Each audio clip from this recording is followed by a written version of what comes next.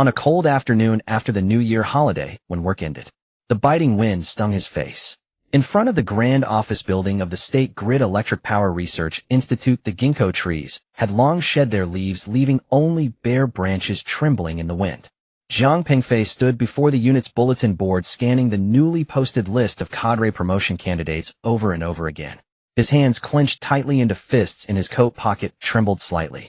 Nothing. The three characters, Jiang Pengfei, were simply not there. He returned to his dormitory and opened the internal office system website. The electronic version of the announcement appeared coldly on the screen. The same result presented differently. 7 years.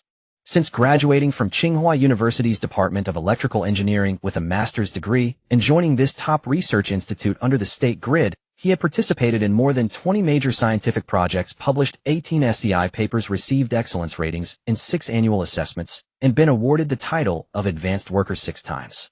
And this year the project he led, Insulation Optimization for UHV-DC Transmission Systems, had created significant economic benefits for the State Grid. Everyone said that this time Jiang Pengfei would definitely have a chance for promotion.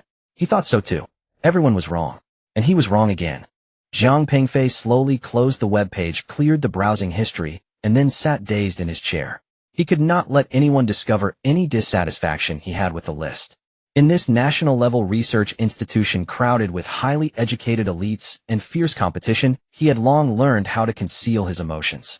This single-apartment dormitory in the western suburbs of Beijing was small, but clean to the point of austerity. A bed, a desk, a wardrobe, and a wall of bookshelves filled with dense professional books and collected papers. That was all he had accumulated over 7 years. In the most prominent spot on the desk stood a photo of him and the current director, Chen Ziyuan. A memento taken 5 years ago after they completed the major project, Grid Ice Disaster Prevention and Mitigation. He still remembered how Director Chun, then Vice Director, had put an arm around his shoulder in the photo, smiling broadly and saying, "Xiao Jiang, a top graduate from Tsinghua, you truly live up to your reputation. Work hard, the institute will not let you down." Jiang Pengfei gently turned the photo frame face down on the desk, then walked to the small fridge and took out several bottles of Yanjing beer. He had originally planned to celebrate with this beer once good news came. Now they became the tools to drown his sorrows. The first sip of beer went down cold and bitter, just like his mood at this moment. 7 years ago, Jiang Pengfei graduated as the top student in the Department of Electrical Engineering at Tsinghua University, turned down high salary offers from several foreign companies, and chose to join the State Grid Electric Power Research Institute. At that time, he cherished the dream of serving the country through electric power, and firmly believed that in this highest scientific research institution of the nation's power industry, his professional knowledge could achieve the greatest value.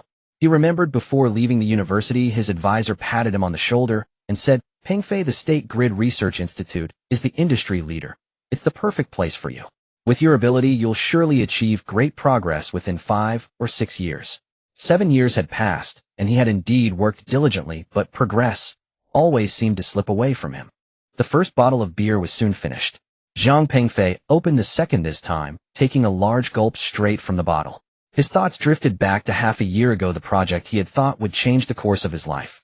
Insulation Optimization for UHV-DC Transmission Systems was one of the Institute's major scientific projects this year, crucial to the smooth implementation of the West-to-East power transmission strategy. As project leader, Jiang Pengfei led the team to overcome numerous technical challenges. During those 6 months, he virtually lived in the laboratory, analyzing data during the day, running simulations at night, and flying to various UHV stations across the country for on-site testing on weekends. Once, to obtain key data during extreme weather, he stood watch at the Zhangbei UHV station for 128 consecutive hours, eventually being forced back to Beijing to rest by the duty supervisor due to extreme fatigue. His mother had complained a lot on the phone during that period. "Other people's sons come home to visit on weekends, but you, even during the new year, you always say you're busy with work. It's been 7 years, and you haven't come back even once." Jiang Pengfei always made excuses. "Once this project is finished, I will definitely take leave and come back to see you." Hard work paid off. The project ultimately achieved a breakthrough. The innovative solution he proposed not only solved the insulation reliability problem of the UHV-DC transmission system, but also increased system efficiency by 3 percentage points, creating significant benefits for the State Grid. At the project acceptance meeting, Director Chun attended in person. After listening to the report, he immediately said, Pengfei has done an outstanding job on this project, demonstrating the professionalism and sense of responsibility of our institute's young researchers. The institute will seriously consider rewarding such outstanding contributors. At that moment, Jiang Pengfei felt that all the hard work was worth it.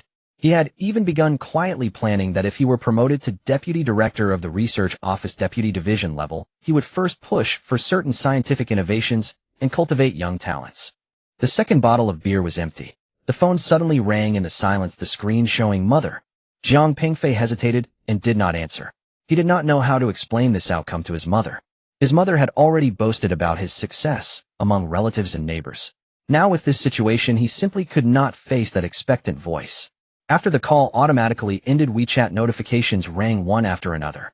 He knew without looking that it was his mother asking about his recent situation. After working for 7 years, his mother had gone from initially worrying whether he could adapt to the job to more recently increasingly hinting that he should go see the leaders. In this society of human connections, mere workability seemed far from sufficient. Jiang Pengfei opened another bottle of beer. Just then footsteps and laughter came from outside the door.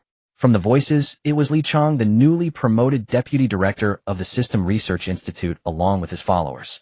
Director Li, you have to treat us this time. No problem. He'll arrange it this weekend at Quanjude. Everyone must come. Brother Chang got promoted this time.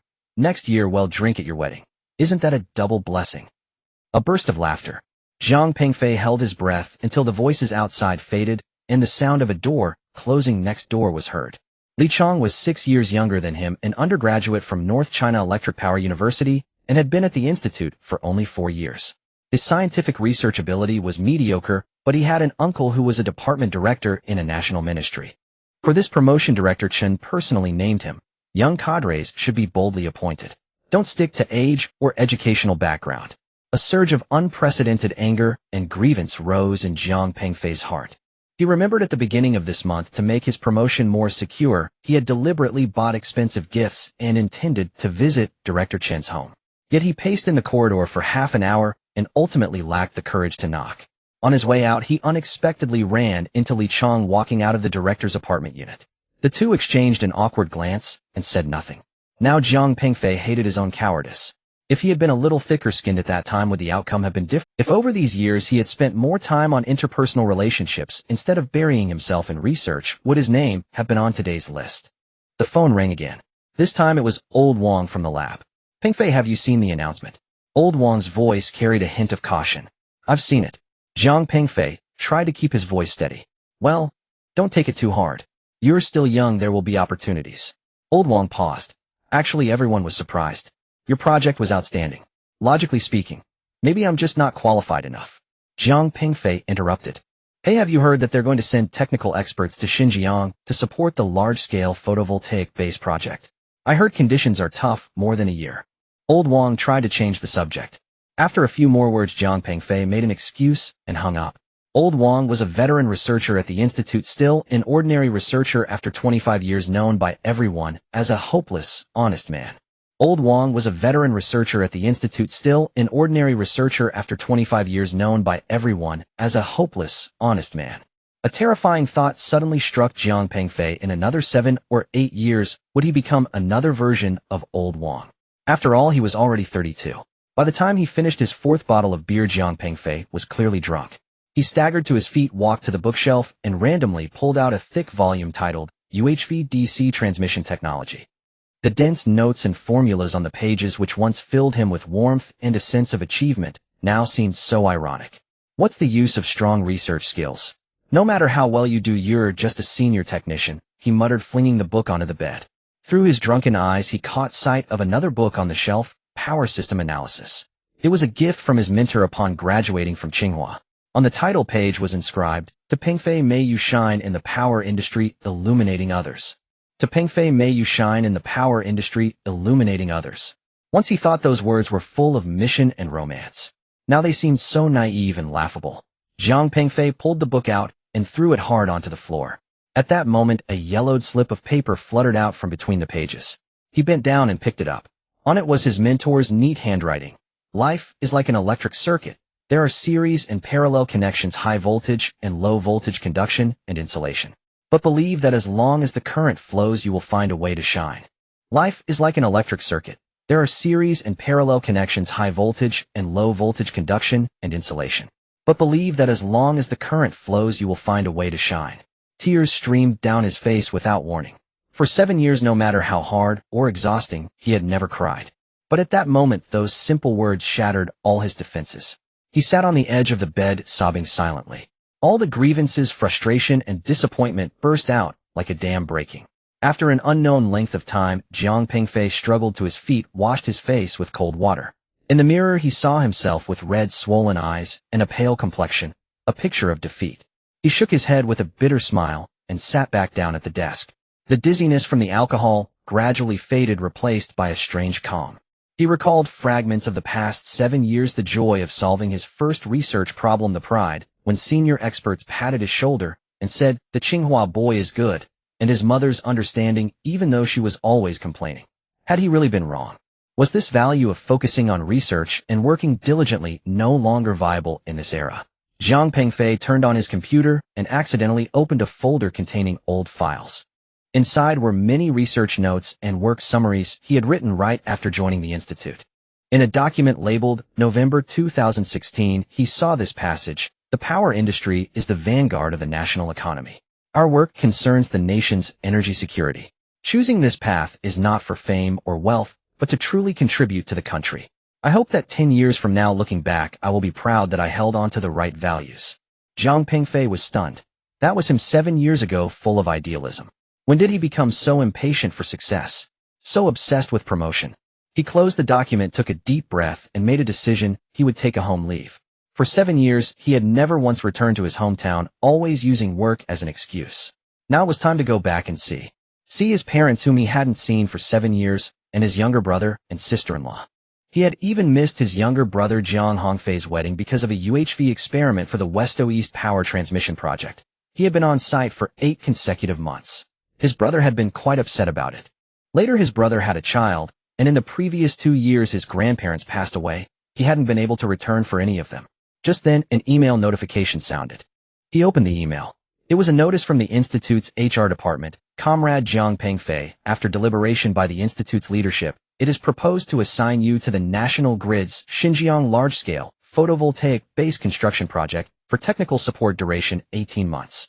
Please reply within 3 days whether you accept this assignment." Xinjiang photovoltaic base. This wasn't a support assignment. It was exile to the border. He remembered how in previous years, every time a promotion opportunity came up, he was always out in the field, missing each one. Now he was finally home for this year's promotion round, yet his name was still absent from the announcement. Jiang Pengfei gave a bitter smile. This was probably the ultimate fate for a researcher who didn't understand interpersonal politics. He picked up his phone, and this time proactively dialed his mother's number. "Mom will be taking leave to come home next month," he said calmly. There was a silence on the other end, then his mother's incredulous voice: "Really? You're finally willing to come back? How long can you stay?" "This time I'm taking a family leave. I can stay more than a month." Jiang Pengfei paused. "Also, I may soon be going to Xinjiang for a while." "Xinjiang? Why so far?" His mother's voice filled with worry immediately. "It's nothing, just a temporary work assignment." Jiang Pengfei comforted, not mentioning the failed promotion. After hanging up, he felt a long-lost warmth. He tidied up the room he had messed up, packed the beer bottles into a bag, picked up the books from the floor, and gently smoothed the curled pages. He looked out the window. The night was deep, but there were still scattered lights in the distance. The lights of Beijing, the brightness he and his colleagues had worked together to maintain. He didn't know what the Xinjiang photovoltaic project would be like, nor what would face him after the month-long home leave. He wasn't even sure if his application would be approved. But at this moment he decided not to negate 7 years of persistence and value just because of a single missed promotion. The circuit of life is long. There are high voltages and low voltages, but as long as the current flows, you will find a way to shine. Jiang Pengfei turned off the desk lamp and sat quietly in the dark for a while. He decided that first thing in the morning he would go to HR to submit his home leave application. 7 years. It was time to go back to his hometown. The next day, early in the morning, Jiang Pengfei downloaded the family visit leave application form from the official website, printed it out, and filled it out carefully. He could have done this at the office, but he didn't want others to see. He hesitated for a moment regarding the leave duration and wrote down 45 days. According to regulations, employees who have worked for more than a year are entitled to family visit leave, and he had never taken any leave in the past 7 years. By the rules, he could take a total of 45 days this time. He calculated that 45 days would be enough for him to go back home and spend quality time with his parents. Perhaps it would also help him clear his thoughts and contemplate his next steps. Peng Fei, just the person I was looking for. Research Director Zhao Ming hurriedly approached, saying, "There's an urgent matter. Director Chen specifically requested you to go to the National Grid headquarters to retrieve an important document that must be." Taking a deep breath, Jiang Pengfei walked into the lobby, considering that he should first find their research director to sign the form and then proceed to the HR department to complete the paperwork. Pengfei, just the person I was looking for. Research Director Zhao Ming hurriedly approached, saying, "There's an urgent matter. Director Chen specifically requested you to go to the National Grid headquarters to retrieve an important document that must be delivered to him today." Jiang Pengfei was taken aback and instinctively tightened his grip on the briefcase. "Director Zhao, I was just about to apply for leave. It's urgent. You are the project leader and know the ultra-high voltage project best." Zhao Ming lowered his voice. "This is a direct request from Director Chen, as such an opportunity is rare." The word opportunity sounded particularly ironic and harsh at that moment. Jiang Pengfei remained silent for a moment before nodding. After 7 years of navigating the system, he knew what could be declined and what could not. "The document is with Director Zhang in the technical department at headquarters. Once you retrieve it, take it directly to Director Chen's office." Zhao Ming patted his shoulder. "Go quickly and return, or it won't take too long." Jiang Pengfei took a deep breath, submitted a vehicle request on the internal website of the Research Institute, and after approval headed to the unit's garage. After showing his identification and signing in, he received the keys to a black Passat. According to regulations, employees can apply to use the unit's vehicle for official business. Zhang, go quickly and return promptly. The vehicle must follow the prescribed route and remember to return it to the garage on time. The vehicle dispatcher Old Zhang reminded. Jiang Pengfei nodded and replied, "Got it," starting the car and driving out of the compound. He planned to return immediately after getting the document and then submit his family visit leave application. If the handover goes smoothly, he could leave as soon as the day after tomorrow. The headquarters building of the National Grid was grand and impressive. Jiang Pengfei had been here before, but every time he stepped into this symbol of the highest power center of the electricity industry, he felt a sense of inexplicable oppression. The technical department was on the 12th floor. Director Zhang was a competent middle-aged man. Upon seeing Jiang Pengfei, he confirmed a few technical issues and swiftly handed him a sealed envelope. Taking a deep breath, Jiang Pengfei walked into the lobby, considering that he should first find their research director to sign the form and then proceed to the HR. Jiang Pengfei forced a smile, unable to respond. If it had been yesterday, such praise would have thrilled him, but now it felt nothing short of sarcastic. After leaving the headquarters building, it was only 10 in the morning. Jiang Pengfei glanced at his watch and decided to go back to the institute to deliver the document to Director Chen before immediately proceeding to handle his leave application. Following the usual route, he should have returned directly along Chang'an Street to Shuan Road, but for some unknown reason today, he inexplicably turned towards Shikahai. Perhaps he wanted to take one last look at Beijing's winter scenery before submitting his leave application. He parked the car by the roadside, got out, lit a cigarette, took a deep drag, and exhaled long, creating a thick mist in the winter air. For some inexplicable reason, a thought of resigning suddenly emerged in his mind. Even he did not know why this thought crossed his mind, and he struggled to suppress it. "Help! A child has fallen into the water." A hurried cry for help suddenly came from the lakeside, interrupting Jiang Pengfei's thoughts. He looked in the direction of the voice and saw several children on the ice in a panic, shouting. Among them, a small hand was desperately struggling in a hole in the ice. Without hesitation, Jiang Pengfei tossed aside his cigarette and dashed toward the lake. During his time at Tsinghua University, he had participated in emergency rescue training and knew the basic principles of rescuing someone from the ice. He quickly scanned the surroundings and spotted a long branch by the shore. He immediately grabbed it and crawled toward the hole in the ice. "Don't panic, grab the branch," Jiang Pengfei shouted to the child in the water. It was a boy about 13 or 14 years old, his face already turning blue and his movements becoming weak. The ice creaked ominously under Jiang Pengfei's weight, but he could not afford to think about that and continued to crawl forward. Just as he was about to extend the branch to the child, the ice beneath him suddenly cracked and he fell into the bone-chilling lake. The cold instantly enveloped his entire body, and Jiang Pengfei felt a sharp contraction in his breath, his limbs almost immediately stiffening. But he quickly calmed down. 7 years of research work had cultivated his ability to remain composed in emergencies. He swam forcefully towards the boy, embracing him from behind and trying to push him toward the intact ice. "Hold on, kid. Hold on." Jiang Pengfei encouraged the boy while desperately paddling through the water. His down jacket soaked up water, dragging him down like a lead weight, and his strength was rapidly depleting. On the shore, a crowd had gathered, some threw life rings while others looked for long ropes. With the help of the crowd, Jiang Pengfei finally managed to push the child onto the relatively solid ice. Several brave citizens formed a human chain, pulling the child to safety on the shore. As Jiang Pengfei grasped the rope thrown to him and wrapped it around his wrist several times in an attempt to climb back onto the ice, he was already exhausted, and the biting cold rendered his limbs unresponsive. Amidst the crowd's gasps, he felt his consciousness fading.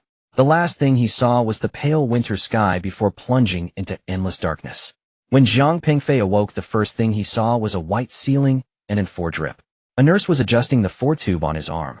Upon noticing he was awake, she smiled and said, "You're awake. How do you feel? You saved a drowning child at Shikahai, but fainted from exhaustion and hypothermia." Jiang Pengfei tried to speak, but felt a dryness in his throat that was unbearable. The nurse carefully placed a straw in his mouth, allowing him to sip some water. "How is the child?" Jiang Pengfei hoarsely asked. "The child is fine and has already been discharged. Your condition has stabilized, but you still need to be observed for another day," the nurse replied. After checking the time, the nurse took a thermometer from under his armpit.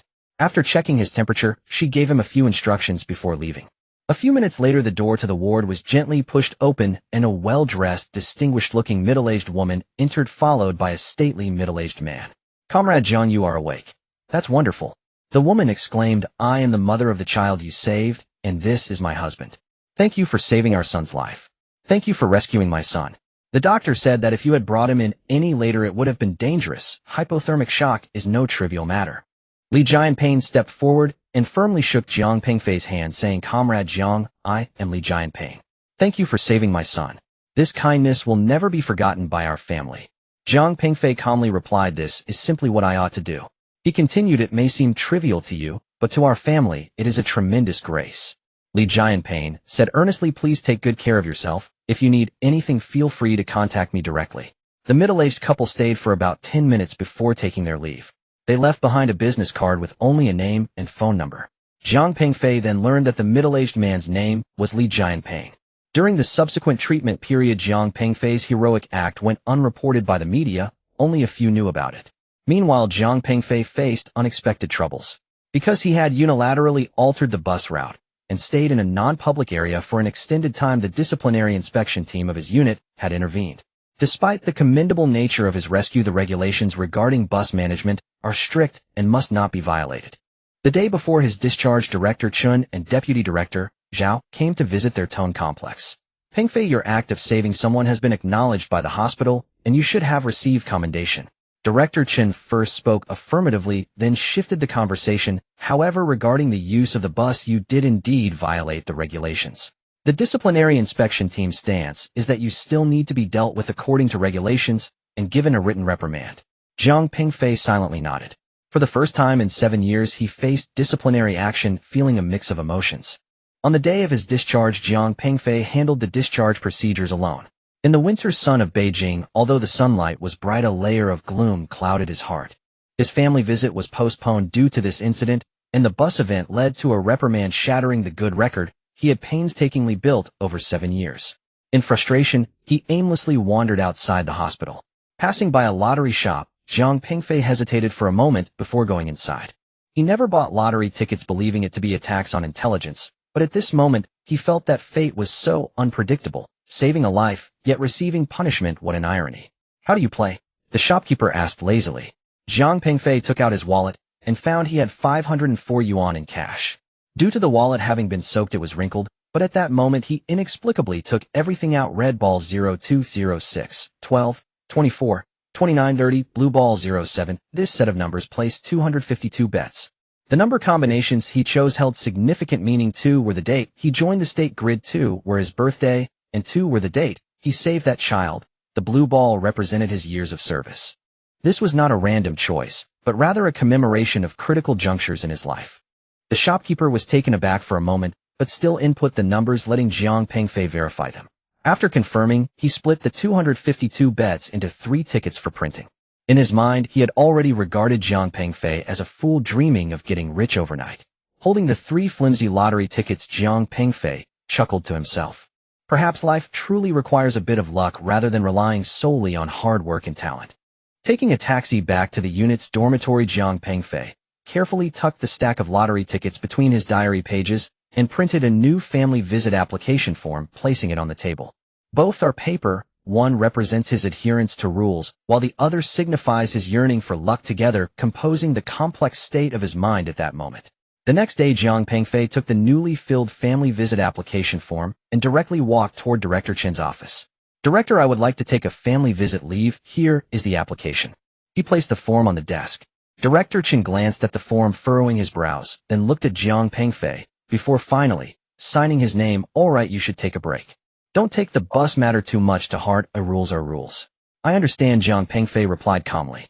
"And if there is an urgent task, you still need to return promptly." "No problem, I am a brick. Wherever I am needed, I will move." Stepping out of the director's office, he felt an unprecedented sense of relief. After 7 years, he was finally going home. However, unbeknownst to him, a detailed dossier about him had already been placed on the desk of an old man in Heisei. Master's degree from Tsinghua University's Electrical Engineering Department, worked at the State Grid Electric Power Research Institute for 7 years, received excellent evaluations 6 times. He interesting, bought several hundred lottery tickets in one go. The old man murmured. The old man pondered for a moment and quietly instructed his secretary beside him. The secretary nodded respectfully and then silently exited the room. The morning sun streamed through the blinds of the office, casting mottled shadows on Jiang Pengfei's desk. This was the last working day before his family visit leave. He needed to hand over all his current tasks. The office was much livelier than usual, with several colleagues gathered together animatedly discussing something. Jiang Pengfei initially had no intention of joining, but as he sorted through documents, he vaguely caught the words lottery and winning. "What are you all talking about?" Jiang Pengfei casually asked while still organizing the handover materials for the ultra-high voltage project. "Pengfei, haven't you seen the news these past 2 days?" Colleague Xiao Li turned around, his face brimming with excitement. "Someone won the super jackpot. Won 26 billion. It's a record." The prize pool was completely emptied. Jiang Pengfei's hand paused for a moment before continuing to organize the documents, his tone flat. "Oh, is that so? That's quite lucky." "Not just lucky." Another older colleague, Lao Zhou, interjected. "I heard the winning numbers were from 252 bets on the same set. This clearly indicates prior preparation. Think about it, would an ordinary person buy 252 bets on the same number at once?" Jiang Pengfei felt his heart skip a beat. 252 bets. Why does that number sound so familiar? If you ask me, this person is either crazy or has some insider information. Xiao Li whispered. "What normal person would buy lottery tickets like that?" Jiang Pengfei struggled to maintain his outward calm, but a storm was raging within. He remembered the day he was discharged, that impulsive afternoon outside the hospital, when he had bought 252 lottery tickets. What were the winning numbers? He tried to make his voice sound casual. "It seems like the red balls were 02, 06, 12, 24, 29, 30, and the blue ball was 07. Lao Zhou checked on the computer and said. Suddenly the documents in Jiang Pengfei's hands fell scattered to the ground. These numbers were precisely the ones he had chosen at that time. "What's wrong, Pengfei? You look so pale," Xiao Li asked with concern. "Nothing, maybe I just didn't sleep well last night." Jiang Pengfei bent down to pick up the documents, his fingers trembling slightly. "I need to get some fresh air." He nearly fled the office, rushing into the restroom, locking the stall door, gasping for breath against the door panel. It couldn't be, this had to be a coincidence. He pulled out his phone, trembling as he searched for the lottery results. When the screen displayed the winning numbers that matched exactly what Lao Zhou had said, Jiang Pengfei felt his legs go weak and slowly slid down onto the toilet seat. 1,260,000,000. This number echoed repeatedly in his mind. He mechanically calculated 252 tickets, each ticket worth 5 million, totaling 12.6 billion. After taxes, he could still take home nearly 1 billion. What does 10 billion renminbi mean? His total income over 7 years was barely over 1,400,000. This meant that if he lived to 80, he could spend over 20 million each year. This was an amount he would earn as an electrical engineer over nearly 800 years. Jiang Pengfei suddenly laughed, his laughter echoing in the restroom stall, tinged with a hint of madness. Just 7 days ago, he was drowning his sorrows in alcohol due to a failed promotion. 4 days ago, he received a reprimand for misusing a company vehicle, and now he possessed a fortune of 10 billion. Fate had played a colossal joke on him. He sat in the stall for nearly half an hour, struggling to digest this life-altering news. After the initial shock, an inexplicable calm gradually enveloped him. He carefully recalled where he had stored the lottery tickets that lay safely in his dormitory's diary. Emerging from the stall, Jiang Pengfei splashed cold water on his face at the sink, staring at his reflection. This face had transformed from that of a naive student into a mature engineer over the past 7 years, etched with the rigor and focus of scientific work. And at this moment the reflection's eyes held something more: confusion, bewilderment, and a subtle sense of relief. When he returned to the office, Jiang Pengfei had already regained his composure. "Pengfei, Dean Chen wants to see you in his office," Director Zhao called from the doorway. Jiang Pengfei adjusted his clothes, took a deep breath, and walked. "Pengfei, Dean Chen wants to see you in his office," Director Zhao called from the doorway. Jiang Pengfei adjusted his clothes, took a deep breath, and walked towards the dean's office. He was now very reluctant to meet this person. A deep sense of aversion surged within him. "Pengfei, please sit." Dean Chen's tone was unexpectedly serious. "I have an official notification to convey to you. The Institute has decided to send you to participate in the construction project of the photovoltaic base in Xinjiang, leading the technical support work for a period of 18 months. Jiang Pengfei was taken aback. "Dean, I already declined this project in the email, and I just submitted a request for family leave." "This is a unanimous decision by the Institute," Dean Chen interrupted him, his tone leaving no room for doubt. "You are a key technical talent being cultivated by the Institute and need experience in challenging regions. This is crucial for your future development. But there are no buts." Dean Chen waved his hand, speaking firmly. "You may take your leave, but after the vacation you must report to Xinjiang on time. This is an order, not a negotiation." Jiang Pengfei felt a surge of heat rising to his head. For the first time in 7 years, he felt an overwhelming aversion to this spiel. What is this key cultivation? What is this training experience? It was clear they were trying to sideline him for not being adept at flattery. "What if I refuse?" Jiang Pengfei asked calmly. Dean Chen was evidently caught off guard by his question, paused for a moment, then adopted a stern expression. "Pengfei, I hope you understand this is not a request for your opinion. If you refuse to accept the job arrangement, the Institute will consider disciplinary action against you, which could even affect your employment contract." The office fell into a brief silence. Jiang Pengfei looked at the leader who had once commanded his respect, and suddenly found it quite laughable. 7 days ago such threats might have kept him awake at night. Yet now, with 10 billion in hand, he realized for the first time that he had the confidence to say no. "I understand." Jiang Pengfei slowly rose. "Dean, if there's nothing else, I will head back to hand over my work." Dean Chen seemed somewhat surprised by his calmness, but nodded nonetheless. "Think it over carefully. Do not lose big over small matters." Exiting the dean's office, Jiang Pengfei did not return directly to his office, but instead walked to the rooftop of the building. The cold wind was biting, yet it felt particularly invigorating. 7 years ago, he had come to this National Research Institute with dreams, hoping to contribute his professional knowledge to the country's power sector. In the past 7 years, he had worked diligently and immersed himself in research, yet he could never overcome the complexities of human relationships and the rigidity of the system. Now fate had given him an opportunity to choose again. In the evening, Jiang Pengfei completed all his work handovers. He politely declined the farewell party his colleagues had organized for him and returned to his dormitory alone. Locking the door and drawing the curtains, he retrieved that diary from the depths of his drawer, flipping to the page where the lottery ticket was tucked. The stack of lottery tickets lay there peacefully, ordinary paper, commonplace printing, yet it represented a wealth that ordinary people could hardly earn in several lifetimes. He counted them one by one, exactly 252 tickets, not a single one missing. After finishing all this, Jiang Pengfei sat on the edge of the bed, beginning to seriously contemplate his future. 10 billion sitting in the bank would yield tens of millions in interest every. After finishing all this, Jiang Pengfei sat on the edge of the bed, beginning to seriously contemplate his future. 10 billion sitting in the bank would yield tens of millions in interest every year. This meant he would no longer have to worry about making a living and could live freely. He could resign immediately and distance himself from this oppressive system. But strangely, when this thought crossed his mind, he felt not excitement, but an inexplicable emptiness. For 7 years, the field of electrical engineering had become part of his very being. Those intricate circuit diagrams, those precise calculations, those sleepless nights spent solving technical problems, all these formed a part of his life that was hard to let go. He remembered the original intention behind his choice of electrical engineering in high school. A large-scale power outage in his hometown left a deep impression on him. During the scorching summer, the power outage led to water supply interruptions, hospitals lacked sufficient backup power, and the elderly and children suffered in the heat.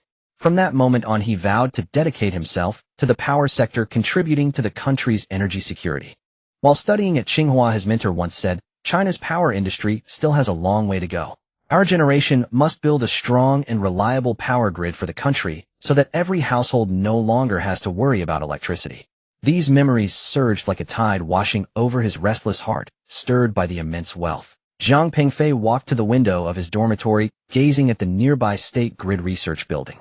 There lay his unfinished research projects, the team he led, and the 7 years of his youth and sweat. Soon Zhang Pengfei made his first decision. He would not tell anyone about winning the lottery, not even his closest family members. He would return home as originally planned. As for the project in Xinjiang, he now had the freedom of choice. He no longer needed to submit to unfair arrangements just to keep his job. A bold idea gradually took shape in his mind. Perhaps he could leave this system, and with this wealth establish a research institute focused on cutting-edge research that was difficult to undertake due to lack of funding. He could work without constraints from the system, truly doing something meaningful. Late at night, Zhang Pengfei opened his computer and began drafting a resignation letter. However, after writing a few lines, he stopped. It was not the right time, yet he needed a more comprehensive plan. The next morning, Zhang Pengfei woke up early and thoroughly cleaned the dormitory. He took out the diary that contained the lottery ticket from the drawer and checked the winning numbers once more before carefully storing the ticket in his wallet. The 3 necessary items for claiming the prize: the lottery ticket, his ID card, and a bank card from Agricultural Bank. All set. Okay. The Beijing Welfare Lottery Distribution Center Prize Claim Office is located in an inconspicuous building at No. 4 South Road, Zitziminwei, Xiqing District, Beijing. With a backpack on his back, he locked the dormitory door and quickly left the apartment building, walking to the roadside to hail a taxi. Driver to South Road, Zitziminwei. The driver glanced at him through the rearview mirror and quoted a fare. Zhang Pengfei nodded without bargaining. This detail made the driver look at him twice. Normally, young people dressed like him would haggle for 10 or 8 yuan. Zhang Pengfei asked the driver to stop a distance away from the destination. After paying and getting out, he stood on the roadside watching the taxi merge into the traffic and disappear. He then turned around and walked in another direction. After walking for a distance, Zhang Pengfei arrived at a public restroom, took off his backpack in a stall, and turned his down jacket inside out, transforming the originally blue jacket into gray. He put on a mask, a baseball cap, and finally a pair of dark brown sunglasses. After changing into the full gear, he went to the sink outside and checked his reflection in the mirror a few times, confirming that even acquaintances would not recognize him at a glance. Satisfied, Zhang Pengfei smiled. After exiting the restroom, Zhang Pengfei took out his phone to check the time. It was just past 10. Suppressing his excitement, he walked towards the Beijing Welfare Lottery Center. After a few minutes of walking, Zhang Pengfei arrived in front of the Beijing Welfare Lottery Center building. It was an ordinary 5-story structure with somewhat aged beige walls, and a sign with black letters on a white background was hanging at the entrance. If he had not come specifically to claim a prize, it would have been easy to miss. He pushed the door open. The lobby was spacious and bright with the heating turned up high. A sparse line formed at several counters. Zhang Pengfei quickly scanned the surroundings: 3 counters, an elevator on the left, 2 security guards by the elevator, the prize claim process on the wall, and 4 surveillance cameras on the ceiling. All right, it's all around with no blind spots. He did not approach the counters, but carefully looked at the prize claim process on the wall before heading directly to the left elevator. Both security guards turned to look at him. The older one stepped forward slightly. "Sir, may I ask what you need?" "To claim a prize." Zhang Pengfei lowered his voice, took out his ID card and a copy of the lottery ticket from his pocket, which he had printed on his machine that morning in the dormitory. The security personnel took it, carefully checked, and communicated with the internal staff through an earpiece. Then respectfully said, "Mr. Zhang, please follow me." Taking the elevator to the 2nd floor, after passing through the security check, Zhang Pengfei was led into an elegantly decorated reception room. A few minutes later, 3 staff members walked in. "You must be Mr. Zhang." Hello, I am Gu Dongfeng, the deputy director of the lottery center, mainly responsible for handling high-value lottery prize claims. A middle-aged man with glasses extended his hand to shake Zhang Pengfei's, obviously aware of his situation from the security personnel. "These 2 are our financial supervisor Lu Wei and legal advisor Zhao Ming. Please have a seat." Gu Dongfeng gestured for Zhang Pengfei to sit on the sofa, while he took a seat in a single sofa opposite him. "Mr. Zhang, this is your first time claiming a big prize. Please have a seat." Gu Dongfeng gestured for Zhang Pengfei to sit on the sofa, while he took a seat in a single sofa opposite him. "Mr. Zhang, this is your first time claiming a big prize, right?" Zhang Pengfei nodded. "No worries, the process is very simple." Gu Dongfeng smiled. "First, we will verify the authenticity of the ticket, then calculate the prize and tax, arrange for the transfer, and finally sign some documents." The entire process will take about 2 hours. He paused, leaning slightly forward. Now please hand me the winning ticket. Jiang Pengfei nodded, reached into his pocket, and took out his wallet. He opened it, revealing a transparent compartment, and took out the 3 lottery tickets. When handing them over, his hand was steady. Gu Dongfeng took the tickets and walked to the desk. On the desk was a professional ticket verification machine significantly larger than the ones at ordinary sales points. He placed the lottery tickets into the slot, and the machine emitted a faint card reading sound. The screen lit up and data started to scroll. The room suddenly fell silent. Jiang Pengfei could hear his own heartbeat, the faint sound of the air conditioning, and the distant hum of traffic from the street. 3 seconds. For Jiang Pengfei, it felt like 30 minutes. The verification machine beeped, and the screen froze. Gu Dongfeng stared at the screen, his whole body stiffened. He adjusted his glasses, leaned forward, nearly pressing his face against the screen. Then slowly he turned around. Jiang Pengfei saw his expression, a mix of shock, disbelief, and even a hint of absurdity. Gu Dongfeng's lips moved, but no sound came out. He returned to the seating area, sitting down, with somewhat stiff movements. Mr. Jiang, Gu Dongfeng's voice was a bit dry. He cleared his throat. These 3 tickets. You have won the double color ball issue no. 202300X, with 252 first prizes totaling a prize amount of 26 billion yuan. Although he had been prepared for this, when the number was spoken by someone else, Jiang Pengfei still felt a wave of dizziness. This is the highest record for a single winner in the history of China's lottery. Gu Dongfeng continued, his tone gradually returning to professionalism. Supervisor Liu, please calculate the prize and tax. The next hour and a half was the most meticulous and rigorous process Jiang Pengfei had ever experienced. The lottery ticket was verified 3 times on the verification machine, his ID card was scanned by professional equipment, and checked against the public security system. Liu Wei calculated the taxes on site using a calculator and a computer, presenting the formulas and basis at every step. Lawyer Zhao explained the relevant laws and regulations, the rights and obligations of the winner, and the privacy protection clauses in detail. Jiang Pengfei listened attentively, nodding occasionally. He noticed 2 hidden cameras in the corner of the room, with red lights flickering. He noticed Liu Wei calculating 26 billion 20, pressing confirm twice on the calculator. Mr. Jiang, Liu Wei pushed a calculation sheet in front of him. Your total prize is 26 billion yuan. The incidental income tax rate is 20. You need to pay 252 million yuan in taxes, and the after-tax amount is 1,008 billion yuan. This is the detailed calculation process. Please verify it. Jiang Pengfei examined it carefully. The numbers were neat, the formulas clear, and there were no discrepancies. He nodded. As is customary, Gu Dongfeng spoke up at the right moment. We will ask if you intend to make a charitable donation. This is not a mandatory requirement. It is completely voluntary. If you have donation intentions, we can assist in the process, ensuring that the funds are used for legal and compliant charitable projects. Jiang Pengfei had already prepared. I will donate 8 million yuan. This figure was the result of his contemplation the night before, enough to express his intentions without drawing too much attention. As for who ultimately benefited from it, that was none of his concern. Gu Dongfeng visibly breathed a sigh of relief. Thank you for your kindness. We will supervise the use of the funds and provide regular feedback. Liu Wei recalculated. After deducting the donation of 8 million yuan, the actual transfer amount is 1 billion yuan. Mr. Jiang, please confirm. Jiang Pengfei nodded again. Then please provide your receiving account. Jiang Pengfei took out the agricultural bank savings card from his wallet and placed it on the table. The green card stood out remarkably against the dark table surface. Liu Wei took the card, swiped it on the POS machine, and then began operating on the computer. Only the sound of keyboard typing remained in the room. Gu Dongfeng, Liu Wei, and Zhao Ming all focused their attention on the computer screen. So did Jiang Pengfei. He watched as the progress bar started from 0, slowly moving to the right, 1 segment at a time. The progress bar reached 100. The system prompted, transfer successful. Almost simultaneously, Jiang Pengfei's phone vibrated in his pocket. It was light, but in his perception it sounded like thunder. He did not take it out immediately. He looked at Gu Dongfeng, who looked back at him, their gazes meeting. Gu Dongfeng smiled a relieved smile. Congratulations, Mr. Jiang. The transfer is complete.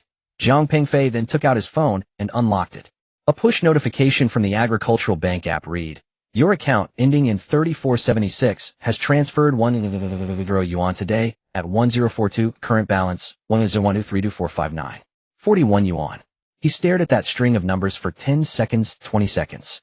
The numbers did not change, existing real in his account. 1 billion.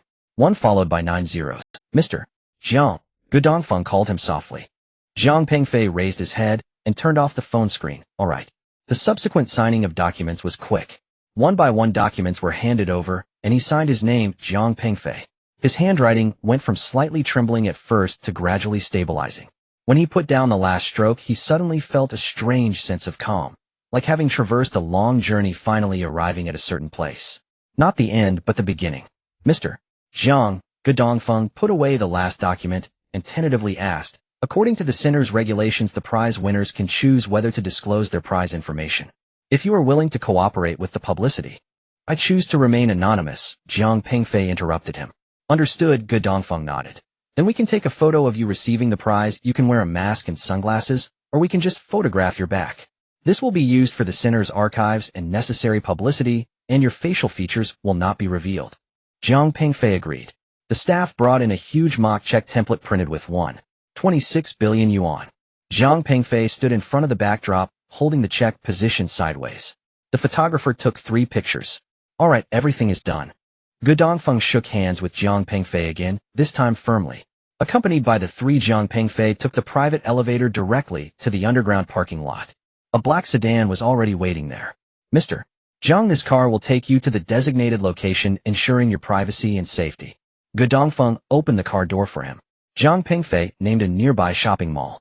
Once inside the car, the door closed, isolating him from the outside world. The car smoothly drove out of the parking lot, merging into the flow of street traffic. He leaned back in the seat, watching the Beijing street scene pass by outside. Pedestrians hurried by, the traffic was bustling, and the city continued to operate as usual, with no one knowing that inside this ordinary black sedan sat a person who had just acquired 10 billion in assets. As he stepped out of the lottery center building, the afternoon sun in Beijing was blazing. Despite the temperature being below -10 degrees, the sunlight brought a lazy warmth upon his body. Jiang Pengfei stood on the sidewalk, instinctively squinting.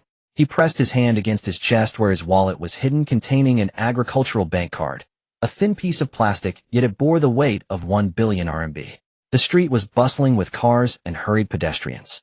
No one knew that this ordinary-looking man, dressed in a plain down jacket, tall and handsome, had just become the luckiest person in the history of the Chinese lottery. Jiang Pengfei took a deep breath, the cold air filling his lungs and slightly awakening him. Where should he go next?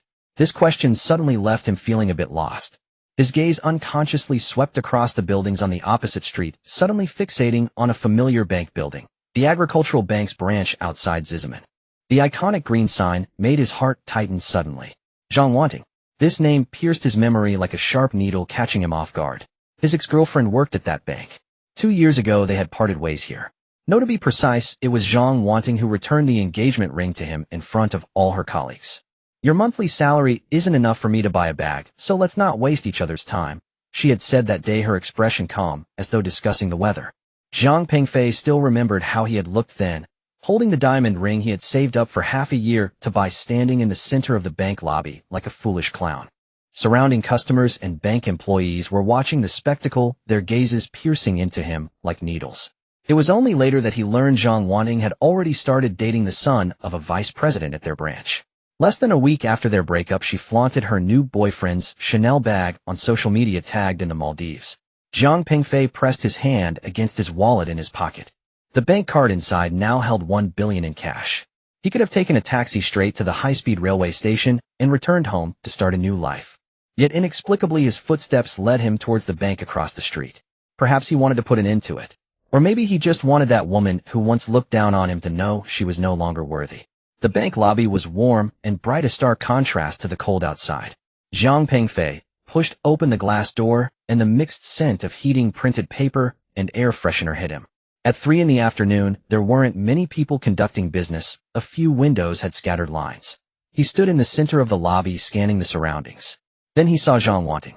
She was dressed in a fitted bank uniform, the deep blue suit accentuating her slender waist, her hair neatly pinned up, smiling as she guided an elderly client to the self-service terminal. After 2 years apart, she seemed even more beautiful, or perhaps more refined.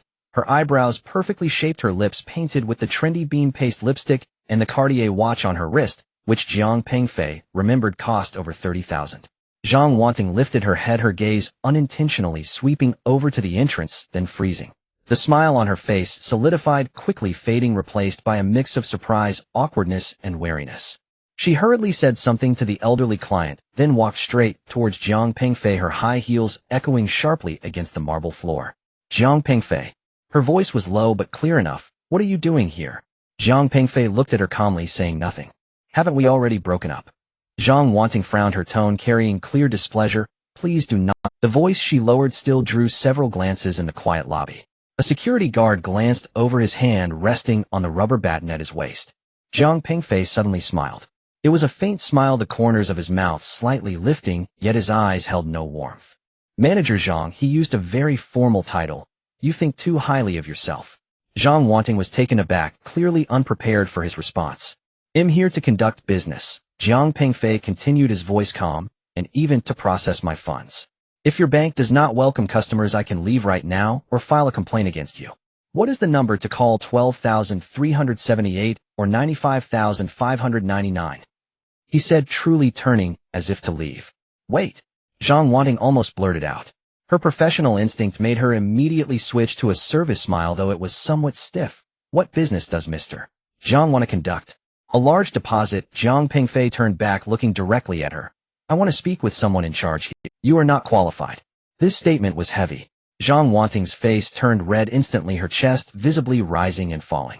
But the experiences she had gained from 2 years in the bank helped her control her emotions. Only her beautiful eyes were almost bursting with anger.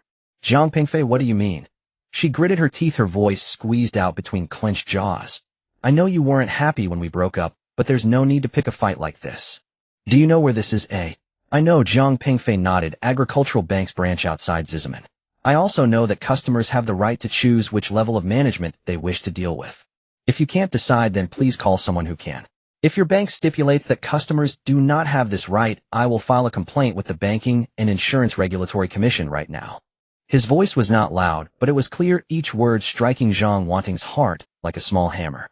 Several curious customers had already looked over, and the employees behind the counter peeked out. Jiang Wanting's face shifted from red to white. She stared at Jiang Pengfei, seemingly assessing whether he was bluffing. Finally, she took a deep breath and squeezed out a sentence between her teeth. Please wait, I will go get Manager Liu. She turned and walked towards the office area behind her, high heels tapping even louder than before. Jiang Pengfei watched her slender figure, feeling no turmoil in his heart. Strangely, he thought he would feel a sense of revenge, but in reality, he felt nothing at all. It was like watching a stranger unrelated to himself.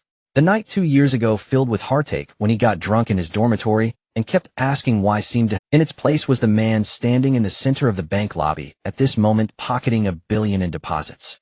Within 3 minutes, a middle-aged man around 40 dressed in a dark suit followed Jiang Wanting out. The man was slightly plump, his hair neatly combed, wearing a professional smile, but his eyes were sharp. Jiang Pengfei recognized him. Lu Junjie, the branch manager of the Zizeman Outer Branch. Hello, I am Lu Junjie, the branch manager of this bank. Lu Junjie extended his hand, his gaze quickly assessing Jiang Pengfei from the brand of his down jacket to the condition of his shoes, displaying the unique perspective of a banker evaluating a client. I heard you want to make a large deposit. This way, please, let's discuss in my office.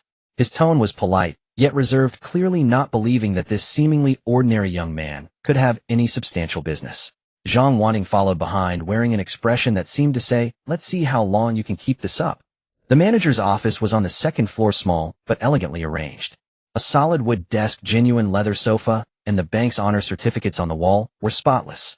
Lu Junjie sat down behind the desk and gestured for Jiang Pengfei to take a seat. Jiang Pengfei sat down opposite him.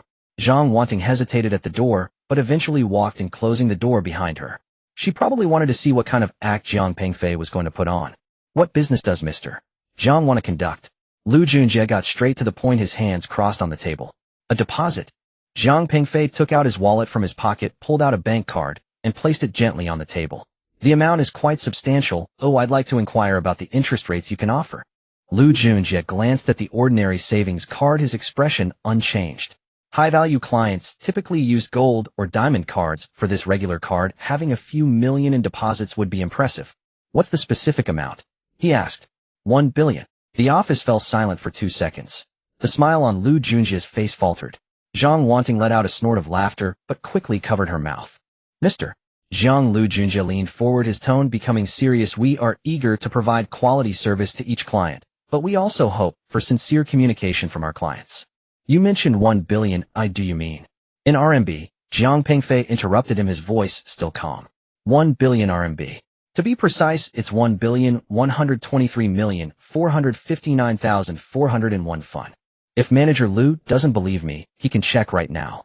Lu Junjie stared at Jiang Pengfei for a few seconds, seemingly trying to determine if he was joking. Finally, he picked up the internal phone. Xiao Chun, bring the mobile terminal up here. Yes, right now. The atmosphere in the office was subtle, yet awkward as they waited. Zhang Wanting leaned against the door, arms crossed, with an unmistakable sneer on her face. She was probably thinking that Jiang Pengfei was suffering from a breakup and had lost his mind. 2 minutes later, a young male employee knocked and entered with a mobile terminal. Lu Junjie gestured for him to connect the terminal to the computer, then turned to Jiang Pengfei. Mr. Jiang, could you please hand me your card? Jiang Pengfei pushed the card over. Lu Junjie swiped the card, and Jiang Pengfei entered the password as the data began to load on the screen. In that moment, Jiang Pengfei noticed an incredible change in Lu Junjie's expression, from professional calm to confusion, then shock, and finally settling into a state of near stupor. He even instinctively rubbed his eyes and leaned forward as if to confirm he hadn't misread the decimal point. Zhang Wanting sensed something was off and also walked over. When she saw the numbers on the screen, she froze as if struck by lightning. Account balance 10012322459. 10 billion. It was indeed 10 billion. This. Lu Junjie opened his mouth, momentarily at a loss for words. In 5 years of managing this branch, he had seen the largest single deposit being merely 200 million. What does a 10 billion cash deposit even mean? It meant their branch's deposit target for the year would be exceeded all at once. It meant he could stand tall before the branch manager, and it meant his year-end bonus could multiply several times. When he looked back at Jiang Pengfei, Lu Junjie's gaze had completely changed. It was no longer that of a bank manager looking at an ordinary client. It was the gaze of someone looking at a god of wealth, a lifeline, or a beloved father. Mr. Jiang. He suddenly stood up, nearly knocking over his chair. Please have a seat. No, you sit. I'll stand. Xiao Chen, hurry and brew the precious Preaching Longjing tea for me. Use that purple clay teapot. Wanting, why are you still dawdling? Poor Mr. Jiang, some tea. Zhang Wanting seemed to wake from a dream, her face alternating between red and pale. She tried to force a smile, but the muscles in her mouth seemed frozen, ultimately twisting into an awkward curve. It's no trouble. Jiang Pengfei waved his hand, his tone still calm. Let's talk business. I'd like to deposit this money as a fixed term. Oh, what conditions can Manager Lu offer? A fixed term? Of course. Lu Junjie rubbed his hands together, his brain racing.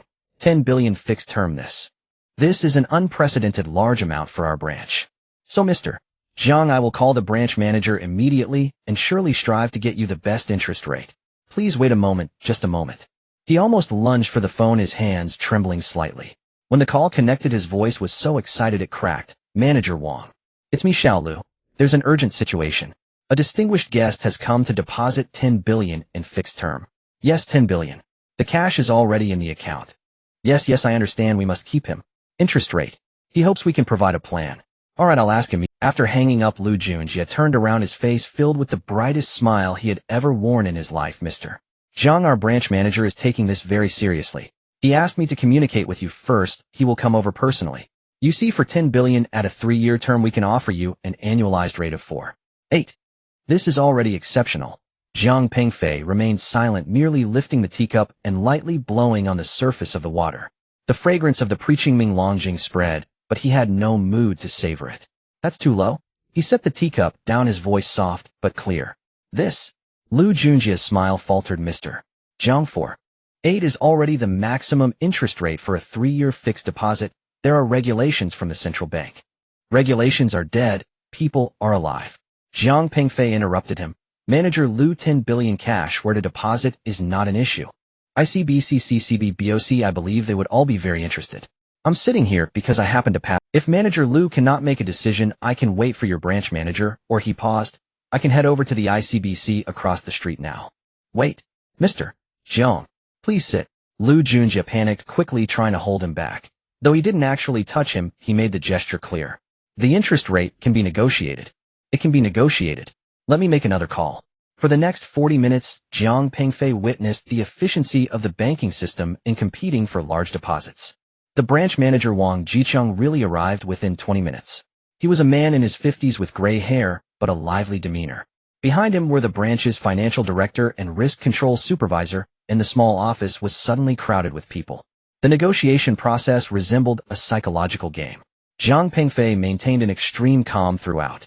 He understood the weight of the chips he held. Amidst the immense pressure of bank deposits, 1 billion in cash was an irresistible temptation for any bank. He proposed a 7.5 annual interest rate with interest paid in installments calculated daily. That's impossible, the financial director blurted out. Mr. Zhang, the yield on a 3-year government bond is only 3.5. If we agree to your 7.5, we would essentially be losing money. Then don't lose money, Zhang Pengfei said calmly. I can go to another bank. No, Mr. Zhang, let's discuss this further. Wang Jicheng quickly intervened, personally refilling Zhang Pengfei's tea. 7.5 is indeed too high. If we report this, the head office won't approve it. How about we each take a step back to 6.8, paid quarterly? This is the highest authority I can offer. Zhang Pengfei remained silent for a moment. He had actually checked the market and knew that 6.8 was already quite generous. But he wanted more than just the interest rate. 7.3. He stated the figure, an annualized 7.3 or paid daily. This is my final bottom line.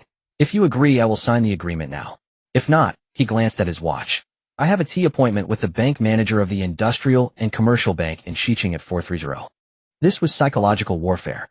Zhang Pengfei knew the manager of the Industrial and Commercial Bank in Xiqing because the manager's nephew worked in the same office as him. However, the leaders of Agricultural Bank were unaware of the insider information and thought Zhang Pengfei had genuinely contacted the bank manager. The office was silent enough to hear breaths. Wang Jicheng, Lu Junjie, and the financial director exchanged glances, communicating silently. Zhang Pengfei noticed that Zhang Wanting had been standing in the corner, her face pale, her fingers unconsciously twisting the hem of her clothes. No one had looked at her again from start to finish. Daily interest. The financial director began hesitantly. This system is quite troublesome to operate. We need to develop it specifically. That's your problem, Zhang Pengfei replied. Wang Jicheng gritted his teeth and slammed the table. Fine. 7.3. Paid daily. But Mr. Zhang, let's sign a 5-year agreement. The 1 billion cannot be moved during these 5 years. How about that? 3 years. Zhang Pengfei stood firm. 3 years. Mr. Zhang, this is already the limit. I assure you, you won't find another bank in all of Beijing that can offer this condition. Zhang Pengfei looked at Wang Jicheng's flushed face, knowing this was indeed the bottom line. He slowly nodded. 4 years. But I have a condition. If you terminate the agreement early, or if there are any issues with interest payments, I reserve the right to withdraw the principal at any time, and you must compensate me for my losses at 3 times the daily interest rate. No problem. No problem. Wang Jicheng sighed in relief, beads of sweat already forming on his forehead. Shall Lu prepare the agreement immediately? We need the highest standard VIP agreement. Over the next hour, the bank elites demonstrated astonishing efficiency. The legal department drafted the agreement remotely, the finance department calculated specific terms, and the IT department began debugging the daily interest payment system. Zhang Pengfei sat in the bank president's office watching the high executives who usually looked down on others surround him, feeling a sense of absurdity rise within. 2 years ago, he was rejected by Zhang Wanting and her family like garbage for failing to produce a down payment of 300,000 plus 800,000 in betrothal gifts.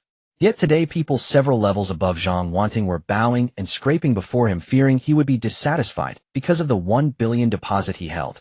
The agreement was finally ready. A thick stack more than 30 pages long. Zhang Pengfei read it carefully line by line. This was a habit from his engineering background. He did not overlook any detail. Wang Jicheng, Lu Junjie, and others waited patiently nearby, showing no signs of impatience. When the clock struck 5:30 in the afternoon, Zhang Pengfei signed his name on the last page. 1 billion yuan, a 4-year fixed deposit with an annualized interest rate of 7.3 or paid daily. The financial director calculated on the spot. Mr. Zhang, at an annual interest rate of 7.3, your daily interest is 200,000. We will pay you 200,000 on time every day to your designated account. If there are holidays, we will pay in advance. 200,000 every day? This figure silenced the office for a moment.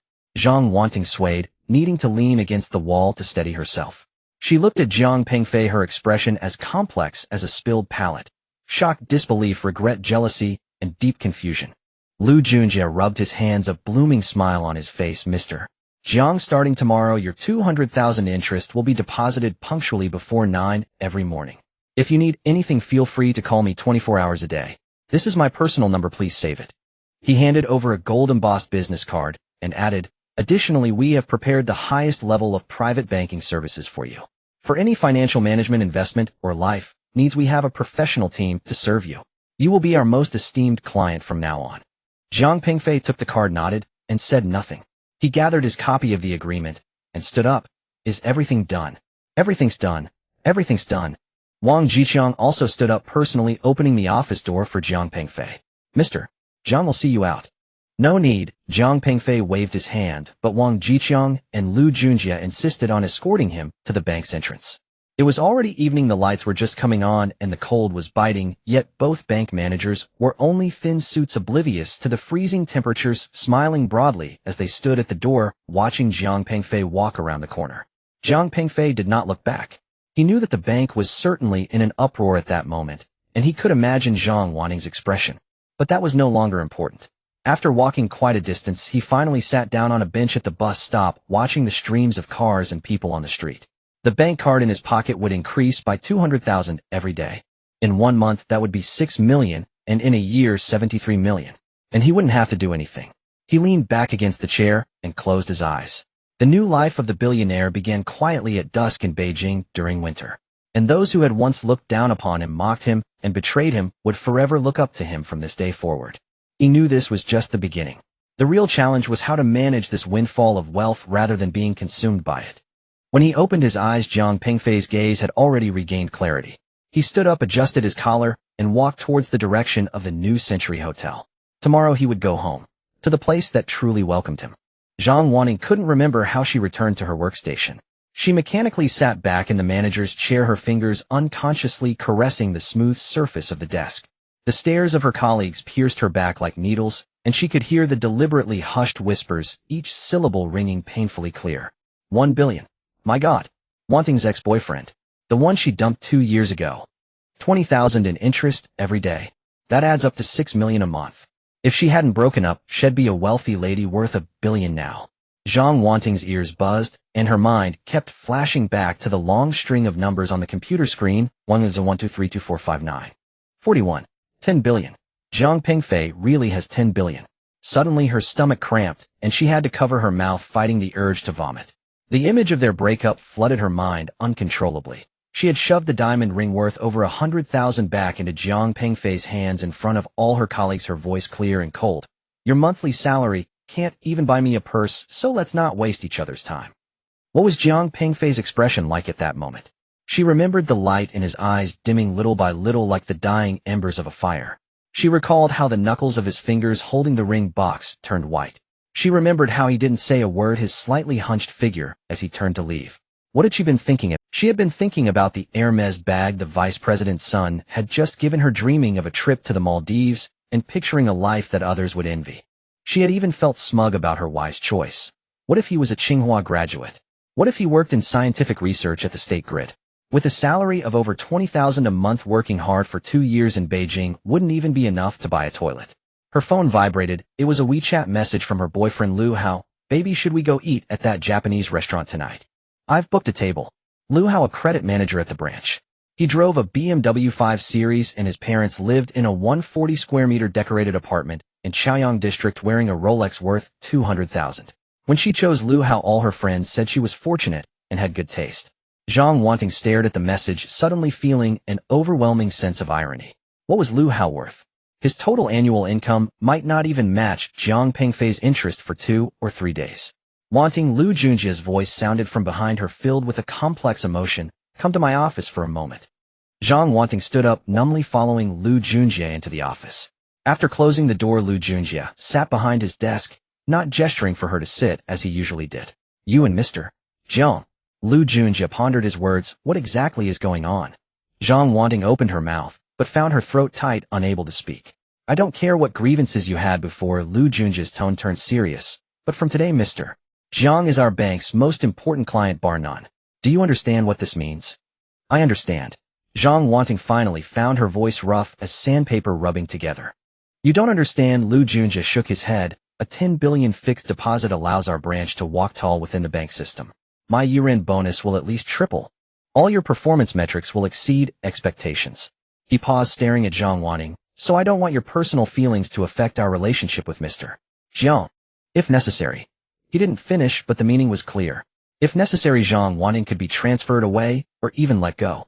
Branch manager, Zhang Wanting raised her head, her eyes red. Can I ask how Mr. Zhang came about his— That's not your concern, Lu Junjie frowned. Client privacy. You just need to know that he is someone we cannot afford to offend now. Stepping out of the branch manager's office, Zhang Wanting felt her legs go weak.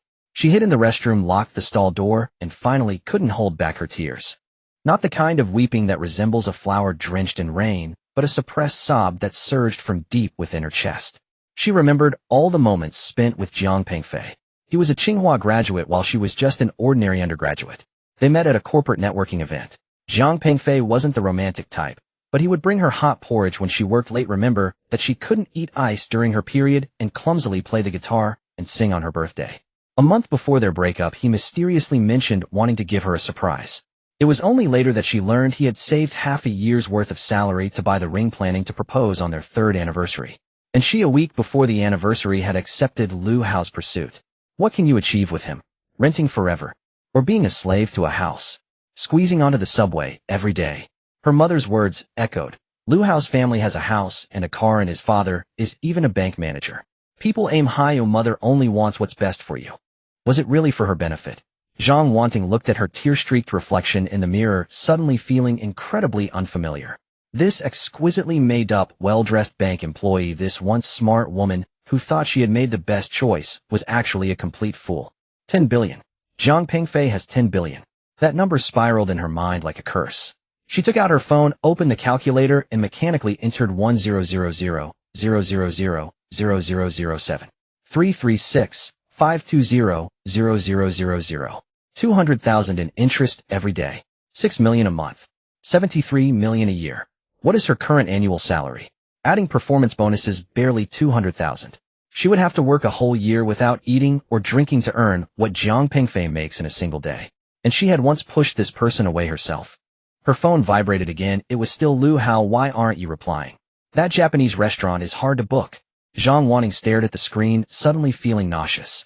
She recalled Lu Hao's indifference in bed, the flirty chat records he had with other women on his phone, and the critical look his mother gave her.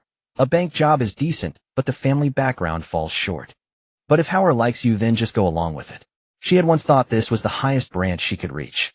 Now she realized what she had missed. After work, Zhang Wanting didn't wait for Lu Hao and took the subway home alone. The place she lived in was a small apartment rent by Lu Hao, 60 square meters. Lu Hao had said that they would buy a big house after getting married.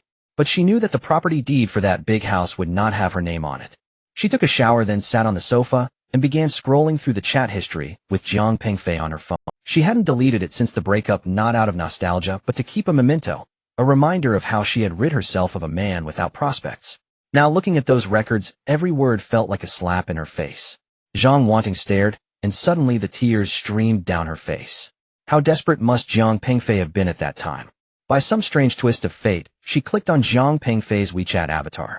It was still the photo she had taken of him back then in the Tsinghua garden, wearing a white shirt, smiling shyly. His moments were a horizontal line. He had either deleted her or set restrictions. She hesitated for a long time, her finger hovering over the screen, before finally putting it down. In the end, she pressed the video call button. The ringing tone echoed, each sound striking her heart. 10 seconds, 20 seconds, 30 seconds. It automatically hung up. He didn't answer. Zhang Wanting was not discouraged and called again. This time it rang 3 times before being directly hung up. She switched to a voice call. A cold system prompt came from the earpiece. The user you called is currently on another call. He had blocked her. Zhang Wanting collapsed on the sofa, a sense of unprecedented panic gripping her. She suddenly realized that what she had lost was not just an ex-boyfriend, but an opportunity to change her destiny. What if she hadn't broken up? What if she had accepted that ring? How would things be now? She would be the fiancée of a billionaire, no, maybe even his wife. Waking up every day, her bank account would automatically increase by 200,000. She wouldn't have to force a smile at clients, wouldn't have to calculate monthly performance metrics, wouldn't have to watch Lu Hao and his mother's faces. She could quit her job, travel the world, buy whatever she wanted. And all of this had once been so close to her, just a I do away. Her phone rang. It was Lu Hao. Zhang Wanting looked at the name flashing on the screen, feeling it was the first time it seemed so glaring. She pressed the answer button, and Lu Hao's impatient voice came through. What's going on? I've been waiting for you at the Japanese restaurant for an hour. Zhang Wanting almost blurted out, let's break up. But she swallowed those words as she had already lost the chance to be the wife of a billionaire. Right now Lu Hao was the best option she could grasp. After a few seconds of silence, Zhang Wanting said, I was too busy with work today, I forgot. Lu Hao complained a bit and hung up. Zhang Wanting thought of those girls on Lu Hao's phone, thought of the way his mother looked at her, as if appraising a commodity waiting for a price. But she knew clearly that it was Lu Hao who chose her, not the other way around. With her conditions, finding someone like Lu Hao could be considered good fortune. Except for Jiang Pengfei. I gave up a man worth 10 billion for a pile of mud. Zhang Wanting muttered to herself, each word cutting into her heart like a knife, tears flowing uncontrollably. Now that I think about it, I truly am the biggest fool in the world. In the deep of night, Zhang Wanting curled up on the sofa, her eyes swollen to almost shut. She remembered when they broke up 2 years ago, a friend had once advised her, Jiang Pengfei is really a good guy, grounded, treats you well. Money can be earned slowly, but a good man once missed is gone. What had she replied back then? Goodness can't be eaten. What I want is to live well now, not to wait for 10 or 20 years for him. Now that wait of 10 or 20 years had been compressed to just 2. And the man she once thought was unambitious now possessed wealth beyond her imagination. Outside Beijing was ablaze with lights, though under every light there was a story. Zhang Wanting knew that her story had been completely rewritten due to a wrong choice. And that man who had once loved her deeply would never look back again. Jiang Pengfei was awakened by the ringing of his phone. He groggily reached out from the large hotel bed, barely managing to open his eyes a crack. The Beijing sky outside was still a dull gray. Checking the time, he realized it was only 7:30 in the morning. Who would call him at this hour? The screen displayed an unfamiliar Beijing number, but the last 4 digits were quite special, 8,888. Such numbers were usually not ordinary. He hesitated for a moment, but still pressed the answer button. Hello, this is Jiang Pengfei speaking. His voice was hoarse from just waking up. On the other end of the line came a clear, youthful voice speaking quickly yet articulately. Hello, Uncle Jiang. I am Liao Yu. I am the child you saved at Shikahai. I apologize for disturbing you so early, but this is the only time I can call. I have classes during the day and experiments at night. Jiang Pengfei was fully awake now. He sat up, leaning against the headboard. Liao Yu. How did you get my number? I asked my dad's secretary to help me find it. The boy answered directly. Uncle Jiang, are you free tonight? I would like to invite you to dinner to formally thank you for saving my life. The venue is set at Jingji Rongpai Guanfukai at 6:30. My parents will also be coming. Jiang Pengfei was taken aback. He had originally planned to take the high-speed train back home this evening, and his ticket was already booked. But facing this child he had rescued from the icy depths, he found it hard to refuse. He hesitated. I was supposed to go back home today. Can you change your ticket? Li A's voice carried a hint of pleading, yet remained respectful. Uncle Jiang, I really want to thank you in person. If it weren't for you that day, I might have. Moreover, I have some questions I want to ask you about power systems and clean energy. My dad said you are an outstanding student from Tsinghua's electrical engineering department and are now doing cutting-edge research at the state grid.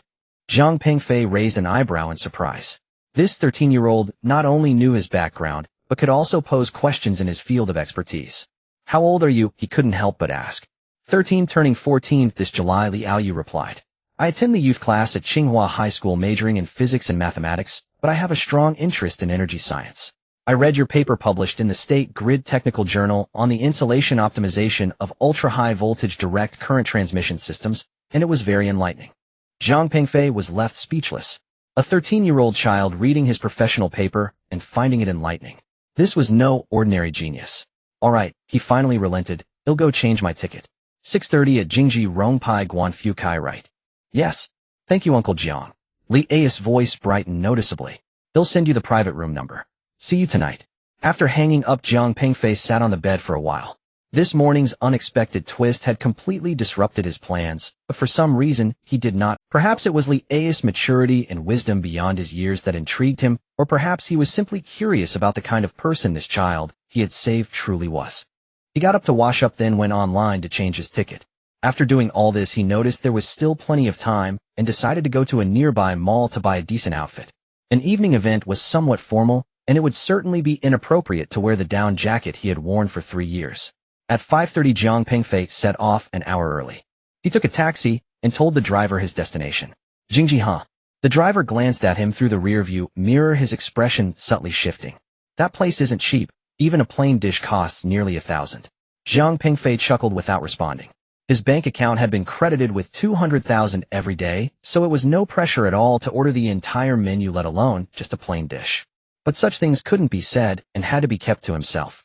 Jingji Rongpai Guanfukai was located in a quiet alley in Dongxing district with a low-key entrance marked only by a small wooden plaque inscribed with the words Jingji in slender gold script. However, those in the know were aware that this had once been the residence of a prince during the Qing dynasty, now transformed into a private restaurant open only to members. Jiang Pingfei reported the name of the private room at the entrance, and a hostess in a qipao smiled as she led him into the courtyard. Passing through a shadow wall, he was greeted by a different world. Blue bricks and gray tiles, winding corridors, and an old plum tree in the courtyard blooming splendidly, exuding a subtle fragrance. Though it was winter, the floor heating in the corridor kept it warm, and he felt no chill at all.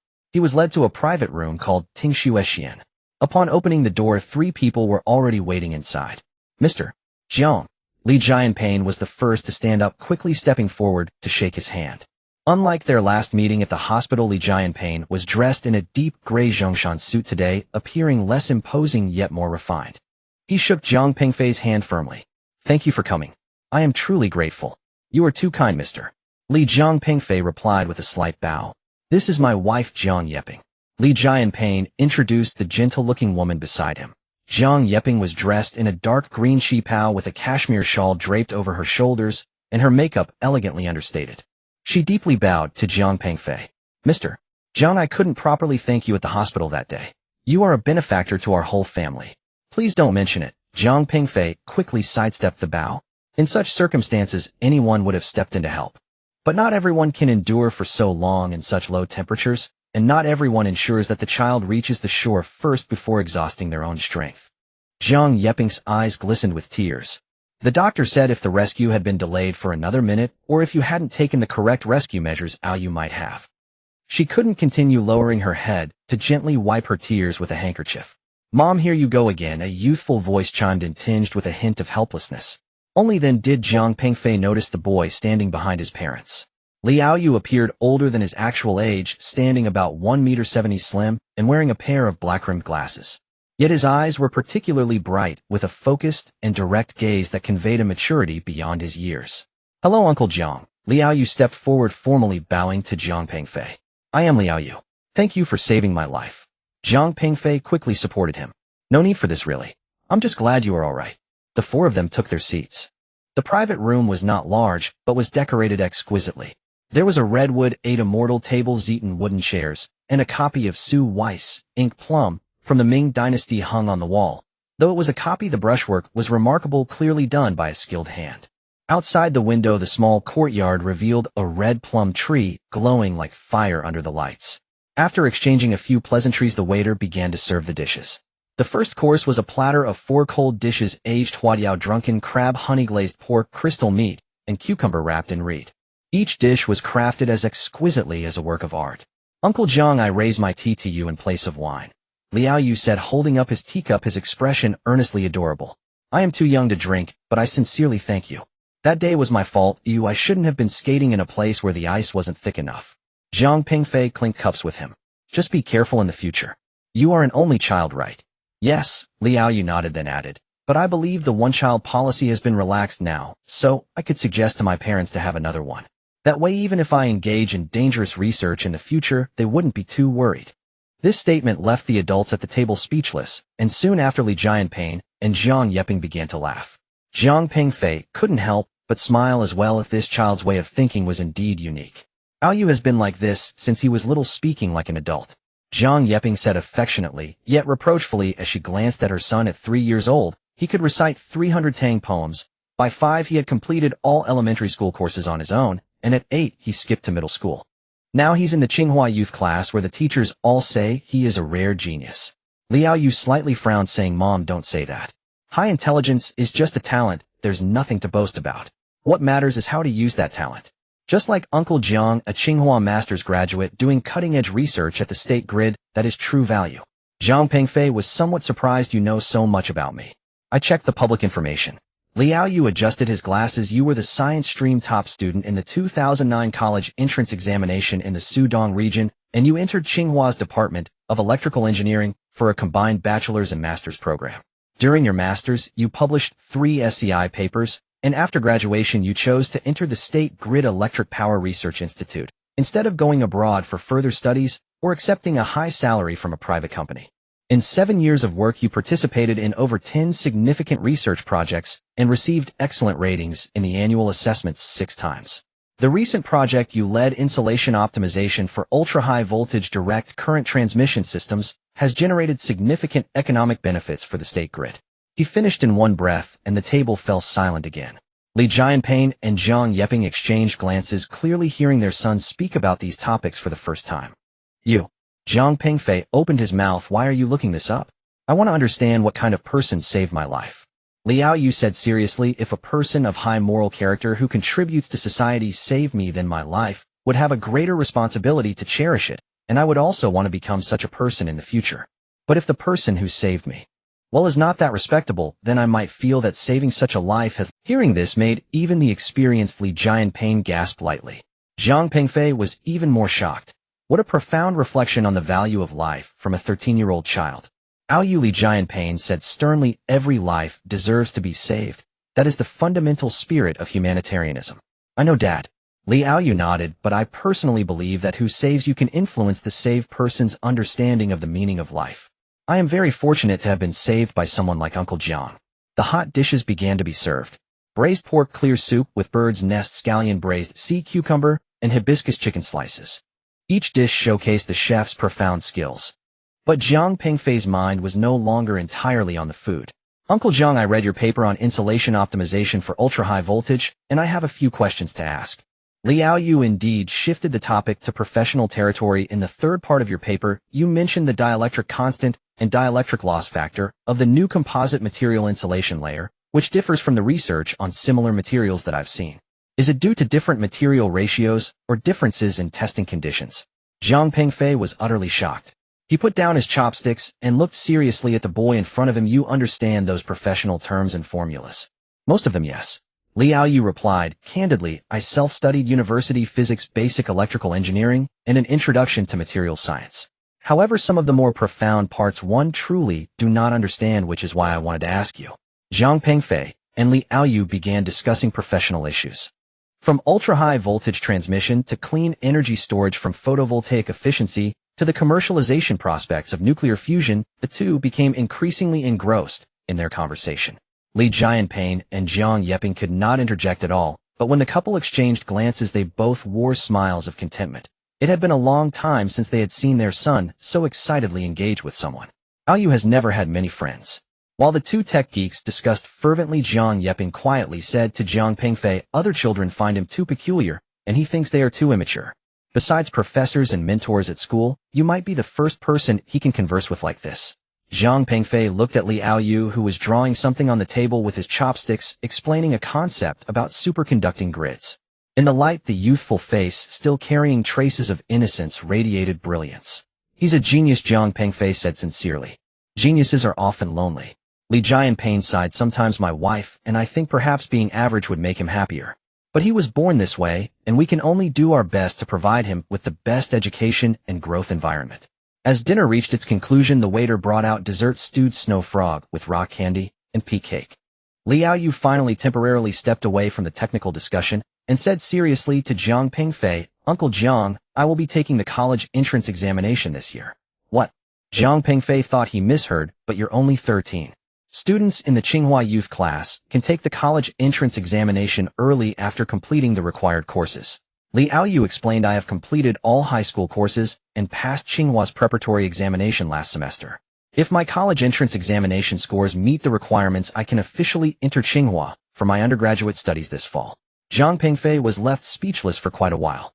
Attending university at 14, especially at Tsinghua University, could no longer simply be described as genius. I want to study energy and power engineering or electrical engineering, Liao Yu continued, and then possibly go to MIT or Stanford for my doctorate and return to China for research. I want to solve China's energy security issues, especially the technical bottlenecks of clean energy storage and transmission. As he spoke, his gaze was clear and determined. Jiang Pengfei suddenly saw himself, when he was young, the 18-year-old boy who harbored the ideal of serving the country with electricity and resolutely chose Tsinghua's Department of Electrical Engineering. "You are remarkable, Jiang Pengfei," said earnestly truly. "I still fall short compared to Uncle Jiang Li. You rarely showed a hint of youthful shyness. You are already making tangible contributions. I am still just theorizing." Dinner concluded, and it was already 9 in the evening. Jiang Pengfei became Jiang Yeping's younger brother since they both shared the surname Jiang. Li Ai's address changed to Uncle. Li Jianping asked the driver to take Jiang Pengfei back to the hotel first. "Thank you very much today, Brother Jiang." As they parted, Li Jianping once again shook his hand, not just for Yu, but also for the in-depth exchange he had with you today. "This child hasn't been this happy in a long time." "I was also greatly inspired," Jiang Pengfei said sincerely. "Yu's many thoughts have shown me the vision and aspirations of the new generation. This is also a motivation for me." Li Yu stood between his parents, looking earnestly at Jiang Pengfei. "Uncle, may I add you on WeChat? In the future, if I have technical questions, I would like to consult you." Of course. Jiang Pengfei took out his phone, and the two added each other as friends.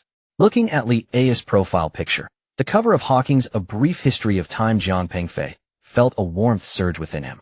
This child whom he had unintentionally saved might become a pillar of the future energy sector in China. On the way back to the hotel, Jiang Pengfei gazed out at the vibrant lights of Beijing.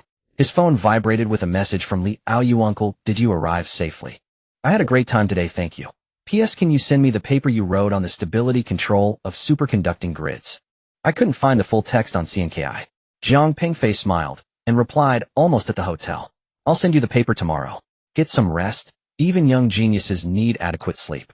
"Understood. Good night, Uncle." After putting down the phone, Jiang Pengfei leaned back in the taxi's back seat.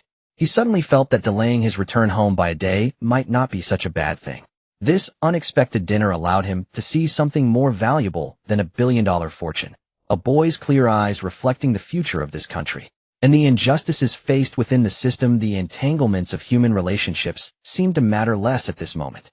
There will always be those who persist in their ideals, and those who gaze at the stars. Li Yu is one, and he once was two, and will continue to be in the future. The taxi drove along Chang'an Street, with the Tiananmen Tower standing solemnly in the night. The next noon, Jiang Pengfei checked out of the hotel. The receptionist smiled while processing the checkout, her gaze lingering for a moment on his ordinary dark gray down jacket. After all, it was quite rare for a guest in such simple attire to stay in a room costing over 1,000 a night, but she quickly regained her professional politeness. Jiang Pengfei took the deposit, thanked her, and turned to walk out of the revolving door. "Welcome to visit again," the voice echoed behind him. The midday sun in Beijing was not bright, but the bone-chilling cold at -5 or 6 degrees made him shiver. He hailed a taxi driver to Beijing South Station. Outside the car window there were hurried figures, and a long line formed in front of the bus stop. Jiang Pengfei watched all this, suddenly realizing that he might never return to this kind of life. Not that he couldn't, but that he didn't need to anymore. Crowds flowed at Beijing South Station. Jiang Pengfei collected his business class ticket, passed through security, and headed straight to the VIP waiting room. The waiting room was on the second floor and required a ticket to enter. The moment the door slid open, warm and quiet air enveloped him. The VIP room was not large, around 100 square meters, with a dark carpet, beige leather sofas, and a few pots of green plants in the corners. 3 passengers were already waiting, an elderly couple quietly reading newspapers, and a young man with glasses playing on a tablet while wearing headphones. Jiang Pengfei chose a single sofa near the door and set down his backpack. A waiter approached softly, asking what drinks he would like. Jiang Pengfei ordered a cup of black tea. Leaning back against the sofa, he watched the flow of people on the platform outside the window, feeling a sense of tranquility. He had slept remarkably well last night. The dizziness brought on by billions in wealth was fading, replaced by a profound, almost meditative calm. The black tea was served in a blue and white porcelain cup from Jingde Jun, the tea bright red. Just as Jiang Pengfei took a sip, the door to the VIP room slid open again. He instinctively looked up and froze. A young woman came in pushing a suitcase. But Jiang Pengfei's gaze was entirely captivated by her beauty. If he had to rate her, Jiang Pengfei would give her a score of 98. The 2 points deducted were not for any flaws, but because, at this level of perfection, it felt almost unreal. She appeared to be around 25 or 26 years old, standing over 1.7 meters tall, with an excellent figure. She wore a light beige Max Mara cashmere coat open over a champagne-colored silk blouse tied with a simple knot at the collar. Her lower half was clad in well-tailored dark gray wool trousers that accentuated her long, straight legs. On her feet were black pointed high heels from Jimmy Choo with thin and stable heels. But the most striking feature was her face. Her skin was a cool shade of white reminiscent of fine-boned china, radiating a delicate sheen under the soft lighting of the VIP room. Her features were exquisitely flawless. Her eyebrows were naturally arched, not too thin or thick, with the tails slightly raised. Her eyes were standard almond-shaped, elongated at the outer corners, deep brown irises resembling still pools beneath long eyelashes. Her nose was straight and high, gently upturned at the tip. Her lips were naturally rose-colored, neither thick nor thin, with the corners slightly lifted, exuding a softness even when she wasn't smiling. Her hair was deep chestnut styled in a low bun at the back of her head with a few loose strands cascading down her neck. She wore no jewelry, just a Patek Philippe watch on her left wrist featuring a simple dial with a rose gold strap peeking from her sleeve. Jiang Pengfei's gaze unconsciously swept over her entire figure. Her coat was a classic Max Mara design priced around $30,000. The silk blouse was from Brunello Cucinelli, approximately $20,000. The trousers were unbranded, but clearly high-end custom. The high heels cost $8,000 as for the watch. He couldn't identify the specific model, but even the basic models of Patek Philippe women's watches started at $200,000. Adding the Rimowa cabin suitcase, which cost $15,000, her entire outfit totaled over $300,000. This was thanks to Zhang Wanting, who had given him a certain appreciation for luxury items. The woman pushed her suitcase inside, walking gracefully, her high heels making a soft thud on the carpet. She paused at the entrance for a few seconds, scanning the room, before choosing another single sofa not far from Jiang Pengfei. As she sat down, she took off her coat and draped it over the armrest, revealing her slender yet elegantly shaped shoulders. The waiter immediately approached, slightly bowing to inquire. The woman raised her head, her voice unexpectedly gentle. "Just warm water, thank you." Her voice was pleasant, not too high or low, carrying a softness from a southern accent without being overly sweet. As she spoke, the corners of her mouth naturally curled up, her eyes slightly crinkling, transforming her static beauty into a dynamic and lively presence. Jiang Pengfei withdrew his gaze. He picked up his teacup and took another sip. The black tea was already warm, its aroma still rich. He unlocked his phone, opened the Kindle app, and continued reading the unfinished book, Energy Revolution, The Future of Power Systems. But for some reason the lines of text floated before his eyes, failing to penetrate his mind. He felt a bit annoyed with himself. Wasn't she just a beautiful woman? Was it really necessary? He was now a billionaire, or what kind of beauties hadn't he seen? Well, he certainly hadn't seen anyone this beautiful. But that wasn't the point. The focus was, when did Jiang Pengfei also become someone who judged by appearance? He forced himself to redirect his attention back to the book. At that moment the announcement sounded. "Dear passengers, train G123 is now boarding. Please proceed to the business class area." The passengers in the VIP room stood up one after another. Jiang Pengfei also closed his phone and slung his backpack over his shoulder. The woman calmly put on her coat, adjusted her collar, and then pulled her cabin suitcase. Her movements were elegant, every detail perfectly executed, as if meticulously designed, yet entirely natural. The business class carriage was at the front of the train. Jiang Pengfei found his seat, 2B, by the window. As he placed his luggage and sat down, he caught a faint scent. It wasn't perfume, it resembled a body lotion or shampoo, with a refreshing citrus note and a hint of cedar in the base. He turned his head and just happened to see the woman walking over. She stopped at 2A right next to him. The business class seating arrangement was 21, with Jiang Pengfei's side featuring 2 adjacent seats and the opposite side having a single seat. At this moment he was in 2B, the woman in 2A, and across the aisle in the single seat 2C sat a young man with glasses, probably in his early 30s, dressed in a suit, looking like a white-collar worker on a business trip. It was the same young man who had been playing on the tablet in the VIP room. The bespectacled man had not taken his eyes off the woman since she entered the VIP room. Now seeing the woman sit next to Jiang Pengfei, his expression instantly turned complex. Envy, jealousy, regret, and a hint of unwillingness. He adjusted his posture, seemingly trying to appear more respectable, yet his gaze kept drifting this way. Jiang Pengfei found it somewhat amusing. He certainly understood the feelings of the bespectacled man. Any normal man would feel stirred with such a beauty sitting beside him. Yet he himself had become calm. Perhaps it was because after the woman sat down she put on her headphones, opened her iPad, and completely immersed herself in her own world, radiating an aura of do not disturb. The train slowly started moving. Jiang Pengfei adjusted his seat, finding a comfortable position. He intended to continue reading, but his peripheral vision kept unconsciously glancing over. The woman was reading a document entirely in English filled with dense tables and data. Her fingers slid across the screen, pausing occasionally and flipping pages quickly at other times. Her profile was sharply defined under the light coming through the train window, resembling a sculpture. She was completely focused, occasionally frowning slightly, which only added to her allure. The attendants began distributing drinks and snacks. When they reached the woman, she lifted her head, removed one headphone, and smiled, saying, "An Americano, no sugar, no milk, thank you." Her voice remained gentle, but with a hint of efficiency characteristic of her work state. "And for you, sir," the attendant turned to Jiang Pengfei. "Just green tea, please." After the drinks were served, Jiang Pengfei took a sip and reopened his Kindle. This time he managed to read a few pages. The book discussed the distributed architecture of future power grids, which was exactly his area of interest. Unknowingly, he became completely immersed, even forgetting the presence of the woman beside him. Jiang Pengfei glanced at the time. There were still nearly 3 hours left.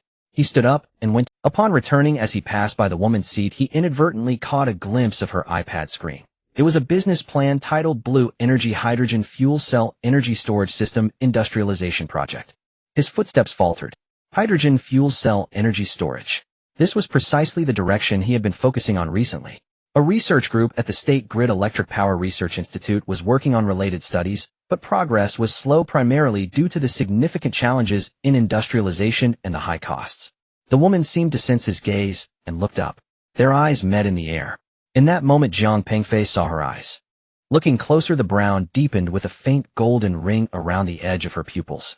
Her gaze was clear, devoid of the self-satisfaction or vigilance typical of a beautiful woman being watched. Instead, it radiated a tranquil calmness. "Sorry," Jiang Pengfei instinctively said. The woman slightly shook her head, the smile at the corner of her mouth widening just a bit. "It's fine." Then she lowered her head to look at the document again. Jiang Pengfei returned to his seat, but his heart stirred. Blue Energy. It seemed he had heard that name somewhere. He took out his phone to search, and soon found information. Blue Energy Technology Co. Ltd. Established 3 years ago, focusing on hydrogen energy technology research and development, headquartered in Shenzhen, and having just completed Series B financing last year led by Sequoia China. He raised his head and re-evaluated the young woman beside him. So young, and she was reading such high-level business documents. Was she a senior executive? Or an investor? Or...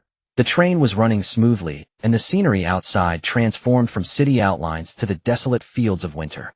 Jiang Pengfei adjusted the angle of his seat, preparing to continue reading his book Energy Revolution, but the bespectacled man in the aisle seat 2C could no longer contain himself. "Excuse me, ma'am, are you also on a business trip to Jinling?" The bespectacled man adjusted his gold-rimmed glasses, slightly angling his body towards the aisle, his voice intentionally soft and polite. The woman wearing headphones was focused on the document on her iPad and seemed not to hear. The bespectacled man cleared his throat and slightly raised his volume. "Ma'am." Only then did the woman notice, removing one earphone, turning to look at him with a calm expression. "Do you need something? I see you're reading a document. Are you in the finance industry?" The bespectacled man smiled, revealing what he considered an appropriate smile. "I work in investment banking, frequently encountering various business plans. You are looking at a hydrogen energy project." Jiang Pengfei, listening nearby, subtly shook his head. This pickup line was far too deliberate. "Sorry, I am at work." The woman replied politely, yet distantly, preparing to put her earphone back on. "Hydrogen energy is indeed a promising sector. We have also been looking into related projects recently." The bespectacled man was not willing to give up and leaned slightly forward. "Might I ask where you work? Perhaps we could have a collaboration opportunity." "I am the vice president of CITIC Investment Banking, Zhang Xiaofeng." He deliberately emphasized the words vice president while handing over a business card. The woman glanced at the business card, but did not take it, merely nodding. "Nice to meet you." Then she put the earphone back on, her gaze returning to the iPad screen. An obvious signal of rejection. But Zhang Xiaofeng was clearly used to not giving up easily. He began to speak to himself about the investment prospects of the hydrogen energy industry, discussing national policies, market-sized technical routes, and leading enterprises, his voice just loud enough for the entire business class to hear. He was showcasing his professional knowledge, or rather demonstrating his value. Jiang Pengfei noticed the woman's brow slightly furrowed. She shifted her seating position, leaning her body more towards the window, but Zhang Xiaofeng's voice continued to drift towards her. 10 minutes later, the woman removed her earphones and turned to Jiang Pengfei. "Sir," her voice was soft but clear, "may I switch seats with you?" Jiang Pengfei was momentarily taken aback. He looked at the woman, There was a hint of helplessness and apology in her eyes, but more so a resolute determination that brooked no refusal. Sure, Zhang Pengfei stood up. Thank you. The woman also stood, and the two exchanged seats. Zhang Pengfei caught a whiff of a refreshing citrus fragrance now closer mingled with a hint of very faint sandalwood. Zhang Xiaofeng's expression changed. He watched as Zhang Pengfei sat down in 2B while the woman took the window seat in 2A. This change of seats itself was a clear signal she did not want to hear him speak. Excuse me, sir. Zhang Xiaofeng turned to Zhang Pengfei, his tone relatively restrained, but his gaze had grown cold. Can we switch seats? Zhang Pengfei, adjusting the back of his new seat, looked up with a calm expression. No. Why not? Zhang Xiaofeng asked angrily. Because I don't want to, Zhang Pengfei replied, his tone as calm as stating a fact. If you wish to change seats with that lady, you may discuss it with her. His words were impeccably crafted, but left Zhang Xiaofeng feeling stifled. Of course, he could no longer ask that woman. Her previous rejection had been clear enough. Moreover, what was the difference between changing seats and not changing seats? For the next 2.5 hours, the atmosphere in the carriage was subtle. Zhang Xiaofeng stopped speaking, but his face was dark, occasionally casting a clearly unfriendly glance at Zhang Pengfei. Zhang Pengfei, however, was completely unaffected, continuing to read his book, occasionally sipping tea, as if the earlier little incident had never occurred. The train's announcement indicated it would arrive at Jinling South Station in 20 minutes. Zhang Pengfei began to pack his things. He placed his Kindle and thermos into his backpack and checked his phone and wallet. At that moment, Zhang Xiaofeng suddenly stood up and patted his shoulder. Friend, Zhang Xiaofeng lowered his voice devoid of warmth. I will remember this matter from today. A very straightforward threat. Zhang Pengfei looked at him. Zhang Xiaofeng appeared to be around 35 years old, dressed in a well-fitted dark gray suit made from good fabric, likely custom-made. His watch was an Omega Constellation priced around 70 to 80,000. His leather shoes were polished to a shine. A typical middle-class elite appearance, the kind commonly found on Beijing's financial street. So what? Zhang Pengfei asked, his tone still calm. Zhang Xiaofeng seemed not to have expected this reaction, momentarily stunned, then his expression grew colder. So I suggest you mind your own business when you're out and about. Not every time will you encounter someone as easygoing as me. Zhang Pengfei smiled. It was not a cold smile, it was genuinely the kind of laugh he found amusing. So you are Mr. Zhang. He closed his backpack and stood up. At 1.85 meters tall, Zhang Pengfei was half a head taller than Zhang Xiaofeng when standing. Firstly, the seat change was proposed by that lady. I merely agreed. This is not meddling. It's helping someone in need. Secondly, he continued, his voice steady and clear. You have been continuously harassing a woman in a public space who has clearly expressed her intent to work. This already constitutes a violation of the Public Security Administration punishment law. Would you like me to recite the relevant legal provisions for you? Article 42 states it very clearly. Zhang Xiaofeng's expression changed. Lastly, Zhang Pengfei slung his bag over his shoulder, his tone dropping. As the vice president of CITIC Investment Banking, one should pay attention to personal image and professional reputation. Making threats over such trivial matters is quite unseemly. After speaking, he looked at the beautiful woman. She raised her head, and their eyes met.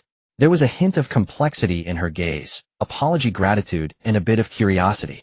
Zhang Pengfei nodded at her, said nothing, and walked straight to the train door.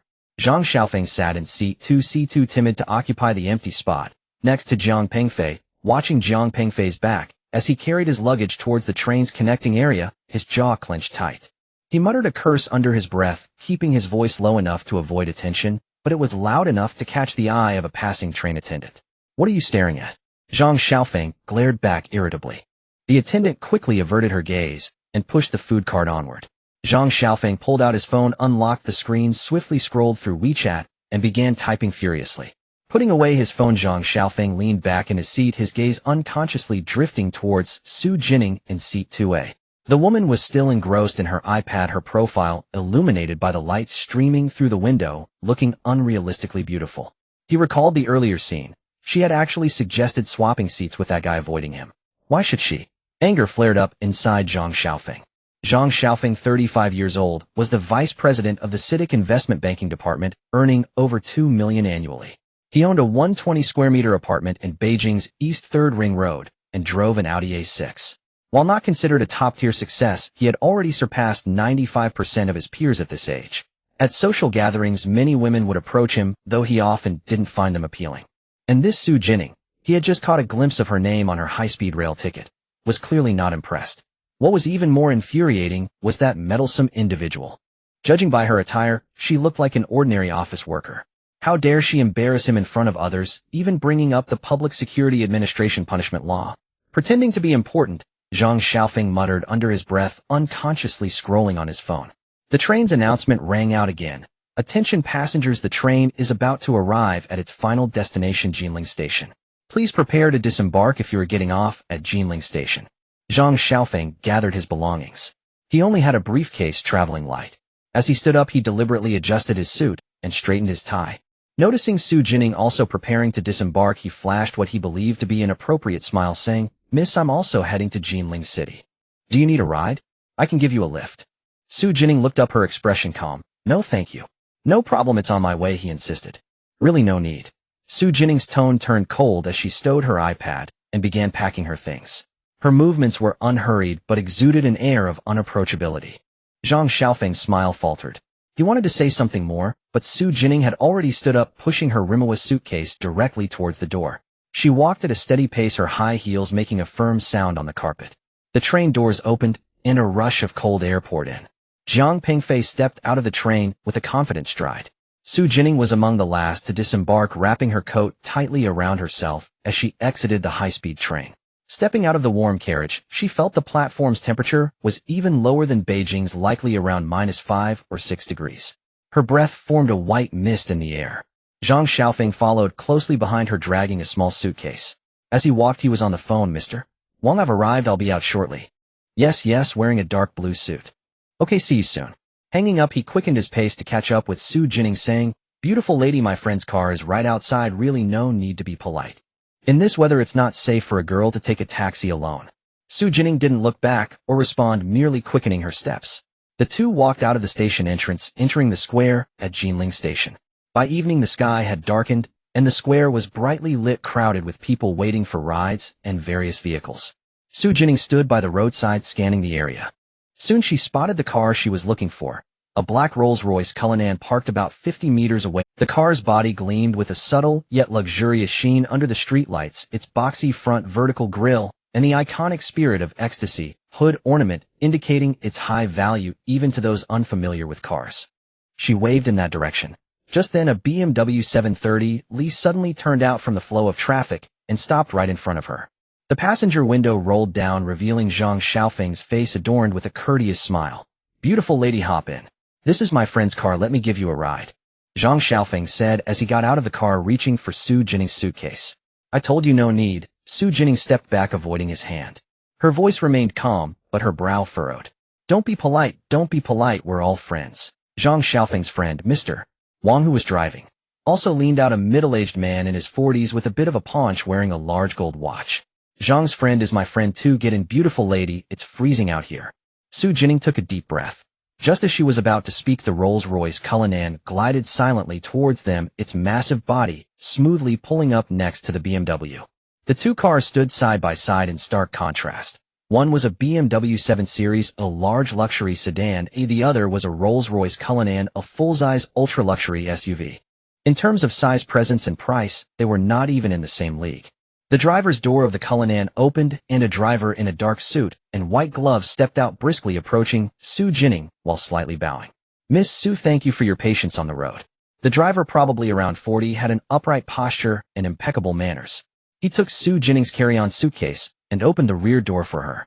Su Jining nodded to Zhang Xiaofeng and Mr. Wang, a gesture that barely qualified as a proper farewell, more like a ceremonial closure. Then she entered the car, and the door gently closed behind her. The Cullinan set off its large frames skillfully, making a turn as it passed in front of the BMW. As it passed by, the back window lowered halfway, and Su Jining glanced outside. Her gaze swept over Zhang Xiaofeng's frozen face, void of any emotion, as if she were merely looking at a tree or a lamp post. Then the window rose, and the Cullinan accelerated, merging into the flow of traffic, quickly disappearing from sight. The whole process took less than a minute. In the BMW's driver's seat, Mr. Wang's mouth hung open, unable to close for a while. He turned to Zhang Xiaofeng, his voice slightly hoarse. "Zhang, who is that girl? What's her background?" Zhang Xiaofeng didn't respond. He stared in the direction where the Cullinan had vanished, his expression dark. The cold wind hitting his face felt like a slap. The earlier scene, Su Jining boarding the car with composure, the respectful service from the driver, the silent, yet powerful presence of the Cullinan. Each frame mocked his earlier eagerness and self-importance. He recalled the words he had said to Su Jining on the high-speed train. I work in investment banking, vice president of CITIC Investment Banking Department, BMW 7 Series, very comfortable. It seemed like a joke. Mr. Zhang, Mr. Wang called out again. Zhang Xiaofeng came back to his senses, opened the car door, and sat in the passenger seat. The moment the door closed, he slammed his fist hard against the armrest. The leather-wrapped armrest emitted a dull sound. Damn, he finally cursed. Calm down, Mr. Wang quickly mediated, handing over a cigarette. People at that level are not something we can provoke. Look on the bright side. Zhang Xiaofeng took the cigarette, lit it, and took a deep drag. The smoke filled the cabin as he stared at the passing street views outside, his inner fire growing stronger. It wasn't directed at Su Jinling. He knew how vast the chasm was between himself and a woman of her stature. Rather, it was aimed at the foolish young man in the car who was meddling. If it weren't for that fool agreeing to switch seats, he wouldn't have been so embarrassed. If it weren't for that fool contradicting him in front of Su Jinling, he wouldn't have looked so ridiculous. Without all of that, he wouldn't be feeling so miserable now. All the pent-up frustration, defeat, and anger needed an outlet. And Jiang Pengfei, the seemingly ordinary young man, became the perfect target. Coincidentally, Jiang Pengfei appeared at a nearby taxi stop and hailed a cab. Mr. Wang. Zhang Xiaofeng pointed at the taxi Jiang Pengfei got in to follow that cab. Mr. Wang was taken aback, but hit the gas to follow. Zhang Xiaofeng took a deep breath, exhaled the smoke, and said in a grim voice, Mr. Wang, do me a favor. Go ahead. The kid in the front car? I want to teach him a lesson. Zhang Xiaofeng turned to Mr. Wang. Nothing too extreme, just enough to make him remember that not everyone can be trifled with. Mr. Wang looked troubled. Mr. Zhang, this. Isn't it a bit inappropriate? Not worth it. A small matter. Zhang Xiaofeng scoffed. He publicly humiliated me. Is that a small matter? I've been in this circle for years, and have never been slapped in the face like that. But, don't worry, I won't let you help for free. Next month we have a new energy project, quite substantial. If you cooperate well, I can consider recommending your company for the support work. Mr.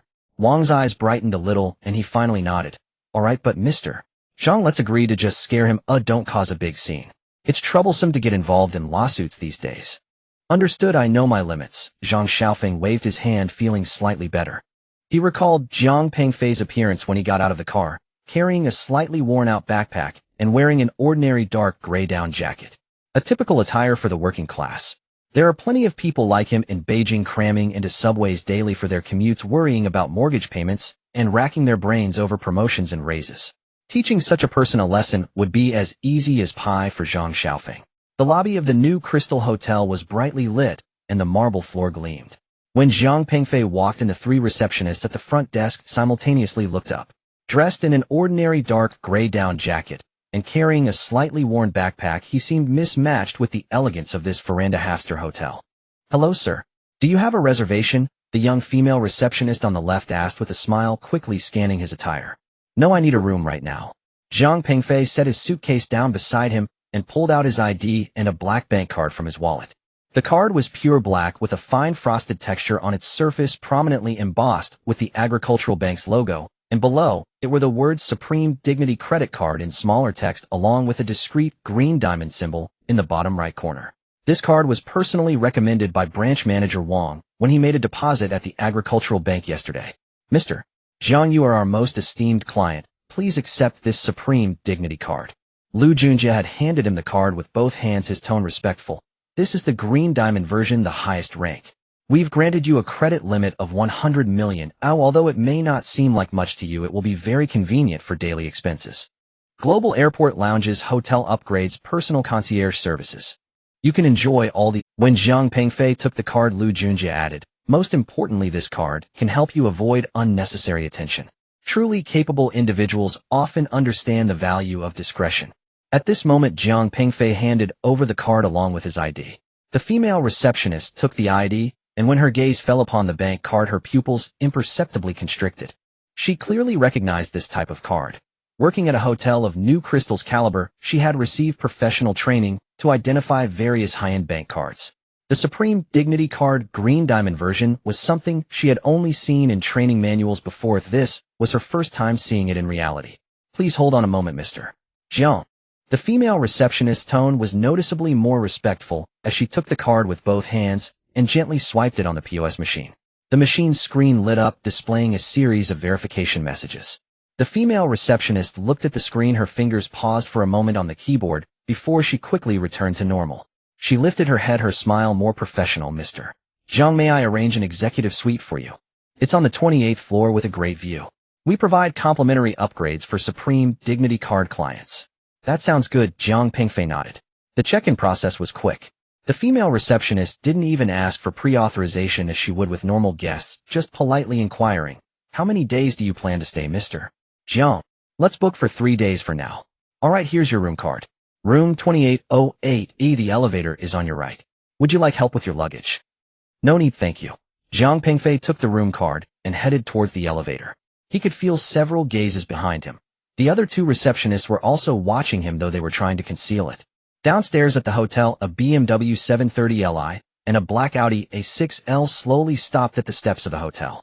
Inside the car, Zhang Xiaofeng stared at the revolving door of the new Crystal Hotel, his expression dark. Mr. Wang was in the driver's seat, rolled down the window, and lit a cigarette. "Is he staying here?" Mr. Wang exhaled a puff of smoke. "New Crystal must be over 1,000 a night, right? It seems that kid isn't too poor after all." "Just showing off," Zhang Xiaofeng sneered. "Look at his outfit, but barely adds up to 2,000. Staying at a 4-star hotel, he must have saved up for months just to save face. It's also possible he's on a business trip with expenses covered by the company. That just proves he's merely a minor employee." Mr. Wang took out his phone, dialed a number. "Xiaochen, go in and inquire at the front desk. Just say you're a friend of that guy from earlier and ask which room he's staying in and for how long. Be smart about it and don't raise any suspicions. If necessary, spend some money." The voice on the other end acknowledged. A few minutes later, a young man dressed in a black down jacket got out of the Audis back seat, briskly crossing the road into the hotel lobby. Zhang Xiaofeng and Mr. Wang waited in the car. Mr. Wang lit another cigarette, and the cabin filled with smoke. "Zhang, I think it's better to let it go." President Wang hesitated to speak. "It's not worth it for such a trivial matter. That kid looks like just an ordinary office worker. Teaching him a lesson would not benefit you, and what if trouble arises?" "I know what I'm doing." Zhang Xiaofeng interrupted him, his eyes still fixed on the hotel entrance. "I don't intend to do anything to him. I just want him to learn a lesson. Some people are not someone he can provoke." President Wang sighed, no longer persuading him. He understood Zhang Xiaofeng's temperament. He valued face and held grudges. The incident at the train station today indeed put President Zhang in a difficult position. As for how that young man offended President Zhang, President Wang didn't know, but it didn't matter to him. It was merely an outlet for President Zhang's frustration. After all, your strength isn't enough. However, President Wang felt that it was unwise to make a big fuss over such a minor issue. But thinking of the new energy project promised by Zhang Xiaofeng, he swallowed his words. In business, sometimes one must play dumb. A little over 10 minutes later, Xiao Chun emerged from the hotel and hurried back to the BMW. "President Zhang, I found out." Xiao Chun opened the car door and sat in the back seat, lowering his voice. "That kid is named Jiang Pingfei, staying in room 2808, an executive suite. Booked for 3 days. He used a black card from Agricultural Bank, and the attitude of the receptionist changed immediately upon seeing it. Agricultural Bank black card. Zhang Xiaofeng frowned. "What level is that?" "I don't know, but judging by the receptionist's reaction, it should be something special. She said it's the Supreme Dingran card, green diamond version." Zhang Xiaofeng and President Wang exchanged glances. One in finance, the other a wealthy boss, they had naturally heard of the Agricultural Bank Supreme Dingran card. That is a truly top-tier credit card with very high issuance thresholds. It is said that personal assets must exceed 100 million, and it requires a comprehensive evaluation, not just deposits. The green diamond version is the highest level among them, with limits exceeding 100 million, and very few have been issued nationwide. "Did you confirm it?" President Wang turned to ask Xiao Chun. "I confirmed it." The receptionist said it was a black card with a matte texture featuring the Agricultural Bank logo in the middle and a small green diamond in the lower right corner. Xiao Chun gestured. The car fell silent for a few seconds. "Damn, I misjudged." Zhang Xiaofeng cursed, but then shook his head. "Impossible. With his attire and demeanor, he doesn't look like someone who would have a Supreme Dingran card. It's most likely a counterfeit or a secondary card he obtained from somewhere, just for show." "It's also possible." President Wang agreed, but his tone was already somewhat hesitant. "However, using a counterfeit card to check into a hotel is too risky. The front desk could tell at a glance whether it was real or fake. Then tell me, how could a guy who looks like a worker have a Supreme Dingran card?" Zhang Xiaofeng retorted, do you know how hard it is to get that card? Even our boss doesn't have one. Why should he have it? President Wang had no answer. Indeed, Jiang Pengfei's attire and demeanor were completely mismatched with the target customer group for the Supreme Dingran card. But since the front desk recognized the card, it indicated it should be real. This way Zhang Xiaofeng contemplated before making a decision regardless of whether his card is real or fake. We need to take action against him. Understood. President Wang nodded. President Wang, you have acquaintances in Jinling. I'll trouble you with this matter. We will discuss it in detail later. Sure, I'll arrange it. President Wang nodded. Zhang Xiaofeng took one last look at the entrance of the new Crystal Hotel and said to the driver, let's go back to the hotel. We have important matters to discuss tomorrow. The BMW 730 Li slowly started and merged into the traffic. President Wang's other car, a black Audi A6L, followed behind and also left. What they did not know was that just as their car turned the corner, Jiang Pengfei appeared at the hotel entrance standing there with a freshly lit cigarette in his hand. He had actually noticed those two cars early on. He had seen them at the train station entrance and noticed they were following his taxi. When the BMW 730 Li and Audi A6L stopped at the hotel entrance, he realized that Zhang Xiaofeng seemed intent on dealing with him. So he took the elevator down, exiting through the emergency exit and hiding behind the emergency door. Then he saw the young man in the black down jacket get out of the car and enter the hotel, clearly observing the interaction with the receptionist, even giving her 300 yuan. After waiting for a little over 10 minutes, the young man exited and returned to his car. The two cars left one after another. The intention was too obvious. Jiang Pengfei took a puff of his cigarette and slowly exhaled. He was not a novice in the workplace. After 7 years at the State Grid Electric Power Research Institute, although focused on technology, he had seen enough of human relationships and the scheming involved. He had encountered people like Zhang Xiaofeng, self-important, unable to tolerate any slight and determined to regain face after being embarrassed, even if the other party was just a trivial character. Immature, yet dangerous. Because such people often do not play by the rules and may take irrational actions to save face. Jiang Pengfei extinguished his cigarette and turned back toward the hotel. Entering the elevator, he pressed the button for the 28th floor, and the elevator ascended smoothly. Inside, the cabin mirrors surrounded him, reflecting his exhausted yet calm face. Room 2808 was at the end of the corridor. After swiping his card to enter, the living room was spacious and bright, with a view of Jinling's nightscape through the floor-to-ceiling windows. Jiang Pengfei set down his luggage, took off his down jacket, and walked to the window. He was not familiar with this city, having only visited 2 or 3 times for business. Standing at this height on the 28th floor, the streets looked like glowing rivers with car lights merging into moving points of light. The cold made the glass of the Jinling window mist over. He wiped it with his finger, feeling the icy touch. Jiang Pengfei sat down on the sofa and closed his eyes. He had actually seen it clearly. Someone like Zhang Xiaofeng would not easily let go after being embarrassed in public. But Jiang Pengfei didn't take it to heart. It wasn't underestimating the opponent, but after experiencing life and death, and holding a fortune of 1 billion, his perspective on many things had changed. The threat from Zhang Xiaofeng sounded to him like a child making bold threats, immature and laughable. He ordered a dinner over the phone and walked to the mini-bar, took a bottle of mineral water, and opened it to drink a few sips. The cold water down his throat made him even more alert.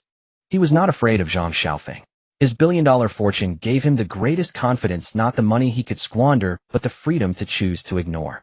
The tricks of Zhang Xiaofeng seemed to him like a child playing with mud, immature and laughable. But he also wouldn't underestimate him. A lion uses all its strength even when hunting a rabbit, which was a lesson he learned from his mentor at Tsinghua. At all times, one must respect their opponent, even if the opponent seems weak. What he did not know was that at this very moment a web targeting him was quietly being woven. Zhang Xiaofeng, President Wang, and those connections being mobilized were all plotting something in their respective corners. But Jiang Pengfei was not worried. After dinner and washing up, he lay in bed. The hotel bed was soft, but he did not sleep deeply. In a half-dream, he recalled a saying from his mentor. True strength is not about how many people you can defeat, but how many people want to defeat you but find themselves unable to reach you. Knock, knock, knock. 3 knocks, neither too light nor too heavy, maintaining a steady rhythm. It was the sound of someone knocking at the door that roused Jiang Pengfei from his half-dreamy state. Glancing at the time, 1:00 p.m. Who could it be at this hour? Hotel service. He hadn't called for any service. Knock, knock, knock. The knocking continued, this time with a sense of urgency. He approached the door and peered through the peephole. A woman stood outside, appearing to be around 25 or 26, dressed in a cream-colored wool coat, with long hair cascading down her shoulders and delicate makeup. She held a mobile phone in her hand, her expression somewhat anxious. Jiang Pingfei did not open the door immediately. He returned to his desk, quickly retrieved his own phone from the drawer, activated the recording function, and set the phone behind a book on the shelf, aligning the lens perfectly with the door. Then he walked back to the door, but did not open it. "Who is it?" he asked through the door. A soft female voice replied from outside, tinged with a southern accent. "Hello, sir, sorry to disturb you. I'm a guest from room 2806 next door. My phone is dead, and I forgot my power bank. Can I borrow your charger for a moment? Just for 10 minutes, I need to make a call home." The reason sounded plausible. Late at night, a female neighbor needing help with a dead phone. This was a standard scenario for assistance difficult to refuse. Yet the tension in Jiang Pingfei's heart tightened. It was too coincidental. He had just been targeted by Zhang Xiaofeng's people in the afternoon, and now a female neighbor was asking to borrow a charger. Moreover, the guest rooms on the executive floor were equipped with chargers of various interfaces, which was standard. If she truly resided in 2806, there should be a charger in her room. His own room had a charger provided by the hotel. "Just a moment," Jiang Pingfei said. He walked back to his desk and picked up the hotel's charger. Then he approached the door again, but still did not open it. "How about this? I'll slide the charger through the gap in the door to you," Jiang Pingfei said. "You don't need to come in, just take it and charge it. Just leave it outside the door when you're done." He opened the door slightly, just a crack. He extended the charger outwards. "Use this. Just return it to me tomorrow." The woman took the charger, but did not leave. She looked up at Jiang Pingfei, a complex expression flashing in her eyes. At that moment, Jiang Pingfei could finally see her face clearly. Indeed, she was beautiful, the kind of exquisite, meticulously groomed beauty. But her gaze was unsettling, containing something Jiang Pingfei couldn't quite define, a mix of tension and determination. "Sir, can I come in to charge it?" "Just for a few minutes," the woman said softly, leaning slightly forward. The collar of her coat was a bit loose, allowing Jiang Pingfei to glimpse a deep V of a black inner garment underneath. Jiang Pingfei took a half step back, resting his hand on the door frame, refusing to open wider. "You can charge it in your room. Or you can go to the lobby. There are shared power banks available." The woman bit her lip. Suddenly, she made a move that caught Jiang Pingfei completely off guard. She shoved the door open and forced her way inside. Jiang Pingfei was taken by surprise and stumbled back 2 steps. The woman quickly shut the door behind her, leaning against it, gasping for breath. "What are you doing?" Jiang Pingfei's expression darkened, his voice chilling. "Sir, please let me stay for a while." The woman's voice quivered with a hint of tears. "Someone is chasing me. I have no choice. Just 10 minutes, no, 5 minutes will do. I'll leave as soon as they're gone." She spoke quickly, her words tumbling over one another, tears welling in her eyes. Her coat was open, revealing a short black lace dress beneath, exposing her fair thighs. This outfit seemed utterly out of place on a winter night in January. Jiang Pingfei's mind raced. Who would be chasing her? Why had she come to his room? Everything felt suspicious. He glanced at the phone on the shelf. The recording indicator light was flickering faintly. Thankfully, everything was being recorded. "Who is chasing you?" Jiang Pingfei asked, subtly moving towards the center of the room to create distance. "I don't know. A few men. They were staring at me in the elevator, and when I got out, they followed me out." The woman said, tears finally streaming down her cheeks. "I'm scared so." As she spoke, she began to take off her coat. That action triggered all the alarms in Jiang Pingfei's mind. "Don't take it off." Jiang Pingfei shouted, "Put it back on. You need to leave now, or I'll call security." The woman halted, her coat halfway off, hanging on her arm. She looked at Jiang Pingfei, her expression shifting. The fear and helplessness rapidly fading, replaced by a cold, scrutinizing gaze. She slowly put her coat back on, leaving it unbuttoned. "Sir, why be so heartless?" Her tone had changed, no longer soft, but carrying a lazy, seductive quality. "I just want a place to hide for a bit. Your room is so spacious. What's the harm in letting me stay for a while?" As she spoke, she walked toward Jiang Pingfei, the sound of her high heels muffled on the carpet. 1 step, 2 steps, getting closer. Jiang Pingfei could smell her perfume, strong and sweet. "Stop right there," he said, retreating until he reached his desk. His hand slipped behind him, feeling for the fixed telephone on the desk. "What are you afraid of?" The woman smiled, her expression laced with deliberate seduction. "I'm just a weak woman. Oh, what could I possibly do to you? I just need a place to hide. If you're willing, we could chat." She stood just a step away from Jiang Pingfei, pausing to look up at him. At this distance, the boundaries of normal social interaction had been breached. Jiang Pingfei could clearly see the traces of her mascara and the subtle cracks in her lipstick. "I will count to 3 and you will leave this room." Jiang Pingfei's voice was calm, but each word felt like an icicle. 1. The woman did not move. Instead, she leaned in closer. "You truly have no compassion. Despite my state, can't you show me a bit of pity?" 2. How about this? The woman suddenly reached out and grasped the sleeve of Jiang Pengfei's bathrobe. If you let me stay for a while, I can keep you company. You can have whatever you want. I don't want money, I just think you are quite handsome. Her words were now brazenly explicit. Jiang Pengfei shook off her hand and pressed the 0 button on the fixed phone. This was a quick dial to the front desk. 3. Just as Jiang Pengfei uttered the word 3, there was a sudden, urgent banging on the door. This time the knocking was heavy and insistent, as if several people were trying to break in. Open up. Police. We're conducting a room check. A man's voice boomed from outside, powerful and authoritative. The woman's face instantly paled. That was not the reaction she had planned. At this moment, she should have been panicking, screaming, and then the police would break down the door to catch her in the act. But her current expression was a complex mixture of shock, anger, and a hint of fear. She realized that Jiang Pengfei's demeanor was too calm. Too calm, as if he had anticipated all of this long ago. Jiang Pengfei glanced at her, his eyes reflecting the gaze of one who looks upon a pitifully poor actor. He then approached the door, but did not open it immediately. Excuse me, is this the police? He asked through the door, his voice clear and steady. Stop wasting time. Open the door. Someone reported that prostitution is happening here. The male voice shouted from outside. Please show your police badge and search warrant, Jiang Pengfei said. Let me see through the peephole. There was silence outside for a few seconds. Then the male voice erupted again, this time laced with evident anger. Open the door when told. No more nonsense. If you don't open it, we will break it down. Jiang Pengfei ceased speaking. He turned and walked back to the center of the room, took the recording phone off the shelf, and checked it, still recording the image steady. Then he dialed 110. Hello, is this 110? I want to report an incident.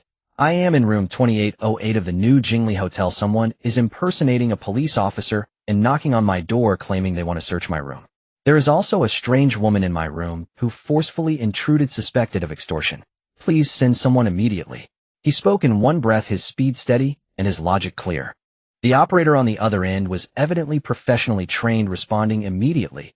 Received, please stay on the line and do not open the door. The police will arrive within 5 minutes. Are you safe? Currently safe, but I need the police to arrive as soon as possible, Jiang Pengfei said. There are at least 3 men outside claiming to be police, but refusing to show their identification. There is a woman in the room who is attempting to extort me. Understood. Please lock the door and do not engage with them. The police are on their way.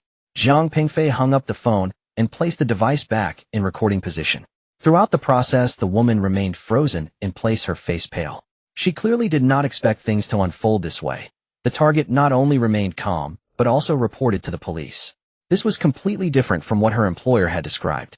The employer had said the target was an ordinary worker, timid and scared, and would definitely be frightened to the point of weakness in such a situation, easily manipulated. You? The woman opened her mouth, but could not complete her sentence. The banging on the door outside grew louder. Open the door. Final warning. If you don't open, we will really break it down. Jiang Pengfei walked to the sofa, sat down, and even poured himself a glass of water. He took a sip and then looked at the woman. Sit down. The police will be here shortly. You should think about what to say to— The woman's legs gave way, nearly causing her to fall. She leaned against the wall, slowly sliding to the floor, her hands clutching her head, and began to sob softly. This time it was not an act, she was genuinely frightened. The people outside evidently heard the conversation inside the room. Jiang Pengfei's voice was not low when he called the police. The banging stopped. A few seconds later, hurried footsteps could be heard outside, receding as those men ran away. The room fell silent again, leaving only the sound of the woman's sobs and Jiang Pengfei's soft swallowing as he drank water. 5 minutes passed, or rather less than that, when knocking sounded at the door again. This time the knocking was rhythmic and restrained. Hello, we are police officers from the Chaoshi branch. Please open the door. Jiang Pengfei stood up and looked through the peephole. 4 police officers in uniform stood outside, led by a middle-aged officer around 40, his expression serious. Behind them were 3 others, presumably the hotel duty manager and 2 security guards. Jiang Pengfei opened the door. Hello, did you report the incident? The middle-aged officer showed his badge. I am Officer Wang from the Chaoshi branch public security team. I reported it, Jiang Pengfei replied as he stepped aside to let the officers in. I explained the situation over the phone. This lady, he pointed to the woman still sitting on the floor, forced her way into my room 20 minutes ago, subsequently making suggestive remarks and engaging in extortion. About 10 minutes later, 3 men impersonating police officers banged on the door, fleeing after I reported it. Officer Wang nodded, addressing the young officers behind him. Xiao Wang, take this lady to the next room for a separate inquiry. Xiao Li checked the room for any suspicious equipment. The three young officers immediately took action. Xiao Zhang approached the woman, his tone serious, but not overly harsh. Ma'am, please come with me. We need to understand the situation. The woman looked up, her face streaked with tears, wanting to say something, but ultimately just nodded unsteadily, standing up and following Xiao Zhang and Xiao Wang out. Officer Li began to inspect the room. He first checked the phone lights and sockets, then took out a device from his bag. It was a hidden camera detection instrument. He moved slowly around the room, the device occasionally emitting a faint beeping sound. Fortunately, no abnormal situations arose. Mr. Zhang, we need to understand the situation in detail. Officer Wang took out a notebook. From the moment this lady knocked on the door, please describe everything in detail. Do not omit any details. Zhang Pengfei nodded, recounting the entire process from the woman's knocking for a charger to her forceful entry, suggestive remarks, the impersonation of police banging on the door, and then his call to the police. He spoke objectively without embellishments, merely stating the facts. You mentioned you recorded the video? Officer Wang asked. Yes, I recorded it from the moment she knocked on the door. Zhang Pengfei took the phone off the shelf, unlocked it, found the video, and handed it to Officer Wang. Officer Wang took the phone and clicked to play. The video was very clear, showing the woman knocking on the door from the peephole, Zhang Pengfei opening the door to hand her the charger, the woman forcefully entering, and all the dialogue's actions and expressions were crystal clear, including the woman taking off her coat, approaching Zhang Pengfei, and saying, I can accompany you. All of it was recorded. After watching the video, Officer Wang's expression became grave. This was clearly not an ordinary prostitution case, but a premeditated extortion scheme executed with considerable professionalism. Mr. Zhang, have you recently had any disputes with anyone? Officer Wang inquired. This method does not seem random, it appears to be a targeted setup. Zhang Pengfei fell silent for a few seconds. He pondered whether or not to mention Zhang Xiaofeng. But ultimately he decided not to say anything for now. There was no evidence linking Zhang Xiaofeng to this incident, and making a rash accusation could complicate matters. I am an engineer at a research institution in Beijing, so there shouldn't be any professional grievances. Zhang Pengfei chose a neutral answer. As for personal matters, I do not recall any. Officer Wang glanced at him, not pursuing further questions, but clearly not entirely convinced by this explanation. However, he said nothing more and jotted down a few notes in his notebook. At this moment, Officer Xiao Zhang returned from the adjacent room. He walked over to Officer Wang and whispered a few words. Officer Wang nodded and said to Zhang Pengfei, Mr. Zhang, that lady has provided some information. She said she was hired by someone who promised her 20,000 yuan to come to your room to carry out a honey trap. The specific plan was, after entering the room, she would find an opportunity to undress, while her accomplices would impersonate police officers and knock on the door, extorting money under the guise of arresting for prostitution. If successful, the employer would pay her an additional 30,000. Who is the employer? Zhang Pengfei asked. She said she doesn't know. The employer contacted her through the internet, paying half in advance and the other half after the job was done. She has never seen the employer in person, only has a phone number. We have already asked the technical department to check it. It is a virtual internet phone.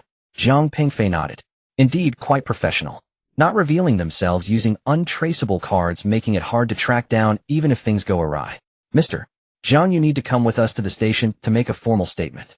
Officer Wang said, additionally, this room is no longer safe. We suggest you change to another room or another hotel. I will change to another hotel. Zhang Pengfei said. After such an incident, it was impossible for him to stay here. Sure. Shall Li accompany Mr. Zhang to fetch his luggage, then take him to another hotel. Xiao Zhang, contact the technical department to track those fleeing suspects. I will interrogate that woman to see if I can extract more information. The police worked efficiently. Half an hour later, Zhang Pengfei was already seated in a room at another hotel. This hotel was not far from the new Jingli, and was also a 4-star establishment, but it looked older from the outside. The police helped him with the check-in procedures and left him their contact information. Mr. Zhang, this is the case receipt. Officer Li handed over a piece of paper. We have officially opened a case and will notify you of any developments. Additionally, this is Team Leader Wang's number. If you think of any new information or encounter any issues, feel free to contact us at any time. Thank you. Zhang Pengfei took the receipt and business card. You're welcome. It's our duty.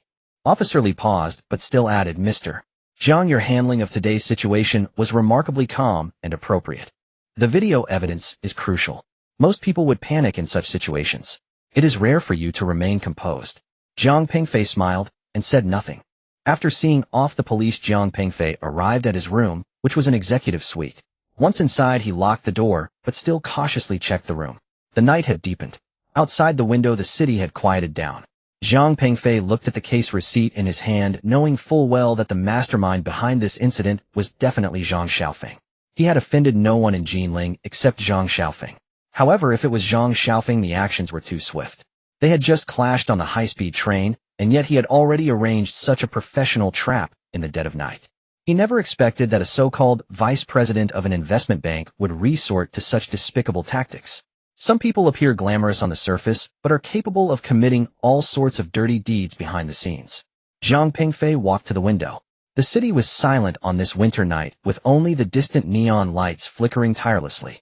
He recalled his mentor's words, "This world operates under two sets of rules, one visible and one hidden.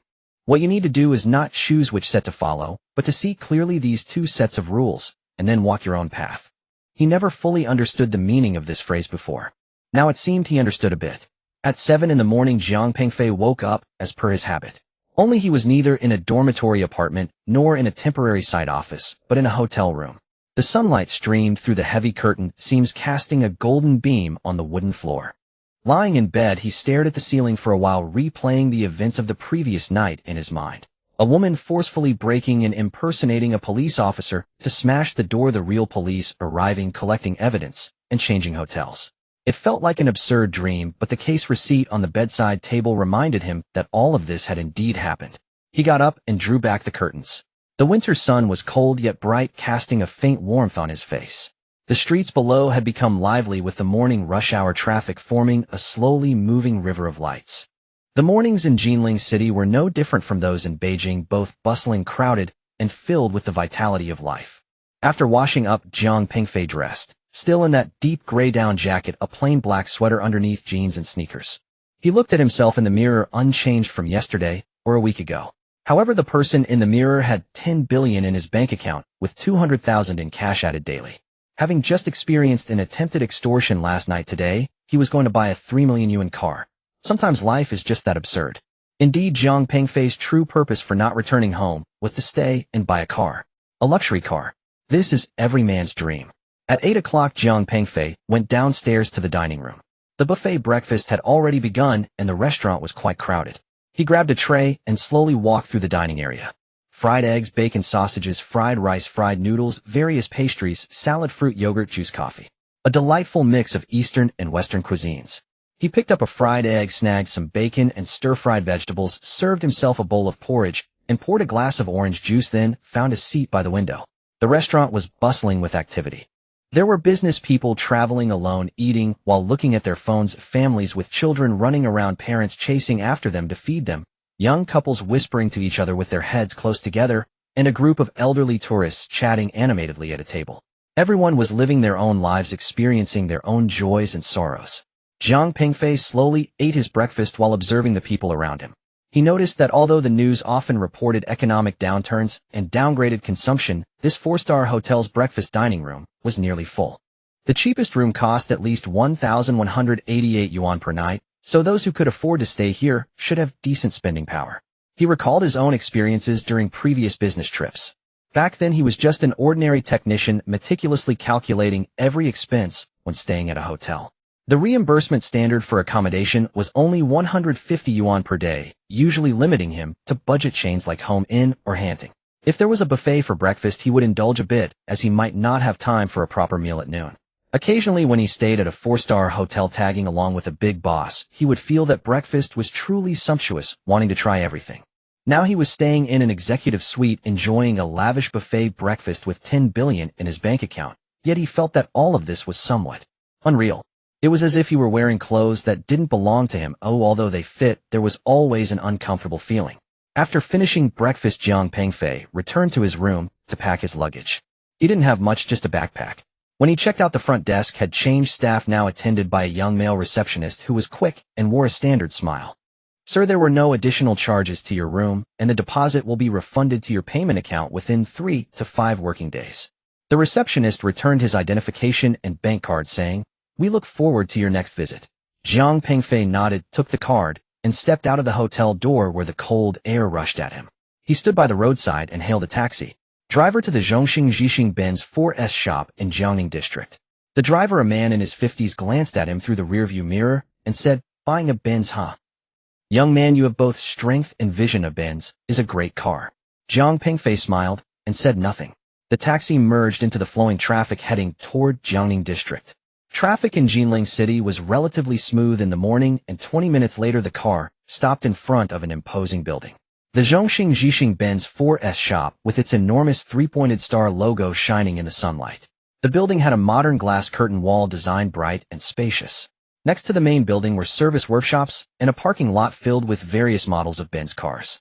Jiang Pengfei paid the fare and got out of the car. Standing at the entrance of the store, he took a deep breath. This was not his first time at a 4S shop, but previously he had either accompanied colleagues or friends to look at cars or followed his unit during public vehicle procurement. This was his first time buying a car for himself, and moreover a Benz. The glass door slid open automatically, and the warmth mixed with the unique scent of a new car's leather and cleaners enveloped him. The showroom was spacious and bright, with a ceiling height of at least 10 meters and a massive crystal chandelier hung from the roof, while the floor was polished marble that gleamed like a mirror. A dozen brand new Mercedes-Benz cars were arranged in a curve, each illuminated by heavy lighting, their paint gleaming enticingly under the lights. C-Class, E-Class, GLC, GLE, S-Class. Various models and colors. Jiang Pengfei's gaze swept across the showroom, finally resting on the car at the back. A Maybach S-Class with a black body, elongated lines, and a two-tone design parked on a separate podium like a noble king overlooking the entire showroom. "Hello sir, welcome to Zhongxing Zhixing Mercedes-Benz." A crisp female voice rang out beside him. Jiang Pengfei turned to see a young woman in a well-fitted suit. She appeared to be around 25 or 26 years old, approximately 165 meters tall, with long hair elegantly styled in a bun at the back of her head, her makeup delicate yet not overly bold. She wore a name badge that read Sales Consultant Lin Wei. Lin Wei had a professional smile on her face, but Jiang Pengfei could sense a hint of scrutiny behind that smile. Her gaze quickly scanned his attire, a dark gray down jacket, ordinary jeans, and sneakers. Then her smile adjusted to a more standard arc, neither overly warm nor cold, embodying the typical expression for a customer who was just browsing. "I'm just looking around," Jiang Pengfei said. "All right, please take your time. If you need anything, just call me." Lin Wei nodded, but did not leave, instead maintaining a polite distance while following him. This is the basic skill of sales, not to disturb the customer, but to be ready to provide service at any moment. Jiang Pengfei walked slowly through the showroom. He first looked at the GLE, a mid-sized SUV with a grand exterior and luxurious interior. Then he checked the S-Class, the benchmark among sedans, with impeccable comfort and a sense of technology. However, he already had a target in mind, the Maybach GLS 600. Why this model? Jiang Pengfei himself couldn't say for sure. Perhaps it was because it was large and impressive, suitable for the road conditions back home. Or maybe it was because he wanted to bid farewell to the suppressed life he had lived for 7 years in this manner. Or perhaps it was simply because he could afford it now. "Are you interested in an SUV, sir?" Lin Wei opened her mouth at the right moment, noticing that Jiang Pengfei had lingered the longest in front of the GLE. Just looking," Jiang Pengfei replied. "Is there a Maybach GLS 600 available?" As soon as he asked, Lin Wei's expression subtly changed. She scrutinized Jiang Pengfei again, this time more carefully. The Maybach GLS 600 had a base price of $2.788 million, and the final price exceeded $3 million. Typically, those who ask about this car are not just browsing. But this young man before her, with his attire, did not seem like someone who could afford a $3 million car. The Maybach GLS 600. Lin Wei pondered her words. "This model is relatively scarce and usually requires a reservation. Which configuration are you specifically interested in?" "We have. Is there one available?" Jiang Pengfei interrupted her, repeating the question. "I need to check the inventory," Lin Wei said. "Please follow me. Let's sit in the lounge while I check for you." "What is your surname, sir?" "My surname is Jiang." She led Jiang Pengfei to the lounge next to the showroom.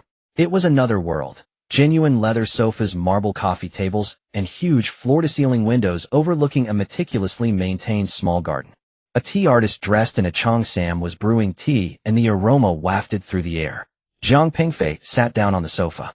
Lin Wei said, "Please wait a moment," and quickly walked towards the office area behind. A few minutes later she returned holding an iPad. "Mr. Jiang," Lin Wei said, "I just checked, and coincidentally, we have a Maybach GLS 600 available in our dealership. It's the Polar Night version with a black exterior and brown interior, fully equipped. It just arrived yesterday and hasn't even undergone the PDS pre-delivery inspection yet. Can I see the actual car? Zhang Pingfei asked. Of course the car is in the new garage at the back. Please wait a moment while I go get the keys, Lin Wei said before quickly leaving again. Zhang Pingfei leaned back on the sofa looking out at the garden. In winter, there weren't many flowers in the garden, just a few evergreen trees and an artificial rock formation. The tea artist brought over a cup of tea, the finest Longjing, its color clear and bright, with a delicate fragrance. Mr. Zhang, your tea. Thank you. Zhang Pingfei took the teacup and sipped. The tea was good, but his mind was elsewhere at that moment. He wondered how his parents would react if they knew he spent $3 million on a car.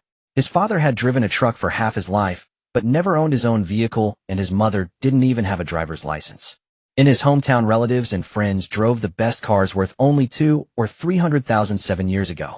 A $3 million Mercedes Maybach would likely cause a sensation in their small county. But Zhang Pingfei had no intention of explaining. He had money now, wanted to improve his life and provide better for his parents. There was nothing wrong with that. As for what others thought, that was their business. A few minutes later, Lin Wei returned holding the car keys. Mr. Zhang, the car is ready. Please follow me. She led Zhang Pingfei through the showroom and out a side door to the new garage at the back. The garage was spacious with dozens of new cars covered in dust covers. In the innermost independent parking space, the dust cover had been removed, revealing a massive black vehicle quietly parked there. The Maybach GLS 600. Even though Zhang Pingfei had been mentally prepared, he was still taken aback when he saw the real car. Over 5.2 meters long and standing over 1.8 meters high, it resembled a giant beast lying in wait. The front featured the signature Maybach vertical grille with the enormous three-pointed star emblem standing proudly on the hood. The body lines were smooth and imposing with 23-inch multi-spoke wheels shining brightly. Details such as the windows, door handles, and luggage rack were adorned with exquisite chrome accents. Lin Wei used the key to unlock and open the door, gesturing for him to enter. Zhang Pingfei approached and first examined the interior. Brown leather hand-stitched seams with grain trim and metal buttons. Every detail exuded luxury. He sat in the driver's seat, and the seat automatically adjusted to suit his position. The steering wheel was a combination of leather and solid wood, providing a comfortable grip. Before him were two 12.3-inch screens brimming with technological flair. Mr. Zhang, let me introduce the features to you, Lin Wei said as she settled into the passenger seat and began explaining.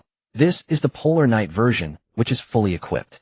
It features a 4.0 V8 engine with a 48V mild hybrid system boasting a maximum horsepower of 558, accelerating from 0 to 100 kilometers in 4.9 seconds. It has air suspension, magic carpet ride height adjustment, and rear-wheel steering. She spoke very professionally, detailing various parameters and functions. Zhang Pingfei listened, occasionally nodding. He wasn't particularly knowledgeable about cars, but he knew the basics. The specifications of this car truly justified its $3 million price tag. Can I take it for a test drive? Zhang Pingfei asked. Yes, but it requires an appointment. And Lin Wei hesitated for a moment. For a vehicle of the Maybach level, a financial verification is necessary. This is company policy, I hope you understand. I understand, Zhang Pingfei replied. No need for a test drive. I want this car paid in full. Can we complete the paperwork today? Lin Wei was taken aback. She looked at Zhang Pingfei, her mouth slightly agape, unable to speak for several seconds. Having worked in car sales for 4 years, she had encountered all sorts of clients. Some took half a year to make a decision, others bought after visiting 3 times, and there were those who placed orders on their first visit. However, someone like Zhang Pingfei, who decided to buy a 3 million yuan car after less than 20 minutes and only 2 questions, was someone she had never seen before. Mr. Zhang, are you sure? Lin Wei's voice was a bit dry. This car has a base price of 788 million yuan, with about 24700 yuan in purchase tax. Insurance for 3 years is approximately 800 yuan plus. How much is the final price? Zhang Pingfei interrupted her. Let me calculate. Lin Wei picked up her iPad and quickly calculated base price to 788 million, purchase tax 24700, luxury car tax 24700, insurance 83000, registration fee 200, totaling around 117 million. However, she paused, lowering her voice. The Maybach GLS 600 currently has a surcharge for delivery 300, so the final price is approximately 747 million. A surcharge of 30000. Zhang Pingfei frowned. He had heard of surcharges for delivery before and had even complained about it, but he never expected to encounter it himself, and it was so outrageous. Yes, it's the manufacturer's policy, and there's nothing we can do about it, Lin Wei explained. Due to the current chip shortage and limited production capacity, popular models all have surcharges. The surcharge for the Maybach GLS 600 is actually on the lower side. Some models have even higher surcharges. Zhang Pengfei remained silent for a few seconds. 747 million was 300 more than he had expected. But upon reflection, he realized that his bank account was earning 200 in interest every day, making that 300 just a day and a half's worth of interest. Just a drizzle. All right, then it's 747 million, Zhang Pengfei said. Can we complete the paperwork today? Today you can sign the contract and get a temporary license. But formal registration will take about 3 days as we need to pay the purchase tax by insurance, inspect the car, and add decorations, Lin Wei said. If you are in a hurry, we can expedite the process, but it will require an additional fee. No need for expedited service, just the normal procedure is fine, Zhang Pengfei replied. I will come to pick up the car in 3 days. All right. Lin Wei's voice visibly brightened, though she still struggled to maintain professionalism. Then Mr. Zhang, let's head back to the showroom, and I will prepare the contract for you.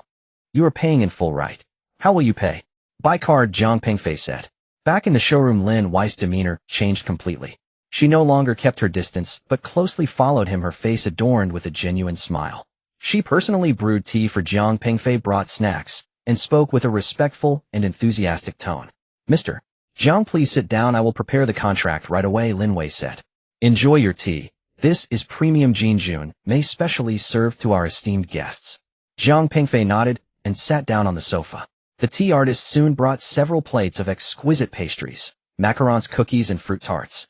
Zhang Pengfei did not touch them, simply sipping tea while gazing out the window. Soon Lin Wei returned with a stack of documents. Accompanying her was a middle-aged man in a suit and tie with a name tag that read Sales Director Wang Ji. Hello, Mr. Zhang, I am Wang Jiqiang, the sales director here, the middle-aged man said warmly as he extended his hand. I heard from Shaolin that you wish to order the Maybach GLS 600. I came over specially to thank you for your trust and support for our store. You are too kind, Mr. Wang, Zhang Pengfei said blandly. Shall we sign the contract? Wang Jiqiang signaled Lin Wei to pass the contract over. The contract was thick, over 10 pages. Zhang Pengfei flipped through it carefully. He noticed that the surcharge of 300 yuan was labeled as special configuration fee rather than surcharge. It was a play on words, but legal. Here Zhang Pengfei pointed to one clause. If there are any quality issues with the vehicle upon delivery, party B has the right to refuse delivery, and party A must replace the vehicle with a new one of the same model within 3 working days, or provide a full refund. I want to add a sentence to this. If party A is unable to provide a vehicle free of quality issues on time, in addition to a full refund, they must pay a penalty of 10 of the vehicle price. Wang Jiqiang was momentarily stunned, then laughed. Mr. Zhang is knowledgeable. No problem, let's add it. Lin Wei added this clause to the contract and reprinted it. Zhang Pengfei reviewed the other terms to confirm there were no issues, then signed his name on the last page. Mr. Zhang, please follow me to the payment area. Wang Jiqiang personally guided Zhang Pengfei to the finance room. In the finance room, there was a dedicated POS machine that supported large transactions. Zhang Pengfei pulled out his Agricultural Bank Supreme card from his wallet and handed it to the finance officer. The finance officer, a woman in her 40s, visibly changed her expression upon seeing the card. She entered the amount into the POS machine, 3747000. Mr. Zhang, please enter your password. Zhang Pengfei inputted his 6-digit password. The machine beeped, spitting out a long receipt. The finance officer handed over the receipt and a pen for Zhang Pengfei to sign. The entire process took less than a minute, and 747 million yuan was paid. Wang Jiqiang and Lin Wei watched from the side, their expressions somewhat complex. They had seen wealthy individuals before, but someone like Zhang Pengfei, who could spend over 300,000 without batting an eye, was rare. Moreover, he was so young and dressed so ordinarily. This stark contrast left a deep impression. Mr. Zhang, here are your purchase contract, payment receipt, and vehicle information sheet. Lin Wei placed the stack of documents into an exquisite folder and handed it to Zhang Pengfei. Next, we will handle the procedures for paying the purchase tax, buying insurance, and registering the vehicle. Then we will decorate the car, and in 3 days, that is by Friday afternoon, you can come to pick up the car. At that time, the vehicle will be washed, fueled, and all procedures completed. Good. Zhang Pengfei took the folder. See you on Friday. I will escort you. Wang Jiqiang and Lin Wei accompanied Jiang Pengfei to the door. Wang Jiqiang even handed over his business card. Mr. Jiang, if you need anything in the future, feel free to contact me. Maintenance, repairs, exchanges. Our store will definitely provide you with the best service. Jiang Pengfei accepted the business card, nodded, and walked out of the dealership. The glass door slowly closed behind him, sealing off the warmth and luxury within. Outside was the cold, stark winter street. He stood by the roadside watching the cars come and go. Over 300,000 had been spent buying just a means of transportation. A week ago this was something he wouldn't dare to imagine. But now he had done it and felt at peace without any waves of emotion. The thought of buying a house naturally surfaced in his mind. With a car there was a need for a place to park it. With money there was a need for a place to store it. More importantly, he wanted to provide his parents with a better living environment. The house in his rural hometown was built 20 years ago, and its biggest problems were that there was no heating and the bathroom was outside. His parents were getting older, and it was inconvenient. Jiang Pengfei opened the map on his phone and searched for Jinling City high-end properties. Several names popped up: Zhoning Mansion Tianshan, Jiufeng Longhu Tianshan, Yuanju Rongchuang Center. He checked the locations and prices. The Zhoning Mansion had the highest average price at 8,000 per square meter and was located in the city center, recognized as the top luxury residence in Jinling. This is the place. He hailed a taxi driver. Please take me to the Zhoning Mansion sales center. The driver was a middle-aged man in his 40s who glanced at him through the rearview mirror. Young man, are you here to view properties? Yes, just browsing. Jiang Pengfei settled into the back seat.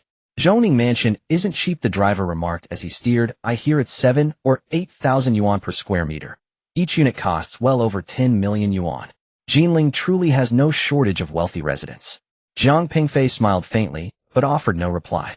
Gazing out the window at the passing cityscape, a place unfamiliar to him, he contemplated purchasing a residence here that might cost upwards of 10 million yuan. Life unfolds in unpredictable ways. One can never foresee where the next step will lead. 20 minutes later, the taxi pulled to a halt beside a tranquil street. Towering ginkgo trees lined both sides of the road. Though bare of leaves in winter, their sinewy branches evoked the golden splendor they would wear each autumn. At the end of the road stood a strikingly modern building, the Zhoning Mansion Sales Center. Its facade combined matte gray natural stone with sleek glass curtain walls, its architectural lines clean and purposeful. A grand water feature graced the entrance, flowing even in winter, its gentle murmur filling the air. Several luxury vehicles, Mercedes-Benz, BMW, and Porsche, were parked before the door. Jiang Pengfei paid the fare and stepped out. He paused before the entrance, lifting his gaze. Above the doorway, two gilded characters gleamed: Zhongning. The calligraphy was bold and vigorous. The glass door slid open automatically, releasing a wave of warm air infused with a subtle, refined fragrance. Inside, the sales center proved even more spacious than it appeared from without. The ceiling soared at least 10 meters high, suspended with a monumental crystal chandelier, whose light was soft yet luminous. The floor was polished Italian gray marble, so reflective it mirrored the ceiling above. Directly opposite the entrance stood an immense scale model occupying nearly 1/3 of the hall, an intricate representation of the entire Zhoning Mansion development. The model was exquisitely crafted, a dozen high-rises arranged with deliberate asymmetry, generous spacing between them, and meticulously landscaped gardens at their heart. Artificial lakes, pavilions, arched bridges, and winding footpaths. Every facade, window, and balcony was rendered with astonishing fidelity. Enclosed by glass and bathed in layered lighting, the model resembled not a real estate prototype, but a museum-worthy work of art. The hall was sparsely populated and hushed. A few prospective buyers stood beside sales consultants, studying the model in quiet conversation. To the right lay a lounge area, plush leather sofas, marble coffee tables, and uniformed attendants preparing tea and pastries. To the left were several private consultation rooms, separated by transparent glass partitions where clients negotiated contracts behind closed doors. The moment Jiang Pengfei crossed the threshold, a young woman in a professional suit approached him. She appeared to be in her mid-20s, about 165 centimeters tall, her long hair neatly coiled into a bun. Her makeup was flawless, her smile practiced and precise. Good afternoon, sir. Welcome to Zhoning Mansion, she said, her voice clear and measured. I'm Su Qing, your sales consultant. Is this your first visit? Yes, my first time, Jiang Pengfei nodded. Shall I begin with an overview of our project? Su Qing gestured gracefully toward the model, guiding him forward. Her demeanor was impeccably professional, neither effusive nor aloof. Exactly the calibrated warmth reserved for clients who merely browse. Jiang Pengfei, sensed her assessing his attire: a charcoal gray down jacket, plain denim jeans, and casual sneakers. Such an ensemble seemed incongruous with a property priced at 8,000 yuan per square meter, hardly the profile of a serious buyer. Zhongning Mansion is our group's most prestigious residential development. In Jinling, Su Qing began, laser pointer in hand, its crimson dot tracing elegant paths across the model. The site spans 12800 square meters with a total gross floor area of 2800 square meters and a remarkably low plot ratio of just 2. 12 third-story towers comprise the estate with minimum inter-building distances of 50 meters and maximums of 120, ensuring optimal sunlight exposure and uncompromised privacy for every residence. She spoke fluidly, reciting a script honed through countless repetitions. Jiang Pengfei listened attentively while scanning the model. Its location was indeed exceptional, central, yet removed from the city's clamor. Surrounding amenities included parks, shopping malls, and schools, comprehensive and seamlessly integrated. We employ a full glass curtain wall system featuring low double-glazed units, excellent thermal insulation and soundproofing. The facade combines imported Italian stone and aluminum panels, guaranteed not to fade or warp for a decade. Su Qing continued. Our landscape architecture was entrusted to Hong Kong's renowned BGL Design, featuring 3 thematic gardens and 7 distinct scenic nodes. The underground garage comprises 3 levels with a parking ratio of 1:5, more than sufficient for all residents. Having concluded the fundamentals, she turned to Jiang Pengfei. May I ask how you'd like to be addressed, sir? Jiang. Mr. Jiang. What are your preferences regarding unit layout? Size, orientation, floor level? Jiang Pengfei paused thoughtfully. Something spacious, with unobstructed views. Do you have any re-added moving units available? Ready units. Su Qing hesitated slightly. Phase 1 is fully sold out and already occupied. Phase 2 delivers this June and is nearly entirely reserved. Currently, only Phase 3 remains on sale, with delivery scheduled for year-end next year. However, she paused, then added cautiously, there is one exceptional unit. A fully furnished show apartment, a 517 square meter penthouse on the top floor of Tower 1. A show apartment. Jiang Pengfei's interest sharpened. May I see it? Su Qing's expression shifted subtly. She studied Jiang Pengfei, weighing whether his curiosity was genuine or merely perfunctory. Viewing that particular unit required approval from the sales director, and its price tag exceeded 40 million yuan, far beyond the reach of ordinary clientele. Mr. Jiang, accessing the show apartment requires prior financial verification, Su Qing said diplomatically. Given its premium valuation, company policy mandates confirming a client's purchasing capacity before granting access. I trust you understand. I do, Jiang Pengfei replied calmly. What documentation is needed? You may provide bank deposit statements or proof of financial assets such as equities or mutual funds. The threshold is 5 million yuan. As she spoke, Su Qing lowered her voice slightly. Privately, she doubted this young man possessed such assets, but policy brooked no exception. 5 million is insufficient. Su Qing blinked, startled. Pardon? To view a property worth over 40 million, 5 million in verification feels inadequate, Jiang Pengfei stated unruffled. My available credit line stands at nearly 100 million yuan. What form of verification would you require?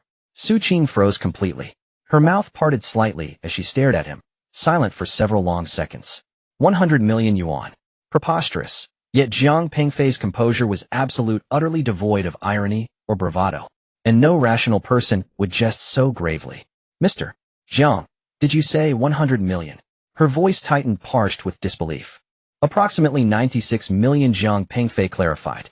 I recently spent 3 million on a new car, hence the slight reduction. Su Qing's mind raced. Having worked in real estate sales for 3 years, she had encountered wealthy individuals, but someone with nearly $1 billion in cash in Jinling was undoubtedly among the top elite. Moreover, being so young and dressed so plainly, could he be one of those exceptionally low-key rich second-generation heirs? Or perhaps a newly liquidated entrepreneur? Please hold on, I'll fetch our sales director. Su Qing finally reacted. Her demeanor completely transformed, her smile becoming sincere and respectful. Please have a seat in the lounge, I'll be right back. She hurriedly left. Jiang Pengfei walked over to the lounge and sat on the sofa. A waiter immediately approached, slightly bowing. Sir, may I offer you something to drink? We have coffee, tea, juice, and some snacks. I'll have black tea, thank you. Certainly, please wait a moment. After the waiter left, Jiang Pengfei looked around. The lounge was spacious with 7 or 8 sets of sofas, but he was the only one there at the moment. Several abstract paintings hung on the walls, looking quite valuable. In the corner stood a grand piano, its black lacquer shining under the lights. The entire decor, furnishings, and ambience conveyed a single message: this place was designed for the wealthy. Soon Su Qing returned, followed by a middle-aged man in his 40s. The man wore a well-fitted dark gray suit, a blue tie, and his hair was meticulously styled. He walked over briskly, wearing a warm, yet composed smile. "Hello, Mr. Jiang. I am Chun Ming, the sales director of Zhongning Mansion." He extended his hand for a firm handshake. "I heard from Xiao Su that you are interested in the model unit of our building No. 1. I'd like to take a look," Jiang Pengfei replied. "That model unit is the top unit of our project, 517 square meters on the top floor, with an unbeatable view." Chun Ming sat down on the opposite sofa, leaning slightly forward, a gesture indicating his seriousness. However, as Xiao Su mentioned, viewing that unit requires a preliminary verification of funds. This is also company policy, primarily to avoid any unnecessary issues. I hope you understand. "Understood," Jiang Pengfei replied, pulling out a Supreme card from Agricultural Bank from his wallet and placing it on the coffee table. "Is this card sufficient?" Chun Ming's gaze fell on the card. The black card had a matte finish, prominently displaying the Agricultural Bank logo with a green diamond emblem in the lower right corner. Having worked in high-end real estate sales for many years, he naturally recognized this card, the Agricultural Bank Supreme Card Green Diamond Edition. The threshold for this card is extremely high. It said that personal assets must exceed $1 billion, and a comprehensive assessment of social status, credit history, and more is also required. "That's sufficient, of course." Chun Ming's smile became even more genuine. "Mr. Jiang, shall we go view the property now? The model unit is in the real estate display area just behind us, a 5-minute walk." "All right." The three of them stood up. Chun Ming personally led the way for Jiang Pengfei, with Su Qing following behind. They exited through the side door of the sales office, passing through a meticulously landscaped garden. Although it was winter, the garden still retained greenery, pine trees, winter greens, and some evergreen plants that Jiang Pengfei could not name. The path was paved with stone slabs with ground lights on both sides, illuminating the area even during the day to create an atmosphere. The landscaping of our project was designed by Hong Kong's Belle Gossett, with Mr. Liang Yaoi as the lead designer, who is quite famous in Asia. Chun Ming introduced as they walked. All these trees were transplanted with their full crowns, and the oldest of them, a 5-needle pine, is over 120 years old, transported from Fujian, with transportation costs alone exceeding 10,000 yuan. Jiang Pengfei nodded silently. He noticed that every detail of the garden was meticulously designed: the arrangement of the stones, the combination of plants, the curvature of the path, and even the angle of the ground light, all carefully considered. This is the difference between high-end properties and ordinary ones. The money is spent where it cannot be seen. After walking for about 5 minutes, they arrived in front of a building. This is building No. 1 in the prime location. The building was grayish-white with clean modern lines, and the full glass curtain wall shimmered with a faint blue light under the sun. The building was tall. Jiang Pengfei looked up and counted 32 floors, with the model unit on the top floor. The lobby was impressive, with a height of at least 8 meters, the floor made of snowflake white marble, and the walls adorned with wood-textured stone. Directly facing the main entrance was a massive landscape painting, ink wash style, with a distant and profound ambience. In front of the painting was a water feature, water cascading over stones, producing a clear sound. To the left was a lounge area with sofas and coffee tables, while to the right was the reception desk with uniformed property staff standing by. "Our lobby is designed to the standards of a 5-star hotel." Chun Ming continued. "The property management is by DTZ, offering 24-hour service. There is a dedicated butler to assist owners with various affairs." They entered the elevator. The elevator was spacious, with carpeted flooring and mirrored stainless steel walls. Chun Ming swiped his card and pressed the button for the 32nd floor. The elevator ascended smoothly, making almost no noise. This elevator is by ThyssenKrupp, with a maximum speed of 6 meters per second, taking only half a minute to go from the first floor to the 32nd floor. Chun Ming remarked. "Moreover, it is very stable, almost imperceptibly shaking." The elevator doors opened into the elevator lobby, with a dark marble floor, beige leather wall coverings, and a ceiling featuring a minimalist light design, casting a soft glow. Directly opposite the elevator was a double-opening door, deep walnut, in color, heavy and imposing. Chun Ming unlocked the door with a key and gestured. "Mr. Jiang, this is our 517 square meter model unit. Please come in." Jiang Pengfei stepped inside. The first impression was overwhelming. It wasn't because it was large. 517 square meters was indeed spacious, but Jiang Pengfei had seen larger on the blueprints. Rather, it was the overwhelming sense of space design and quality that hit him. The foyer was over 20 square meters with a floor made of Italian imported snowflake, white marble and natural patterns resembling a landscape painting. Above was a custom crystal chandelier, layers upon layers of crystals refracting a spectrum of colors under the light. Opposite the door was a massive jade background wall made from a single piece of emerald green jade, warm and translucent. This piece of jade was transported from Myanmar, cut from a single block, without any splicing, Chun Ming introduced softly. Just this wall alone cost over 8,000 yuan. Jiang Pingfei nodded and continued deeper into the unit. Passing through the foyer, he entered the living room.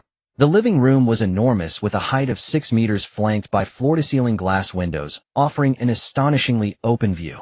Standing in the center of the living room, one could overlook a large part of Jinling. The distant mountains, nearby buildings, streets, and traffic were all in full view. The decor of the living room was in the currently popular modern light luxury style. The main sofa was from BB Italia, a 3+2 combination in deep gray leather. The coffee table was a solid piece of black marble with a natural texture. The carpet was a hand-woven Persian rug with intricate and exquisite patterns. The walls were painted in a delicate beige artistic paint with a refined texture. The glass in the living room is triple-layered low glass with argon gas in the middle, providing excellent thermal insulation and soundproofing. Chun Ming stated, additionally, it has been treated for UV protection so it won't get too hot in the summer. Look, even with the sun shining now, the indoor light isn't harsh. Jiang Pingfei walked to the window. The view was indeed unbeatable. At the 32nd floor, with no taller buildings nearby, it felt as if he were on top of the world. Today was a clear day with good visibility, allowing him to see far into the distance. This apartment faces southeast, receiving sunlight in the morning and avoiding the harsh afternoon sun, Su Qing added. Moreover, being on the top floor, it offers excellent privacy with no one being able to look down from above. To the left of the living room is the dining room. The dining room is also over 30 square meters, featuring a large table that can seat 12, made of a single piece of walnut wood with brass legs, exuding a strong sense of quality. The sideboard is custom made with glass doors that display exquisite tableware. Next to the dining room is the kitchen. The kitchen is open plan, but can be separated with glass doors. The cabinets are from German brand Bulltop, and the countertop is made of rock slab. All appliances are from Gagano: refrigerator, oven, steam oven, dishwasher, and coffee machine. The large island can serve as both a breakfast bar and a preparation area. All kitchen appliances are Gagano, imported directly from Germany. Chun Ming opened the refrigerator, which features a spacious side-by-side design. This refrigerator has a capacity of 600 liters with a 120-liter fresh-keeping compartment. The oven is a steam oven capable of low temperature slow cooking, perfect for making steak. Jiang Pingfei was very satisfied with the kitchen. His mother loved cooking, and with such a kitchen she would surely be happy. To the right of the dining room is the corridor. On both sides of the corridor are the rooms: the master bedroom, 2 secondary bedrooms, a study, a media room, a maid's room, and a dedicated walk-in closet. The master bedroom is spacious, over 50 square meters. It also has floor-to-ceiling windows offering views as good as the living room. The bed is custom-made, measuring 2 by 2 meters with a leather headboard. Beside the bed is a leisure area with a single armchair and a small tea table, perfect for reading and enjoying tea. The master bedroom includes a separate walk-in closet of over 20 square meters with 3 walls of wardrobes and a central island for displaying jewelry and watches. The wardrobes are from Bulltop with a very reasonable internal design, featuring zones for long clothes, short clothes, pants, accessories, and dedicated areas for bags and shoes. The walk-in closet features motion sensor lighting, turning on automatically when the door opens and off when it closes, Chun Ming demonstrated. Moreover, the lighting is professionally designed with a high color rendering index, making the colors of the clothes appear very true to life. The master bathroom is also very spacious. It has double sinks with a countertop made of a single piece of black marble. The bathtub is an embedded model from Khedive, which can provide massages and is suitable for soaking. The shower area is separate with a Hansgrohe shower head and a ceiling rain shower with a diameter of 300 millimeters, simulating rainfall. The toilet is a smart model from Duravid, equipped for heating, washing, and drying. The underfloor heating and wall heating in the bathroom are independent and can be controlled separately, Chun Ming said. You won't feel cold while showering in winter. Plus, there's an anti-fog mirror, so the mirror won't fog up after a shower. The other 2 secondary bedrooms are also quite spacious, each over 30 square meters with their own bathrooms. The study is over 20 square meters with floor-to-ceiling solid wood bookshelves that feel very high quality. The media room has been professionally acoustically treated with sound-absorbing materials on the walls, carpeted floors, and a starry sky ceiling. It features a BO sound system with a 150-inch laser television screen. The maid's room is also quite large at 15 square meters with its own bathroom. Although it's called a maid's room, it's larger than many master bedrooms in ordinary homes. Finally, there's the balcony. Both the living room and master bedroom have balconies that connect with a total length of over 20 meters. The balcony is enclosed with floor-to-ceiling glass, but can be opened. Standing on the balcony, the view is even broader, offering nearly a 360-degree cityscape. The floor of the balcony is made of anti-corrosive wood suitable for outdoor furniture, making it a great spot for barbecues and tea in the summer. Chun Ming said, and we have installed underfloor heating so it won't be cold in winter. After touring around, they returned to the living room. Jiang Pengfei sat down on the sofa. The sofa is very comfortable with a genuine leather texture. It sinks slightly when sitting, but offers great support. Mr. Jiang, how does it feel? Chun Ming asked, his tone filled with anticipation. Not bad, Jiang Pengfei replied. What brands were used for the renovation? All top-tier brands. Chun Ming asked, his tone filled with anticipation. Not bad, Jiang Pengfei replied. What brands were used for the renovation? You see, the flooring is from Swiss brand Lutz, a 3-layer solid wood composite. The wall paint is from German brand Schutz with zero formaldehyde. The doors are from German brand Hormann with silent locks. Except for the Duravit fixtures in the master bathroom, the rest are from Hansgrohe and Grohe. The light fixtures are from FLOS and Louis Poulsen.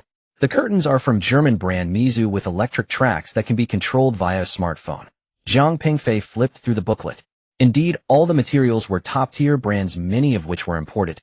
With this kind of renovation, if done independently, it would cost at least 10 million for 517 square meters, and it might not achieve this effect. What's the total price for this apartment? Jiang Pengfei closed the booklet and asked. Chun Ming and Su Qing exchanged glances. Su Qing took out her iPad and quickly calculated. The building area of this apartment is 517.36 square meters with a unit price of 800 per square meter, making the total price 413,800 yuan. Additionally, since it's a model unit, all the furniture, appliances, and soft furnishings inside are complimentary, valued at approximately 5 million yuan.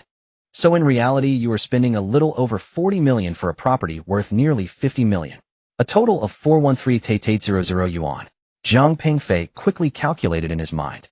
He now earns 200,000 in interest daily, and over 40 million is equivalent to 207 days of interest.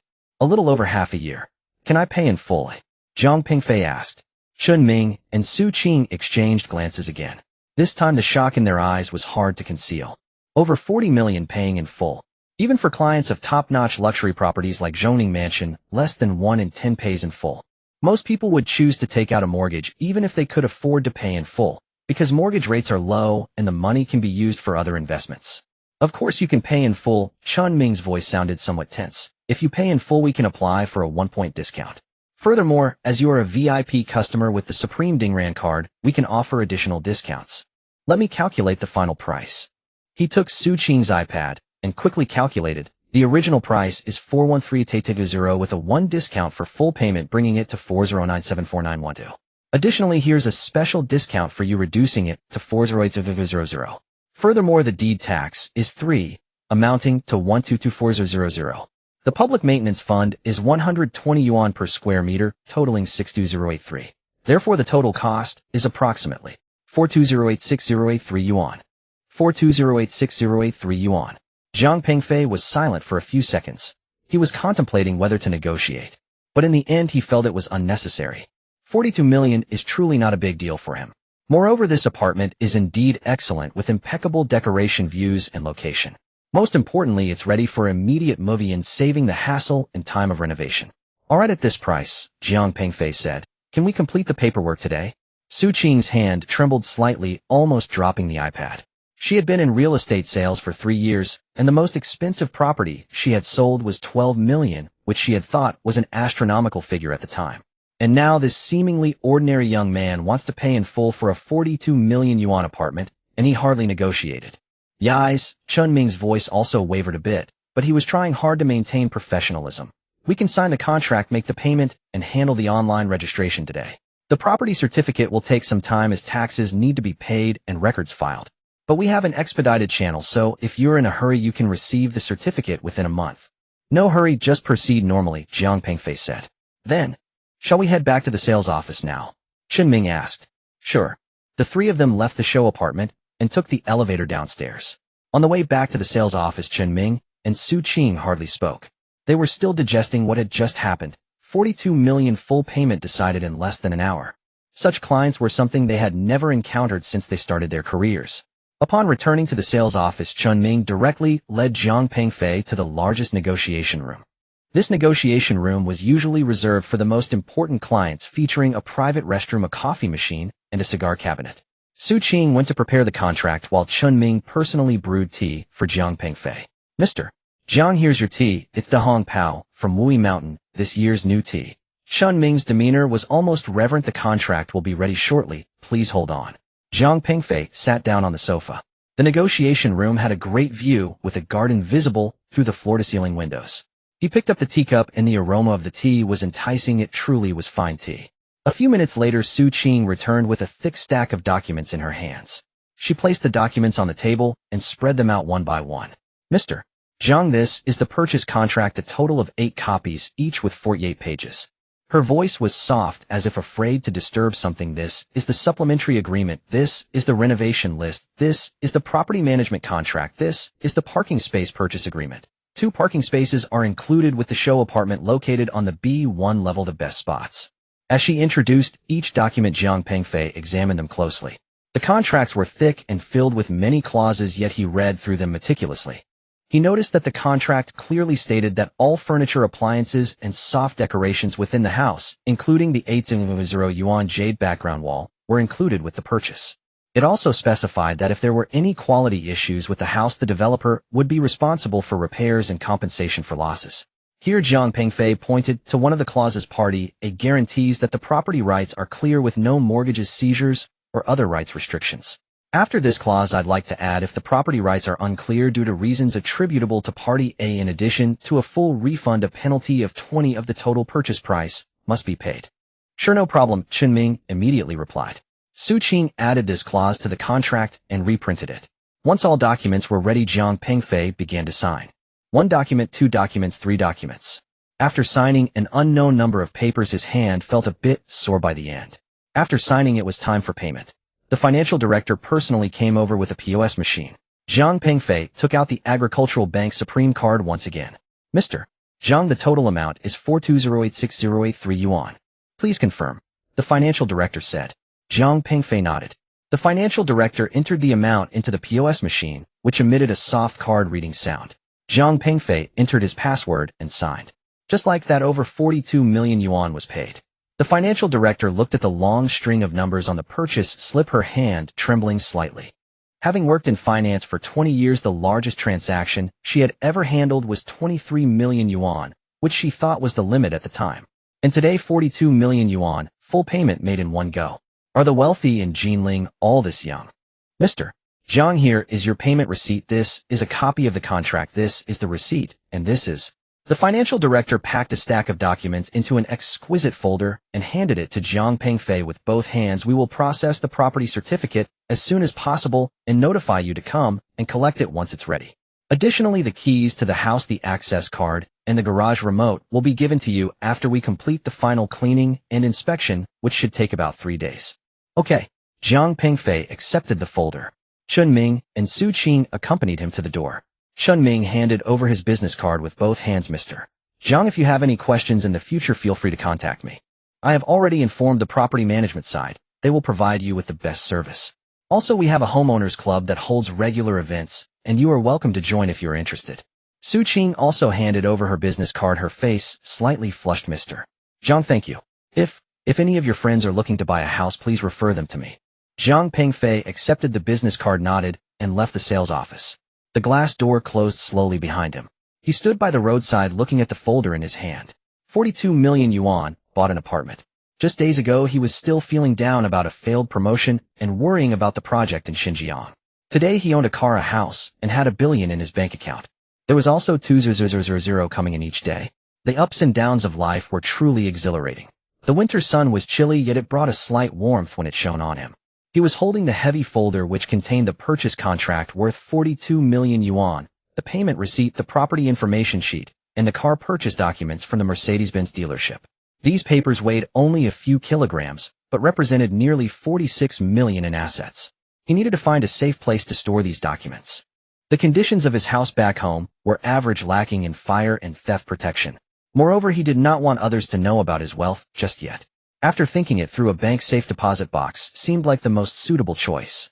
Zhang Pengfei opened his phone's map and searched for agricultural bank safe deposit box service. A few results popped up, the closest being the agricultural bank Jinling branch, just 3 kilometers away. He hailed a taxi. Driver to the agricultural bank Jinling branch.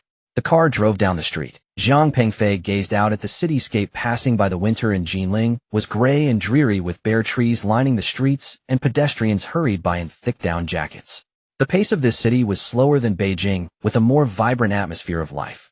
If it weren't for winning that 26 billion yuan, he might never have thought of spending over 40 million to buy a house here. But life has no ifs. Now he sat atop over $1 billion in assets, owning a top-notch luxury apartment in Jinling and a 3 million yuan luxury car, with even more wealth to come. The car stopped in front of the agricultural bank Jinling branch. It was a 10-story building with a deep gray stone exterior, looking dignified and solid. A sign with black letters on a white background hung at the entrance, prominently displaying the words Agricultural Bank of China. The automatic glass doors slowly slid open and Zhang Pengfei walked inside. The bank lobby was spacious and bright, with a height of at least 6 meters.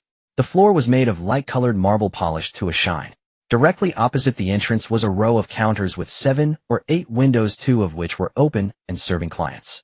To the left was a self-service area with a row of ATMs and self-service terminals. To the right was a VIP service area separated by dark glass, furnished with genuine leather sofas and coffee tables. It was now 4 in the afternoon, and there weren't many people in the lobby. Zhang Pengfei approached the consultation desk, where a middle-aged woman in a bank uniform was seated looking at her computer. "Hello, what service do you need?" She looked up and revealed a professional smile. "I would like to inquire about safe deposit box services." Safe deposit box services are handled in the VIP area. The female staff pointed to the glass partition on the right. "Do you have our VIP card?" "Yes." Zhang Pengfei pulled out the agricultural bank Supreme card from his wallet. The gaze of the female employee fell upon the card, and her expression changed instantly. This was not an ordinary VIP card, but rather the prestigious Supreme Dingran card, the green diamond version reserved for top clients. She immediately stood up from her chair, her tone becoming extremely respectful. "Please wait a moment, I will notify the manager of the private banking department right away." She picked up the internal phone and quickly spoke a few words in a low voice. Within 30 seconds, a woman walked swiftly out from the VIP area. When Zhang Pengfei first laid eyes on Zhou Wenxian, he was momentarily taken aback. She appeared to be in her early 30s, standing about 168 meters tall, with a slender and well-proportioned figure, dressed in a fitted dark gray Armani suit impeccably tailored to accentuate her mature and elegant curves. Beneath the suit, she wore nude stockings and a pair of black Roger Vivier square buckle high heels, with heels measuring 5 centimeters, exuding both sophistication and stability. Her face was a standard oval shape, with fair and delicate skin that hardly showed any pores. Her features were exquisite and well-defined. Her eyebrows were meticulously groomed, willow leaf-shaped, neither too thick nor too thin, with the tails slightly raised, giving her a capable look. Her eyes were standard apricot-shaped, with deep double eyelids and slightly elongated outer corners. Her dark brown pupils bright and focused, exuding a penetrating gaze. Her nose was straight and refined. Her lips were full, adorned with a natural-toned lipstick, and the corners of her mouth naturally curved upwards, radiating a gentle warmth even when not smiling. Her hair was deep chestnut color, styled into a smooth bun at the back of her head, perfectly neat, revealing her smooth forehead and graceful neckline. She wore no exaggerated jewelry, just a small diamond stud in her left ear and a Cartier Tank Series watch on her right wrist, with a simple dial and a rose gold bracelet that peeked out from her sleeve. She emanated a blend of professionalism, elegance, and intellect, embodying both the decisiveness of a career woman and the allure of a mature woman. Her beauty was not of the stunning kind, but rather a profound beauty that stood up to careful appreciation. Every detail, from the neatness of her bun to the hue of her lipstick to the absence of wrinkles in her suit, revealed that she was a woman with high standards for herself. "Hello, sir. I am Zhou Wenxian, the senior manager of the private banking department." She extended her hand, slightly bowing during the handshake, a courtesy reserved for top clients. Her hand was warm, with long fingers and neatly trimmed nails coated with transparent nail polish. Zhang Pengfei introduced himself. "Mr. Jiang, this way please, let's discuss in the private banking VIP room. Zhou Wenxian led Jiang Pengfei towards a door at the back of the VIP area, walking calmly, her high heels making a crisp and rhythmic sound on the floor. This private banking VIP room was even more private and luxurious than the VIP area outside. About 30 square meters with dark hardwood flooring, the walls adorned with reproductions of Wu Guanzhong's ink wash paintings. A set of deep brown genuine leather sofas complemented a marble coffee table. In the corner there was a small cigar cabinet and a liquor cabinet. Outside the floor-to-ceiling window was a small courtyard. Though the vegetation was withered in winter, the rockery and dry landscape were still elegantly arranged. Mr. Jiang, please have a seat. Zhou Wenxian gestured for Jiang Pengfei to sit on the sofa, while she took a seat on the single sofa opposite. As she sat down, her legs crossed elegantly. Xiao Chen, brew a pot of Jinjun, May, using the jar I have collected. A young female assistant responded, and quickly brought over the tea set. The purple clay teapot and blue and white porcelain cups held bright orange-red tea soup, rich in aroma. Mr. Jiang, our bank's safe deposit box services are divided into several specifications. Zhou Wenxian retrieved a leather-bound booklet from a drawer under the coffee table, flipping it open gently, her long fingers brushing over the pages. We have small, medium, large, and extra-large sizes. The small safe deposit box measures 102050 centimeters with an annual fee of 300 yuan. The medium box measures 202050 centimeters with an annual fee of 100 yuan. The large box measures 303050 centimeters with an annual fee of 300 yuan. The extra-large box measures 5050 centimeters with an annual fee of 800 yuan. She pushed the booklet towards Jiang Pengfei, which contained various images and detailed specifications of the safe deposit boxes. As she spoke, her body leaned slightly forward, her expression focused, ensuring Jiang Pengfei could hear every word clearly. What items do you primarily need to store? Zhou Wenxian asked, her gaze falling on the document bag next to Jiang Pengfei. Some important documents. Jiang Pengfei patted the document bag, property contracts, vehicle purchase documents, and some personal items. Additionally, I may also store some gold bars and jewelry, small valuable items. Zhou Wenxian nodded, her action causing her bun to sway gently, but remain neat. If you include gold bars and jewelry, I recommend you choose the large safe deposit box. The 303050 centimeter space can hold approximately 20 standard gold bars and still accommodate quite a few documents. Moreover, the large safe deposit box has a higher security rating, equipped with a Swiss Cobalt dual certified mechanical electronic composite lock, resistant to drilling, prying, fire, and water, meeting the standards of a bank vault. Then let's go with the large box, Jiang Pengfei said. He considered that he might add other valuable items in the future, making the large box more suitable. Got it. Zhou Wenxian operated on her tablet, her fingers swiftly sliding across the screen with practiced ease. The annual fee for the large safe deposit box is 300 yuan, requiring a prepayment for 5 years, totaling 150 yuan. Additionally, a deposit of 100 yuan is required for first-time processing, which will be refunded upon termination of the lease. Thus, the initial payment is 16000 yuan. That works, Jiang Pengfei replied. Please provide your ID card so I can process the paperwork for you. Zhou Wenxian looked up, making eye contact with Jiang Pengfei. Her eyes were bright, her gaze clear and focused, radiating professionalism and sincerity. Jiang Pengfei once again took his ID card from his wallet and handed it to Zhou Wenxian along with the Supreme Dingran card.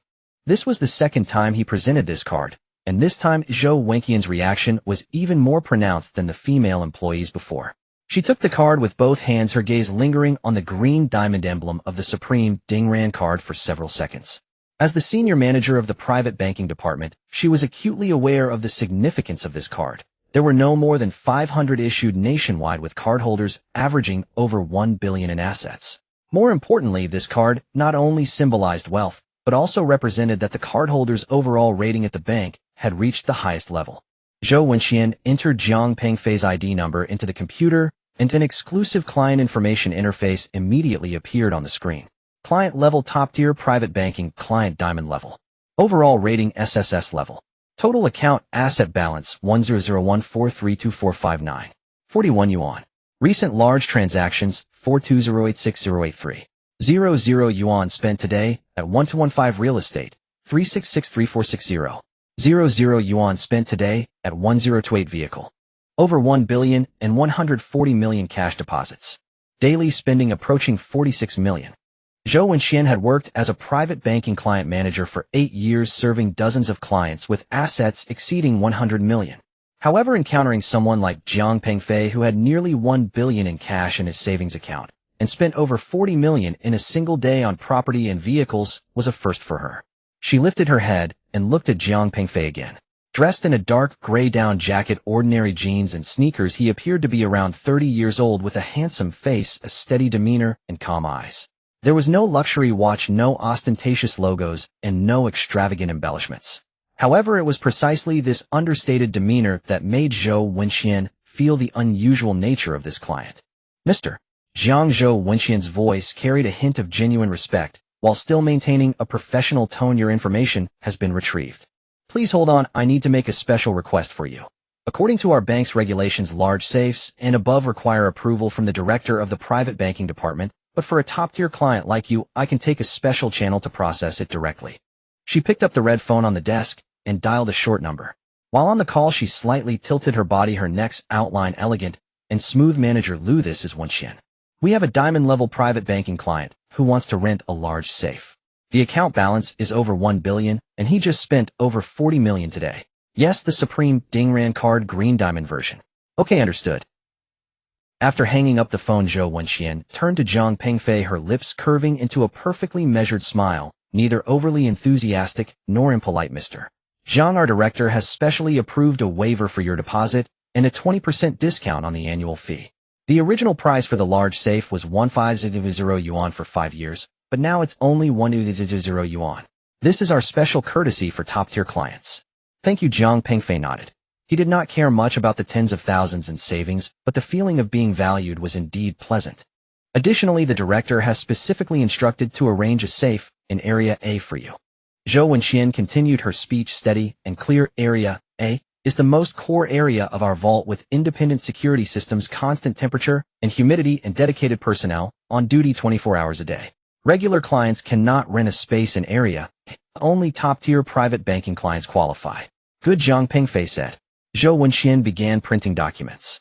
The printer slowly spat out a thick stack of papers. She brought the documents to Jiang Pengfei, laying them out one by one with graceful professionalism. Mr. Jiang, this is the safe rental contract. This is the fee breakdown. This is the special service agreement for Area A. This is the confidentiality agreement. And this is the authorization letter for safe usage. She introduced each document, pointing at the title with her long fingers. Please read them carefully and sign at the designated spots. I would particularly remind you to look at Article 3 of the Special Service Agreement for Area A, which stipulates a privilege you enjoy. During emergencies, you can authorize bank staff to retrieve items under your video supervision without needing to be present. Jiang Pengfei picked up the contract and read it carefully, page by page. The terms were rigorous and the rights and obligations were clearly defined. The additional clause in the Area A Special Service Agreement was indeed practical, alleviating his concerns about being abroad or unable to be present. I have a question. Jiang Pengfei pointed to another clause. Zhou Wenxian slightly leaned forward, listening attentively. This posture caused a few strands of hair to fall across her forehead, which she gently tucked behind her ear, revealing her exquisite profile. The total value of items stored in the safe must not exceed 100 million yuan. What if it exceeds that? This clause is mainly for insurance liability considerations. Zhou Wenxian explained, her voice gentle and persuasive. However, for clients like you, we can separately sign a high-value custody agreement with coverage that can be increased to 500 million or even higher. But you will need to provide proof of the item's value, and the premium will accordingly increase. Not needed for now. The value of the items I'm storing won't exceed 100 million. Jiang Pengfei said. Currently, he was only storing documents and some small valuable items, so he indeed did not need such high coverage. All right then, please sign here, here, and here. Zhou Wenxian pointed at the required signature spots on each document with the tip of her pen. Her fingers were long, and her nails perfectly trimmed and flawless. Jiang Pengfei signed each of the 5 documents one by one. The handwriting was neat and powerful with steady strokes. After signing, it was time for payment. Zhou Wenxian took out a portable POS terminal, a device exclusive to private banking that supports large transactions. Mr. Jiang, the total is 12000 yuan. Will you be paying with this card? She pointed at the Supreme Dingran card from Agricultural Bank on the coffee table. Jiang Pengfei handed over the card. Zhou Wenxian entered the amount on the POS terminal and swiped the card. Jiang Pengfei entered his password and signed. The transaction completed, and the machine spat out a long receipt. The procedures are done. Zhou Wenxian took out 2 keys from the document bag. Unlike the ordinary brass keys for safes, these were 2 silver-white titanium alloy keys, with a delicate brush texture and a heavy, cool feel. The key handles were engraved with the number A007. These are your safe keys made of titanium alloy with an anti-duplication design. Please keep them safe. If lost, a replacement fee of 200 yuan will be required, and it will take 7 working days to reproduce and activate the new lock. Jiang Pengfei took the keys, feeling their weight and excellent texture. The craftsmanship of the keys was clearly superior to ordinary locks, befitting a top-tier client. Now you can go store your items. Zhou Wenxian stood up, adjusting the hem of her skirt suit elegantly and naturally. Please follow me. The area A vault is in a special area on the basement level. She led Jiang Pengfei to an elevator door on the inner side of the VIP room. This elevator was exclusive to private banking and required dual authentication by iris and fingerprint to use. Zhou Wenxian pressed her fingerprint on the scanner and performed an iris scan before the elevator doors silently slid open. The interior of the elevator was adorned with mirrored stainless steel, and the floor was covered with thick carpeting.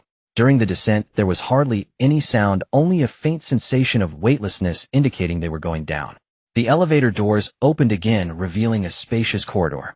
The decor of the corridor was clearly of a higher standard than regular areas. The floor was made of dark granite, the walls were covered with beige leather, and hidden light strips on the ceiling provided soft, even illumination. Every 3 meters along the corridor, there was a high-definition camera, its lens slowly turning with their movements. A faint scent of ozone lingered in the air, a sign of the air purification system at work. At the end of the corridor stood a heavy alloy door at least 30 centimeters thick with a matte gray surface. There was no handle on the door, only a palm print scanner and a keypad. 2 security guards in black uniforms and headsets stood beside the door, tall and sharp-eyed.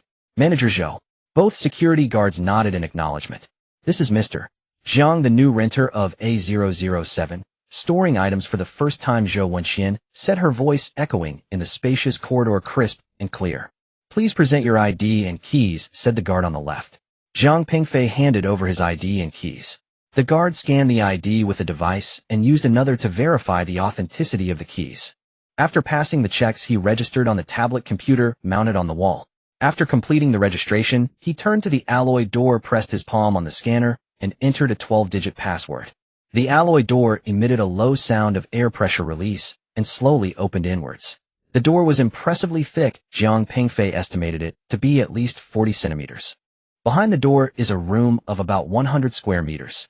The walls, ceiling, and floor of the room are made of a special silver-gray alloy, gleaming with a cold metallic luster under the light. Inside the room, 3 rows of safes are neatly arranged with 20 in each row, totaling 60. Each safe is designed to be embedded perfectly flush with the wall, leaving only the door panel exposed. The door panel is dark gray with only a number and an exquisite keyhole on it. In the center of the room stands a curved workbench, behind which sits a middle-aged man in a deep blue uniform. Upon seeing Zhou Wenxian, he stands up and says, Manager Zhou. Supervisor Li, this is Mr. Jiang, the renter of A007, here to store items for the first time. Zhou Wenxian said, standing half a step beside Jiang Pengfei, neither too close nor too far, maintaining an appropriate distance. Mr. Jiang, please show your ID and key again. Supervisor Li's voice is steady and professional. Jiang Pengfei hands over the documents again.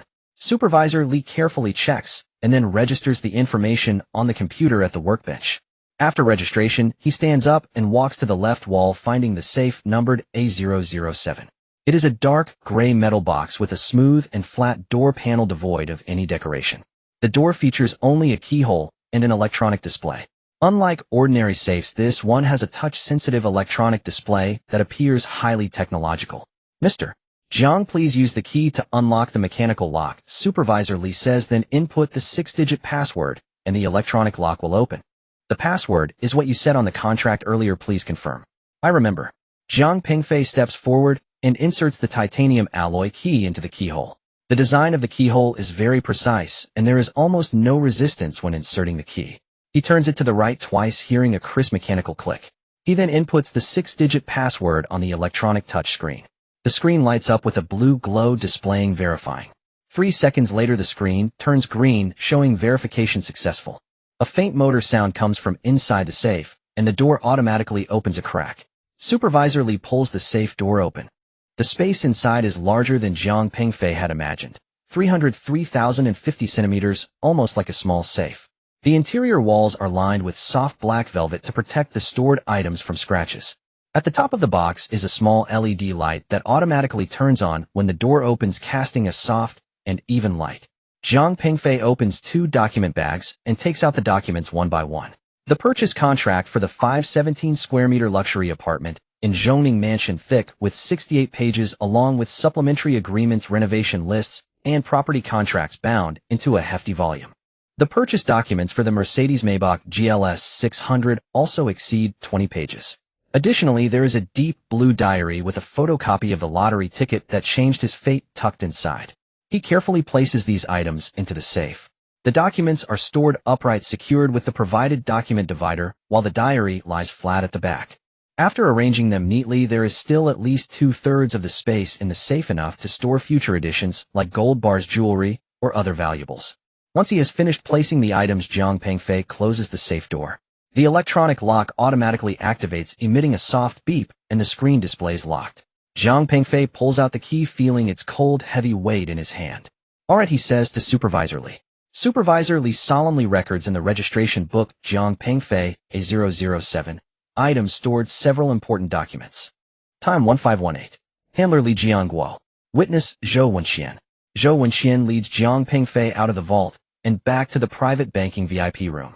After sitting down again, Zhou Wenxian hands over an exquisite business card holder.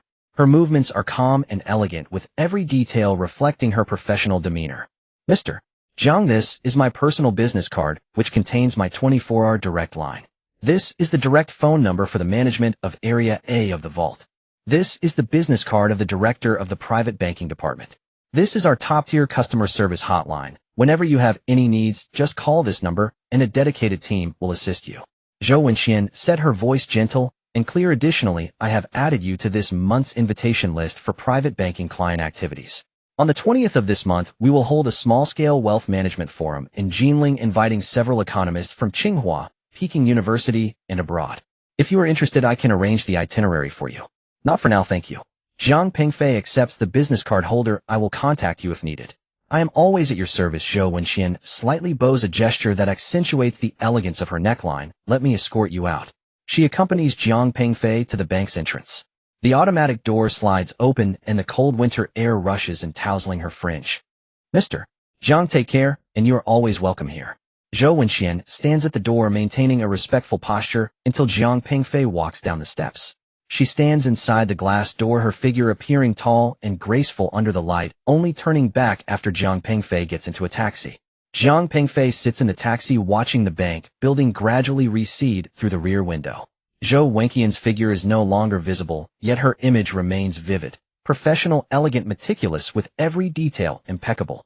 She is one of the few people who left a profound impression on him in such a short time. The car merges into traffic. Jiang Pengfei takes out his phone and dials his mother's number. Mama's voice is gentle, contrasting sharply with the calmness he had in the bank, now infused with a soft sunliness. "I've arrived in Jinling, and I'll be heading home shortly." On the other end, his mother's joyful voice comes through, distinctly marked by a hometown accent. "You've arrived. Are you tired from the journey?" "Not tired, I've eaten." Jiang Pengfei replies, "I should be home around 6 or 7 in the evening. Don't make too many dishes, you just keep it simple." "How can that be? You haven't come home in 7 years. A mom has to make you a good meal." His mother's voice is filled with affection. "Your brother and his family will also return tonight. Let's have a nice family dinner together."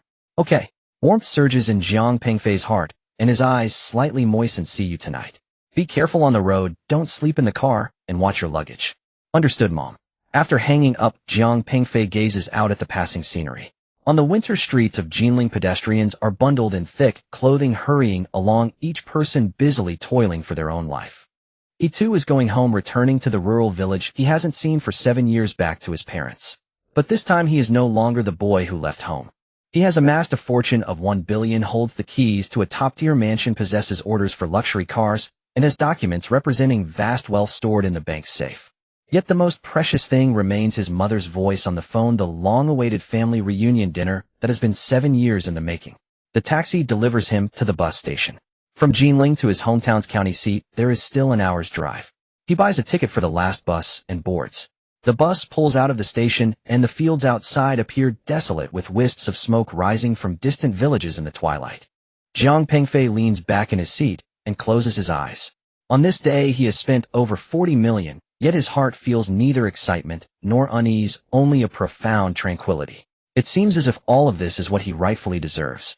The direction of home is getting closer. When the taxi stopped at the village entrance, the sky had completely darkened. Jiang Pengfei paid the fare and got out carrying a backpack. Stepping out of the warm air-conditioned car, the cold winter wind immediately pierced through his down jacket, causing him to shiver. Shirgu village in Zhujie town, the place where he was born and raised, felt both familiar and strange in the night. 7 years had passed, exactly 7 years since he last came home. The old locust tree at the village entrance was still there, its branches emitting a mournful sound in the chilly wind. The spot beneath the tree, once a gathering place for the village elders to chat, was now empty. Jiang Pengfei slung his backpack over one shoulder and walked along the dirt road into the village. The road was still the same, but it felt narrower, likely due to the increase in parked cars along the sides. Many of the houses on both sides had changed. Some were renovated and tiled, while others remained in their old state with peeling and chipped walls. There were no streetlights. Jiang Pengfei walked forward, guided by the faint light spilling from the windows of nearby houses. The streets were almost deserted in the winter countryside. At around 7 o'clock, every household was either having dinner or watching television after their meal. He remembered the last time he came home was during the National Day holiday 7 years ago. That was the only holiday he had during his 7 years of work. Back then he had just been confirmed in his position at the State Grid Electric Power Research Institute, and he returned home with 3 months' salary to buy new clothes for his parents and red envelopes for his younger siblings. His entire family was overjoyed, feeling that he had made it and secured a respectable job in Beijing. His mother walked around with a spring in her step, proudly telling everyone, "My Xiaofei works at a national unit in Beijing." Since then he had never returned. He always claimed to be busy with work and unable to leave. His younger brother Jiang Pingyuan got married 6 years ago while he was conducting research on a UHV project in Xinjiang and couldn't make it back. He sent 30,000 yuan instead. His younger sister Jiang Yinping got married 5 years ago while he was performing insulation tests for photovoltaic energy storage in Darim, and once again, he couldn't return and sent another 30,000. Later, when his brother had a child, he sent 20,000 each time. When his sister had a child, he also sent 20,000. The money was sent, but he was never there. Every time he called, his parents would say, "We understand work is important," but Jiang Pengfei could hear the disappointment in their voices. His siblings didn't say much, but the sense of estrangement was palpable even over the phone line. He had only seen his sister-in-law Li Ailing and brother-in-law Zhang Jun in wedding photos, never in person. It wasn't that he didn't want to come back, it was that he truly couldn't. As long as you can work, there will always be endless tasks. In the first few years of his career, he was overlooked for promotions, and he thought it was due to his lack of experience, so he worked hard. Later he realized that those who joined after him had been promoted. It wasn't about his experience, but rather about connections. 7 years had passed, and he was still just an ordinary engineer without making any notable achievements. In a city full of elites like Beijing, as a Tsinghua graduate, he found it hard to boast about his situation. The only consolation was that he traveled often, which came with extra allowances. Ahead was his family's courtyard. The courtyard looked the same, with a brick wall and a large red iron gate. The couplets pasted on the door had faded, but he could still make out the character Fu and some auspicious phrases. The courtyard was lit with solar lamps casting a pale light. He could hear voices coming from inside the house along with the sound of the television. Jiang Pengfei stood at the door for a few seconds. 7 years had passed, and he was finally back. This time, he wasn't just passing through for work. He was truly returning home to stay for a while. He raised his hand to knock on the door. The iron gate echoed with a thud-thud sound reverberating far into the silent winter night. Coming. His mother Lin Fengmei called from inside, her footsteps approaching. The door opened. Lin Fengmei stood inside wearing a deep red cotton jacket, her hair casually tied back. When she saw Jiang Pengfei, she froze, unable to speak for several seconds. "Mom," Jiang Pengfei called, his voice slightly choked. "Xiaofei." Lin Fengmei finally reacted, grabbing his hand, tears streaming down her face. "You finally came back. You finally came back." She pulled Jiang Pengfei into the house, calling out as she walked, "Old man. Xiao Yuan. Ailing. Xiaoping. Xiao Jun. Xiaofei is back. Xiaofei is back." There was a commotion inside. His father Zhang Gaoshan came out from the inner room, wearing a military coat, his hair mostly gray, yet his stature remained erect. His younger brother Jiang Pingyuan also stood up from the sofa. He was slightly shorter than Jiang Pengfei, just over 6 feet tall, but very sturdy with broad shoulders and a chest that filled out his sweater and arms that were thick, clearly a physique built from years of hard labor. He was wearing a gray sweater and jeans standing there like a small iron tower. Next to Jiang Pengyuan stood a woman, and Jiang Pengfei paused for a moment when he first saw her. This was his sister-in-law Li Ailing. She was exceptionally beautiful. Approximately in her late 20s, about 1.65 meters tall, her figure was well-proportioned and graceful. Even in a plain dark blue down jacket, her outstanding temperament could not be concealed. Her face was a standard oval shape and her skin appeared fair and delicate under the dim yellow light.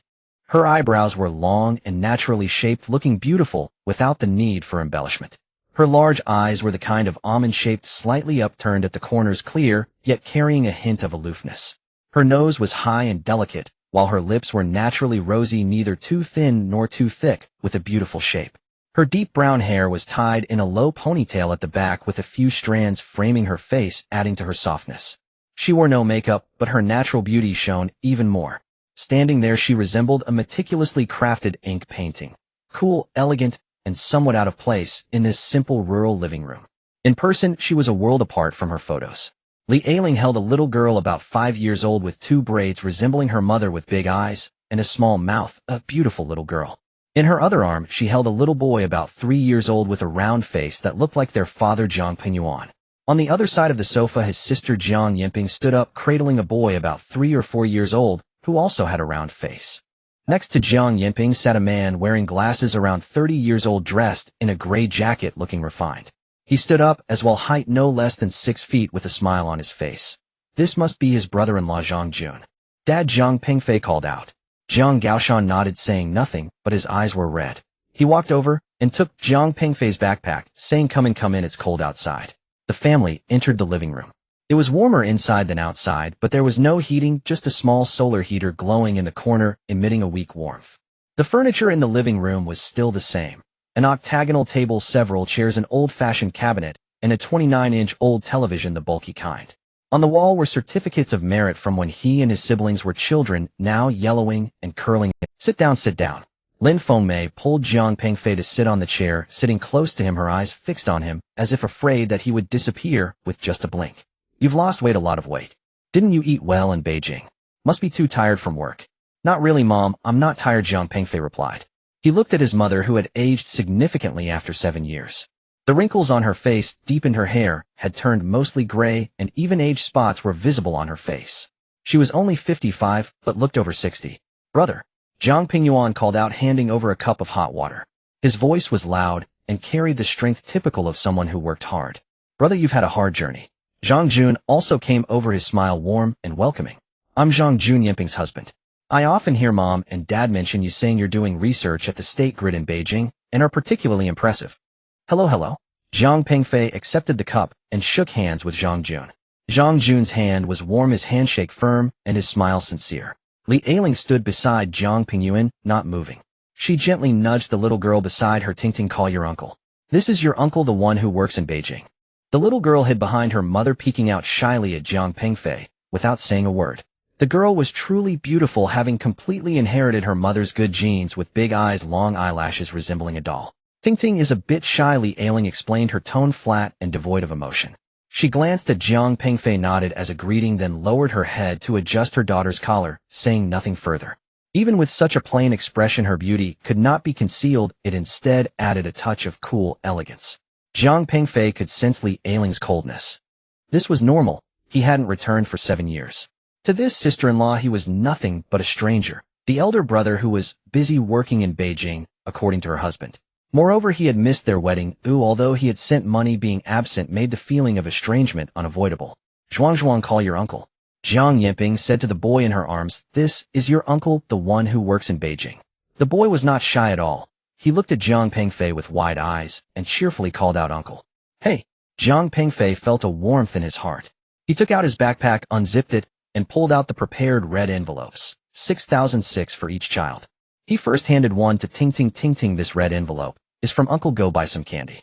Li Ailing glanced at the thickness of the envelope. Her expression shifted slightly, but she still said flatly, Ting, thank you, uncle. Ting accepted the red envelope and quietly said, thank you, uncle. Jiang Pengfei then handed another envelope to Zhuang Zhuang. Zhuang Zhuang has won to buy a toy. Thank you, uncle.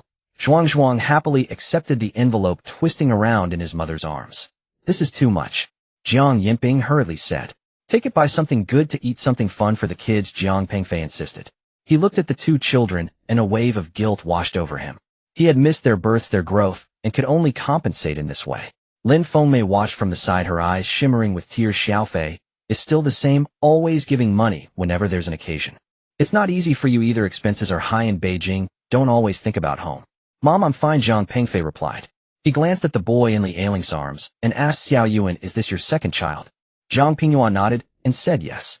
He touched the child's face. Tell uncle what your name is. The boy in Li Ailing's arms moved and said in a babyish voice, I'm Hao Hao. Right, this is Hao Hao. Li Ailing rarely showed a hint of a smile. Though faint, it made her face instantly come alive, beautiful enough to daze anyone. She lowered her head and said to her son, Hao Hao, call uncle. Debo. Hao Hao's words were still unclear. Jiang Pengfei smiled and took out another red envelope. Hao Hao has one too.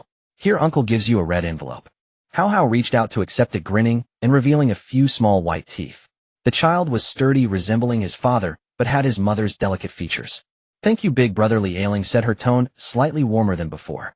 Jiang Pengfei looked at this family of his younger brother Jiang Pingyuan was as sturdy as an ox. His sister-in-law Li Ailing was exceptionally beautiful, and the two children resembled their parents, both good-looking.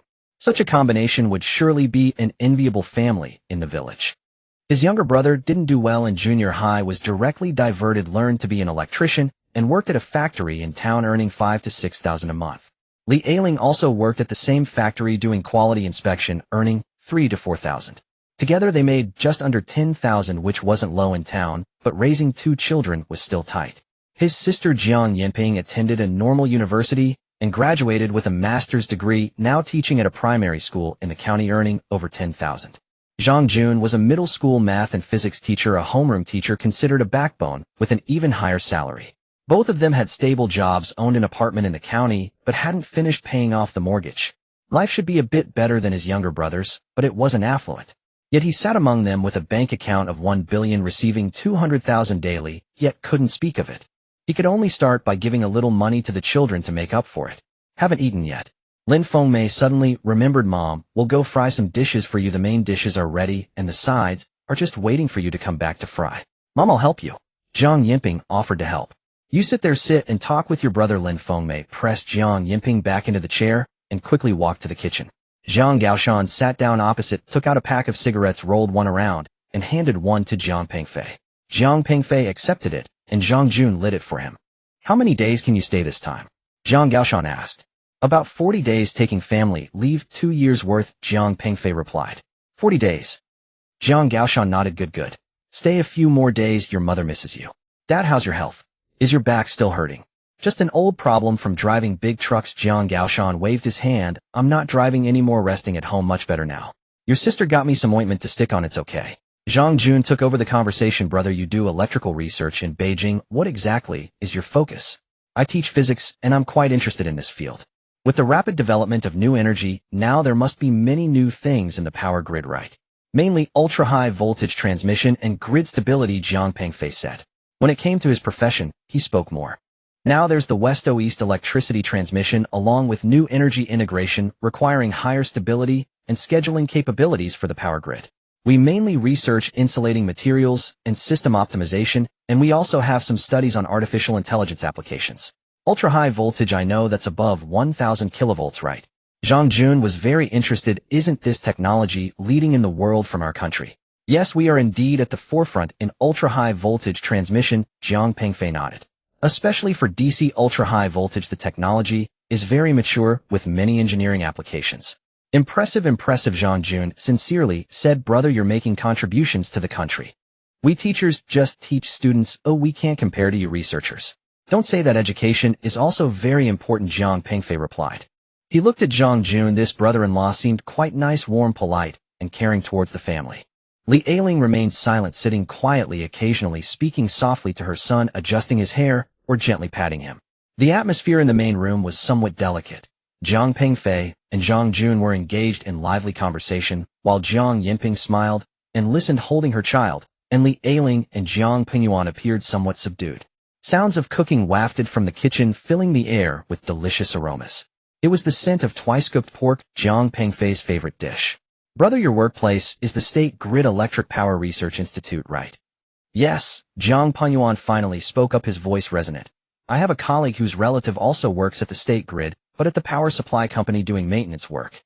We are a research unit, quite different from the power supply company, Jiang Pengfei replied. Then your benefits should be good, right? How is it? Jiang Penyuan inquired, his eyes inquisitive.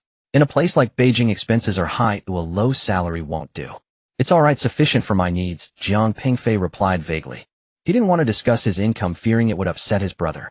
At the State Grid Electric Power Research Institute, he earned over 300,000 a year salary plus allowances, which was considered a high salary in Beijing. In his brother and sister's eyes, it might even seem astronomical. Not just all right, it must be quite high, Zhang Jun chuckled. A national-level research institute plus you're a Tsinghua graduate, your benefits must be exceptional. However, housing prices in Beijing are high and the pressure is immense. Indeed, the pressure is great, Jiang Pengfei agreed. It was true that he had felt pressure before, but not anymore, yet he couldn't say that. Dinner is ready. Lin Fengmei came out of the kitchen with dishes in hand. The table was laden with food: braised pork, tender and glistening. Steamed fish topped with scallions and ginger. Braised ribs, twice-cooked pork, fried pork, tenderloin chive, and egg dumplings, 3 large plates. There were several stir-fried dishes, all of which Jiang Pengfei loved. So much. Jiang Pengfei exclaimed. Not at all, it's a rare occasion for you to come back, Lin Fengmei said, placing a piece of the largest braised pork on his plate. Eat up while it's hot. Mom knows you love this, so she stewed it all afternoon. Jiang Pengfei took a bite. The meat melted in his mouth, rich in flavor, a taste from his memories. His nose tinged with emotion, he quickly lowered his head to eat. Slow down, don't choke. Lin Fengmei watched him with loving eyes. The meal was enjoyed slowly. When family members inquired about his life in Beijing, he selectively shared the positives. Good food in the canteen, harmonious relations with colleagues, and a sense of accomplishment at work. He didn't mention his failed promotion, the disciplinary action regarding the official vehicle, nor the 10 billion. The family spoke about their current situations. Jiang Pengjuan's factory was doing reasonably well. He worked as both an electrician and a delivery driver, paid per delivery. Li Ailing's quality inspection position was stable, but the pay was low, with limited opportunities for advancement. Zhang Yamping's school was evaluating titles, and the competition was fierce. Zhang Jun's class had performed well in last year's high school entrance exams, earning him the title of excellent teacher by year's end. Concerns about parents' health, the education of the next generation, schooling issues, the trivialities of life. Jiang Pengfei listened, feeling more and more tense. He possessed assets worth 10 billion, earning 200,000 in interest daily, while his family struggled with a few thousand yuan in salary, mortgage repayments, and various living expenses. He wanted to tell them not to worry about money, that he had plenty. He wanted to buy his parents a nice house in Jinling, one with heating, so they wouldn't suffer from the cold in winter. He wanted to buy his brother and sister a house in Jinling School District for his nephews and nieces to attend good schools.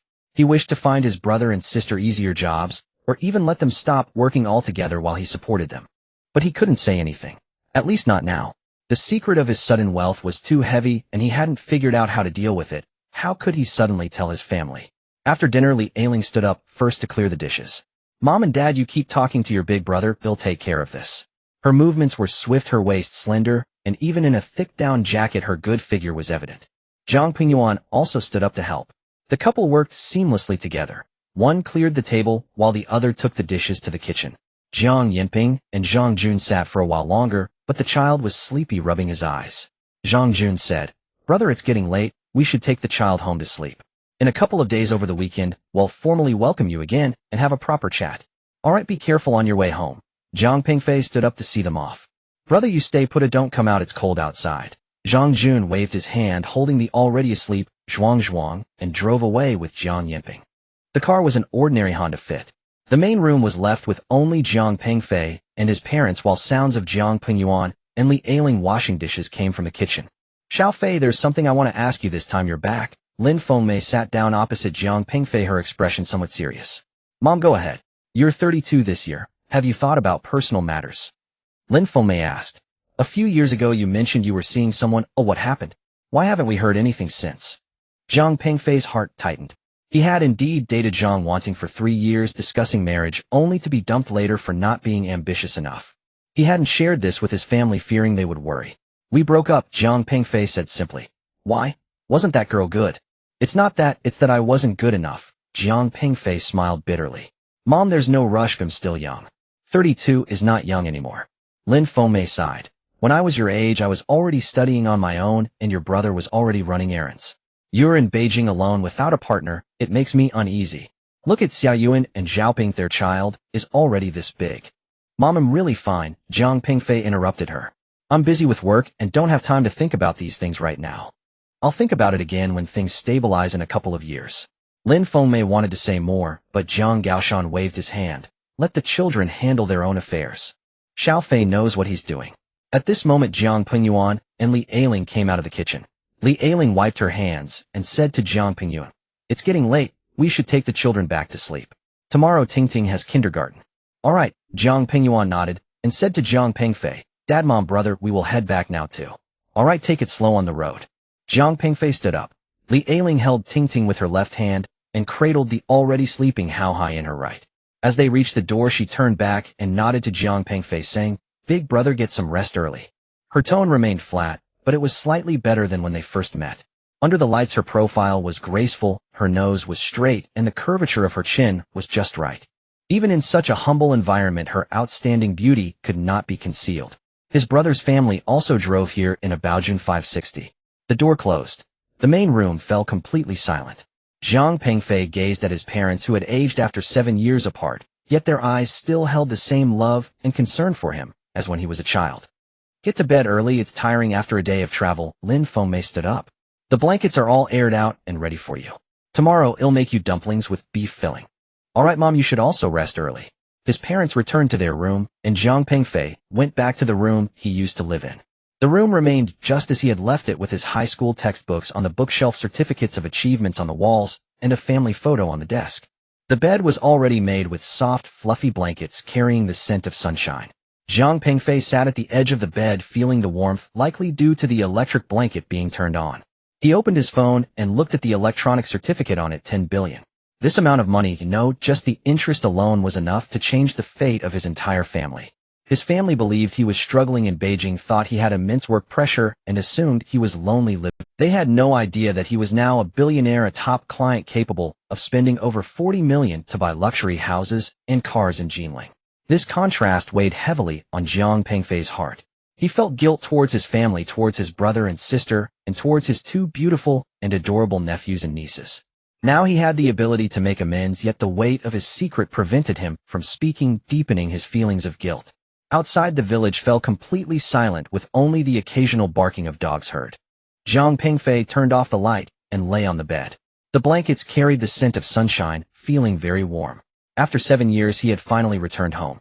Though he felt guilty, held secrets, and bore pressure in this moment, lying in his home bed listening to his parents softly talking in the next room, he felt a long-lost sense of security. Tomorrow would be a new day. He would begin to slowly improve this family's life in his own way, gradually make up for the 7 years of absence. Jiang Pingyuan and Li Ailing's home is located in a community on the eastern side of the Bamboo Section town government. The community was built 10 years ago, consisting of 6 floors without an elevator. Their home is on the 3rd floor with 3 bedrooms and a living room covering more than 120 square meters. The house was purchased with a loan taken out during their marriage, which has been partially repaid over 6 years, leaving 4 more years until it is fully paid off. Thus, the couple's life is not particularly affluent. It takes 10 minutes to drive from Shirgu village to the town. On winter nights, there are almost no pedestrians on the road, only the occasional passing car. Jiang Pingyuan is driving, with Li Ailing sitting in the back seat, cradling their sleeping son Hao Hao. Tingting is in the front passenger seat, also feeling drowsy. Jiang Pingyuan drives steadily, prioritizing safety, with his wife and child in the car. Li Ailing tightly holds her son, recalling the thick red envelopes given to the children by Jiang Pingfei at her mother-in-law's house, knowing there must be quite a bit of money inside. Upon arriving at the community, he parks the car. Jiang Pingyuan locks the vehicle and then takes Hao Hao from Li Ailing's arms. Hao Hao is deeply asleep and does not wake up when picked up.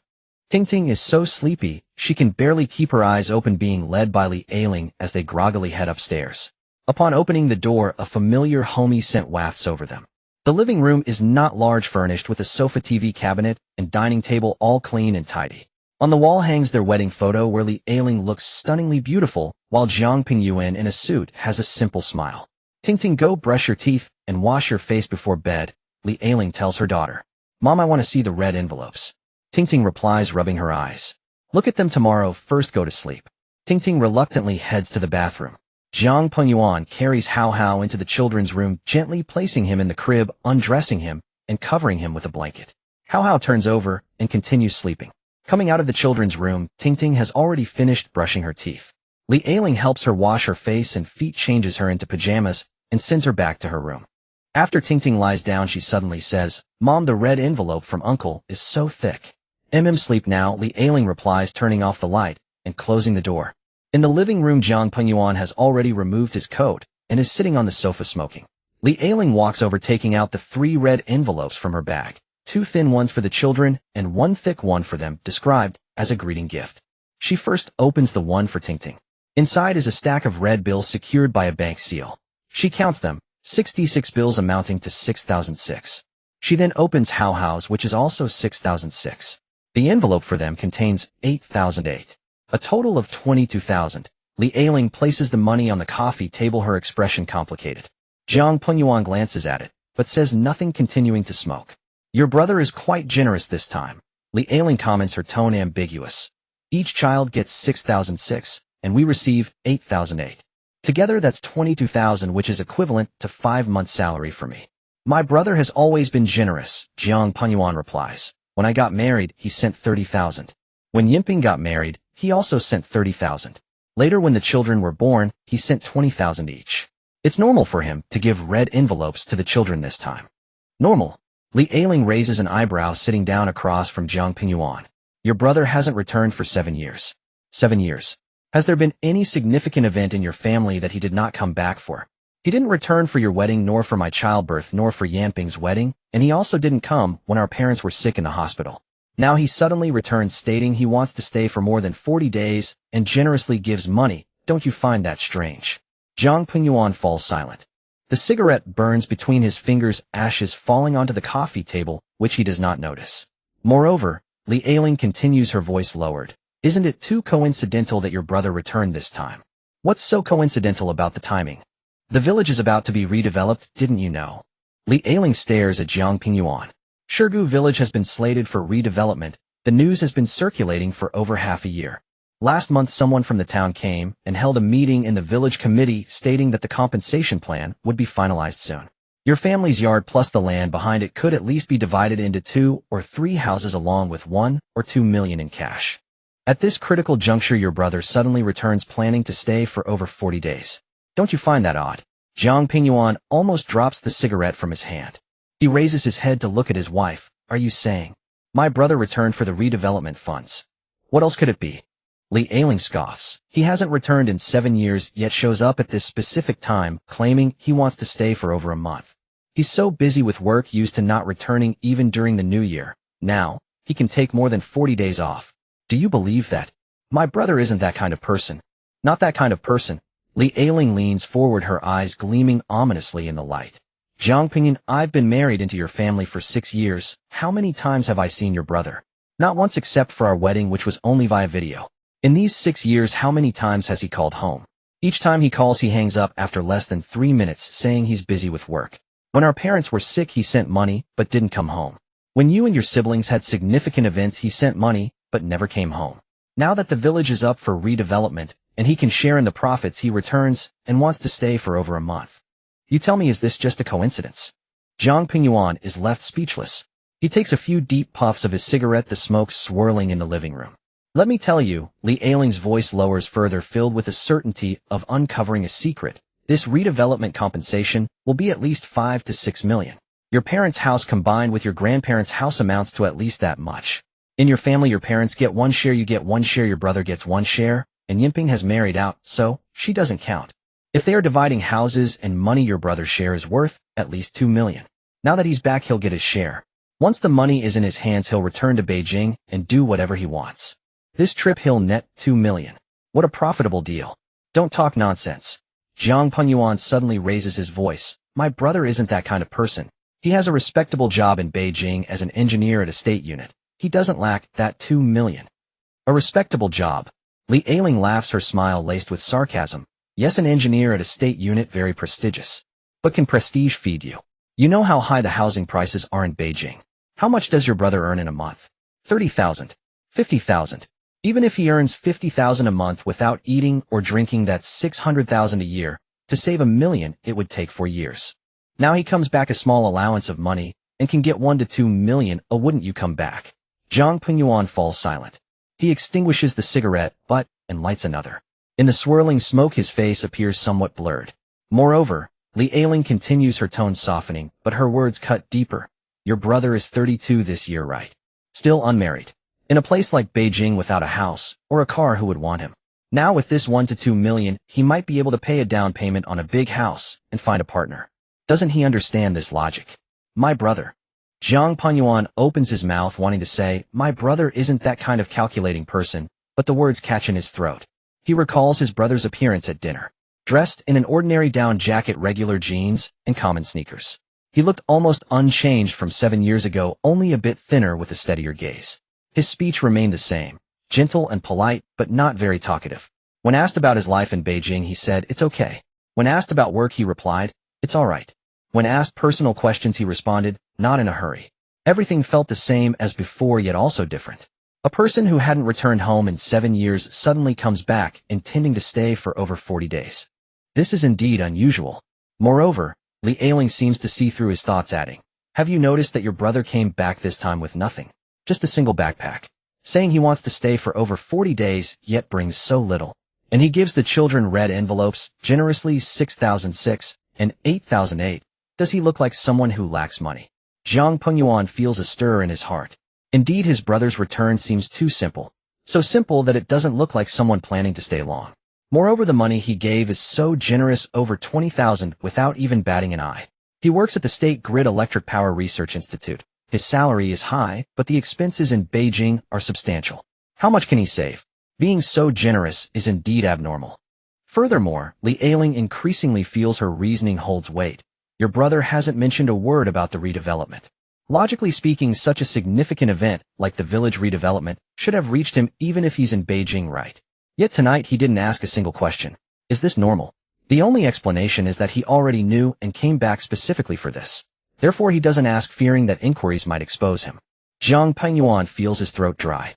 He picks up his cup and takes a large sip of water. The water is cool, flowing down his throat, bringing him a slight sense of clarity. Ailing, he says hoarsely, maybe my brother simply misses home and came back to visit. He hasn't returned in 7 years, he must feel guilty. This long vacation, returning to accompany our parents, is also normal. Normal? Li Ailing shakes her head. Zhang Pingyuan, don't deceive yourself. If your brother truly missed home, why didn't he feel that way before? When our parents were sick, didn't he miss home? When you got married, didn't he miss home? When Yinping got married, didn't he miss home? Why is it that he suddenly misses home now? And when he does, he can take more than 40 days off. Is his workplace a charity organization? Can he just take off whenever he wants? Zhang Pingyuan was once again at a loss for words. Indeed, his elder brother worked at the State Grid Electric Power Research Institute, which had strict management, making it difficult to take leave. In the past, during the new year, his elder brother would always say, I'm too busy with work to come back. Now suddenly being able to take over 40 days off was inherently abnormal. If you ask me, Li Ailing concluded your brother must have returned this time for the demolition compensation. We need to be prepared. Prepared for what? Zhang Pingyuan asked. If it's truly for the demolition compensation, then that money shouldn't be for him alone. Li Ailing said, her gaze sharpening. That house in your family belongs to mom and dad. If it's demolished, the compensation should also go to them. The money from our parents will eventually be ours, right? Your brother is in Beijing, has a job, a future, and doesn't lack this little money. We have 2 children to raise in town, and we have a mortgage to pay, making our lives quite tight. Even if that money is to be divided, we should take the larger share. Zhang Pingyuan was stunned. He looked at his wife and suddenly felt a bit unfamiliar. The usually quiet and mild Li Ailing had at this moment a glint in her eyes that he had never seen before. Shrewd, calculating, and even a bit cold. Ailing, he said with difficulty, that's my biological brother. So what if he's your biological brother? Li Ailing replied dismissively, even biological brothers can settle accounts clearly. Besides, he hasn't returned home in 7 years, ignoring his family. Now that there's money to be divided, he comes back. Should you spoil him because he's your brother? My brother hasn't ignored us, Zhang Pingyuan tried to argue. He sends money every time. Is sending money enough? Li Ailing interrupted him. Do mom and dad want just money? What they want is their son by their side. Your brother is fine, he sends money, but isn't present. It's convenient for him. Now that there's money to be divided, he comes back. What do you call that? That's being opportunistic. That's calculating. Jiang Pingyuan was left speechless. He sat on the sofa feeling completely drained. His wife's words pierced his heart like needles. He didn't want to believe that his elder brother was that kind of person, but Li Ailing's analysis was so reasonable that he couldn't refute it. Perhaps his elder brother had really changed. After spending so long in a big city like Beijing, accustomed to money, people inevitably became more realistic. 7 years without returning home, now coming back because of demolition was not impossible. But that was his brother. The brother who played with him as a child, helped him with his homework, and stood up for him in fights. The brother who made the whole family proud when he was accepted into Tsinghua University. The brother who would always say take good care of mom and dad during every phone call. How could such a brother change into what he was now? Don't overthink it, Li Ailing said, noticing her husband's troubled expression. Her tone softened. I'm just speculating. Maybe your brother genuinely misses home and wants to come back for a visit. But we need to keep our guard up. Especially regarding money, we can't be muddle-headed.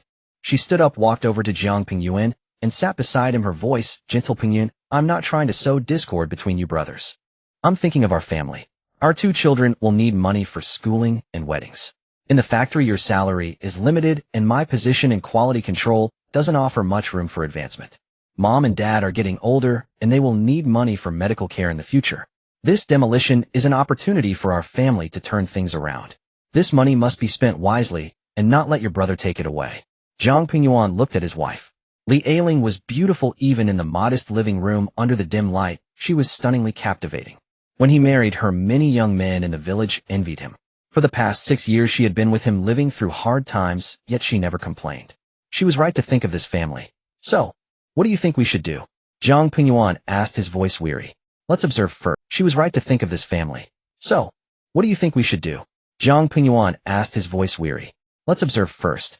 Li Ailing said, let's see what your brother does next. If he truly came back for the demolition, he will definitely take some action, like inquiring at the village committee or talking to mom and dad about the division of money. We should be attentive. Also, you need to find an opportunity to probe your brother's intentions. Ask him how he suddenly got such a long vacation, about his work in Beijing and his future plans. But don't directly ask about the demolition, that would be too obvious. Jiang Pingyuan nodded. He felt his mind was a mess, like a bowl of porridge. He didn't want to doubt his elder brother, but his wife's analysis left him no choice but to do so. Also, Li Ailing continued, you need to remind mom and dad. They are soft-hearted, and your brother hasn't come home in 7 years. Now that he's back, they will definitely be delighted, forgetting everything else. We need to make sure they are aware so your brother doesn't sweet-talk them into agreeing to everything. Mom and dad won't be like that, Jiang Pingyuan said. Dad may be quiet, but he knows what's what. Mom may favor your brother, but she won't be confused on major issues. That's good, Li Ailing said. In any case, it doesn't hurt for us to be cautious. The matter of money concerns the future of our family. We must not be careless. She stood up, glanced at the clock on the wall, and saw it was already past 11. It's getting late. Oh, let's sleep. We'll go to mom and dad's for dinner tomorrow. She said, by the way, before we go tomorrow, I'll go get some money. Your brother gave the kids so much. Oh, we should show our appreciation too. Buy him a pack of cigarettes, a bottle of liquor, and also get some supplements for mom and dad. We need to be thoughtful. We can't let them find fault. Jiang Pingyuan responded. Li Ailing went to wash up in the bathroom. Jiang Pingyuan remained on the sofa and lit another cigarette. The living room was quiet, with only the sound of water from the bathroom. Jiang Pingyuan looked at the 3 stacks of money on the coffee table, the red bills glaring under the light. 6,006, 8,008, 22,000. His elder brother was truly generous. But is this generosity really just out of familial love?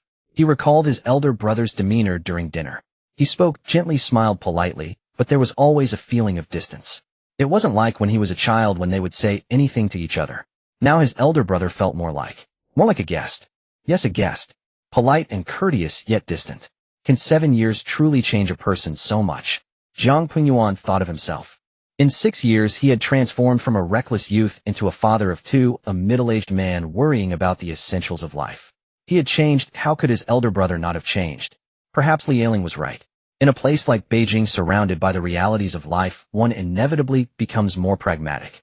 This time back, perhaps it really isn't just a simple longing for home. But, after all, he is still his brother. Jiang Pingyuan felt a heaviness in his chest. He extinguished the cigarette, walked to the window, and opened it. The cold wind rushed in, bringing him some clarity. Outside was a sleeping town. A few streetlights shone lonely, and the streets were empty. In the distance towards Shirgu village, it was pitch black. What was his elder brother doing now? Had he gone to sleep? Or was he thinking about something? If he truly returned for the demolition, then these 40-plus days at home might not be peaceful. Jiang Pingyuan sighed and shut the window. The sound of water in the bathroom stopped, and Li Ailing came out already changed into her pajamas. The light pink pajamas accentuated her fair skin. Even after having 2 children, her figure remained excellent. Her waist was slim, and her legs were shapely. Aren't you going to sleep yet? Li Ailing asked. I'm going to sleep now, Jiang Pingyuan said. He walked into the bathroom and splashed his face with cold water. The person in the mirror had bloodshot eyes and a weary face. At just 30 years old, he looked like he was in his mid-30s. In 6 years, he had gone from a young man full of dreams for the future to a middle-aged man anxious about making ends meet. And his elder brother in Beijing at a national institution had a bright future. Their lives had long since diverged onto different paths. Perhaps this is reality. Even biological brothers can develop estrangement due to money and interests. Jiang Pingyuan dried his face and returned to the bedroom. Li Ailing had already lain down facing away from him. He took off his clothes and lay down beside her. Pingyuan, Li Ailing suddenly spoke, her voice very soft in the darkness. If your brother really came back for the demolition, what would you do? Jiang Pingyuan remained silent for a long time. I don't know, he finally said. Li Ailing didn't say anything more. The room fell silent, only the sound of their breathing filled the air. The wind outside continued to blow, howling like a cry. That night, Jiang Pingyuan couldn't sleep. He recalled the times as a child fishing with his elder brother in the river, picking fruits in the mountains, and doing homework together in the yard. Those were such good times, simple and joyful without so much calculation. But people must grow up. When they grow up, they have worries, interests, and suspicions. Brother, have you really changed? Jiang Pingyuan didn't know the answer. He only knew that this family had ceased to be the same since the moment his elder brother returned. The night deepened. The town was completely asleep. Only Jiang Pingyuan lay awake staring at the ceiling until dawn. Jiang Pingfei did not sleep soundly that night. The weariness from the long journey, the unfamiliarity after 7 years away, the guilt towards his family, and the heavy secret in his heart felt like several large stones pressing down on him. He lay in bed tossing and turning and barely fell asleep until after 1 in the morning. However, just as he began to drift off, a heated argument jolted him awake. At first, it was a vague murmur of voices coming from the neighboring courtyard, sounding particularly clear in the stillness of the winter night. Jiang Pingfei groggily opened his eyes and glanced at his phone. It was 1:17 in the morning. He thought he was dreaming and turned over, hoping to continue sleeping. But the argument grew louder and clearer. Jiang Jiangwo, you must make it clear to me today. Are you going to take out the money or not? It was a middle-aged woman's voice, sharp and piercing, laced with a strong local accent, filled with anger and arrogance. Then came a man's voice, deep and helpless, tinged with fatigue. Suihua, keep your voice down, or it's the middle of the night, and the neighbors are sleeping. Why should I keep my voice down? The woman's voice suddenly rose, nearly screaming. After all these years with you, what have I gained? Tell me, what have I gained? Now that I ask you to take out some money, you make excuses. Jiang Jiangwo, are you even a man? Jiang Pingfei was fully awake now. He sat up in bed and put on his down jacket. The cold air of the winter night seeped through the window cracks, making the room feel like an ice cellar. He walked to the window and gently pulled it open. The voices were coming from the neighboring courtyard. Next door lived Jiang Jiangwo, who was 10 years older than Jiang Pingfei and used to play with them when they were kids. Jiang Jiangwo's wife had died during childbirth, leaving behind a daughter named Mimi. Jiang Pingfei remembered Mimi as a fair and lovely child. He had even held her when he was in middle school. At that time, she was only 2 or 3 years old. Later he heard that Jiang Jiangwo remarried to a widow, but he wasn't clear on the details as he hadn't returned in 7 years. So it's not that I don't have the money, I genuinely can't come up with it. Jiang Jiangwo's voice carried a note of pleading. Mimi is in her 3rd year of high school and about to take the college entrance exam. Tutoring fees, study materials, living expenses, which one doesn't require money? Your daughter needs money, but my son doesn't. The woman interrupted him, her voice growing even sharper. Xiaojun is almost 16. In 2 years he'll need to marry. If we don't save money for a house now, how will he get married later? It would be a laughingstock. I've been your wife for these years, working like a horse for you, and you don't plan for my son at all.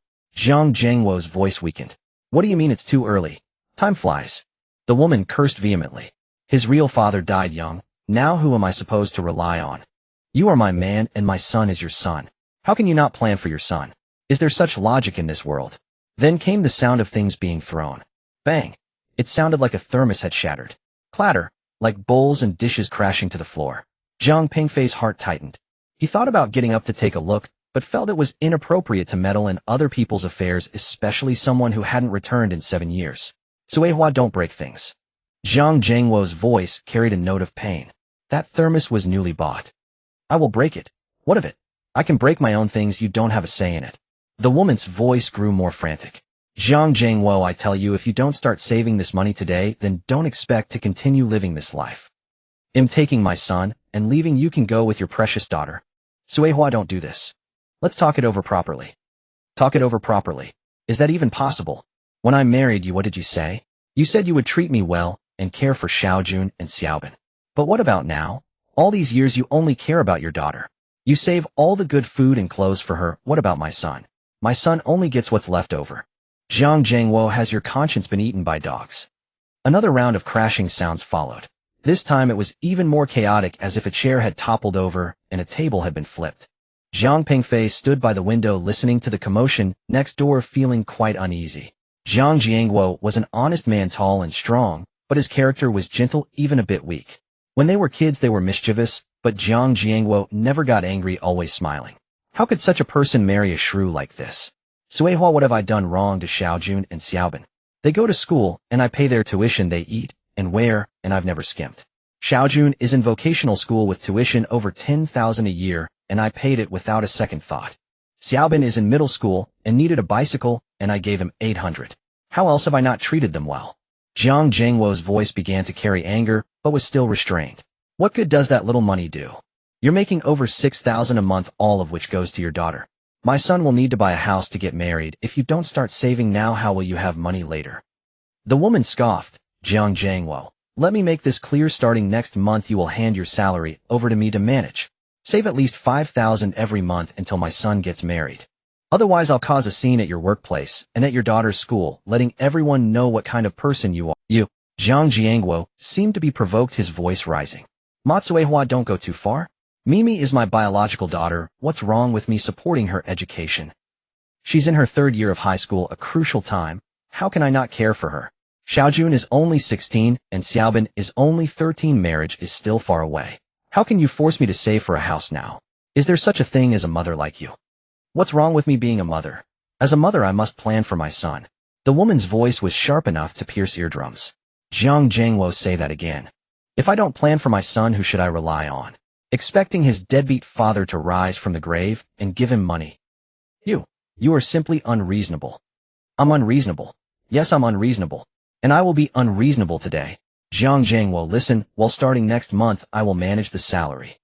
Every month I will save 5,000 until my son gets married. If you don't agree, I will make a scene every day until you get fired from your job and your daughter can't get into college. Let's see who outlasts whom. Then the argument escalated further. The woman's insults, the man's rebuttals, the sounds of things being thrown, and cries of despair, all blended together, echoing far into the silent winter night. Zhang Pingfei heard the dogs in the village waking up, barking loudly. In the countryside, who doesn't have a few troublesome matters? As long as the neighbors don't get physical, generally no one intervenes. The argument lasted for over 2 hours. Zhang Pingfei stood by the window listening to the entire process. From the fragments of their conversation, he pieced together a rough outline of the situation. Zhang Jiangwo's second wife, Matsuhua, was a widow with 2 sons. She had concealed the fact that she had children when they married, and it was only after marriage that it became apparent. Matsuehua was domineering, harsh, and mistreated Zhang Jiangwo's daughter Mimi. Zhang Jiangwo, with his soft character, was completely under her control. Now Matsuehua's eldest son was 16 and the younger was 13. She was starting to pressure Zhang Jiangwo to save money for her sons to buy a house for marriage. Zhang Jiangwo couldn't produce that much money, as it needed to be reserved for his daughter Mimi's education. Thus this late-night argument ensued. Around 3 in the morning the shouting gradually diminished. It wasn't because they reconciled, but because they were too exhausted from arguing. Zhang Pingfei heard Ma Qihua's final words. Zhang Jiangwo, I'm giving you 3 days to think it over. If you don't agree in 3 days, we'll get a divorce. But before the divorce, I'll make sure to wreck your home. If I can't live well, you shouldn't expect to either. Then there was the sound of footsteps and a door slamming. Following that, a suppressed low sobbing could be heard from the neighboring courtyard. It was Zhang Jiangwo's voice. It was a little past 8 in the morning when his mother Lin Fingmei knocked on the door saying, Xiao Fei, get up, breakfast is ready. Jiang Pingfei got out of bed and washed up. He walked into the living room where his father Jiang Gaoshan was already sitting at the table with a rather grim expression. His mother brought out breakfast millet porridge, steamed buns, pickles, and reheated braised pork from last night. "Dad, Mom, good morning," Jiang Pingfei said as he sat down. "How did you sleep?" Lin Fengmei asked, serving him a bowl of porridge. "It was okay," Jiang Pingfei replied, pausing for a moment. "But I was woken up in the middle of the night. The noise from next door, at Uncle Jiang Wo's house. It was quite loud." Jiang Gaoshan sighed heavily, remaining silent. Lin Fengmei also sighed as she took a seat at the table. "Mom, what's going on next door, at Uncle Jiang Wo's?" Jiang Pingfei asked. "I heard a commotion last night. It sounded like it was about money. And there was a woman particularly fierce." Lin Fengmei shook her head and sighed again. "It's unfortunate. That child Jiang Wo has had a hard life." She began to recount the story, her tone filled with helplessness and sympathy. "When you had just started university, someone introduced a match for Jiang Wo, a widow named Ma Cuihua. The matchmaker said she was alone without children. At that time, Jiang Wo was in his early 30s, his wife having passed away many years prior, raising Mimi alone, acting both as father and mother, which was truly not easy. When someone introduced her, he was tempted. He thought that marrying a wife would mean someone to take care of the household and Mimi allowing him to work outside with peace of mind. Before they got married, Ma Cuihua seemed very good. She was hardworking, articulate, and good to Mimi. Seeing this, Jiang Wo thought she was great and agreed to marry her. Just a few days after the wedding, Ma Cuihua said she wanted to move her things from her hometown. Jiang Wo agreed and drove his tricycle to pick her up. However, when he arrived, he was stunned. Ma Cuihua was not alone. She had two sons, the elder being 5 years old and the younger 2. Jiang Pingfei frowned. "Isn't that marriage fraud?" "It is indeed marriage fraud," Lin Fengmei exclaimed. But by then they had already registered their marriage, held a banquet, and all their relatives and friends knew. Jiang Wo was too timid and felt it would be disgraceful to get divorced, so he reluctantly accepted it. He thought 2 children are just 2 children. As long as he raised them, well, they would eventually be filial. Little did he know, Lin Fengmei shook her head. This Ma Cuihua was only pretending before the marriage. After they married, her true colors showed. She was lazy, greedy, and very unruly. She was extremely harsh with Mimi, always either hitting or scolding her. When Jiang Wo was around, she would put on a show. However, when he was out working, she would mistreat Mimi. She wouldn't feed her, made her do hard labor, and would hit her at the slightest provocation. Jiang Pingfei's heart sank. Does Uncle Jiang Wo not know? Of course he knows. How could he not know? Jiang Gaoshan finally spoke, his voice heavy. But what can he do once he knows? If he argues with Ma Cuihua, she throws a fit, claiming she will take her children and complain in the village, saying Jiang Wo beats his wife. Jiang Wo values his face and fears losing face, so he can only endure. And Mimi? Jiang Pingfei thought of the little girl who was fair and clean when she was younger. That child Mimi has had a tough life. Lin Fengmei's eyes turned red. She has been motherless since childhood, and her stepmother treats her like this. Fortunately, the child is strong-willed, studying exceptionally well, ranking among the top in her grade at District No. 1 high school. However, Ma Cuihua doesn't allow her to attend school, saying it's useless for girls to study and that she should go out to work and earn money. Jiang Wo opposes this, and they have quarreled many times over it. Jiang Pingfei recalled the argument he had heard last night. Ma Cuihua did not allow Mimi to go to school, insisting she should work to contribute to the household. Jiang Jiangwo disagreed, stating that Mimi had good grades and must be supported to attend university.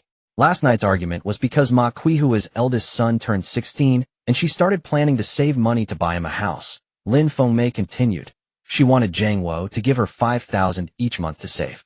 Jiang Wo simply doesn't have that much money. He drives a large truck for deliveries, earning just over 6,000 a month, while trying to support a family of 5. Ma Cuihua does not work and spends her days playing mahjong. The eldest son is in vocational high school, costing over 10,000 a year. The younger son is in junior high, which also requires money. The whole family relies on Jiang Wo's meager salary. Jiang Wo's income is just enough to support the family, and he also needs to save for Mimi's university tuition. Mimi has excellent grades and could attend a good university, but tuition and living expenses are a significant burden. Jiang Wo is reluctant to deprive his daughter, so he wants to save more. Ma Cuihua, however, insisted that Jiang Wo take out money to save for her son. When Jiang Wo refused, an argument ensued. Jiang Gaoshan sighed again. Jiang Wo is too honest and too concerned about his face. If he had discovered he was a victim of marriage fraud earlier and had decisively divorced, he wouldn't have ended up in such a situation. Now he is in a position where he is tightly controlled and cannot even consider divorce. Matsuehwa has stated that divorce is fine, but he must split the family assets and also compensate her for her lost youth. How could Jiang Wo afford that? Jiang Pengfei listened feeling a chill in his heart. He remembered hearing Jiang Jiangwo crying last night, a man in his 40s driven to secretly weep in his own yard. What kind of despair and helplessness must that be? How is Mimi doing now, he asked. What else could it be? Lin Fengmei replied. That child is sensible, understands the family's hardships, and is particularly frugal. At school, while others eat in the cafeteria, she brings pickles and steamed buns. She wears old clothes given by others. Even so, Matsuehwa still complains about her spending, frequently scolding her as a money-losing product. Jiang Pengfei clenched his fists. He thought of the 10 billion in his bank account, recalling the 200,000 in interest he earned daily. With so much money, he couldn't spend it all no matter how hard he tried. Yet next door, a girl who excels in both character and academics may not be able to attend university and might be forced into labor because her stepmother wants to save money for her 16-year-old son to buy a house. This world is truly unfair. Is there really no way for Uncle Jiangwo, he asked. What can be done? Jiang Gaoshan replied. He can't afford to divorce, and living together isn't going well. Matsuehwa knows Jiangwo wants to save face and is soft-hearted, and she bullies him relentlessly. The villagers are aware of the situation, but it is difficult for outsiders to intervene in family matters. A while ago, Lin Fengmei lowered her voice. Matsuehwa even caused a scene at Mimi's school. She yelled and made a fuss at the school gate, accusing Mimi of stealing money from home and saying she wasn't studying well. This alarmed Mimi's homeroom teacher. The shy child burst into tears on the spot. She didn't attend school for several days, and it was only after the teacher came to her home to encourage her that she returned. Jiang Pengfei felt a surge of anger. What kind of vile stepmother is this? Destroying a person's future and reputation? This is pushing Mimi to her limits. Doesn't Uncle Jiangwo do anything? What can he do? Lin Fengmei sighed bitterly. When Matsuehwa cries and throws a fit, Jiangwo is afraid something might happen, so he doesn't dare to speak up. Alas, poor Mimi. Breakfast was eaten in a heavy silence. Jiang Pengfei felt as if a stone was pressing down on his heart. He remembered how when he was a child, Jiang Jiangwo often took them out to play, made them slingshots, and taught them how to swim. How could such a good person have fallen to this state? After finishing breakfast, Jiang Pengfei helped to clear the dishes. Lin Fengmei insisted. You rest, you were tired from sitting in the car all day yesterday. Mom, I'm not tired. Jiang Pengfei insisted. After tidying up, he walked into the yard. The winter sun was faint, providing little warmth. He climbed up to the roof from the staircase in the storage room and looked across at the neighboring yard, observing the scene within. The yard was in disarray, cluttered with items everywhere. There was broken glass on the ground from a thermos that had fallen last night. One window was smashed, covered with plastic. A few pieces of clothing hung from the eaves, faded from washing, fluttering in the cold wind. This is Jiang Jiangwo's home. A household controlled by a venomous woman, filled with quarrels and violence. Every month, I will save 5,000 until my son gets married. If you don't agree, I will make a fuss every day until your unit fires you, until your daughter fails to get into college. I will see who can outlast whom. That kind of arrogance, that kind of malice. And Jiang Jiangwo, apart from crying and enduring, seems to have no way out. A surge of impulse welled up in Jiang Pengfei's heart. He wanted to help Jiang Jiangwo to help Mimi. For him, solving this problem only required a little pocket money. If he casually leaked a bit from his fingers, he could allow Mimi to attend university in peace and relieve Jiang Jiangwo of his financial worries. But could he help? How to help? Just give money. Would Jiang Jiangwo accept it? If Matsuehwa found out, would she become even more vicious? Moreover, on what grounds could he help? A neighbor who hasn't returned in 7 years suddenly offers money. It feels too abrupt. What would Jiang Jiangwo think? What would the villagers say? Jiang Pengfei fell into a dilemma. He had the ability to help, but could not expose the fact that he was wealthy. He wanted to help, but could not find a suitable reason or method. Xiaofei, what are you doing on the roof? It's cold, hurry, and come inside. Lin Fengmei shouted from inside the house. Jiang Pengfei returned indoors. His father, Jiang Gaoshan, sat by the 8 immortals table, smoking, his brows tightly knitted. Dad, isn't anyone in the village taking care of Uncle Jiangwo's situation? Jiang Pengfei asked. How to take care of it? Jiang Gaoshan exhaled a puff of smoke. That's a private matter in their household. Even if Matsuehwa is no good, she is still Jiangwo's legal wife. When the police come, they can only mediate, they can't arrest anyone. If the village officials go, they get scolded out. She has many brothers from her family, and they threaten anyone who dares to meddle in their affairs. Who would want to stir up this trouble? Jiang Pengfei fell silent. Indeed, it's hard for an honest official to settle family disputes. Especially in the countryside, outsiders truly shouldn't interfere, in such familial conflicts. What if Mimi gets into college and Ma Tsuehua really won't let her attend? What should we do? He asked. Then Zhang Wo must fight for it, Zhang Gaoshan said. Mimi is his lifeline. If Ma Tsuehua truly won't allow Mimi to go to school, Zhang Wo might actually stand firm for once. But what good would it do to stand firm? Fight. Divorce. In the end, both sides would suffer. Jiang Pengfei recalled Jiang Zhangwo's cries from last night. In those cries, how much helplessness, how much heartache, how much submission to fate was there. A man driven to this extent by life is truly pitiful. Xiaofei Lin Fengmei suddenly said, can you help Zhang Wo this time you're back? Jiang Pengfei was taken aback. Mom, how can I help? Aren't you well connected in Beijing? Could you find a job for Zhang Wo so he can take Mimi to Beijing? Lin Fengmei said, if they leave here away from Ma Tsuehua, they could live a peaceful life. Jiang Pengfei's heart stirred. This was indeed a plan. It wouldn't be hard to find Jiang Jiangwo a job in Beijing. Driving security, warehouse management, a Jiang Jiangwo could do all these jobs. If Mimi got into a university in Beijing, he could look after her. But the question is, would Jiang Jiangwo be willing to go? He has a house, land, and relatives and friends in the village. If he moved to Beijing, it would all start over. Would he dare? Moreover, would Ma Tsuehua let him go, he asked. Sai, who knows? Lin Fengmei sighed. Zhang Wo is homesick and reluctant to leave. Besides, Ma Tsuehua would never let him go. She depends on Zhang Wo for support. Another deadlock. Jiang Pengfei felt a heaviness in his heart. He has assets worth $1 billion, which could solve many problems, but this simplest problem, helping a poor father and daughter, leaves him powerless. It's not that he can't, but that he dares not. Afraid of exposure, afraid of raising suspicion, afraid of disrupting his peaceful life. This feeling of being wealthy yet unable to use it is more distressing than being broke. By the way, Mom, Jiang Pengfei suddenly remembered something. I heard the village is going to be relocated. Lin Fengmei and Zhang Gaoshan exchanged glances. Lin Fengmei said, there is such a rumor, it's been going around for half a year. But when exactly it will happen and how compensation will be handled is still undecided. If they relocate, how much can Uncle Zhang Wo's family get?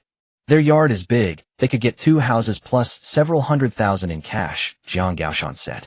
But what difference does it make? If the money doesn't reach Zhang Wo, it will all be taken by Ma Tsuehua. The house will probably be registered under her son's name. Jiang Pengfei's heart sank. Yes, even if they relocate, Jiang Jiangwo won't benefit, it will all be monopolized by Ma Tsuehua and her son. Mimi will end up with nothing. Jiang Jiangwo is truly at their mercy. Xiaofei, why do you suddenly ask about this? Lin Fengmei asked. It's nothing, just heard about it, Jiang Pengfei said. This news was indeed something his high school classmate told him half a month ago. That classmate works as a civil servant in the town. Suddenly a thought struck him as he recalled Li Ailing's cold attitude last night, and he couldn't help but smile wryly. His younger siblings might think he returned for the relocation money. Little do they know, he doesn't even care about that amount now. But he couldn't say so. He could only let the misunderstanding continue. Xiaofei, you're back for a while this time. You need to visit your relatives, Lin Fengmei said, while clearing the bowls and chopsticks. You must go to your uncle, aunt, third uncle, and little uncle's houses. So many years without returning, you can't skip the formalities. Jiang Pengfei nodded, of course. Mom, what should I bring? It's no longer fashionable to bring cigarettes and liquor, they're bad for health. Lin Fengmei thought for a moment. Buy some practical things, rice flour, cooking oil, milk, and some supplements. Just buy what you think is appropriate and don't spend too much, but don't be too stingy either. Zhang Gaoshan chimed in. Take my electric vehicle, oh, it can carry things. The Huaran supermarket in the district has everything, go there to buy. Jiang Pengfei looked at the old electric vehicle parked in the yard. It was surprisingly shaped like a Hummer. A low-speed electric vehicle with 4 wheels, it could carry people and goods.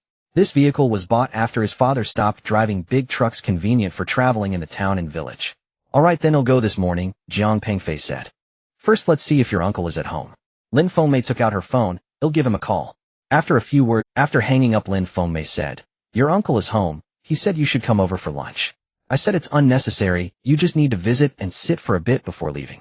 He said that's fine, but you must go. Okay, then I'll go buy some things first. Jiang Pengfei took the car keys and drove the old electric vehicle. The vehicle was a bit old and made a thump-thump sound as the windows rattled, but it was still usable. He drove out of the yard and onto the village road. The village during the day is starkly different from that at night. After 7 years away, the changes in the village are quite noticeable. The dirt roads have been paved into concrete paths, narrow yet smooth. The ditches have been fitted with concrete slopes, and the old bridges are now equipped with railings. Many houses along the road have been renovated, adorned with tiles and aluminum windows. Some families have even built two-story small buildings, their exterior walls covered in small tiles sparkling under the winter sun. The old locust tree at the village entrance has led to the main road. This road has also been renovated, now a 4-lane highway asphalted with marked lanes. Fields on both sides lie barren in winter, a scene of desolation. In the distance, new factory buildings can be seen, their blue steel roofs indicating businesses that have come in recent years. After driving for over 20 minutes, he arrived at the district. Zhujie town belongs to Lushan district, and the district center is much more bustling than the town. The streets are wide, lined with numerous shops. Though it can't compare to the city center of Jinling, it's quite decent for a rural area. The Huaran supermarket is located in the most prosperous part of the district, a 3-story building with a large facade. The parking lot is filled with vehicles including electric bikes, tricycles, and cars. Jiang Pengfei found a spot to park and walked into the supermarket. The store was bustling with people. Despite it being a weekday morning, many shoppers were present. Jiang Pengfei pushed a shopping cart and began to select items. He first went to the grains and oils section. The shelves were filled with various brands of rice flour and cooking oil. He picked the Jinlongju premium rice, 20 pounds per bag, and bought 8 bags. He also purchased 8 barrels of Luhua peanut oil, each 5 liters. For flour, he chose Wuda Li brand, 10 pounds per bag, and bought 8 bags. Next was the snack section. He got 8 boxes of Ili pure milk. He also bought some dried goods: wood ear mushrooms, shiitake mushrooms, red dates, and longan, each weighing 8 pounds. In the health products section, he selected a gift box of Neo Beijing and Huangjindang, looking upscale, yet moderately priced, buying 8 boxes of each. As he passed the alcohol section, he hesitated. Although his mother said it's no longer customary to gift cigarettes and alcohol, his uncles and a few relatives do drink, and it seemed inappropriate not to buy something. He chose the Yanghe Blue Classic, a mid-range option, over 200 per bottle, buying 8 bottles. Cigarettes are indeed harmful, but it feels incomplete without them, so he also picked up 5 packs of Wuxing. Lastly, for fruits, he ordered 4 large fruit baskets, asking the staff to fill them on the spot. Each basket contained apples, oranges, bananas, grapes, durians, and cherries, all large and fresh. With his purchases completed, the cart was filled to the brim. At the checkout, the cashier scanned each item. The total comes to 13,128 yuan. The cashier said. Jiang Pengfei handed over his bank card. Not the premium card, but a regular savings card, the one with interest deposits. After swiping the card and signing, 13,000 seemed like nothing to him now. After all, while selecting items, today's 200,000 in interest had just been credited. 2 supermarket employees helped him load the items into the car. The trunk of the old man's car was not large, packed full. Jiang Pengfei thanked them and drove home. On the way back, he drove slowly. The winter sunlight streamed through the car window, warm and comforting. He gazed at the scenery on both sides of the road, feeling very tranquil. This tranquility was brought by wealth.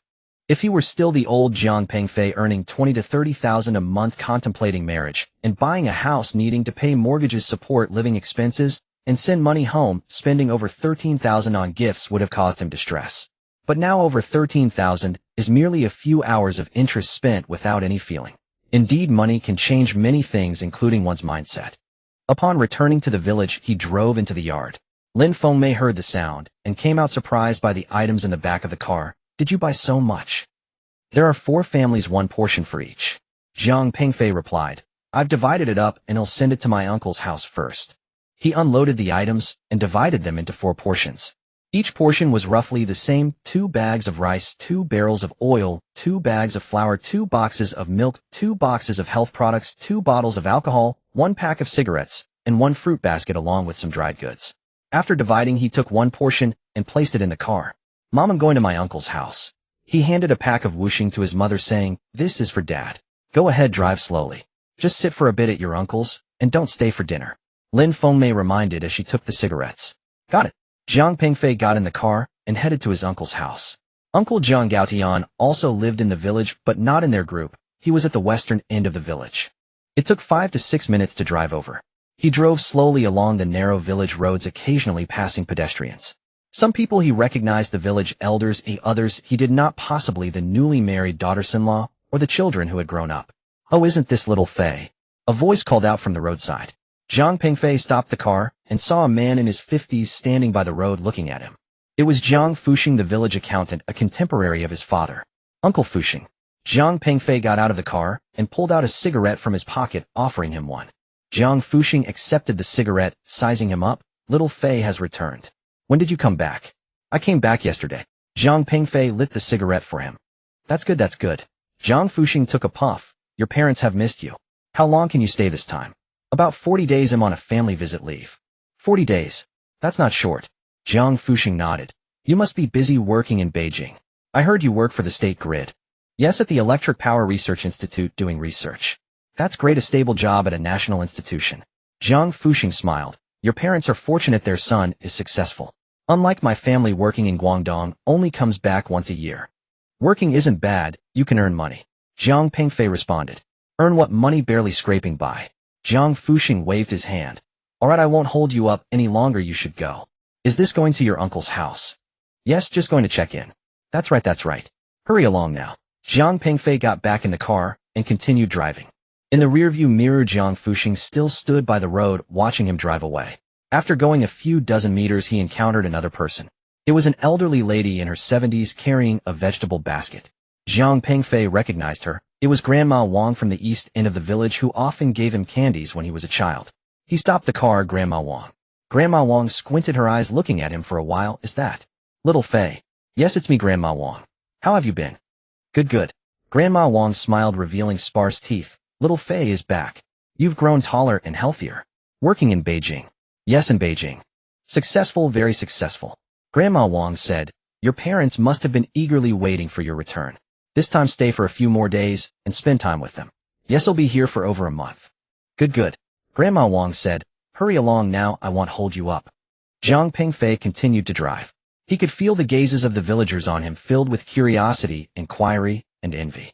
After all, he was one of the few from the village who had been accepted into Tsinghua University and now worked for a national institution in Beijing. In the eyes of the villagers, he was already a model of success. But deep down he knew that if it weren't for winning that 1,200 million, he would be nothing now. Despite the accolades for his numerous research achievements and multiple awards for his papers, his actual standing in the institution was average, with little hope for promotion and a bleak future. Soon they arrived at Uncle's house. The yard was much larger than theirs, featuring a 2-story building adorned with white tiles, giving it an impressive appearance. The gate was open and Zhang Pengfei drove the car straight in. After parking, he unloaded a pile of items. Just as he was about to enter the house, the door opened and his uncle Zhang Gaotian stepped out. Zhang Gaotian was in his 60s, but looked younger than his actual age. He was tall with a straight posture, and although his hair was graying, it was neatly combed. Dressed in a dark blue jacket, black pants, and polished leather shoes, he appeared spirited and healthy. Uncle Zhang Pengfei greeted. Xiao Fei has arrived. Zhang Gaotian smiled and hurried over, saying, why bring so many things? Come on in, come on in. He helped Zhang Pengfei with his items, and the two of them entered the house. Uncle's house had a modern layout with 3 bedrooms and 2 living rooms, with the kitchen and bathroom combined. The interior was spacious, with the living room measuring over 40 square meters. The floor was tiled and the walls were wallpapered. There was a set of deep red solid wood sofas and a large coffee table facing a 50-inch LCD television. The house was tidy and clean, clearly the home of someone who valued neatness. Xiao Fei has come, a woman's voice called from the kitchen, and then Aunt Zhang Lan walked out. She was 2 years younger than Zhang Gaotian, but looked younger than Lin Fengmei. Her hair was permed and dyed black, and she wore a red wool sweater and an apron holding a spatula. Aunt Zhang Pengfei greeted. Oh, Xiao Fei, you finally returned, Zhang Lan said, looking him up and down. You've lost weight, lost weight. Haven't you been eating well in Beijing? Working too hard? It's fine, not too tiring, Zhang Pengfei replied. Please take a seat. Zhang Gaotian invited him to sit on the sofa, while Zhang Lan went to pour tea. The tea was high-quality Longjing, and the teacups were made of Jingdezhen blue and white porcelain. Zhang Pengfei accepted the tea, thanking her. How are your parents? Zhang Gaotian asked. They're doing well. My dad's old back pain is better since he stopped driving. My mom is fine too, just a bit of high blood pressure, but she's on medication for it, Zhang Pengfei added. Your mom's blood pressure needs to be watched, Zhang Lan said as she sat down. No stress, no overexertion. Since you're back, help your mom out more, she continued. Yeah, I know, Zhang Pengfei nodded. How long can you stay? Zhang Gaotian inquired. About 40 days. I'm on family leave. 40 days. That's quite a while, Zhang Gaotian said. Can your workplace allow such a long leave? It's accumulated leave, taking it all at once. Oh, that's good to hear, Zhang Gaotian nodded, and then asked, how's work in Beijing? Is it going well? It's okay, quite smooth, Zhang Pengfei replied. He didn't want to discuss work much and shifted the topic. Uncle, you seem to be in good health. I'm doing well, Zhang Gaotian patted his chest. I exercise every morning, eat carefully, and have no health issues. Your aunt is also well, and we take care of each other, so the kids needn't worry. How's Pengcheng doing? Zhang Pengfei asked. Zhang Pengcheng was his uncle's son, 5 years older than him, working as a civil servant in the district. He's doing all right, working at the Development and Reform Commission as a deputy section chief, Jiang Gaotian said, pride visible on his face. He's busy, often working overtime. But it's stable and the benefits are good. He was just promoted to deputy section chief last year. If he hangs in there for a few more years, he can be promoted to a full section chief. That's great, Jiang Pengfei responded. Jiang Pengcheng had been a good student since childhood. Becoming a civil servant was a matter of pride in the village. The Jiang family had a good reputation in the village. His wife works as a doctor at the district hospital, which is also stable. They have a 10-year-old son in the 4th grade, and he studies well. Zhang Lan added, the three of them have a house and a car in the district, living quite well. They are even planning to have a second child soon. That's good, Jiang Pengfei said. He could tell that his uncle and aunt were very satisfied with their son's situation.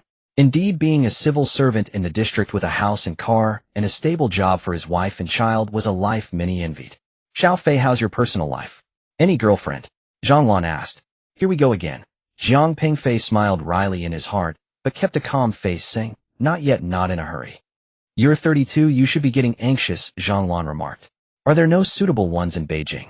If not, your aunt can introduce you to someone.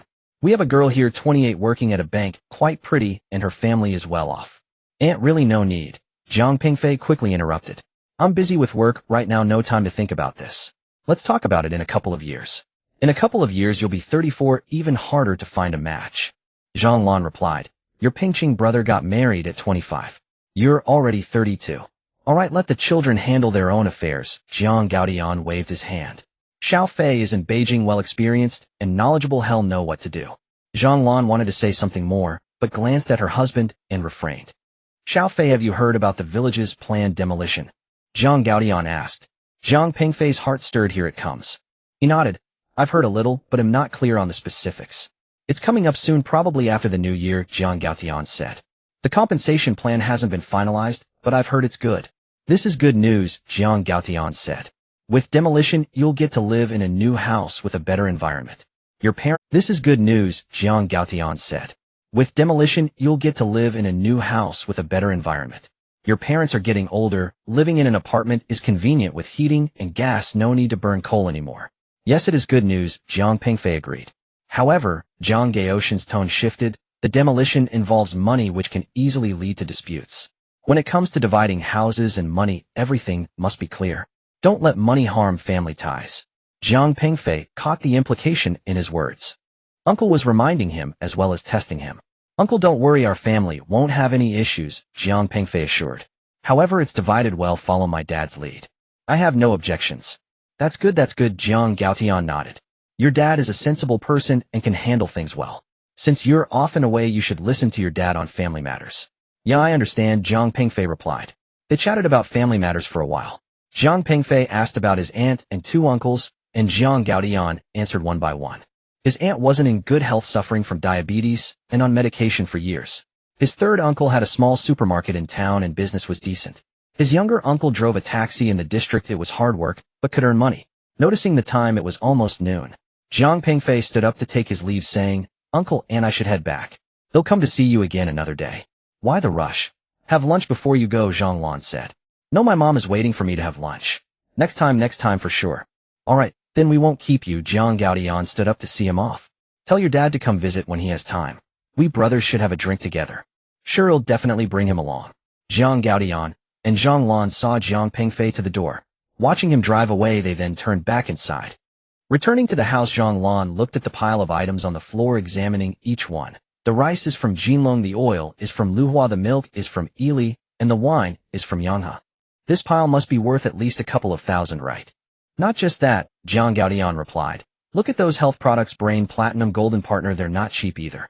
And the fruit basket, it's quite large. Altogether it must be over 3,000, Zhang Lan remarked. Xiao Fei is quite generous. It seems he's doing well in Beijing. Jiang Gaotian sat down on the sofa, lit a cigarette, and remained silent. You say Xiao Fei returned this time, staying for more than 40 days. Is it really just a family visit?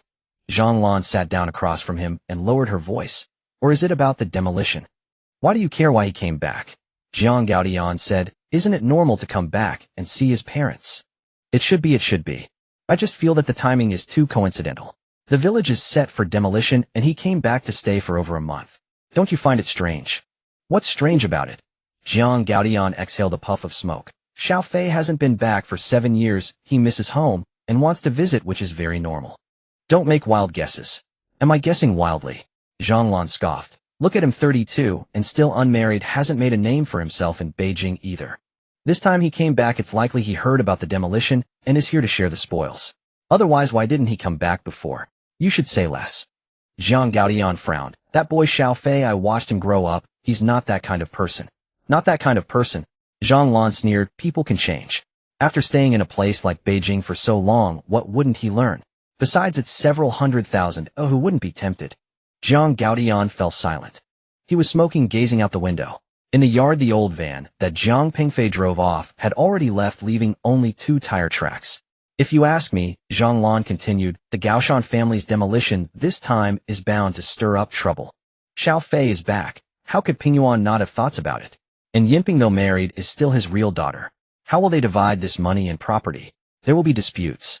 That's their business. You shouldn't worry about it, Jiang Gaotian said. What am I worrying about?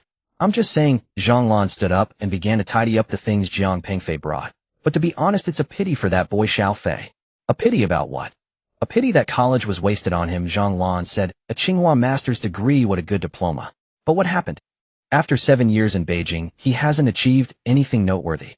Look at our son, an ordinary undergraduate working as a civil servant in the district, and now he's already a deputy section chief.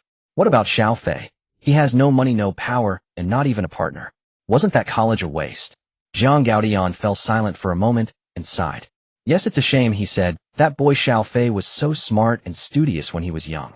He was the only one in the whole town to get into Tsinghua. He was quite the sensation back then. Who would have thought now? He didn't finish his sentence, but his meaning was clear. If you ask me, he shouldn't have gone to Beijing in the first place.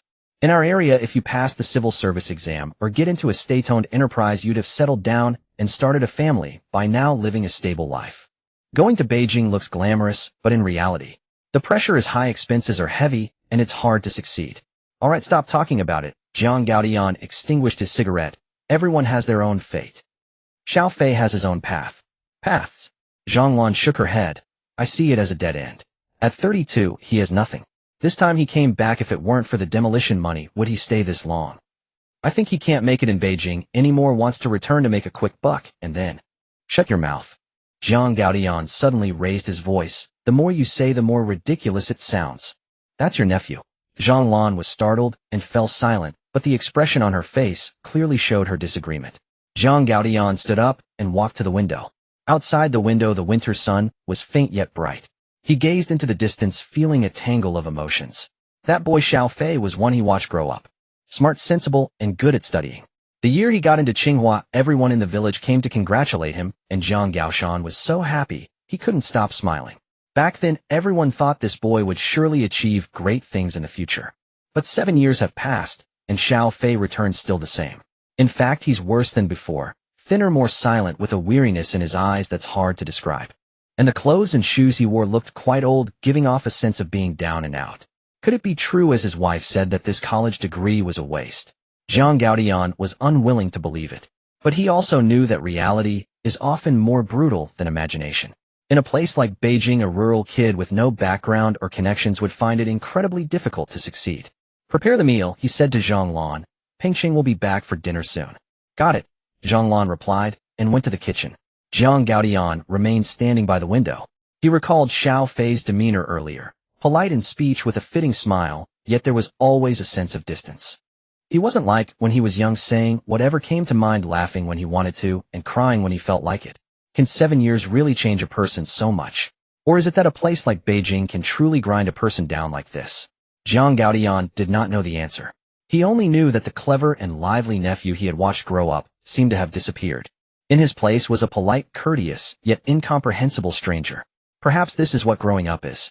Perhaps this is reality. Yet he still hoped that Xiao Fei could live well. After all, he was his own nephew, his brother's son. Outside the window, the wind rustled through the bare branches, making a moaning sound. Suddenly, a car horn sounded from outside. His son Jiang Pengqing had returned. Perhaps it was a genetic trait. In Jiang Gaotian's generation, they all had striking looks, especially Jiang Gaotian himself, who was the visual representative of his generation. None of the four brothers were shorter than 175 meters. The next generation was also impressive. Jiang Pengqing was the most handsome of them all. Although he was already 35, he still looked under 30 and stood slightly over 1.8 meters tall. The next generation was also impressive. Jiang Pengqing was the most handsome of them all. Although he was already 35, he still looked under 30 and stood slightly over 1. His looks and physique must have attracted numerous young female civil servants who had just started working.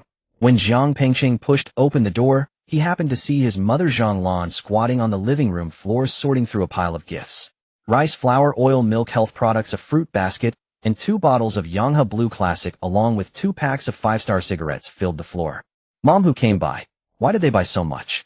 Jiang Pengqing asked as he changed his shoes casually, placing his briefcase on the shoe cabinet. Xiao Fei just left. Xiao Fei is back. Zhang Lan replied without looking up, carefully examining the bottle of wine in her hand. Look, it's Yanghe. This bottle must be over 200, right? Xiao Fei is back. Xiao Pengqing's eyes lit up as he quickly walked into the living room. When did he come back? I think I saw Uncle's old van earlier with Xiao Fei driving. That was Xiao Fei. Jiang Gaotian stood up from the sofa. He came back yesterday and said he would stay for about 40 days. He came by this morning to see the family and brought these things. Jiang Pengqing sat down on the sofa and loosened his tie. How does Xiao Fei look? Is he doing okay? I haven't seen him in 5 or 6 years. 7 years, Zhang Lan interjected. The last time he came back was 7 years ago during the National Day. This time he looks thinner, darker, and doesn't say much. He seems quite tired. It's normal. Our busy work in Beijing and high pressure, Jiang Pengqing said. He works at the State Grid Electric Science Institute doing research running to remote areas all over the country. He must be exhausted. But it's a state-owned unit, stable, and has prospects. Prospects. Zhang Lan stood up and glanced towards the bathroom. Jiang Gaotian had gone in to use the toilet. She lowered her voice and said to her son, Pengqing, I'll tell you this time, Xiao Fei is probably not just here for a family visit. What for? Jiang Pengqing asked, puzzled. What else could it be? Zhang Lan pursed her lips toward the window and said, the village is slated for demolition, didn't you know? The compensation plan is nearly settled. Each household stands to receive a substantial sum. Xiao Fei coming back now and staying for over a month. Think about it. Is that a mere coincidence? Jiang Pengqing was stunned for a moment, then shook his head. Mom, you're overthinking. Xiao Fei isn't that sort of person. He hasn't come home in 7 years, he's homesick and came to visit. That's perfectly normal. Normal? Zhang Lan snorted. 7 years without coming home, and suddenly he returns. And plans to stay more than 40 days. He is so busy working in Beijing, he could not even come for the new year before. Now he can take a 40-day leave. Do you believe that? Jiang Pengqing was put on the spot. He frowned. Mom, don't make wild guesses. Xiao Fei is my cousin who I know him. He's not a calculating man. People change, Zhang Lan said. Spend 7 years in a place like Beijing, and you learn things. A few million. Who would not be tempted? What few million? Demolition compensation, Zhang Lan replied. Your second uncle's courtyard, the land behind it, and your grandparents' house and yard. Together they could receive at least 2 apartments plus several million in cash. Jiang Pengqing's face grew grave. Mom, keep such talk at home and don't blurt it out. The demolition isn't finalized. The compensation plan hasn't been announced. How can you know the amount? The whole village is whispering about it. Zhang Lan waved off his concern. Besides, you're at Fagaway. How could you not know the inside story? Tell your mother, what is the compensation scheme? At that moment, Jiang Gaotian emerged from the kitchen and asked, what are you two whispering about? Dinner's ready. Coming, Zhang Lan answered.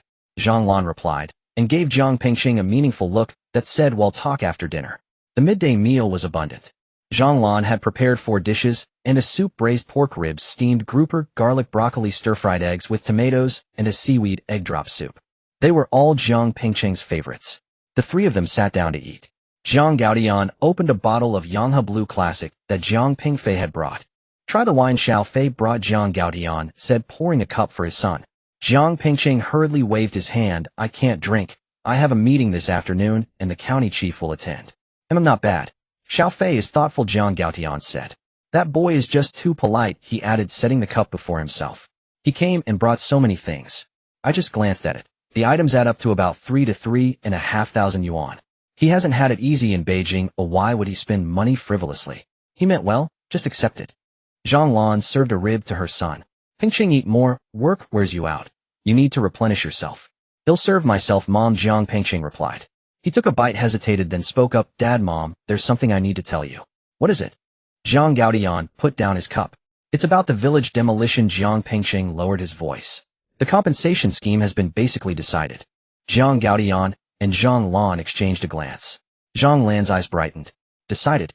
How will they compensate? Just listen and keep it to yourselves. Do not let it out, Jiang Pengqing cautioned. His expression stern. Jiang Pengqing said, this is internal information, it hasn't been officially announced. If it leaks it will cause trouble. We know, we're not fools, Zhang Lan replied. Zhang Lan urged, hurry, tell us how the compensation works. Jiang Pengqing set down his chopsticks, leaned forward, and lowered his voice. This demolition is the district's key project this year. The entire area of Shirgu village in Zhujia town will be cleared to build an agricultural tourism development zone. Compensation comes in two forms: monetary compensation and property exchange. Be specific, Jiang Gaotian said, serious now. Monetary compensation means a one-time payment based on the house area and the residential land area. For brick concrete houses, the rate is 780 yuan per square meter, brick and wood 720, timber 6800. Residential land is compensated at 520 per square meter. Zhang Lan calculated quickly in her head. Our house is 2 stories, a little over 300 square meters brick concrete. That's over 3 million. The residential land, about 300 square meters, is 1.56 million. Altogether around 3.8 to 3.9 million. About right, Jiang Pengqing nodded. But that is for monetary compensation. If you opt for property exchange, you will receive apartments instead. How do they allocate them? By discounted valuation, Jiang Pengqing explained. They value at 1200 yuan per square meter, divide your property's assessed value by 1000, and that gives you how many square meters you'll receive. The replacement housing will be resettlement apartments in the new district of good quality with property certificates and tradable after 5 years. There are 3 unit types: 100 square meters, 120 square meters, and 140 square meters. They even include a garage. Zhang Lan's eyes gleamed.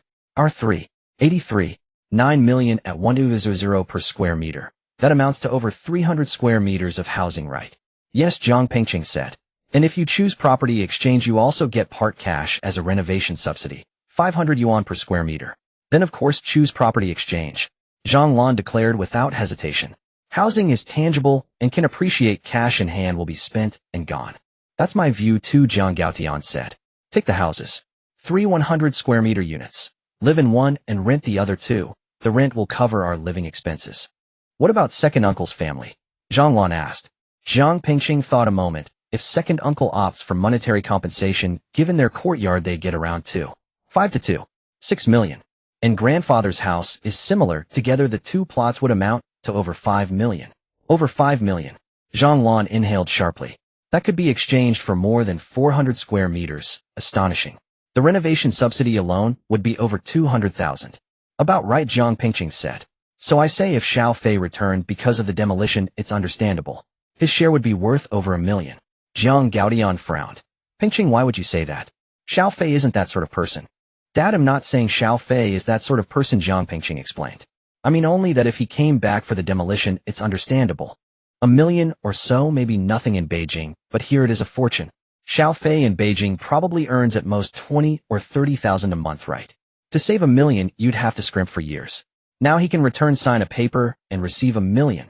Who would not be tempted? Jiang Gaotian fell silent. He took a gulp of wine. If you ask me, Zhang Lan continued, Xiao Fei must have heard about the demolition and come back because of it.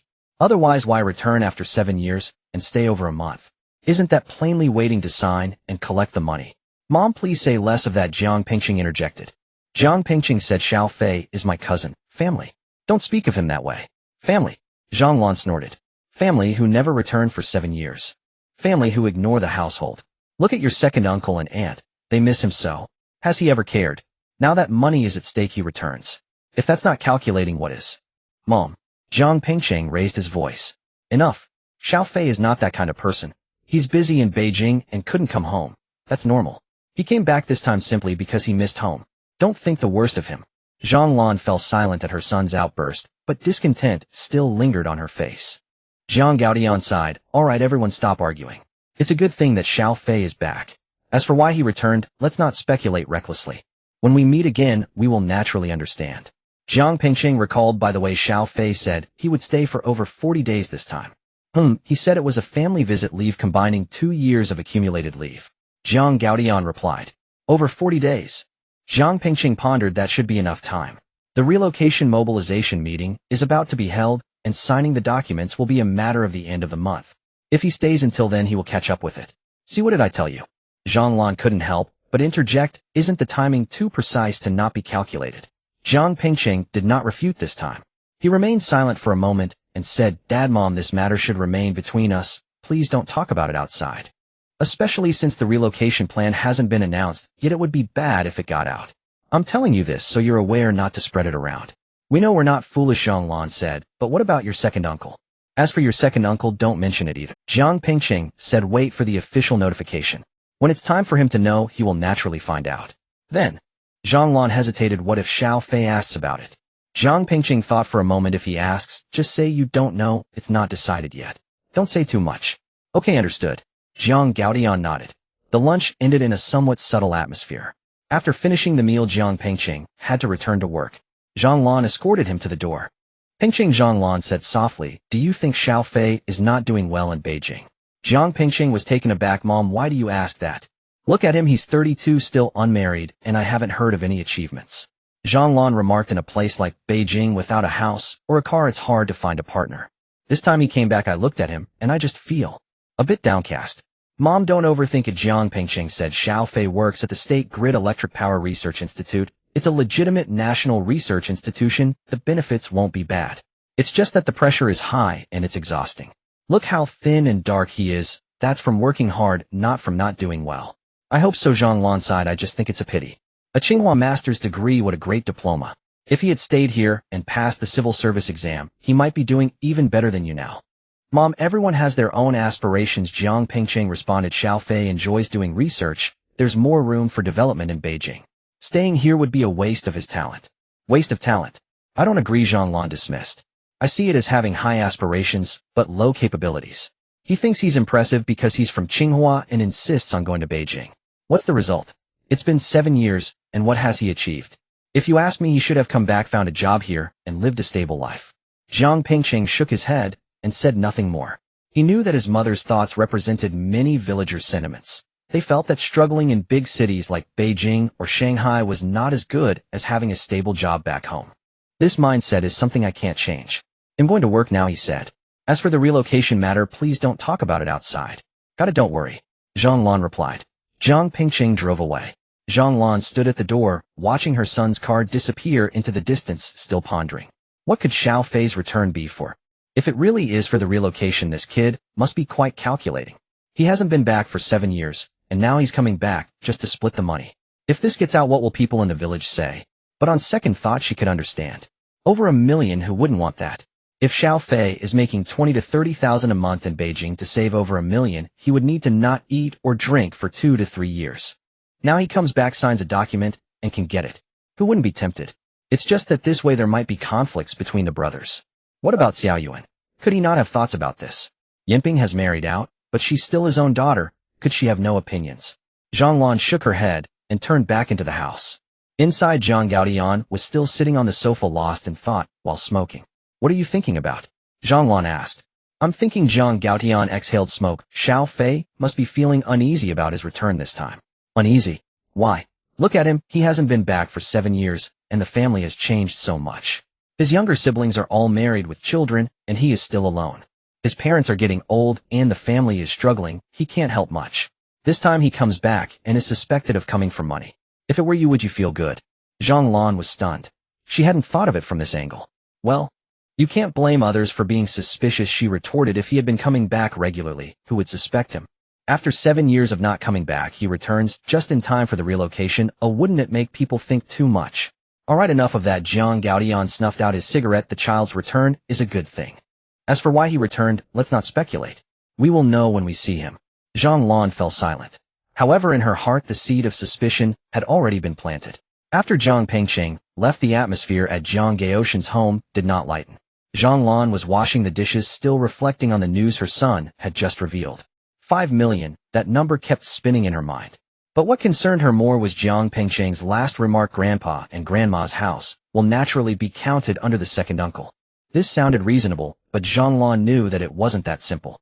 Old man, she placed the dishes in the sink and turned. Ping Cheng said that his grandparents' house counts under the second uncle. Who is this? Reliable. Zhang Gaodian was smoking in the living room. Hearing this, the cigarette in his hand, paused. If not him, then who? When your father and mother passed, it was the second uncle's family that cared for them until the end. This was said more than once when your grandparents were alive. That may be, Zhang Lan said, walking over while wiping her hands, but that was just spoken verbally. There was no will. Now that it's time for relocation, and there's so much money involved, wouldn't the third and fourth brothers have their own thoughts? Zhang Gaoyan's brows furrowed. He silently smoked, the smoke slowly rising in the living room. Zhang Lan was speaking the truth. Their parents, Jiang Pingfei's grandparents, had passed away 10 years ago. The old man passed first, and the old lady followed 6 months later. When the old couple passed, Jiang Gaoshan was in his 50s, right in his prime. Meanwhile, Jiang Gaofeng and Jiang Gaohai were 42 and 39 respectively, both working outside. The arrangement for their care was decided while the couple was still alive. It was during a spring festival 20 years ago when the whole family gathered for the New Year's Eve dinner. The old man had a bit to drink, looked at his 4 sons, and said, "Your mother and I are getting old. Someone has to take care of us. Among the 4 of you, whoever looks after us until the end, the 3 old houses we have as well as the half-acre of land behind will belong to him." This was very clear. At that moment, the dining table fell silent for a few seconds. Zhang Gaodian was the eldest, but at that time, he worked at a company in the district, leading a semi-rural life. One partner worked in the factory, and the other farmed in the village, residing in a dormitory building which was relatively stable and had the best economic conditions. He was the first to speak. "Father, mother, as the eldest, it is my duty to provide for you. However, I am in the district. If you are willing to come, I will arrange for you to live in an apartment. If you do not wish to come, I will pay for someone to take care of you." The old man waved his hand. No, we have lived in the countryside our whole lives. It would feel suffocating to go upstairs. Moreover, hiring someone to take care of us would be a joke. The Jiang family has not reached that point yet. Jiang Gaofeng, the third son, worked in the south and only returned once a year. He lowered his head and said nothing. His wife, however, spoke up. "Father, mother, we would be willing to take you in, but we rent a place outside and the conditions are poor. We fear it would be a burden for you." This sounds nice, but everyone knows it's an excuse. Jiang Gaofeng and his wife work in Guangdong, living in a rented room of only tens of square meters. They are barely managing, so how could they take in the elderly? Jiang Gaohai, the 4th son, also worked outside, but closer to home, in Jinling City. He was straightforward. "Father, mother, I work in the city and return once a month. I cannot take care of you regularly, but I will contribute to your medical expenses." Finally, there was Jiang Gaoshan, the 2nd son. He spoke the least, saying simply, "Father, mother, if you do not mind, you can stay with me. As long as we have enough to eat, you will have enough too." His words were simple, yet sincere. The elderly couple exchanged glances and nodded. From then on, the elderly couple moved in with Jiang Gaoshan. He cleared out the main house for his parents to live in, while he and Lin Fengmei occupied the east side room. Jiang Gaoshan drove a truck and Lin Fengmei cooked and did laundry, taking great care of them. The elderly couple had poor health. The old man suffered from emphysema, and the old lady had high blood pressure, needing to visit the district hospital every few days. Jiang Gaoshan drove them to the hospital, with Lin Fengmei accompanying them. The medical expenses were shared among the 4 sons, but the daily care was entirely handled by Jiang Gaoshan and Lin Fengmei. This care lasted for 10 years. During these 10 years, the elderly couple lived comfortably at Jiang Gaoshan's home. Jiang Gaodian often returned to visit, never coming empty-handed, bringing rice flour, oil, and supplements. Jiang Gaofeng and Jiang Gaohai returned once or twice a year, bringing some money each time, but stayed only a few days before leaving. The winter when the old man passed away was particularly cold. His emphysema flared up, and he was hospitalized for half a month. Jiang Gaoshan stayed by his side every day while Lin Fengmei prepared and delivered meals from home. Jiang Gaodian also visited often, but he had to work and could not be there every day. Jiang Gaofeng and Jiang Gaohai, one in Guangdong and the other in the provincial capital, returned for 3 days. Seeing that the old man was stable, they left again. When the old man passed away, only Jiang Gaoshan and Lin Fengmei were by his side. The old man held his son's hand, wanting to say something, but unable to express it, he just squeezed his hand tightly. The funeral was organized by all 4 sons together. Although the costs were said to be shared, in reality Jiang Gaoshan bore the brunt of it, as he was responsible for the arrangements. People in the village said that Jiang's 2nd son was practical and filial. The old lady passed away 6 months later. After the old man died, she fell apart and could not get out of bed. Once again, it was Jiang Gaoshan and Lin Fengmei who took care of her. The day before the old lady passed away, she called all 4 sons to her bedside. By then she could no longer speak complete sentences, just looking at Jiang Gaoshan, then at the other 3 sons, her lips moving. Jiang Gaodian leaned down and heard the old lady use her last bit of strength to say the old house. Give it to the second son. Don't fight over it. After saying that, her eyes closed. Jiang Gaofeng and Jiang Gaohai were present at the time and heard her. They said nothing, tacitly agreeing. After the old lattice funeral, the old house and land naturally belonged to Jiang Gaoshan. Jiang Gaodian helped with the transfer procedures. Though there was no formal transfer, many rural houses do not have property deeds, just a village-recognized agreement, with village officials as witnesses. The agreement stated that the old house and the half-mu of land at the back belonged to Jiang Gaoshan. Jiang Gaotian, Jiang Gaofeng, and Jiang Gaohai all signed and placed their fingerprints. The village officials also stamped the document. This matter was considered settled. 10 years passed without anyone mentioning it. But now there was talk of demolition. Yusei Zhonglan sat down opposite Jiang Gaotian, her voice lowered further. Will the 3rd and 4th sons have second thoughts? They signed at the time because they thought those 3 old rooms were worthless. Zhonglan analyzed the adobe house is decades old, leaking rain and wind, and that half-mu of land cannot grow much. Giving it to the second son was no loss. But now it's different. With the demolition, that old house and land have become valuable. A house could be worth millions. Can the 3rd and 4th sons not be tempted? They signed the agreement. Jiang Gaodian finally spoke, his voice hoarse. It's in black and white with the village official's stamp. If they want to backtrack, it won't be that easy. They signed, but that was 10 years ago. Zhonglan said 10 years is a long time, people change. Besides, they signed back then because the old house was worthless. Now it's valuable. If they claim they were coerced into signing or didn't know there would be a demolition, what will we do if it escalates? Jiang Gaodian fell silent. He knew his wife was right. In rural areas, such internal family agreements can become very troublesome if conflicts arise, especially involving substantial assets, as familial ties often cannot withstand the test. The 3rd and 4th sons, Jiang Gaodian said slowly, do not seem to be heartless people. When our parents passed, they were present and heard what our mother said. Over the years, they haven't had any issues with the second son. That was in the past, Zhonglan said.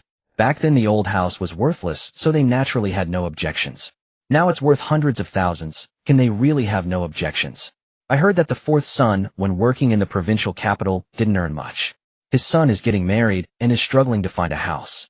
If he could get a house now, wouldn't he be tempted? Jiang Gaodian fell silent again. He thought of the 4th son, Jiang Gaohai. Among the 4 brothers, the 4th had the least success. He worked on construction sites in his youth, earning 50 to 60,000 a year, a tough and unstable job. A few years ago, he got injured and bought an electric bike to run as a taxi in the district. His son was 25, working in the county town, dating someone and needing to buy a house for the wedding. He was under a lot of financial pressure. For the 4th son, a house could be a chance to change his fate. How could he not be tempted? If he learned about this, would he not have thoughts? He might have felt he lost out when he signed, but now that there's a chance to make up for it, would he not? If he learned about this, would he not have thoughts? He might have felt he lost out when he signed, but now that there's a chance to make up for it, would he not cause trouble? Let's not forget he has a son who hasn't started a family yet. Jiang Gaofeng, the 3rd son, had previously run a small processing factory in Guangdong, making clothing. It was fine a few years ago, but with increased competition, the factory had to close due to poor performance, and he returned to open a supermarket in town. His younger son was still in university, with expenses exceeding tens of thousands a year, putting pressure on him. For the 3rd son, a house represented a significant amount. If you ask me, Zhonglan concluded, this demolition may bring unrest to your family. As for the second brother's household, whether Peng Fei and Ping Yuan will quarrel is difficult to predict. For the 3rd and 4th brothers, it's even harder to say. The old house matter might resurface. Jiang Gaodian sighed deeply. He stubbed his cigarette in the ashtray and lit another. So what do you think we should do? What can I do? Zhonglan replied. I'm only warning you to be mentally prepared. You are the eldest. If a real dispute breaks out, you will have to see to fairness. But that fairness is difficult to uphold. On one side is the second brother who genuinely cared for their parents in their final years. On the other are the 3rd and 4th brothers, blood brothers. If they make a fuss, can you really stand aside? Jiang Gaodian felt a headache. Being the eldest was not easy. For brothers, 4 households, each with their own difficulties. They lived peacefully in ordinary times, but once money is involved, conflicts emerge. If you ask me, Zhonglan considered, it's best to make things clear before the demolition. Call the 2nd, 3rd, and 4th brothers together and hold a family meeting. Clarify the matter of the old house. While it has not yet been torn down, resign the agreement and have it notarized to avoid trouble later. Resign. Jiang Gaodian shook his head. Wouldn't that be slapping the faces of the third and fourth brothers? As if we don't trust them. Then what do you suggest? Zhang Lan said. If you wait until after the demolition when the money is in hand, and then a dispute erupts, that would be far worse. Jiang Gaodian fell silent. He knew his wife was right. Making things clear beforehand was better than fighting afterwards. But how to say it? To directly ask the third and fourth brothers, the old house will go to the second brother, you have no objection, right? If not, sign. If spoken like that, the brothers' feelings would be hurt. Let us wait and see, Jiang Gaodian finally said. The third and fourth brothers have not shown signs, yet let's not raise it proactively. We'll discuss it if they bring it up. If we wait until they raise it, it will be too late, Zhang Lan said. By then the money will be in hand. If they stir up trouble, what will you do? Give or not give? If you give, you wrong the second brother. If you do not, there will be no brotherhood left. Jiang Gaodian felt an even worse headache. He stood and walked to the window. Outside, the winter sun was pale, yet glaring. He looked toward the distance in the direction of the old village house. 3 mud-brick rooms stood, solitary plaster flaking, roof tiles broken. It was these inconspicuous 3 rooms that, with demolition approaching, could become the focal point of discord among the brothers. Money moves the human heart. This was not small change, it was millions. Peng Cheng said the demolition briefing will be held at the end of this month. He turned to Zhang Lan and said, before that I must see the second brother. To sound out whose opinion? Everyone's, Jiang Gaodian said. For the second brother, see whether he has confidence about the old house matter. For the third and fourth brothers, call them to ask whether they know about the demolition and what they think about the old house. By phone. Zhang Lan said, what can you learn on the phone? Such a big matter should be discussed in person. Meet in person? Jiang Gaodian smiled bitterly. How would that be arranged? The third brother keeps watch over his supermarket and cannot easily return. The fourth brother drives long distances and may not be able to come back. We can only ask by phone first. When do you plan to call it? Tomorrow, Jiang Gaodian said. Tonight I'll discuss with Peng Cheng how to frame. Zhang Lan nodded. All right, I asked Peng Cheng to prepare a plan. Understood, Jiang Gaodian said. He sat back on the sofa, but his mood was no longer as light as before. He had once thought the demolition would be a blessing that the family could live well. Now it seemed a blessing might turn into something harmful. Money can let people live well, but it can also set kin against one another. Also, Zhang Lan suddenly remembered, Peng Fei has come back this time. If he is here because of the demolition, might he have thoughts about the old house?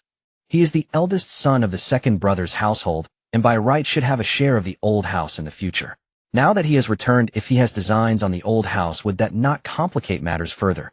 Jiang Gaodian was stunned. He had not considered this. By rural custom, parents' houses are generally left to sons.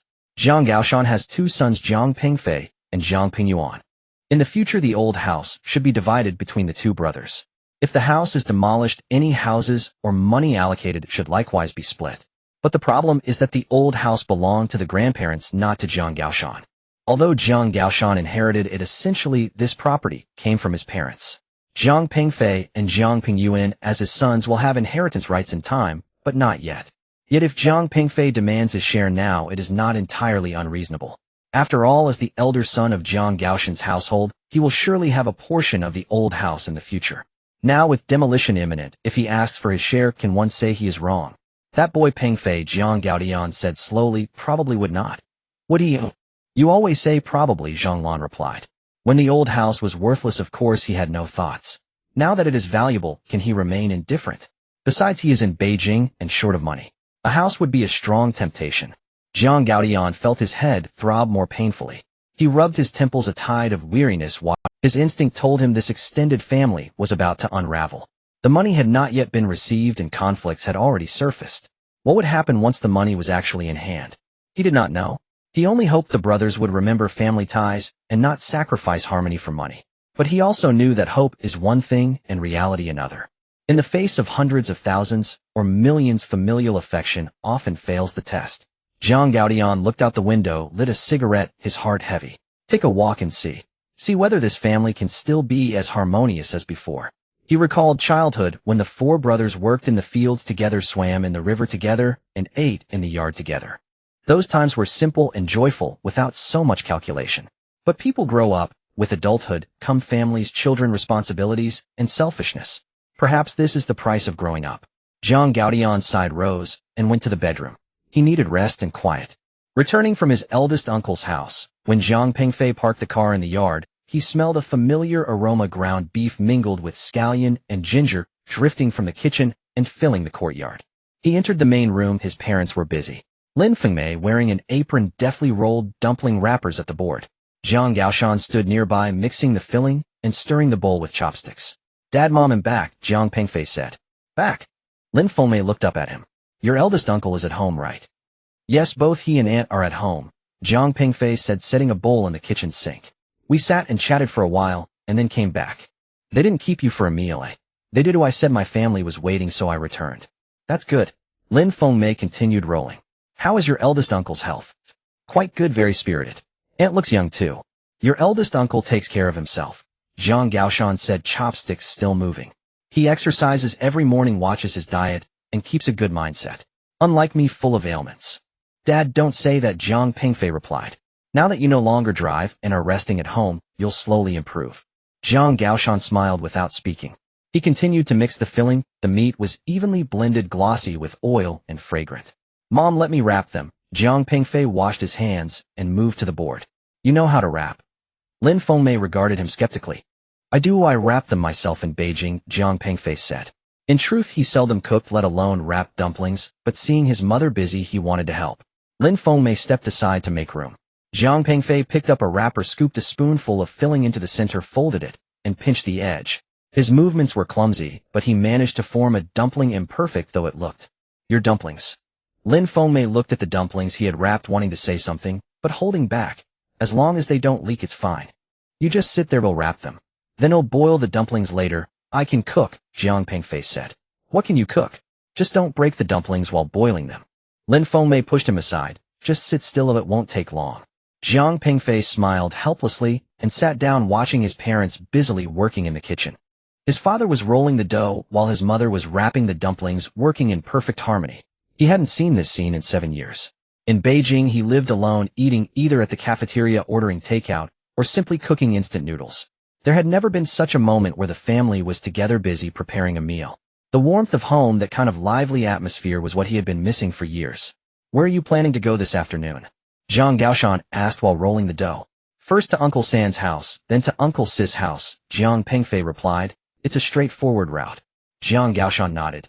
"You haven't been back in so many years, so it's good to visit Uncle San and Uncle Si to avoid becoming strangers. We can't neglect the etiquette." "I know," Jiang Pengfei said. "The gifts will be the same as those for Uncle Da. I'll load them in the car later, about 3,000 to 4,000 yuan for each family. Is that enough?" That's enough," Lin Fengmei said. "Your Uncle San runs a supermarket in town, so he doesn't lack anything. Your Uncle Si drives a taxi, and he's doing fine too. It's just a visit, the gesture is what matters." "Your Uncle San and Uncle Si," Jiang Gaoshan said while kneading the dough, "sold the house that Grandpa built for them back in the day, and they've established homes in town and the district. Over the years they have been doing all right." Jiang Pengfei knew about this. Grandpa had 4 sons, and he built houses for each of them in the village. Uncle Da Jiang Gaotian married early. His house was originally in the old village, but he later moved and rebuilt in the new village. Jiang Gaoshan's house was directly built in the new village, with both families situated at the southern end of the village. Uncle San Jiang Gaofeng and Uncle Si Jiang Gaohai lived on the northwestern side of the village. Later, both Uncle San and Uncle Si went out to work. Uncle San saved some money and opened a small supermarket in town. Uncle Si bought a house in the district and drives a taxi. They sold the houses Grandpa built for them. Uncle San's house was sold to someone from the village, while Uncle Si's house went to an outsider who runs a fish farm. The money from the sales, combined with their savings, helped them establish homes in town and the district. This matter sparked some discussion back in the village. Some said they were unfilial for selling the ancestral home, while others praised their foresight in moving to town and the district for better opportunities. But regardless, they were doing well now, better than when they lived in the village. "Your Uncle San's supermarket is doing well," Lin Fengmei said. "He even expanded it a couple of years ago, adding another floor. It's now over 200 square meters, selling all sorts of items. Your Aunt Sin keeps an eye on the store while your Uncle San manages the inventory. They can earn about 20 to 30,000 yuan a month, which is quite decent for the town. Uncle Si drives a taxi, but it's tough work, but he earns well too." Jiang Gaoshan said. "He makes about 8 to 9,000 a month in the district, which is enough for expenses. Your Aunt Si runs a beauty salon and makes a fair amount. Her son is in university in the provincial capital and is about to graduate." Jiang Pengfei listened, feeling a mix of emotions. The 4 brothers had taken 4 different paths. Uncle Do worked as a laborer in the district his father drove in the village. Uncle San did business in town, and Uncle C drove a taxi in the district. Each had their own ways of living, their own difficulties, but they also found their own satisfactions. He too had a path of his own now. Yet this path was too unique, too incredible. For now, he couldn't share it with anyone. Go in the afternoon, just visit and leave. Don't stay for a meal, Lin Fengmei instructed. If your Aunt San or Aunt C tries to keep you, just say you have matters at home and must return. Don't trouble them. Okay, I understand, Zhang Pengfei replied. The steaming dumplings were served on the table, the aroma of beef filling wafting through the hall. Zhang Pengfei picked up a dumpling and took a bite. The filling was generous and the broth was delicious, the taste reminiscent of his memories. Mom, your dumplings are the best, he said sincerely. Lin Fengmei smiled and added a few more dumplings for him. If it's good, eat more. You can't find this in Beijing, right? Not really, Zhang Pengfei said. The dumplings at restaurants can't compare to yours. After the meal, Lin Fengmei began to clear the dishes. Zhang Pengfei wanted to help, but was sent out of the kitchen. He had no choice but to sit in the hall and drink tea with his father. Lin Fengmei washed the dishes and came out of the kitchen carrying a large bowl filled with dumplings. She also took a plate to cover the bowl and wrapped it with a cloth. Mom, who are you sending this to? Zhang Pengfei asked. To Adi, Lin Fengmei said. This child lives alone and makes do with meals. I wrapped some dumplings to send him a bowl. Adi. This name was like a key unlocking a door deep in Zhang Pengfei's memories. Those sealed and nearly forgotten childhood images surged forth. Yang Jindi, whose nickname was Adi, was born on the same day as him. The two grew up together and were the best of friends. Zhang Pengfei remembered that Ada's house was just at the east end of the old village, not far from their grandfather's home. As children, they played together every day. In summer, they swam in the river and caught fish. In winter, they had snowball fights and built snowmen. Ada's parents treated him very well, often inviting him to their home for meals and making him new clothes. Ada's mother, whom Zhang Pengfei called Aunt Yang, was a gentle woman who made delicious sugar pancakes. Ada's father, Uncle Yang, was a carpenter skilled with his hands and made them wooden guns, slingshots, and little wooden boats. At that time, the two of them were as close as one person. The villagers often said these two kids were closer than real brothers. But then that winter, when they were 10 years old, tragedy struck. That winter was especially cold. To keep warm, Ada's family lit a coal stove in their home. That night the wind was strong, the chimney might have been blocked, leading to a carbon monoxide leak. Both of Ada's parents died from poisoning. Adi was saved, but suffered brain damage, leaving his intelligence forever stunted at the age of 10. Zhang Pengfei remembered that morning he went to Ada's house to play, only to find the door closed, and no one responded no matter how much he knocked. Feeling that something was wrong, he ran home to get his father. Zhang Gaoshan climbed over the wall and found Ada's family of 3 unconscious. He quickly called an ambulance to take them to the hospital. Ada's parents could not be saved, but Adi lived, albeit with a diminished mind. Since then, Adi changed. The clever, lively, talkative Adi was gone, replaced by a dazed, slow-speaking, and unresponsive Adi. He stopped going to school, no longer played outside, and spent his days staring blankly at the sky. Ada's grandparents took care of him, but they were old and frail, barely managing to raise him. 10 years ago, both grandparents passed away, leaving Adi to fend for himself. Over the years, the villagers have supported him, especially Zhang Pengfei's family, who frequently brought him food and clothing. Lin Fengmei treated Adi like half a son, always remembering to send him a bowl whenever there was something good to eat. Adi, how is he now? Zhang Pengfei asked, his voice somewhat dry. What else can it be? Lin Fengmei sighed. He lives alone, makes do with meals, and wears whatever he can find. Fortunately, the village provides a basic living allowance, giving him a few hundred yuan a month, so he won't starve. It's just pitiful. Zhang Pengfei stood up. Mom, I'll go deliver it. Lin Fengmei glanced at him and nodded. That's good, you should check on him. He might still remember you. Zhang Pengfei took the bowl, wrapped it in cloth, and held it close. The bowl was warm, the heat seeping through the cloth into his hands, providing a comforting warmth. Does Adi still live in the same place? He asked. Yes, the old house, nothing has changed. Lin Fengmei said. You should hurry there and back and remember to bring the bowl back. Understood. Zhang Pengfei embraced the bowl and walked out of the yard.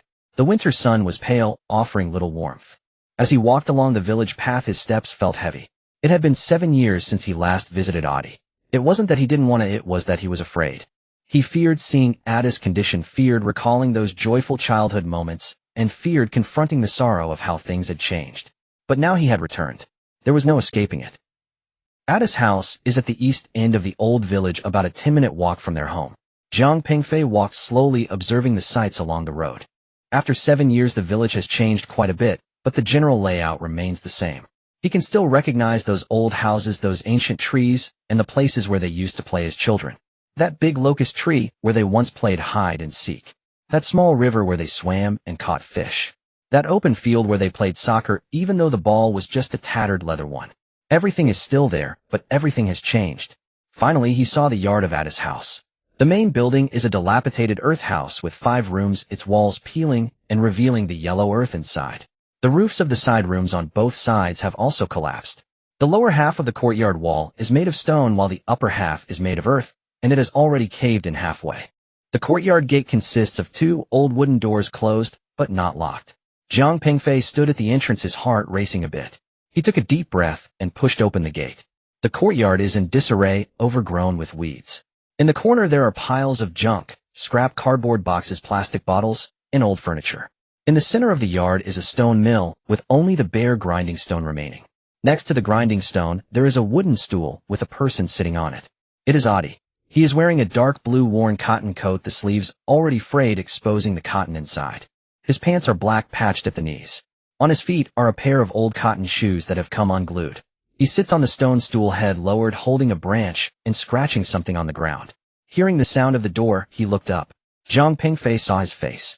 A 32-year-old man, but he looked like he was in his 40s or 50s with dark rough skin and deep wrinkles. His hair is more than half gray, messy. His eyes are large, but vacant, lacking any sparkle. His stubble is a mix of black and white, and his lips are chapped and peeling. The most notable feature is one word: thin. When he saw Jiang Pengfei, he froze for a few seconds, then broke into a grin. That smile is pure and innocent like a child's. "Who are you looking for?" he asked, his speech somewhat unclear. Adi. Jiang Pengfei stepped forward, placing a bowl on the stone stool. "It's me, Xiaofei." Adi froze again for a few seconds, then his eyes slowly lit up. He stood up, slightly shorter than Jiang Pengfei with a hunched back. Actually, he is not short, probably around 177, maybe 178. "Xia. Xiaofei." He repeated the name as if recalling Xiaofei. Is Fei Fei?" "Yes, I am Fei Fei," Jiang Pengfei replied. When they were kids, Adi used to call him Fei Fei. Ada's eyes brightened even more. He reached out his hand, wanting to grasp Jiang Pengfei's hand, but halfway through he withdrew it, as if afraid of something. "Fei Fei, you are back." "I'm back to see you," Jiang Pengfei said. He picked up the bowl, lifting the cover off. "These are dumplings my mom made, beef filling. I brought you a bowl." For me?" Adi asked, looking at the bowl of dumplings, swallowing hard. He was evidently hungry. "It's for you, eat while it's hot."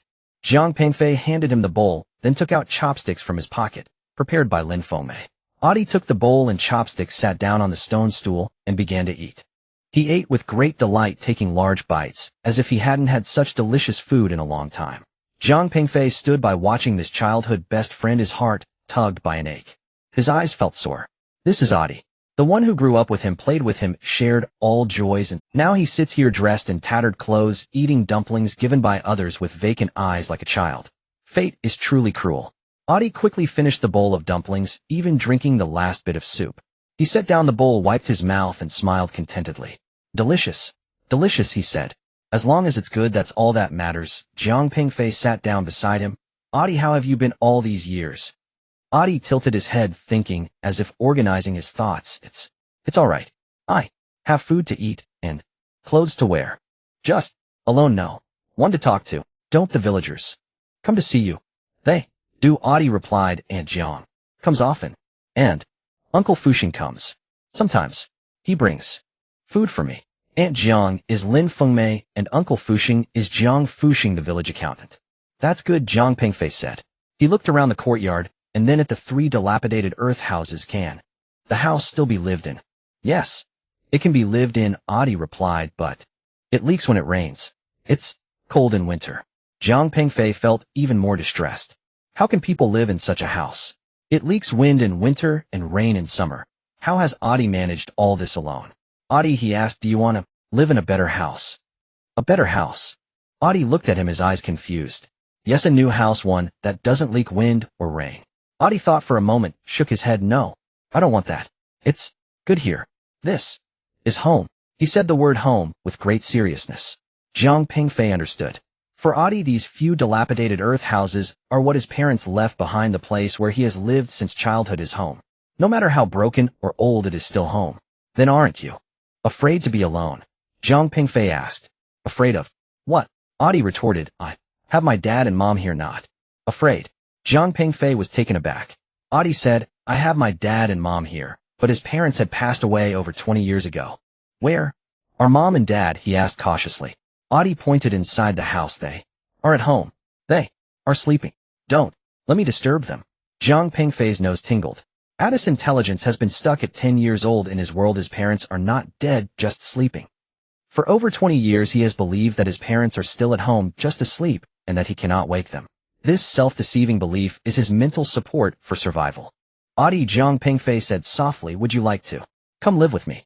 I have space at home, you can. Audie shook his head firmly. No. I want to stay at home.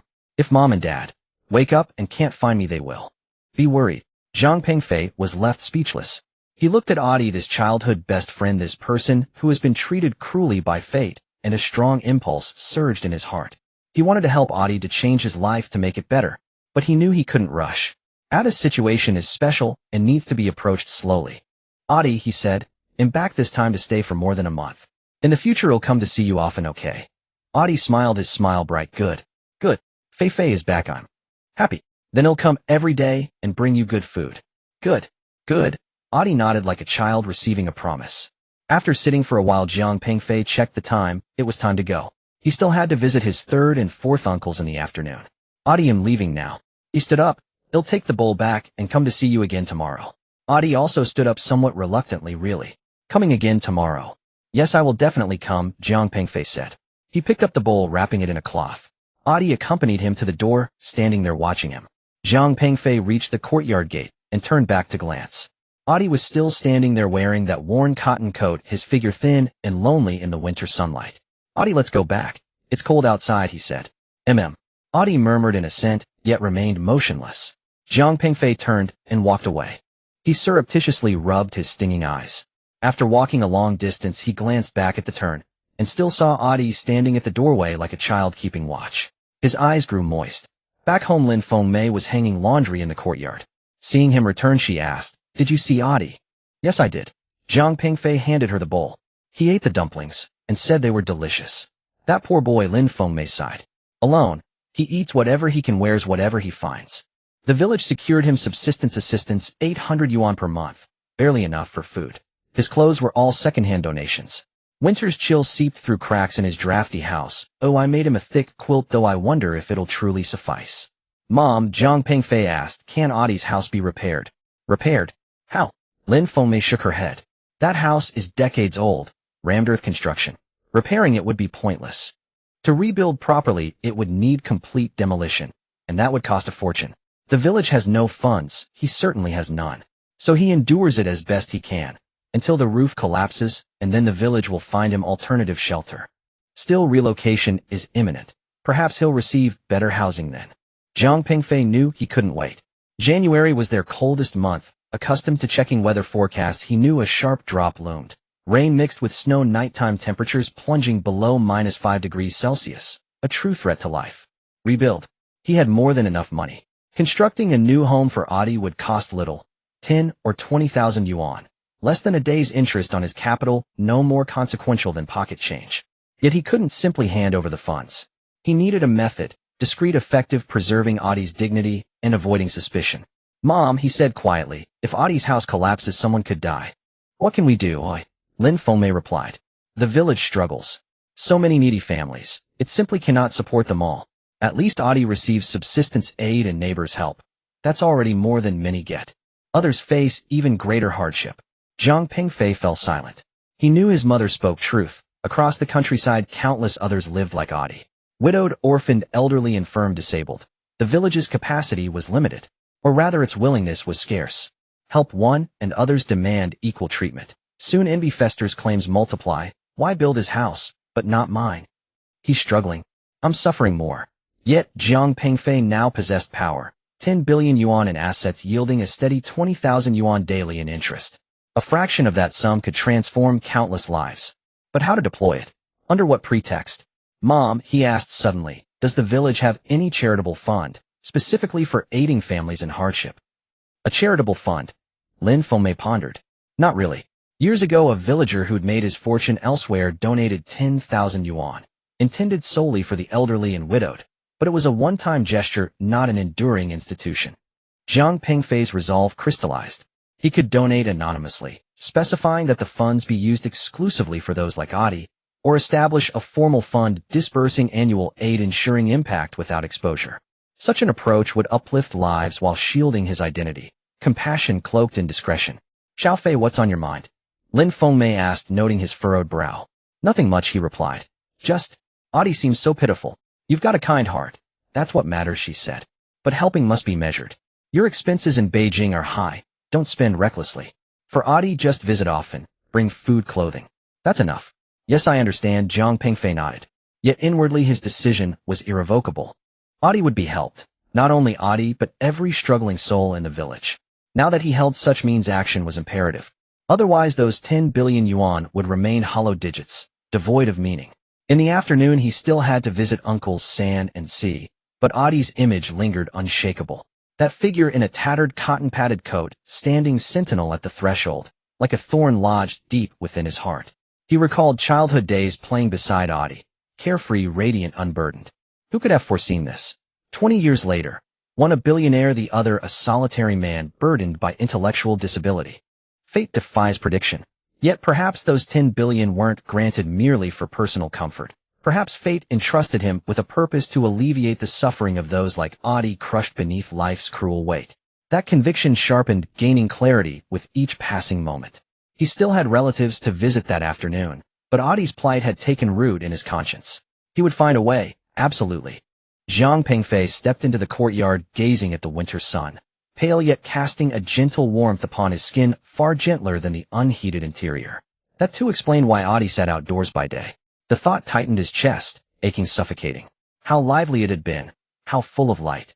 Now his siblings had families of their own. He himself was 32, his parents aged visibly. Time flowed swift and relentless. How lively it had been, how full of light. Now his siblings had families of their own. He himself was 32, his parents aged visibly. Time flowed swift and relentless. This afternoon demanded visits to uncles San and Si, a ritual obligation of his return, upholding rural custom and kinship bonds. He wondered how they'd receive him, with Uncle Da's warm but probing hospitality, or with the villagers' mixture of awe and cautious distance. Regardless, he would go. It was his duty as a Jiang scion, and his solemn promise to his parents. Yet carrying the secret of 10 billion yuan while pretending to be an ordinary migrant worker from Beijing felt profoundly dissonant. Still, the charade must continue for now. Even next steps required careful staging, borrowing money. But under what plausible pretext? Crafting a credible justification demanded real mental labor. He drew a slow, steadying breath and re-entered the house. Afternoon held much yet to accomplish. First, load the gifts for Uncles San and Si into the car. With his parents' help, Jiang Pengfei sorted and loaded the parcels. Uncle San's gifts went into the trunk. Uncle Si's rested on the rear seat, ensuring no mix-up. Checking the time, he bid farewell to his parents and drove off in the modest electric vehicle. Destination: Uncle San's home in town. Unbeknownst to Jiang Pengfei, the very person he sought to protect, Adi, had already drawn the quiet, calculating gaze of others. Jiang Pengfei drove his father's old car out of the village, heading towards the town. The winter sun shone through the car window, and although the heater was off, the interior was not cold. He drove slowly. The old car's maximum speed was only about 50 kilometers per hour, which was sufficient for the rural roads. Zhujia town was approximately 10 kilometers from Shirgu village, taking about 10 minutes by car. Driving the old car took a bit longer. The road was newly paved asphalt, a 4-lane bidirectional road clearly marked with lines. On both sides were farmlands, barren in winter, giving off a desolate vibe. In the distance, some newly built factories could be seen, their colorful steel roofs gleaming in the sunlight. The town had developed rapidly in recent years. Jiang Pengfei remembered that in his childhood, there was only one main street in the town, lined with low shops selling daily necessities, agricultural supplies, and clothing. Things were different now, as the street had widened, more shops had opened, and several residential complexes had been built, complete with supermarkets, restaurants, and hotels, giving it a semblance of a city. He had called his third uncle Jiang Gaofeng earlier and mentioned that he would drop by in the afternoon. His uncle had been very enthusiastic on the phone, saying he would wait at home. As he drove into the town, the main street was bustling with people. Although it was a weekday, the town was lively with vendors, shopkeepers, and shoppers. Jiang Pengfei drove slowly searching for the sign of Laosan Supermarket. Soon he spotted it, a two-story building in the middle of the main street with a storefront about 7 or 8 meters wide featuring a red sign, Laosan Supermarket. The sign was a bit worn, the red paint faded, but the lettering was large and eye-catching. Several electric bikes and bicycles were parked in front, and the glass door displayed signs saying "Welcome" and cigarettes, alcohol, and snacks. Through the glass he could see shelves inside filled with goods. Jiang Pengfei parked the old car at the roadside in front of the supermarket. As soon as he got out, the supermarket door opened, and a man walked out. It was his third uncle, Jiang Gaofeng. At 52 years old, he looked younger than his actual age. He was sturdy, nearly 1.8 meters tall, with broad shoulders and a straight back. His hair was cut short, mostly gray, but still vibrant. He had few wrinkles, and his skin was a healthy wheat color, indicative of someone who had spent years outdoors. He wore a dark blue jacket over a gray sweater, black pants, and leather shoes. He looked tidy and neat, unlike the typical rural folk. "Xiao Fei is here," Jiang Gaofeng said as he approached with a smile, though it seemed somewhat formal, like a businessman greeting a client. Third uncle Jiang Pengfei called out. "Was the journey smooth, eh?" Jiang Gaofeng asked, glancing at the old car, his eyes briefly revealing a subtle emotion before returning to normal. "It was smooth. The newly repaired road has less traffic," Jiang Pengfei replied. "Come, let's greet your third aunt," Jiang Gaofeng said, leading him towards the supermarket. "Let your third aunt keep an eye on the store while we head to the backyard." The supermarket was quite spacious, around 100 square meters. The shelves were neatly arranged, filled with various goods, cigarettes, alcohol, snacks, daily necessities, grains, oils, and spices. Everything one could need. Inside, two customers were browsing, and a middle-aged woman was sitting behind the cash register. It was his third aunt, Lu Hohat. "Hohat, Xiao Fei has come," Jiang Gaofeng said to his wife. Lu Hohat looked up, gave Jiang Pengfei a smile, and said, "Xiao Fei is here. Sit down, sit down." "Third aunt," Jiang Pengfei called. "You both go sit in the backyard. I'll keep an eye on things here," Lu Hohat said, then lowered her head to look at her phone. Her attitude was more indifferent than Jiang Gaofeng's, merely polite, without much warmth. Jiang Gaofeng led Jiang Pengfei through a side door of the supermarket into a yard behind it. The yard was fairly large, about 100 square meters, with a clean cement floor. The yard was surrounded by buildings on three sides, all bungalows, but well constructed, tiled with ceramic tiles, and fitted with aluminum alloy windows. "This is where we live," Jiang Gaofeng explained, opening a door. "The supermarket is in front, and we live in the back for convenience." Inside was a living room of over 30 square meters. The decor was simple, yet practical. The floor was tiled, the walls painted white, a set of dark brown fabric sofas, a large coffee table, and opposite was a TV cabinet with a 5-inch LCD TV on top. The room was tidy but lacked decorations, resembling an ordinary family living room. Sit down, Jiang Gaofeng gestured to the sofa and sat down opposite. Jiang Pengfei began to move his belongings into the living room. "Look at you, just coming over bringing things like this." Jiang Gaofeng glanced at the items and said politely while helping, "We run a supermarket at home. Oh, we have everything we need. Isn't this just wasting money?" "It's the thought of my nephew. Oh, it's not worth much," Jiang Pengfei said, placing the items down and dusting off his hands. "Next time don't bring anything. If you do, I won't let you in," Jiang Gaofeng joked, getting up to take out some cigarettes from a cupboard next to the sofa and handed one to Jiang Pengfei. The cigarettes were ordinary Hongtao Mountain Tin Yuan box. Jiang Pengfei took it, and Jiang Gaofeng lit it for him before lighting one for himself.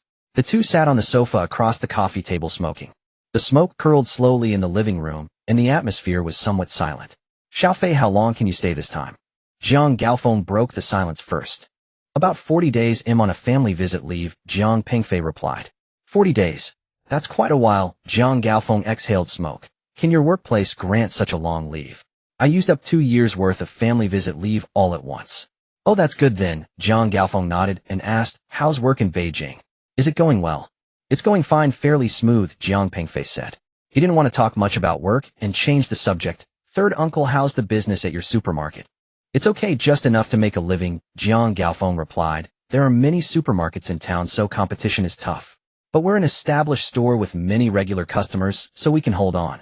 After expenses, we can save about 10,000 a month, which is better than working for someone else." "That's quite good," Jiang Pengfei remarked.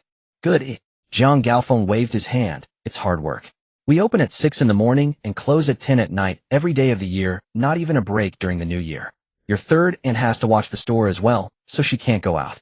It looks like being a boss, but in reality we are bound by the store."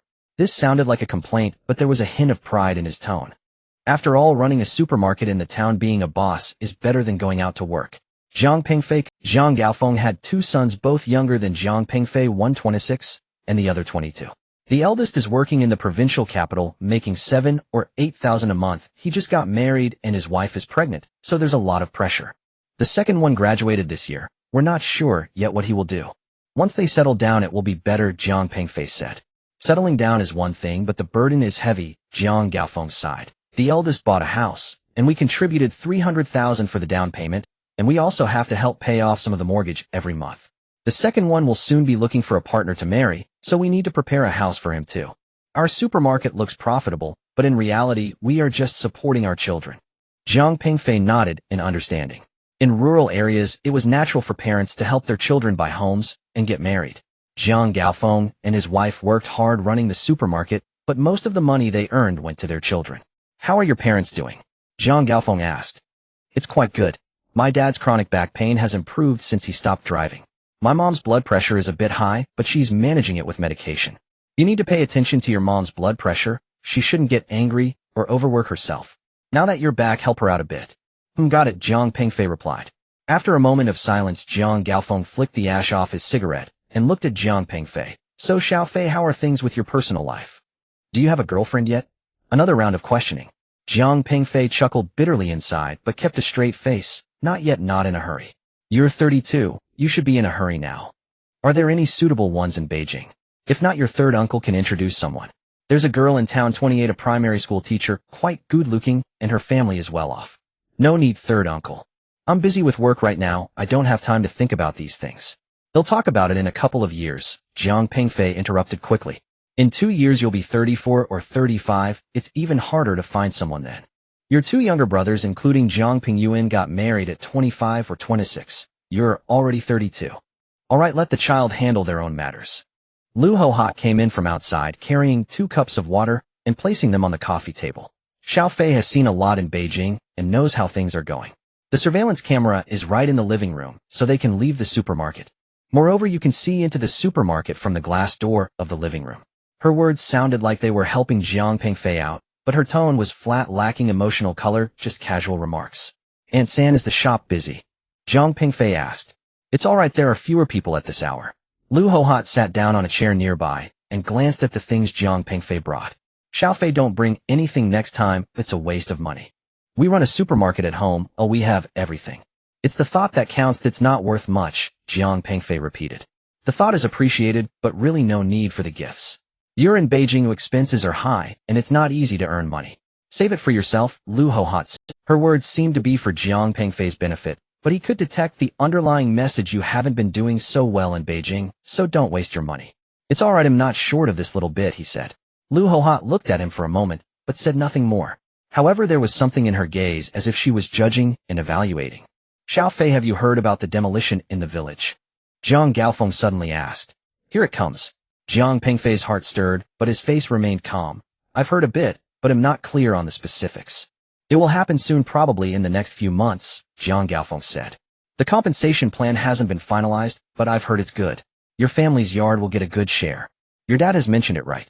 He said a little, Jiang Pingfei replied vaguely. It's a good thing, Jiang Gaofeng said. With the demolition you can live in a new house and the environment will be better. Your parents are getting older, living in an apartment is convenient with heating and gas, no more burning coal. Yes, it's a good thing, Jiang Pingfei echoed. However, Jiang Gaofeng shifted his tone. The demolition involves money, which can easily lead to conflicts. Your family needs to clarify how to divide the house and money when the time comes. Don't let money ruin your harmony. His words were almost identical to what his uncle had said. Jiang Pingfei understood in his heart that this was a reminder and a test for him. Uncle, don't worry, our family won't do that, Jiang Pingfei said. How to divide it will depend on my dad. I have no objections. That's good, that's good. Jiang Gaofeng nodded. Your dad is a sensible person and can handle things well. Since you've been out for a long time, listen to your dad about family matters. I understand, Jiang Pingfei replied. They chatted a bit more about family matters. Jiang Gaofeng asked about Jiang Pingfei's life in Beijing, and Jiang Pingfei selectively shared the positive aspects. Jiang Gaofeng talked about the supermarket's operations, the situation of his two sons, and the changes in the town over the years. The atmosphere remained that of polite indifference. They felt like relatives, but not quite like family. There was distance, a barrier, a surface warmth, but no genuine closeness. After chatting for about half an hour, Jiang Pengfei checked the time and stood to say goodbye. Uncle Aunt San, I'm heading back now. Why the rush? Eat before you go, Jiang Gaofeng said, but his tone was less resolute, more like polite insistence. No need, next time for sure, Jiang Pengfei replied. All right then, I won't keep you any longer. Jiang Gaofeng stood up to see him off. Tell your dad when you get back, he should come over sometime for a drink. Okay, I will definitely remind him.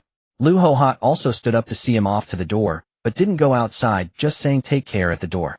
Jiang Gaofeng watched Jiang Pengfei get into the old car, start it, and drive away. As the car moved farther away, Jiang Gaofeng stood at the door watching the direction the car disappeared, a complex expression on his face. Lu Hohat walked over from behind and stood beside him. Gone. Yes, Jiang Gaofeng replied. Did he bring anything? Milk, health supplements, oil, rice, a fruit basket, and a couple of 1,000 yuan worth of cigarettes and alcohol combined. That's all right, it's not shabby. Lu Hohat said. But look at the car he drives, that old clunker. After 7 years in Beijing, he hasn't even managed to get a decent car. That Tsinghua diploma seems wasted. Jiang Gaofeng said nothing, but there was something in his eyes that seemed like agreement, yet also regret. If you ask me, Lu Hohat continued, he probably came back this time for the demolition. Otherwise he wouldn't have returned after 7 years, and now he's back for over a month. Isn't it obvious he's waiting to sign for the money? Don't make wild guesses, Jiang Gaofeng said. Xiao Fei isn't that kind of person. Not that kind of person, Lu Hohat scoffed. People change. After spending 7 years in a place like Beijing, what wouldn't he learn? Hundreds of thousands, who wouldn't be tempted? Jiang Gaofeng fell silent again. He turned and went back inside with Lu Hohat following him. If you ask me, Lu Hohat sat down on the sofa and continued, the demolition for the second family is likely to be anything but peaceful. Now that Xiao Fei is back, what about Ping Yuan? Wouldn't he have thoughts? And Yinping, though married, is still his direct sister. How will the money and house be divided? There will definitely be a fuss. That's their business, you don't need to worry about it, Jiang Gaofeng said. What am I worrying about? I'm just saying, Lu Hohat replied. But back to the point, it's a shame about Xiao Fei. A shame, eh? A shame that he wasted his university education, Lu Hohat said. A Tsinghua master's degree, what a great diploma. And what happened? After 7 years in Beijing, I heard, he's still an engineer and hasn't made a name for himself. Look at our eldest, graduated from a junior college, working in the provincial capital, making 7 or 8,000 a month. What about Xiao Fei? No money, no power, not even a girlfriend. Isn't that a waste of a good university education? Jiang Gaofeng fell silent for a moment and sighed. Yes, what a shame, he said. Xiao Fei was so smart and did so well in school when he was young. He was the only one from the whole village to get into Tsinghua. He was quite remarkable back then. Who would have thought now? He didn't finish, but the meaning was clear. I think we shouldn't have let him go to Beijing in the first place, Lu Hohat said. Here one could easily become a civil servant or work in a state-owned enterprise, and by now he would have already settled down with a family, living a stable life. Going to Beijing looks glamorous, but in reality, the pressure is immense and expenses are high, making it hard to get by. All right, enough of that. Jiang Gaofeng stood up. Everyone has their own fate. Xiao Fei has his own path. Paths? Lu Hohat shook her head. To me it looks like a dead end. He's 32 and has nothing. If it weren't for the relocation compensation, would he even stay this long? I think he couldn't make it in Beijing and wants to come back to make some quick money, and then... Shut your mouth. Jiang Gaofeng suddenly raised his voice. The more you talk, the more absurd it sounds. That's your nephew. Lu Hohat was taken aback and fell silent. However, her expression clearly showed her disagreement. Jiang Gaofeng walked out of the room and into the yard. The winter sun was faint yet bright. He gazed into the distance, his heart feeling somewhat complicated. That child Xiao Fei had grown up under his watch. Smart, sensible, and a good student. The year he was accepted into Tsinghua University, everyone in the village came to congratulate him, and Jiang Gaoshan was so happy he couldn't stop smiling. Back then, everyone believed this child would surely achieve great things in the future. But 7 years have passed, and Xiao Fei returned still the same. In fact, he was even worse, thinner, quieter, with an indescribable fatigue in his eyes. Driving an old, dilapidated car, dressed in ordinary clothes, he looked just like any regular worker, completely lacking the demeanor of a Tsinghua graduate. Could it be just like his wife said, that his time in university was wasted? Jiang Gaofeng was reluctant to believe it. But he also knew that reality is often more brutal than imagined. Understood, Lu Hohat replied. Jiang Gaofeng still stood in the yard. He recalled Xiao Fei's demeanor earlier. Polite in speech with a fitting smile. Understood, Lu Hohat replied. Jiang Gaofeng still stood in the yard. He recalled Xiao Fei's demeanor earlier. polite in speech with a fitting smile, yet there always seemed to be a barrier between them. He was no longer like when he was a child expressing everything freely, smiling when he wanted to, crying when he felt the urge. Can 7 years truly change a person so much? Or is it that a place like Beijing really has the power to wear people down like this? Jiang Gaofeng didn't know the answer. He only knew that the clever and lively nephew he had watched grow up seemed to have vanished. In his place was a polite, courteous stranger who was hard to comprehend. Perhaps this is what growing up means. Perhaps this is reality. Yet he still hoped that Xiao Fei could live well. After all, he was his dear nephew, the son of his second brother. However, watching the dilapidated car drive away, he couldn't shake off the thought that his university experience was wasted. After leaving his third uncle's supermarket, Jiang Pengfei drove the old car toward the district. The winter afternoon sun slanted down on the road, casting a thin layer of golden light on the pavement. The old car's engine hummed, reaching a maximum speed of only 40 kilometers per hour, but he wasn't in a hurry, driving slowly. The distance from Zhujia town to the district was about 15 kilometers with good road conditions and a 4-lane provincial road. The scenery on both sides of the road gradually changed. Fewer farmlands and more factories, fewer bungalows and more high-rise buildings. The closer he got to the district, the denser the traffic and buildings became. Although Liaoning district is a county-level area under Jinling with average economic strength, its prosperity as a regional center of a new first-tier city is not inferior to that of a third-tier city. Entering the district, tall buildings were everywhere and shops clustered together. The main road had widened to 6 lanes, bustling with traffic. The street-side shops were stylishly decorated with various goods displayed in glass windows. Pedestrians were well-dressed, mostly young people, many of whom came from surrounding towns to work or shop in the district. Jiang Pengfei, driving the old car, felt somewhat out of place on this bustling street. Occasionally sedans and SUVs would overtake him and the drivers would glance at his old car with a hint of disdain. But he didn't care, driving slowly and looking at the scenes outside the window. Having not returned for 7 years, the changes in the district were significant. He remembered that there used to be only one main street with some old shops on either side. Now the new urban area had expanded several times, with skyscrapers rising and malls, supermarkets, hotels, and office buildings all available. The vehicles on the street had also improved significantly, with numerous Benz's, BMWs, and Audis, and he even spotted a Lamborghini Huracan. Following his memory, he found the residential community where his fourth uncle Jiang Gaohai lived, Sunshine Garden. It was a mid-range community built 10 years ago, consisting of more than a dozen 6-story buildings without elevators. There was a security gate at the entrance of the community, and the barrier would drop when a car approached, indicating that a card or license plate scan was needed. Jiang Pengfei did not drive directly into the community. He had called his fourth uncle in advance, who mentioned that he was sending a guest to the train station and would be back in about 20 minutes, asking him to wait at the entrance. The old car parked by the roadside outside the community gate. Jiang Pengfei turned off the engine and got out. He leaned against the car and lit a cigarette. He smoked slowly, watching the flow of people and vehicles on the street. The district was indeed lively, much more prosperous than the town or village. The people here walked quickly, spoke loudly, embodying the unique hustle and bustle and vitality of a small city. Halfway through his cigarette, he heard a vendor's voice nearby. Puppies, puppies, just a month old, selling cheap. The voice was old, laced with a heavy local accent. Jiang Pengfei turned to look and saw an old man squatting on the sidewalk on the other side of the community gate.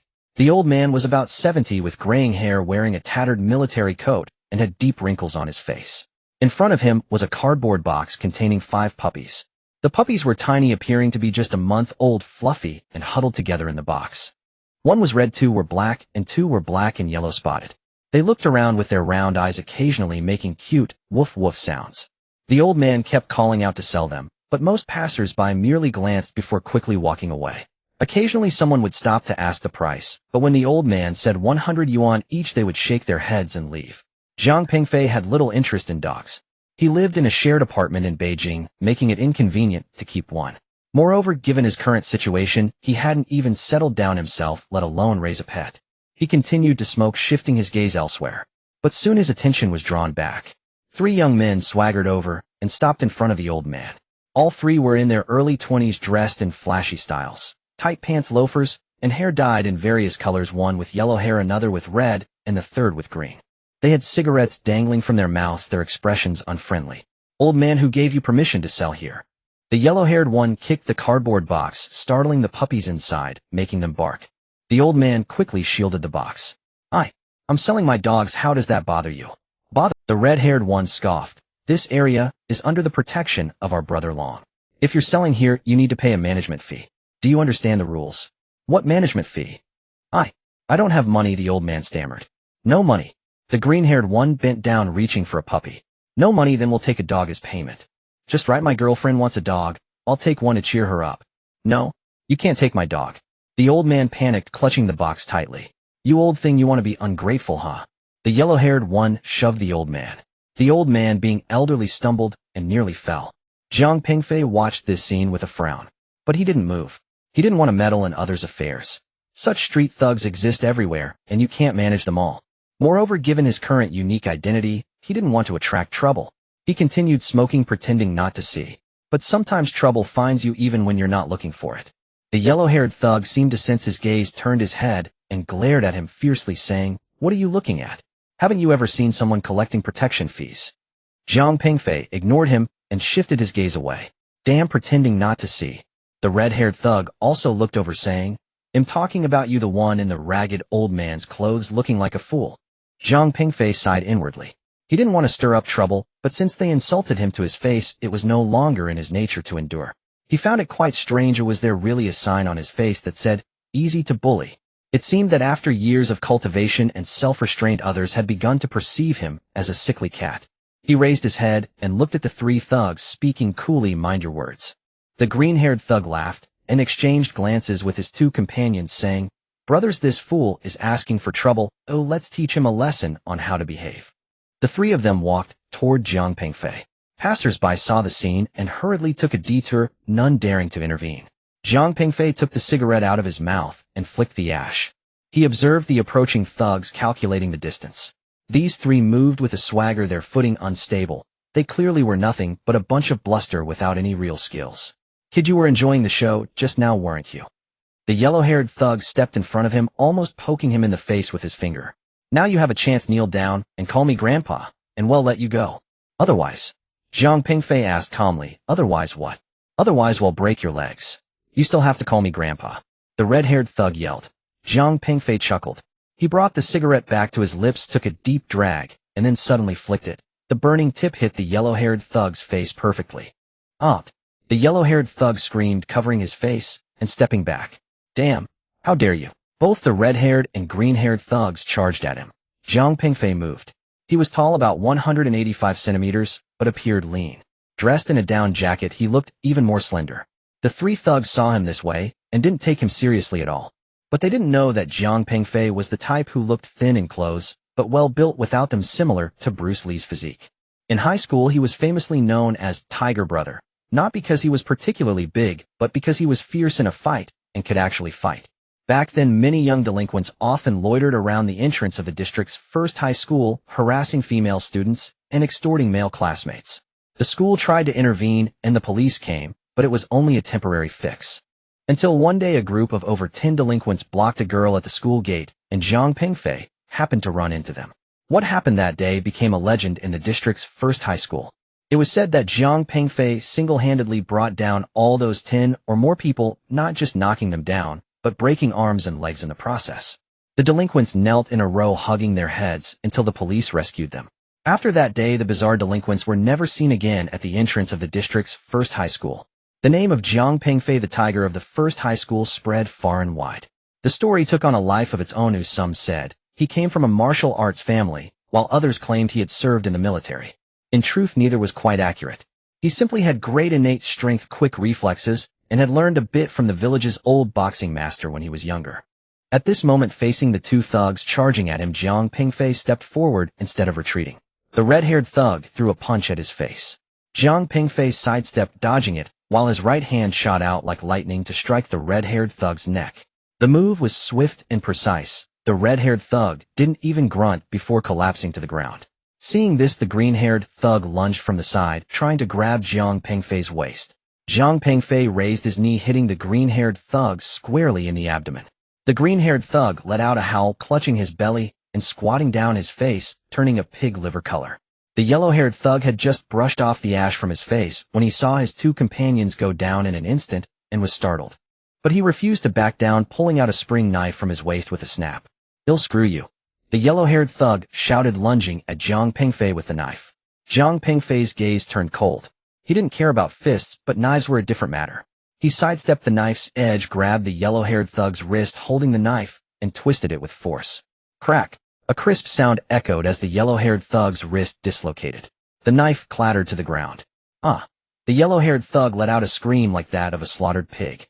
Jiang Pengfei released his grip, and the yellow-haired thug rolled on the ground, clutching his dislocated wrist in pain. From the start to the end of the scuffle, it took less than 30 seconds. All three thugs lay on the ground. Passers-by watched from a distance, none daring to approach. Jiang Pengfei straightened his clothes, picked up the cigarette, but that had fallen on the ground, and tossed it into a nearby trash bin. He glanced at the three thugs moaning on the ground, and said coolly, "Scram." The three thugs helped each other up with the yellow-haired thug's wrists still dangling and wincing in pain. They looked at Jiang Pengfei, their eyes filled with fear. "You? Just wait for it." The yellow-haired thug threatened, but his voice trembled. "Waiting is fine with me," Jiang Pengfei replied, "but next time it won't be as simple as a dislocated wrist." The three thugs exchanged glances and limped away. Jiang Pengfei leaned back against the car and lit another cigarette. He looked at the spot where the old man selling dogs had been, only to find both the old man and the dog had vanished, probably having run off during the commotion. That was good. It spared him further harassment, he thought. Halfway through his smoke, he suddenly felt something was off. The street was too quiet. The onlookers who had gathered to watch were nowhere to be seen. In the distance, some shops had even pulled down their shutters. He looked up and saw two silver vans speeding down the street from the other end. The vans drove swiftly, the engines roaring. The two vehicles skidded to a halt right in front of Jiang Pengfei. The doors swung open, and a dozen or so people jumped out of the vehicles. These were all young men in their 20s, dressed similarly to the earlier thugs, but more uniform, dressed entirely in black jackets, each wielding a weapon. Some carried steel pipes, others baseball bats, and some wielded collapsible clubs. After getting out of the car, the dozen or so men quickly spread out, encircling Jiang Pengfei. They said nothing, merely watching him coldly with unfriendly gazes. The last to emerge from the passenger seat of the first van was a man in his 30s. He was not very tall, around 175 centimeters, but quite sturdy, dressed in a leather jacket sporting a crew cut with a green dragon tattoo on his neck. After he got out, he lit a cigarette and slowly walked over. The yellow-haired thug whose wrist had been dislocated by Jiang Pengfei followed closely behind him, pointing at Jiang Pengfei and saying, "Brother Long, it's him. He's the one who injured our brother." The man called Brother Long stepped in front of Jiang Pengfei and sized him up. Jiang Pengfei looked back at him, feeling a sense of familiarity. The more he looked, the more familiar he felt. "Answer me. Have you gone mute?" one of Long Guest's underlings bellowed. Jiang Pengfei suddenly smiled. It all came back to him. Gu Chenglong. Who Gu? Long Gu froze, nearly dropping his cigarette. He scrutinized Jiang Pengfei intently for several seconds. Then his eyes widened in shock. Jiang Pengfei's smile broadened. "So it really is you. 10 years. And you've risen to Brother Long." Long Ji's fierce expression vanished, instantly replaced by astonishment, exhilaration, and a flicker of embarrassment. He strode forward and embraced Jiang Pengfei tightly. "Hu Gu, it truly is you. I swear I thought I was hallucinating." They held each other briefly, then parted.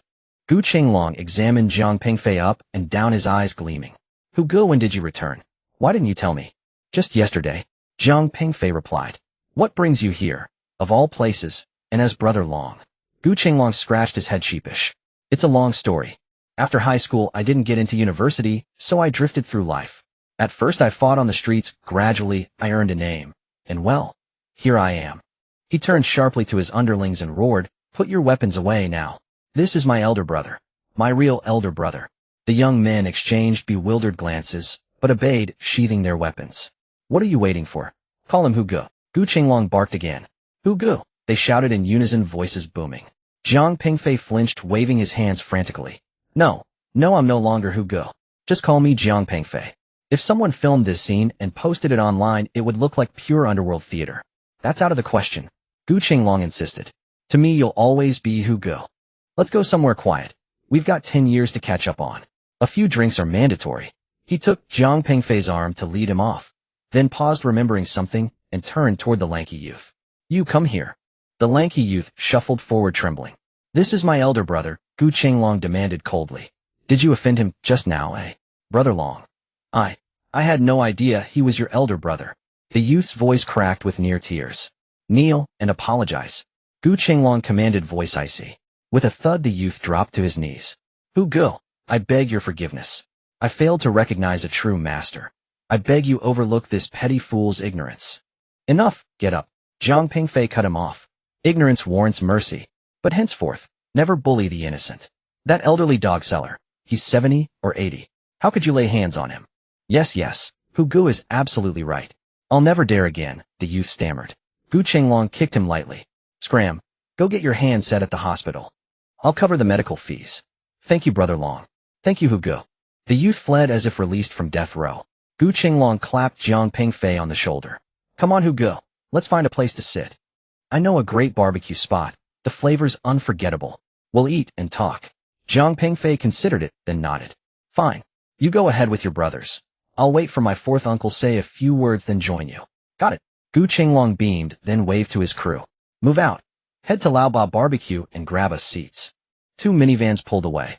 Zhang Pingfei leaned against his electric tricycle smoking. Minutes later, a blue and white GAC Ion electric taxi glided up and stopped at the neighborhood gate. The window rolled down. The driver, a man in his late 40s, waved. Xiao Fei. It was his fourth uncle Zhang Gaohai. Though 49, Zhang Gaohai looked a decade younger, slim of average height around 1.75 meters, the shortest among the Zhang brothers. His complexion was fair, his frame slender, not muscular like his elder brother Zhang Gaofeng. He wore amber-tinted glasses, lending him an air of scholarly refinement. Dressed in a charcoal gray down jacket over a shirt and tie, he resembled a white-collar clerk, not a taxi driver. Fourth uncle. Zhang Pingfei walked over. Sorry I kept you waiting. The train station was jammed, Zhang Gaohai said. Hop in. I'll take you inside. Zhang Pingfei climbed into his tricycle and followed the taxi into the compound. Yangguang Garden was a decade-old residential complex. No elevators, yet lush with greenery and generous spacing between buildings. Zhang Gaohai parked beside a building. Zhang Pingfei pulled his tricycle alongside. Zhang Pingfei retrieved the gifts he'd brought, identical to those taken to his third uncle's home. Zhang Gaohai noticed them and politely protested. You shouldn't have brought anything. Our home has everything we need. A nephew's gesture. Nothing extravagant, Zhang Pingfei replied. Zhang Gaohai accepted without further protest, helping carry some parcels. Let's go, third floor. They climbed the stairs. At the third floor, Zhang Gaohai unlocked the door, and Zhang Pingfei paused, startled. The apartment was vast, easily over 150 square meters. Its interior was opulent. Pale marble floors gleamed like mirrors. The living room soared with high ceilings crowned by a massive crystal chandelier. A deep brown leather sofa faced a marble coffee table. Opposite stood a full-wall entertainment cabinet holding a 65-inch LCD television. Several oil paintings hung on the walls, elegant, unmistakably valuable. The space was immaculate, every object placed with deliberate taste, utterly unlike the modest home one might expect from a taxi driver. Step in and change your shoes, Zhang Gaohai said, retrieving slippers from the shoe cabinet. Zhang Pingfei slipped off his shoes and placed the gifts by the entryway. Zhang Gaohai guided him into the living room. Sit. Your fourth aunt's at her beauty salon now, she won't be back until evening. Your younger brother's studying in Shenzhen, only home during holidays. It's just me here. They settled onto the sofa. Zhang Gaohai rose to brew tea, soon returning with 2 cups of exquisite Longjing. Fourth uncle, this apartment is stunning, Zhang Pingfei said sincerely. Not bad. I renovated it 2 years ago, Zhang Gaohai replied. Driving a taxi is grueling, but pays decently. Your fourth aunt's salon does well too, so we decided. Why not make our home truly comfortable, eh? He offered Zhang Pingfei a Zhonghua cigarette. Zhang Pingfei accepted it, Zhang Gaohai lit it for him. Xiao Fei, how long will you stay this time? About 40 days, on family visit leave. 40 days, that's quite a stretch, Zhang Gaohai exhaled smoke. Does your employer grant such lengthy leave? I pooled 2 years annual leave. Ah, I see. That works. Zhang Gaohai nodded, then asked, how's life in Beijing? Everything going smoothly? Yes, quite smoothly, Zhang Pingfei replied, deliberately shifting focus. Fourth uncle, how do you find driving an electric vehicle? Excellent. Saves money, not fuel, Zhang Gaohai chuckled. Charging costs mere pennies per kilometer. Winter range drops somewhat. Heat drains the battery fast, but it's more than enough for city driving. That sounds ideal, Zhang Pingfei said. And your personal life? Zhang Gaohai asked. Any prospects? Zhang Pingfei inwardly sighed, but kept his expression neutral. Not yet. No rush. You're 32, or 3. It's time to think seriously. Zhang Gaohai pressed. Any suitable matches in Beijing? If not, I'll introduce you. There's a fine young woman in the district government office. 29 attractive, excellent family background. Fourth uncle, truly no need, Jiang Pingfei interjected gently. Work keeps me occupied. I'll attend to this matter in 2 years. In 2 years you'll be 34. Far harder to match. Look at your younger brother. He's only a sophomore yet he's already dated twice. And you're 32. Enough. Let the child handle his own affairs, Jiang Pingfei parroted a phrase he'd heard before. I've lived in Beijing. I've seen much, learned much. I know what I'm doing. Jiang Gaohai blinked, then laughed. Very well. If you know your path, that's all that matters. They chatted casually for a while. Jiang Gaohai asking about Jiang Pingfei's life in Beijing, Jiang Pingfei sharing only the brighter highlights. Jiang Gaohai spoke of his taxi work, his wife's thriving salon, and his son's university studies. The atmosphere mirrored that at his elder uncle's and third uncle's homes, polite yet distant. Not quite familial warmth, more like cordiality between distant relatives. After half an hour, Jiang Pingfei checked his watch and rose to leave. Fourth uncle, I must head back. I have plans tonight. No hurry, stay for dinner, Jiang Gaohai urged, though without insistence. No, I'll come another time. Next time I promise. All right, I won't detain you. Jiang Gaohai stood to escort him. Tell your father, I'd love to see him. It's been far too long since the brothers gathered. I'll deliver the message, absolutely. Jiang Gaohai walked him to the door. Jiang Pingfei descended the stairs and climbed back into his tricycle. As he drove out of the compound, he called his father. Dad, I won't be home for dinner tonight. I ran into an old friend. We're catching up. His father paused, then replied quietly, understood. Drink sparingly and return early. Yes, sir. Jiang Pingfei ended the call and steered his tricycle toward Laoba Barbecue. As night fell, the lights in the district began to illuminate one by one. Jiang Pingfei drove through the bustling streets. On this day, he visited 3 relatives experiencing 3 different shades of familial affection. Some strong, some weak, some genuine, and some false. Now he was about to meet a brother he hadn't seen in over a decade, a former acquaintance who had taken a different path in life. The old van with a mournful sound drove under the neon lights like an incongruous intruder. Yet Jiang Pingfei remained calm. Unbeknownst to him, his life was about to change completely, and this transformation would begin with tonight's barbecue. The sign of Laoba Barbecue glowed with a dim yellow light in the night, the name simple and straightforward. 4 large red characters, Laoba Barbecue, with a line of smaller text below, authentic Xinjiang flavor. The shop was not large, around 50 square meters with 2 stories. The glass door displayed faded images of skewers and roasted lamb legs. Jiang Pingfei parked the old van by the roadside in front of the shop. Through the glass window, he could see more than a dozen people sitting on the first floor, all clad in black jackets. It was Gu Qinglong and his gang. They occupied nearly half of the first floor space, laughing and joking loudly, smoking and drinking, creating a lively atmosphere. They were having a great time, but Jiang Pingfei noticed that new customers who arrived at the door quickly left, clearly intimidated by the scene. As Jiang Pingfei pushed the door open, a wave of mixed aromas, roasted meat, cumin, and cigarettes, hit him. The interior was simply decorated with white walls, tiled floors, and plastic tables and chairs, but it was kept clean. Behind the counter stood a middle-aged man with a thick beard, around 50 years old, with high nose and deep-set eyes, a typical face of the Uyghur ethnicity, wearing an apron and skewering meat. This man was the owner, Bachelor. Brother who? Gu Qinglong exclaimed upon seeing Jiang Pingfei enter, immediately standing up, and the other gang members followed suit. Sit down, everyone sit down. Jiang Pingfei waved his hand and walked to Gu Qinglong's table, which was already piled high with skewers, roasted meat, and beer bottles.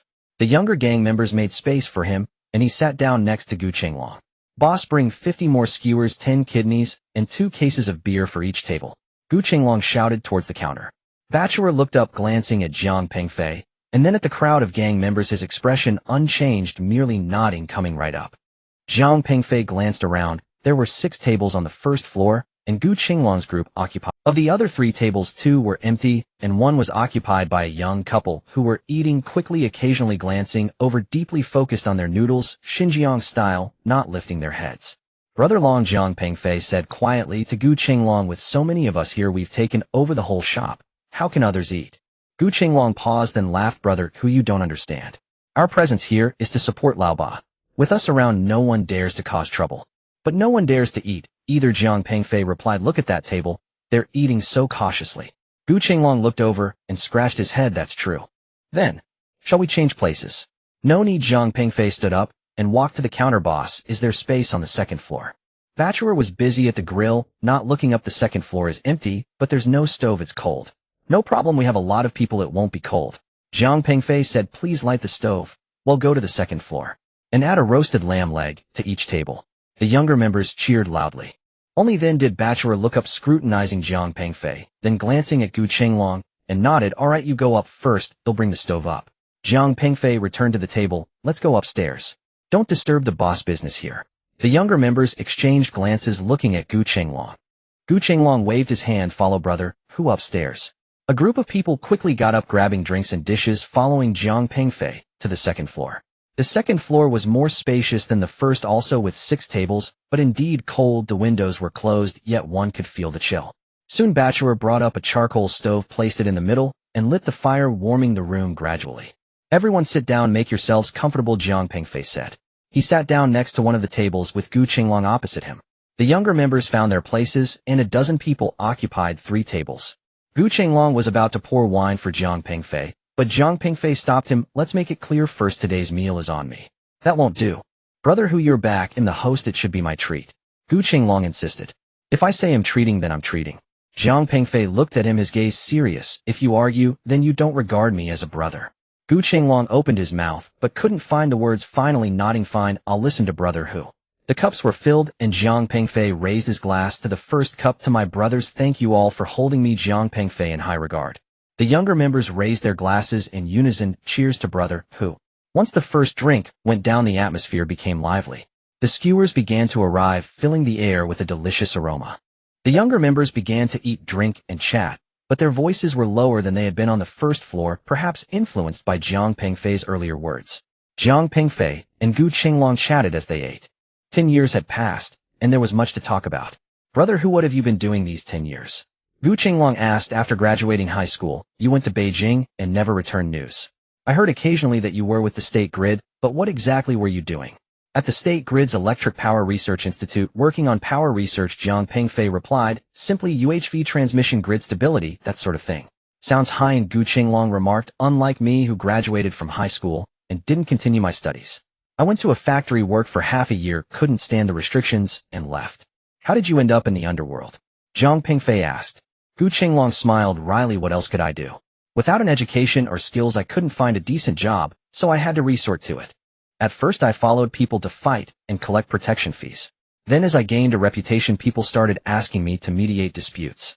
Eventually, I opened a chess room, and then an internet cafe, and it slowly became this way. When did you get the tattoo on your neck? Jiang Pengfei asked, looking at the green dragon on his neck. 3 years ago, during a fight, I nearly got killed. After escaping with my life, I decided to get it.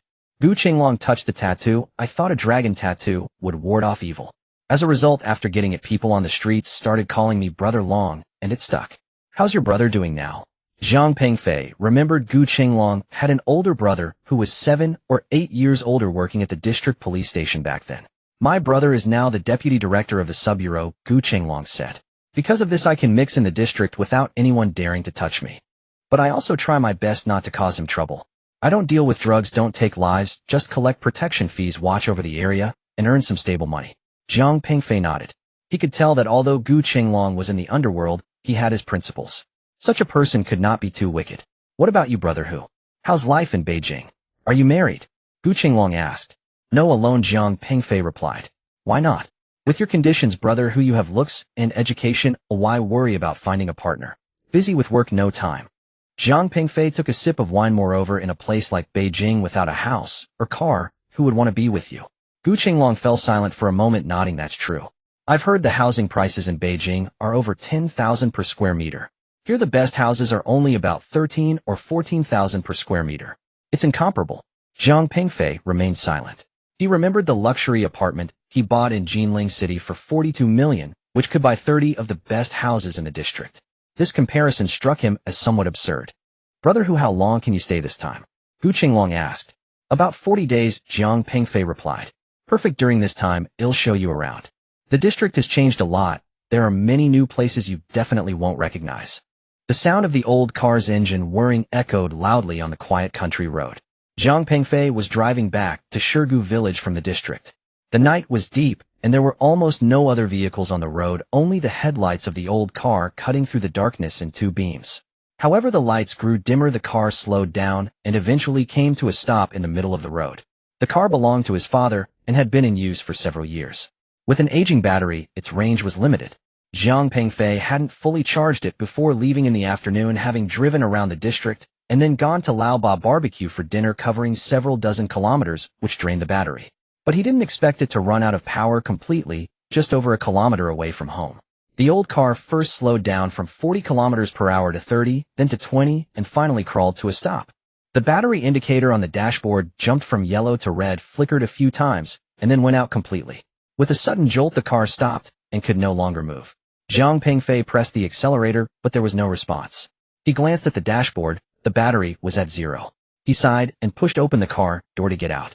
The coldness of the winter night enveloped him immediately. He was wearing a down jacket, but still shivered. Everything around was pitch black, with only scattered lights from the distant village.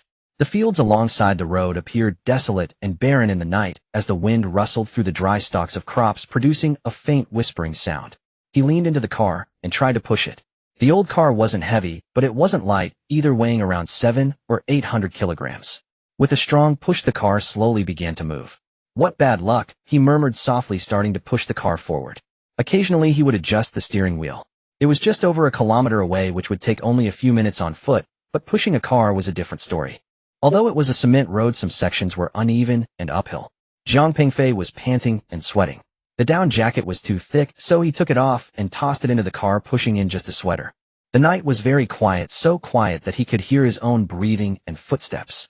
The sound of the car being pushed creaked and echoed far into the still night. Occasionally night birds startled from the roadside bushes and took flight with a flap. Jiang Pengfei pushed the car while thinking about the events of the evening. Reuniting with Gu Qinglong, drinking with that group of younger brothers, reminiscing about high school days, and discussing the changes over the past decade. Gu Qinglong had changed, yet deep down, he was still the same Gu Qinglong.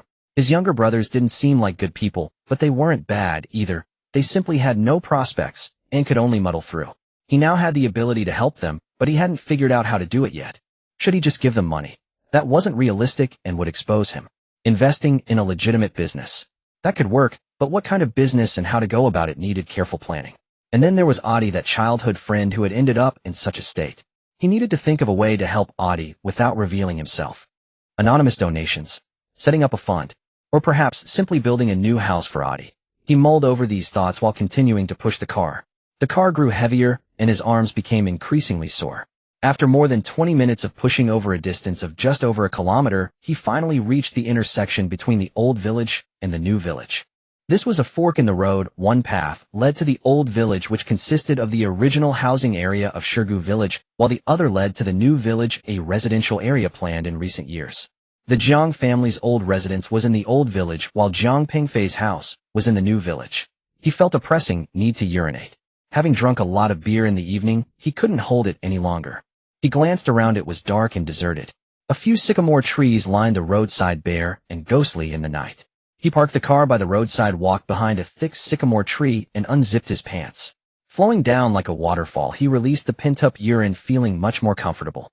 He looked up at the night sky, which was clear in the winter, revealing several stars. The distant barking of dogs from the village faintly reached his ears, making the night feel even quieter. Just then he heard the sound of a car engine. The sound came from the direction of the district, approaching from afar. Soon 2 beams of bright light pierced the darkness as 2 cars drove up, one after the other. The headlights were bright, illuminating the road. Jiang Pengfei quickly adjusted his pants and hid behind the tree. He wasn't afraid of being seen while urinating. He found it strange that these 2 cars came so suddenly and were driving so fast at this hour on such a country road. The 2 cars stopped about 20 meters away from him. They were tall vehicles, likely SUVs, but in the dark he couldn't see the specific models or colors. The front vehicle was black and the rear vehicle was a dark color, possibly dark blue or dark gray. The door of the front vehicle opened and one person got out. 2 tall and robust individuals emerged from the rear vehicle. The 3 of them were talking by the car, their voices clear in the quiet night. "This is the place over there in the old village," said the person who got out of the front vehicle. The voice sounded somewhat familiar, but Jiang Pengfei couldn't recall who it was.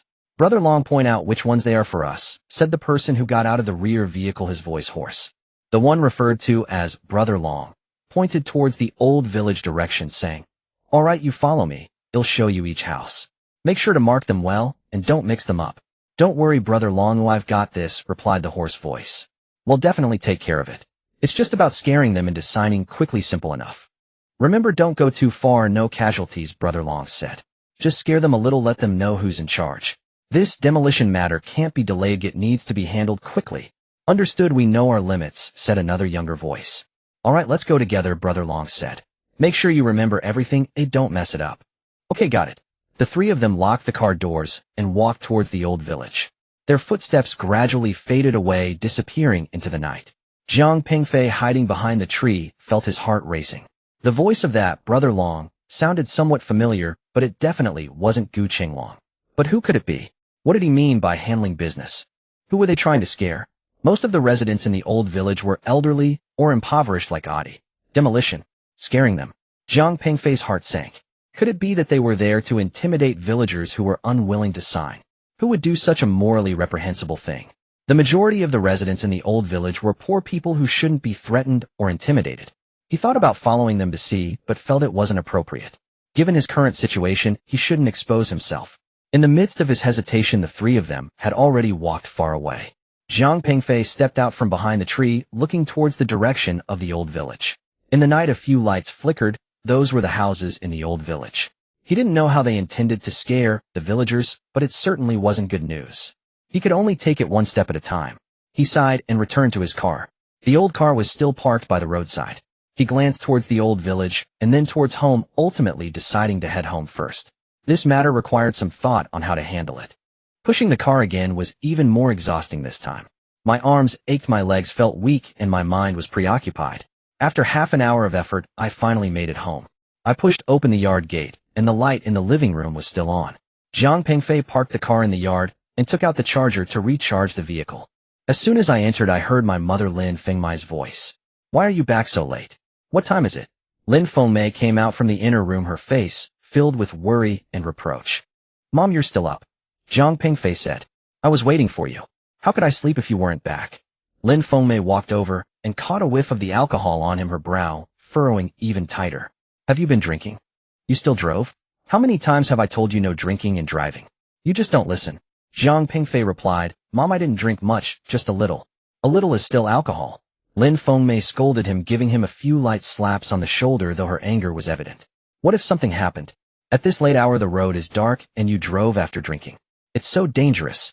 Jiang Pingfei kept apologizing. Mom, I'm sorry, I won't drink next time. No, I mean if I drink, I absolutely won't drive. Next time, you need to learn from this one. Lin Fengmai replied, though her tone softened a bit. Have you eaten? There's food in the kitchen. Ooh, I can heat it up for you.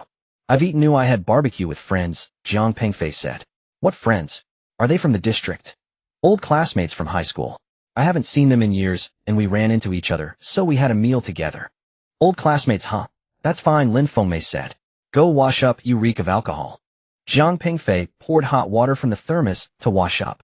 His father Zhang Gaoshan also came out from the inner room dressed in a sweater and long underwear, clearly waiting for him. Dad, you're still awake? Jiang Pingfei asked. I was waiting for you, Zhang Gaoshan replied as he sat down in a chair. Have you been drinking? Just a little, Jiang Pingfei said. You need to remember no drinking and driving, and if you drink, don't drive, Zhang Gaoshan cautioned. It's not that I don't want you to drink, but if you do, don't get behind the wheel. If you really have to drive, call a designated driver or take a taxi home. It won't cost much and safety is paramount. That I understand, Jiang Pingfei replied. He hesitated for a moment and finally said, Dad, Mom, we should buy a car for our family. Zhang Gaoshan and Lin Fengmai exchanged surprised looks. Buy a car? What kind of car? Zhang Gaoshan asked. Just a regular family car, a sedan or an SUV will do. You see, our old car is too worn out. Today it broke down halfway, and I had to push it for over a kilometer. Moreover, it's not safe. We need a proper car. It'll be more convenient for you and Mom when you go out. Zhang Gaoshan fell silent for a while and said, buying a car is not a trivial matter. It requires a significant amount of money. Additionally, after buying a car, we have to maintain it. Fuel cost, insurance, maintenance. All of this adds up. Given our family's current situation, it's unnecessary. Dad, don't worry about the money. I have it, Jiang Pingfei assured. I've saved some money from working in Beijing over the years, but it's enough to buy a car. I can also afford the maintenance costs. It's not easy for you to earn money. You should save it for your future marriage and home, Lin Fengmai said. We can manage with this old car. It's sufficient for our needs. There's no need to buy a new one. Mom, this car really isn't suitable anymore, Jiang Pingfei insisted. The battery is aging, the range is short, and it charges slowly. Zhang Gaoshan smoked silently, not saying a word. Lin Fengmei looked at her husband, and then at her son, also remaining silent. The living room fell quiet with only the clock on the wall. Zhang Gaoshan smoked silently, not saying a word. Lin Fengmei looked at her husband, and then at her son, also remaining silent. The living room fell quiet with only the clock on the wall ticking away. It was already past 11, and the night was deep. Let's talk about this tomorrow, Zhang Gaoshan finally said. It's getting late, and let's go to bed. Yes, let's go to bed and discuss it tomorrow, Lin Fengmei added. Jiang Pingfei understood that his parents were politely declining. They didn't want to spend his money, thinking it was hard for him in Beijing, and that he should save his money. Moreover, they were accustomed to frugality, believing the old car was still usable, and that there was no need to replace it. He didn't insist further. This matter couldn't be rushed, it needed to be approached gradually. All right then, Dad, Mom, you should get some rest, Jiang Pingfei said as he stood up. You should also sleep early or drink more water since you had alcohol, Lin Fengmei advised. Jiang Pingfei returned to his room, took off his clothes, and lay down. But sleep eluded him, his mind was in disarray. The things he heard on the road troubled him. What if someone really came to intimidate the villagers? What should he do? Should he intervene? How could he stop them? Should he confront them directly, or call the police? The villagers from the old village were honest and simple. They shouldn't be intimidated or threatened. Their lives were already tough enough, and if they were scared, he didn't know what would happen. Then there was the matter of buying a car. He could understand his parents' disagreement. But the car had to be bought not just for his parents, but for himself as well. The old car was too inconvenient and unsafe. He needed to think of a way to make his parents accept it. After Jiang Pingfei returned to his room, Zhang Gaoshan and Lin Fengmei in the master bedroom were both wide awake. Zhang Gaoshan sat on the edge of the bed, draped in a blanket, and lit another cigarette, with smoke rising slowly in the dim light. The living room was very quiet, with only the ticking of the clock and the occasional sound of the wind from outside. You know, Lin Fengmei finally spoke, her voice lowered as if afraid that their son next door would hear. Is Xiaofei serious about buying a car? Zhang Gaoshan exhaled a puff of smoke, remaining silent. He flicked the ash from his cigarette, his eyes fixed on the flickering glow of the ember, seemingly deep in thought. I think he is serious. Lin Fengmei sat down across from her husband. He drank today, but he spoke clearly, not like he was drunk. Besides, he said the car ran out of battery, and that he pushed it for over a kilometer to get back. That should be true. That old car really needs to be replaced. Zhang Gaoshan still said nothing, just continued smoking. What do you think? Should we buy it? Lin Fengmei asked. Buying a car is not a trivial matter, Zhang Gaoshan finally spoke, his voice a bit hoarse. A car costs at least 50 to 60,000 for a cheaper one and tens of thousands for a more expensive one. After buying a car, there are also maintenance costs, fuel, insurance, upkeep. It costs at least 10,000 a year. Given our family's situation. He didn't finish, but his meaning was clear. Their family wasn't wealthy. After Zhang Gaoshan stopped driving, the household lost a source of income. Lin Fengmei grew some crops at home and raised a few chickens, barely enough to eat. Zhang Penyuan occasionally sent some money, but not much. He had his own family to support. Jiang Yinping was in a similar situation. The elderly couple mainly relied on Zhang Gaoshan's past savings and odd jobs to get by, living quite frugally. Xiaofei said he would pay for it, Lin Fengmei stated. He pays? Where did he get the money? Zhang Gaoshan shook his head. He's in Beijing. Even if he earns 20 to 30,000 a month, which sounds like a lot, the expenses there are high. Rent, food, transportation, social obligations. If he has 1,000 left over, it's already good. He's 32 this year, still unmarried, and hasn't bought a house. This is the time when he needs money. We can't spend his money, Lin Fengmei said. He said he saved a little. Saved a little? How much can that be? 100,000. 200,000. In Beijing, 200,000 can't even buy a toilet. He needs to save it for his future marriage, Zhang Gaoshan said. We can't hold him back. Lin Fengmei fell silent. She knew her husband was right. Their son had a tough time in Beijing, and they couldn't add to his burdens. The main house grew quiet again. Only the ticking of the clock echoed, striking at their hearts. But Lin Fengmei suddenly said, Xiaofei is also right. That old car is indeed not safe. The battery is old and often runs out. Luckily today, he was in the village. If he were on the main road and the car died in the middle of it, that would be dangerous. Zhang Gaoshan was silent. He knew that the old car was not safe, but he was reluctant to spend money to replace it and could only make do with it. Moreover, Lin Fengmei continued, her voice lowering. Xiaofei is 32 this year and still has no partner. When he came back this time, I looked at him and felt distressed. You see, in Beijing he's alone with no companion. How can he live like this? Jiang Gaoshan's hand trembled. Ash from his cigarette fell on the blanket, and he hurriedly brushed it away. If we had a car, Lin Fengmei said, it would make it easier for Xiaofei to find a partner. Just think about it. If a girl comes to visit and sees a car at home, even if it's not a fancy one, it's still a means of transportation. It's definitely better than driving that old car, right? Her words struck a chord in Jiang Gaoshan's heart.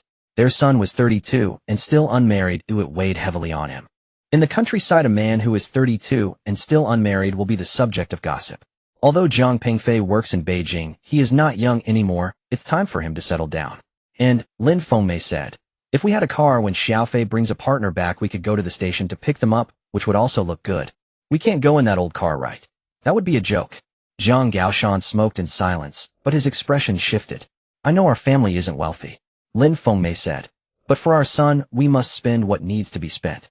Xiaofei has a tough time in Beijing. We can't help a lot, but we can't hold him back either. Buying a car would make it convenient for him, and it would also give us face. In the future, when he brings a partner back, it'll look good. She added, moreover, once the car is bought, it will mainly be for Xiaofei to use.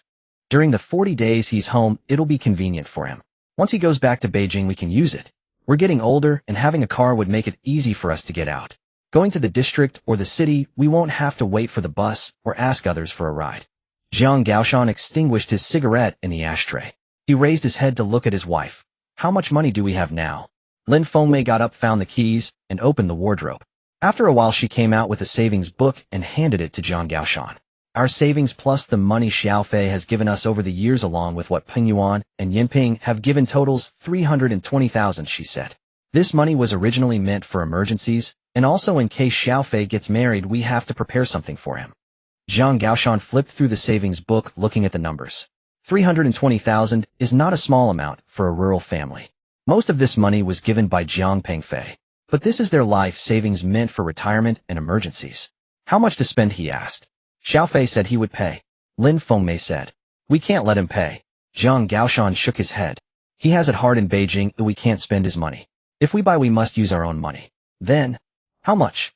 Jiang Gaoshan thought for a moment. 100,000.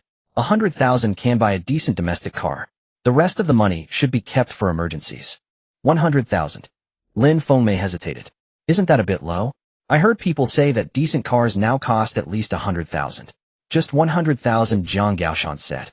A car is just a means of transportation. It just needs to run, while no need for it to be too nice. We're not a wealthy family. Why spend so much on a fancy car? It would be ostentatious. Lin Fengmei thought for a moment and nodded. All right, I'll go with your suggestion. 100,000 it is. Tomorrow I'll talk to Xiaofei. Jiang Gaoshan said. We'll buy the car, but we'll pay for it. He has a tough time in Beijing. He should keep his money.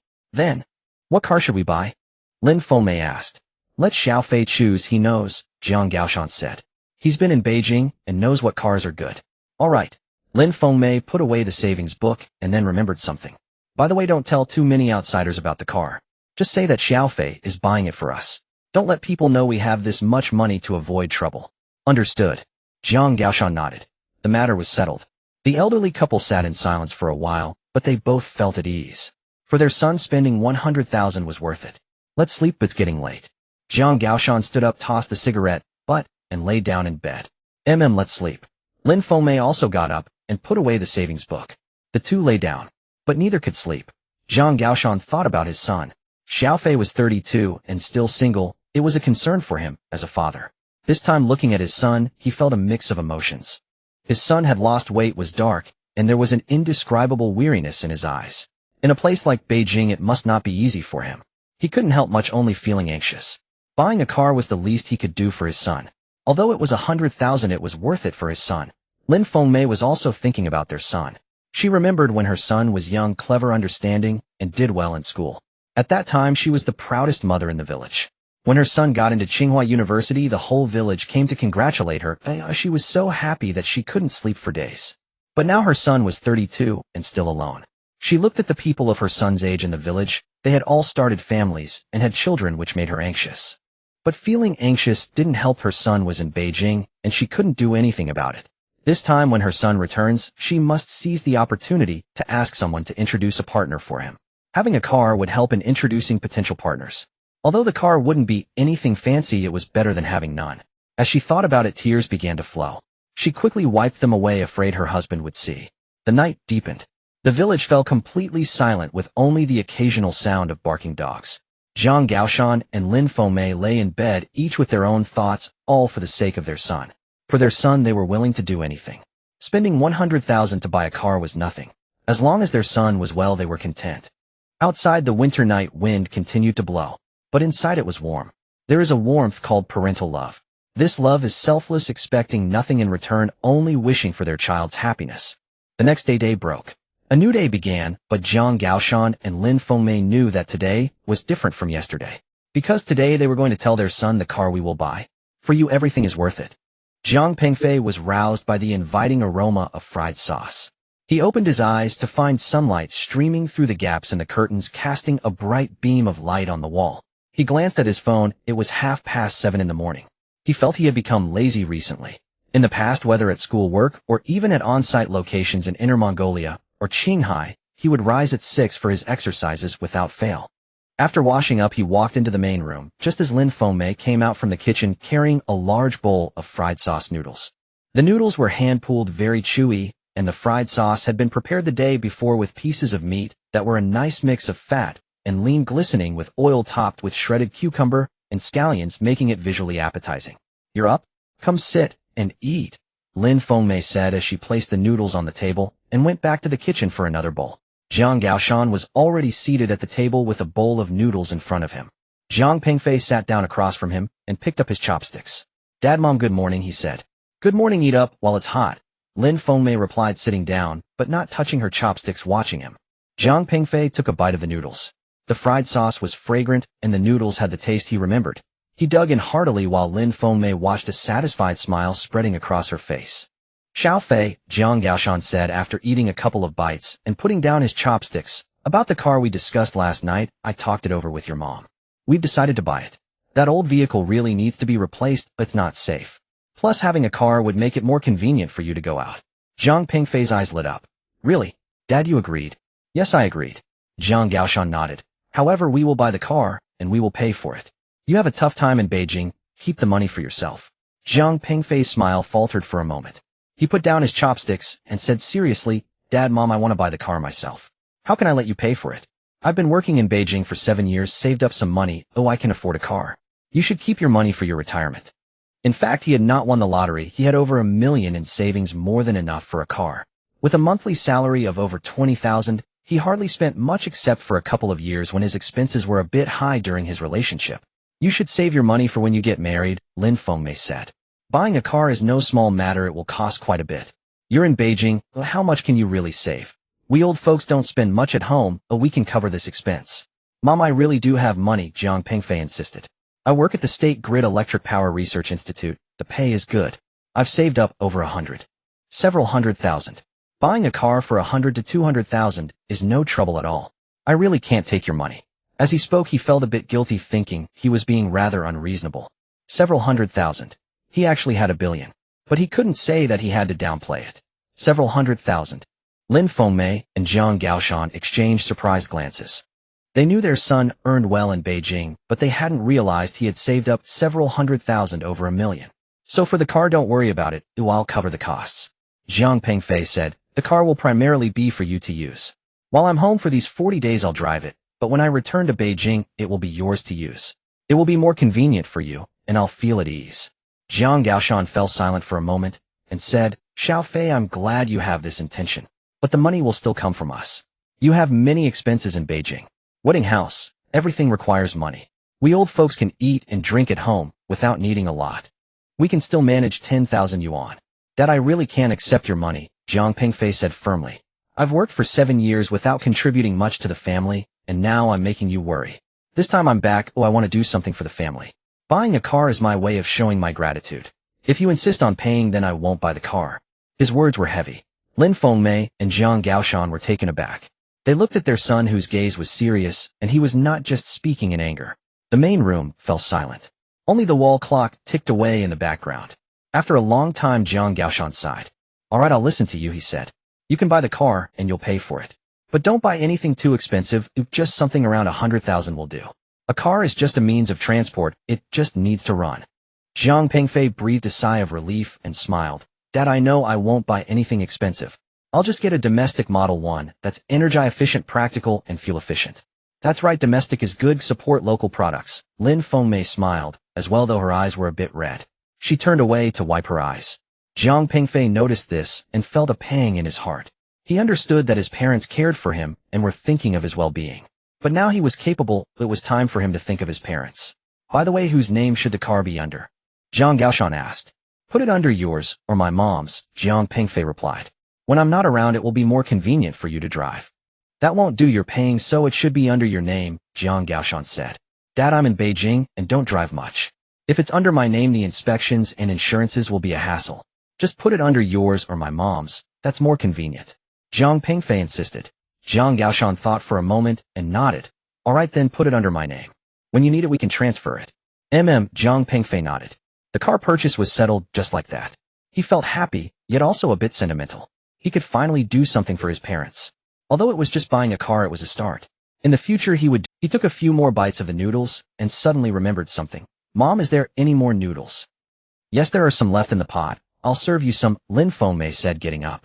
No need, I'll do it myself. Jiang Pengfei carried the bowl into the kitchen, washed it, filled it to the brim again, and scooped a large spoonful of fried sauce, topping it with shredded cucumber and scallions. Can you finish all this? Lin Fengmei followed him in, looking at the mountain of noodles piled in his bowl. I'm taking it to Adi, Jiang Pengfei said. He's alone and always makes do with his meals. He has loved this fried sauce noodles since he was little. Lin Fengmei paused for a moment, then smiled. You're so thoughtful, my child. Go ahead, but remember to bring the bowl back. Got it, Jiang Pengfei said, covering the bowl with a plate, wrapping it up with a cloth, and stepping outside. On a winter morning, the sunlight was bright, but the temperature was low. Jiang Pengfei walked along the village road with the bowl in hand. There were others out early, and upon seeing him they greeted him. Xiaofei, you're back. I'm back, uncle. Who are you delivering food to? To Adi. Oh, that poor kid Adi. You're so thoughtful. Jiang Pengfei responded to each greeting, his steps never slowing. He soon arrived at Adi's home. The courtyard gate was open and he walked in. In the yard, Adi was sitting on a stone bench, staring blankly at the sky. He was wearing the same old cotton coat from yesterday, his hair tousled, and his face was a bit dirty, likely from not washing. Adi, Jiang Pengfei called out. Adi turned his head, and upon seeing him his eyes brightened. Fei. I brought you breakfast fried sauce noodles made by my mom. They're delicious. Jiang Pengfei walked over and placed the bowl on the stone bench, lifting the plate that covered it. The fragrance of the fried sauce noodles wafted out, making Adi swallow hard. He accepted the chopsticks that Jiang Pengfei handed him and dug in eagerly. He ate quickly, taking big bites. He really hadn't had anything this good in a long time. Jiang Pengfei sat down on the stone bench beside him, watching him eat. Adi was enjoying his meal, a look of satisfaction spreading across his face.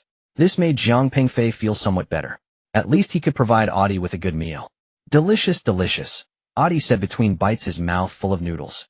If it's tasty, eat more. There's still some in the pot. They'll serve you again at noon, Jiang Pengfei said.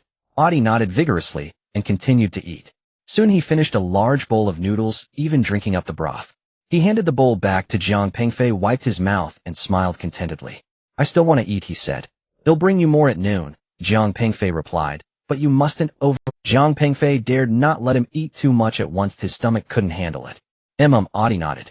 Jiang Pengfei picked up the bowl, preparing to return. He stood up and walked out the door, inadvertently glancing at the courtyard wall beside the door frame. He then froze. On the wall there was a red circle sprayed with paint, very conspicuous. The circle was not large, about 10 centimeters in diameter, located just to the right of the courtyard door, over a meter high off the ground. The red stood out starkly against the yellowish wall. Jiang Pengfei's heart tightened. He recalled the words of Brother Long and those two individuals from last night. He wandered around the old village again, carefully inspecting the courtyard walls, and discovered that besides this red circle, at Ada's home, several other households also had some markings at their courtyard wall entrances, but they were all black. Unsurprisingly, those households were all impoverished, living alone and struggling with no real strength. This was clearly a marker. It was a sign. The three individuals from last night had come here spraying these red and black circles. A surge of anger rose within Jiang Pengfei. Those impoverished families and Adi were already pitiable enough. Did these people have no conscience, coming to intimidate them and extract benefits from them? But he suppressed his anger. This was not the time to explode. He needed to remain calm. Adi, upon returning to Ada's home, he tried to keep his voice steady. Did anyone come last night? Adi tilted his head in thought, then shook it. No one. Did you hear any sounds? For example, someone knocking on the door or talking. Audie thought for a moment and said, there was a dog barking. The big yellow one barked. Then it stopped barking. Jiang Pingfei understood. When those three individuals came last night, the village dogs barked, but quickly fell silent. They may have been frightened or chased away. Audie heard the dog barking, but did not hear any human voices as he lived in the back courtyard far from the door. Audie for the next few days go to bed early at night and lock the door tight. Don't open it for anyone who comes. Jiang Pingfei instructed. Why, Oi? Audie asked. Don't ask why, just listen to me, Jiang Pingfei replied. Remember, don't open the door for anyone at night. Except for me and my parents, don't open the door for anyone else. Do you remember? Audie looked at him a bit confused but nodded. I remember. Good, then you can go inside, but it's cold outside, Jiang Pingfei said. Audie obediently stood up and walked into the house. Jiang Pingfei watched him close the door before turning to leave. As he exited the courtyard, he looked back at the red circle. In the winter sunlight, that red was as glaring as blood. Jiang Pingfei felt a heavy weight in his heart. He knew that this matter would not end easily. Since Brother Long had made the mark, he would definitely come to intimidate the villagers and force them to sign. Making marks was just the beginning, what followed would be serious. He had to do something, but he hadn't decided how to act yet. Call the police. But what would he say? That someone sprayed paint. That wouldn't constitute a crime. Moreover, raising the alarm might make the bad guy's actions more covert. As Jiang Pingfei walked, he pondered. He needed to think of a way to stop that Brother Long. Upon returning home, Lin Fengmei was washing the dishes. Jiang Pingfei placed the bowl into the sink. Did Audie eat? Lin Fengmei asked. He ate one big bowl, cleaned it all up. Jiang Pingfei said. That child is pitiful, Lin Fengmei sighed. Eating alone is always a compromise. You should bring him meals more often, let him eat something good. I know, Jiang Pingfei replied. He hesitated for a moment and asked, Mom, do you know about the village's demolition plans? Lin Fengmei paused for a moment with the dish in her hand, then continued washing. I've heard about it. Why? Do you think it's good or bad? Whether it's good or bad depends on the person, Lin Fengmei said. For the wealthy it's good, they can divide the money and housing. For the poor it's bad, they will lose their homes, and that little compensation won't be enough to buy a new house. Then, do you think the villagers will all sign? Not everyone will sign, Lin Fengmei shook her head. Some people have lived here for generations and can't bear to leave. Some people feel the compensation is too little and don't want to sign. This matter is troublesome. Jiang Pingfei remained silent. He knew his mother was right. Issues like demolition involve interests and are most likely to cause conflict, especially in rural areas where relationships are complex and involve even more issues. Mom, do you think our family should sign? He asked. Lin Fengmei looked at him, thought for a moment, and said, whether to sign or not is up to your father. Your father is the head of the family. He makes the final call. Jiang Pingfei nodded and didn't ask further. He had a plan in mind. He needed to take care of the demolition issue, not only for his own family, but also for Audie and the intimidated villagers. But he needed to be careful. His current position was special, and he couldn't be too conspicuous. He needed to handle matters behind the scenes, quietly getting things done. Mom, I need to step out for a bit, he said. Where to? To the district to check on the car. Jiang Pingfei said, once the car purchase is finalized, I'll buy it early. I can still drive for a few days at home. All right, go ahead and take your time on the road, Lin Fengmei said. Jiang Pingfei stepped out, got into the electric tricycle. The vehicle was fully charged. He started it and drove out of the courtyard. Originally, he planned to take a cab directly to the district, but it was difficult to catch a cab in the village, so he first drove the tricycle to the town, then planned to take a cab from the town to the district. The electric tricycle made a low hum as it drove out of the village lane where his home was located. The morning fog had yet to clear, and with a bit of wind and overcast skies, hardly anyone was out. The tricycle turned right onto the main road leading to the town. This was a two-lane rural road. While not wide, it was fairly smooth. In the morning, there were few vehicles on the road, with only a few villagers on electric bikes passing by in a hurry. Jiang Pingfei increased the speed to 40. The protesting hum of the tricycle grew louder. Suddenly, brilliant high beams shone from ahead. A black Mercedes GLS off-road vehicle, its massive body occupying most of the lane, was speeding toward him in the wrong direction. The car was moving at least 80 kilometers per hour at dangerous speed on the rural road. Damn it! Jiang Pingfei's pupils constricted as he instinctively jerked the steering wheel to the right. But the old man's car was too slow and clumsy in its maneuvering. He heard the tires screeching against the road, and the vehicle suddenly tilted violently. Boom! A muffled thud. The front left corner of the old man's car was scraped by the bumper of the Mercedes.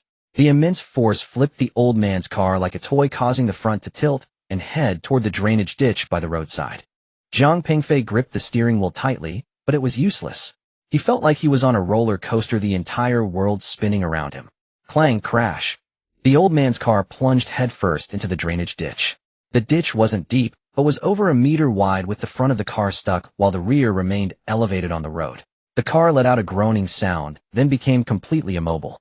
Zhang Pengfei felt the seatbelt constricting his chest, and his face slammed against the windshield, causing a wave of dizziness.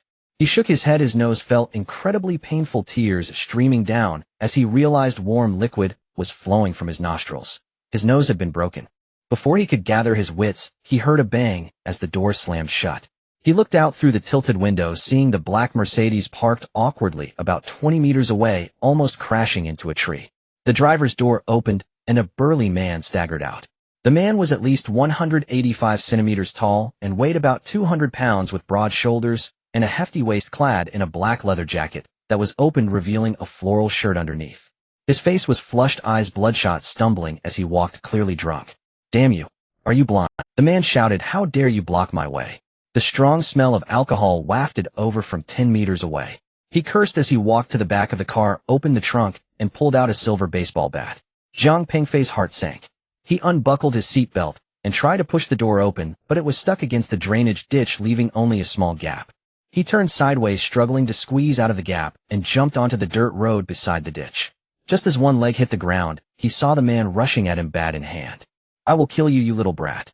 The man's face twisted in rage, the baseball bat glinting with menace as he swung it down toward Zhang Pengfei's head with a whistling sound.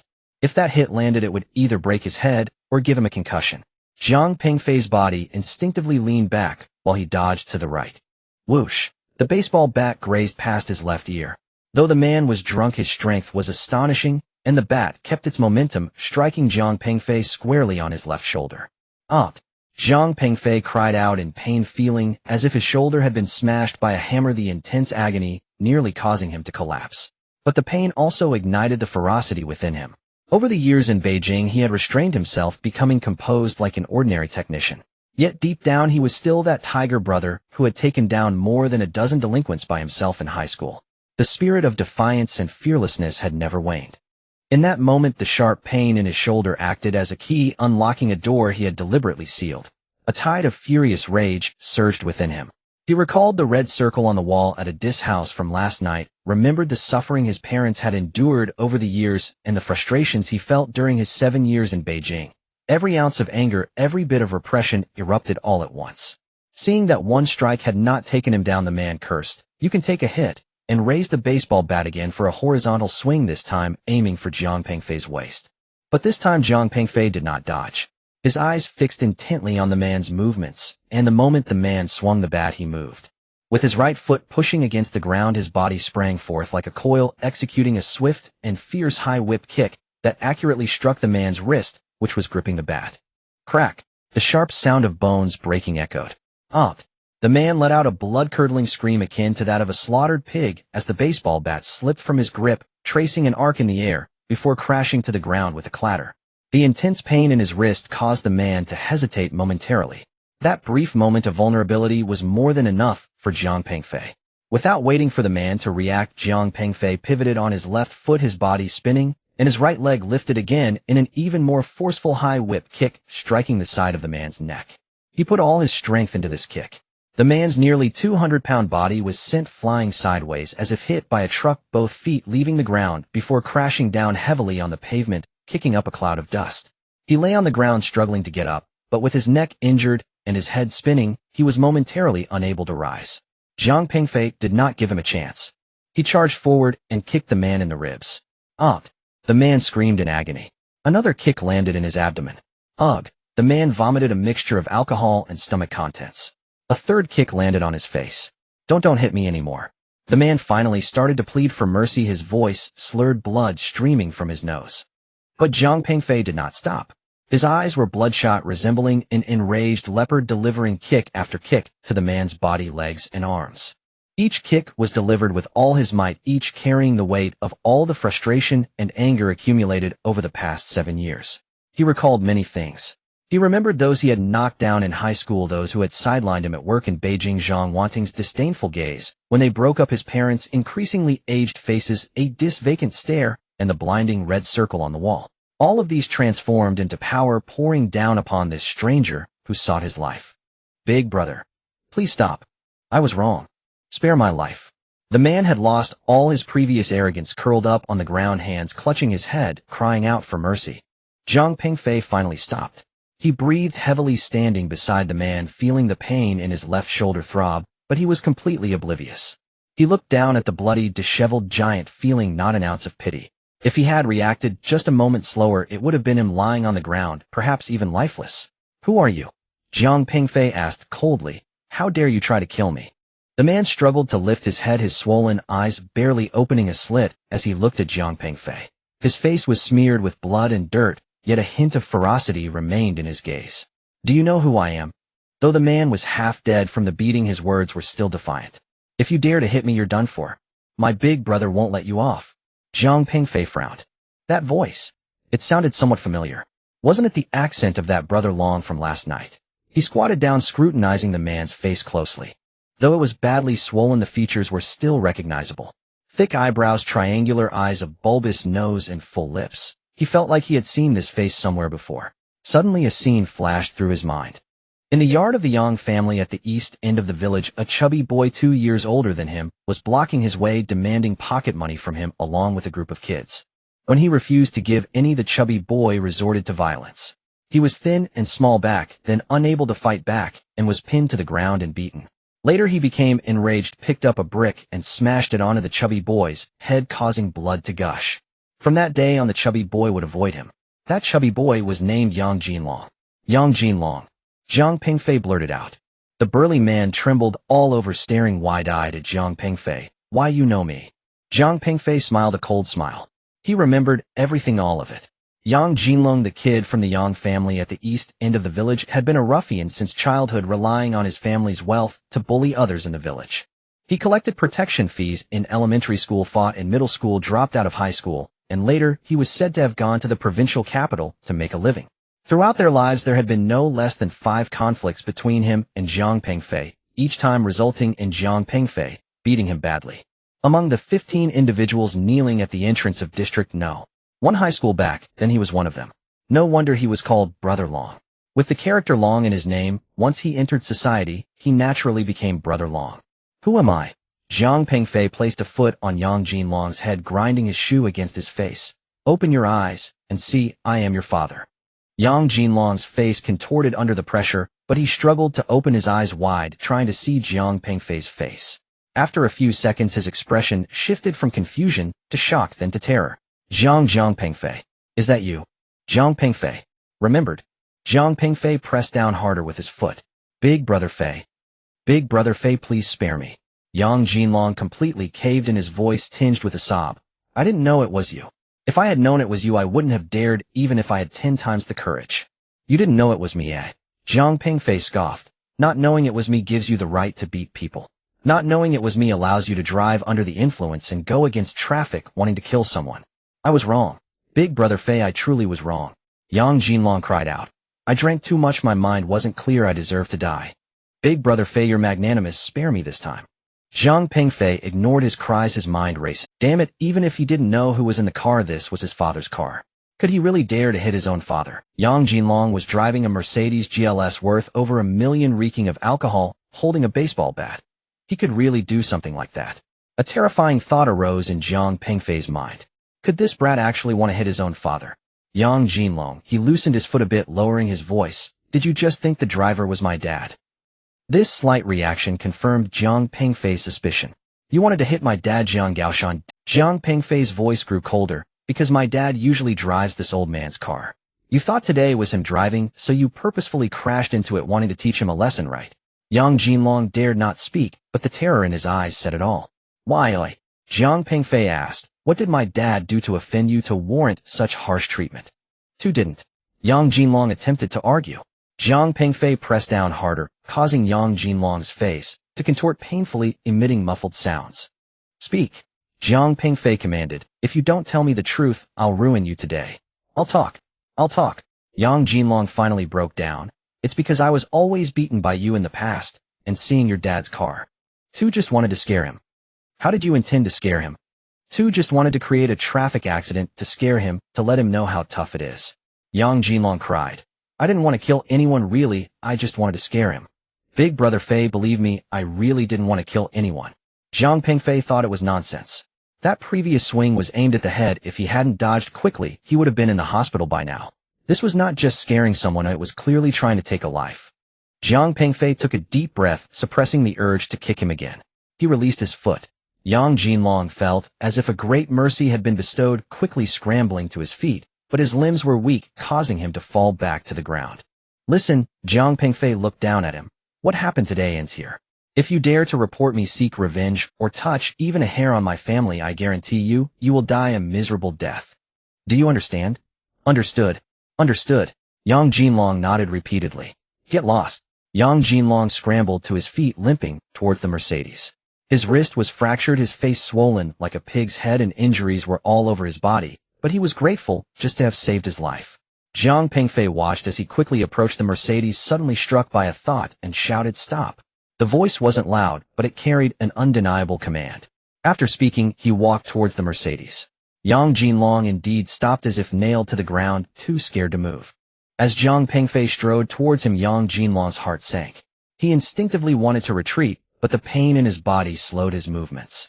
Jiang Pengfei had already reached him, his gaze as cold as ice. He scanned him up and down, his eyes settling on the black Mercedes GLS 450. The car gleamed with a stern sheen in the morning sunlight, featuring AMG Sports Kit's 23-inch wheels and a 4.0 TV8 badge. Indeed a fine vehicle, top configuration, worth over $1 million. Damn it, Jiang Pengfei spoke, his tone flat, but clear with each word. Leave the car, and let me use it for a few days. Once you fix my car, I'll return yours. Yang Jinlong's mind buzzed. Borrowing a car. Was this really borrowing? Big brother, my car is worth over $1 million. He instinctively refused, his voice trembling. Isn't this a bit inappropriate? Before he could finish, Jiang Pengfei raised his hand and slapped him. Slap. The crisp sound was especially jarring on the quiet morning road. Yang Jinlong's head jerked to the side, stars flashing in his vision, and a buzzing filled his ears. He covered his face, tears streaming from the pain, yet he didn't dare to utter a sound. Jiang Pengfei looked at him, his gaze devoid of warmth. When I say borrow, it means borrow. Do you have any objections? And no objections. Yang Jinlong lowered his head, his voice tiny, like a mosquito. He was afraid, truly afraid. Jiang Pengfei's gaze told him that if he didn't behave, the next slap might not land on his face. Without further ado, Jiang Pengfei reached out and patted Yang Jinlong down, pulling the car keys from his pocket. Yang Jinlong wanted to dodge, but his body was stiff, allowing Jiang Pengfei to take them. The keys felt heavy in his hand, the genuine Mercedes key, black piano lacquer of fine quality. Jiang Pengfei pressed the unlock button, and the Mercedes emitted a beep, its front and rear lights flashing. He walked to the back and opened the trunk. It was tidy inside, with only a few bottles of mineral water and an emergency toolkit. Jiang Pengfei tossed the baseball bat inside, the one Yang Jinlong had intended to use against him, then slammed the trunk shut with a bang. The sound was deep and stable, resonating with the quality of $1 million luxury car. Jiang Pengfei opened the door, sitting in the driver's seat. The leather seats were soft and comfortable, equipped with seat heating. He adjusted his seating position, gripping the steering wheel with his left hand. His left shoulder was still painful, but he could move it. He glanced at Yang Jinlong, who was still standing by the roadside. Yang Jinlong was watching him, his gaze complex, filled with fear, reluctance, anger, but mostly resignation. Jiang Pengfei started the car. The 4.0 TV8 engine roared with a deep, powerful growl, like a beast awakening. He shifted into drive and lightly pressed the accelerator. Yang Jinlong lay on the hood of the old man's car, watching as Jiang Pengfei drove away in his beloved vehicle, the taillights fading smaller and smaller in the morning mist until they disappeared at the end of the road. He opened his mouth, wanting to shout something, but only a dry whimper emerged from his throat. His left cheek throbbed with pain. The slap from earlier had made him see stars, and even now his ears were buzzing. He reached up to touch his cheek, which was already swollen to a great degree, and when his fingers brushed against his skin, a sharp pain made him gasp. Damn! He cursed softly, but his voice was weak and powerless. It wasn't just his face that hurt. Every part of his body ached. His wrist was broken, rendering him unable to exert any strength. At least 2 of his ribs were fractured, stabbing pain accompanying each breath.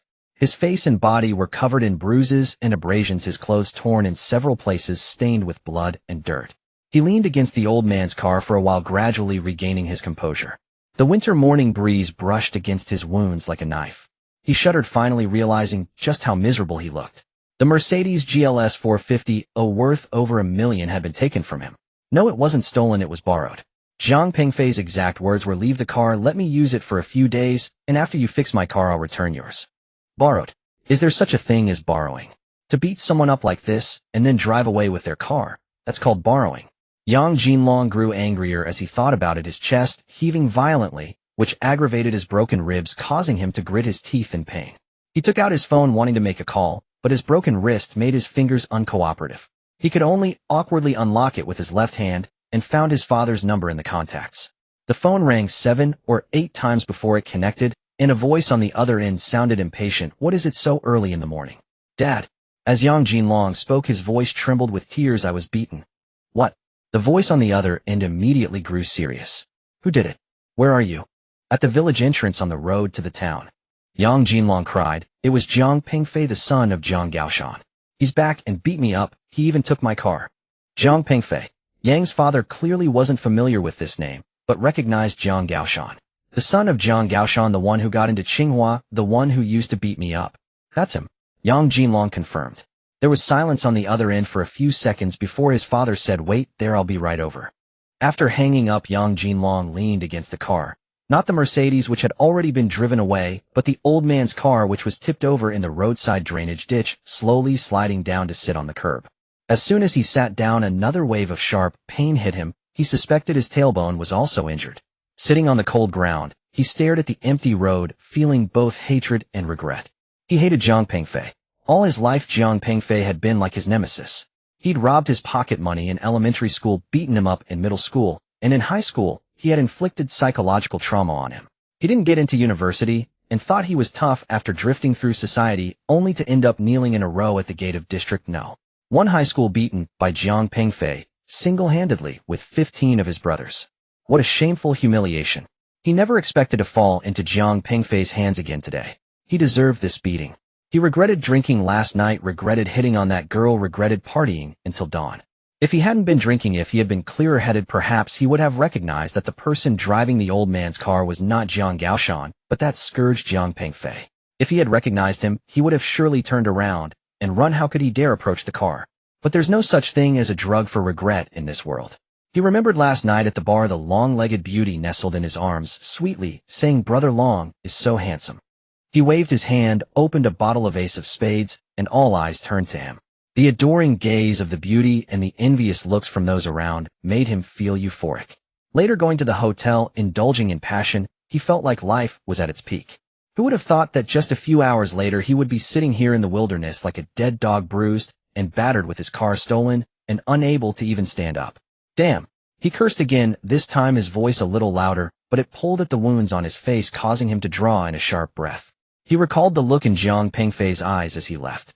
Cold and fierce like an enraged beast. He had only seen such eyes in those who had truly killed. How could Zhang Pengfei, who was doing research in Beijing, have such a look? Moreover, Zhang Pengfei's skills were exceptional.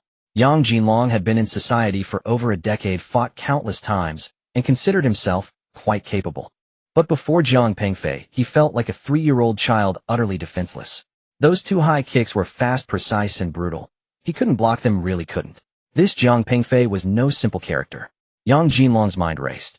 Call the police. No way. He was driving under the influence, going the wrong way, deliberately crashing into someone, and he had also thrown the first punch. If he called the police, he would end up in jail too. And since Zhang Pengfei merely borrowed the car, it didn't count as robbery. The police would only see it as a civil dispute. Revenge with his brothers. He had over a dozen men under him, but given Zhang Pengfei's skills, even a dozen would likely be insufficient. Moreover, since Zhang Pengfei dared to steal a car, he surely wasn't afraid of retaliation. After contemplating, he realized he could only turn to his father. His dad was the village chief and had been doing business in the district for many years with extensive connections. He should be able to handle it. Just as he was thinking, a black Audi A6 drove from the direction of the village and stopped in front of him. The door opened, and a man in his 50s dressed in a dark gray suit got out. It was Yang Jinlong's father, Yang Jingwo. Yang Jingwo was not tall, about 175 centimeters, but very fit.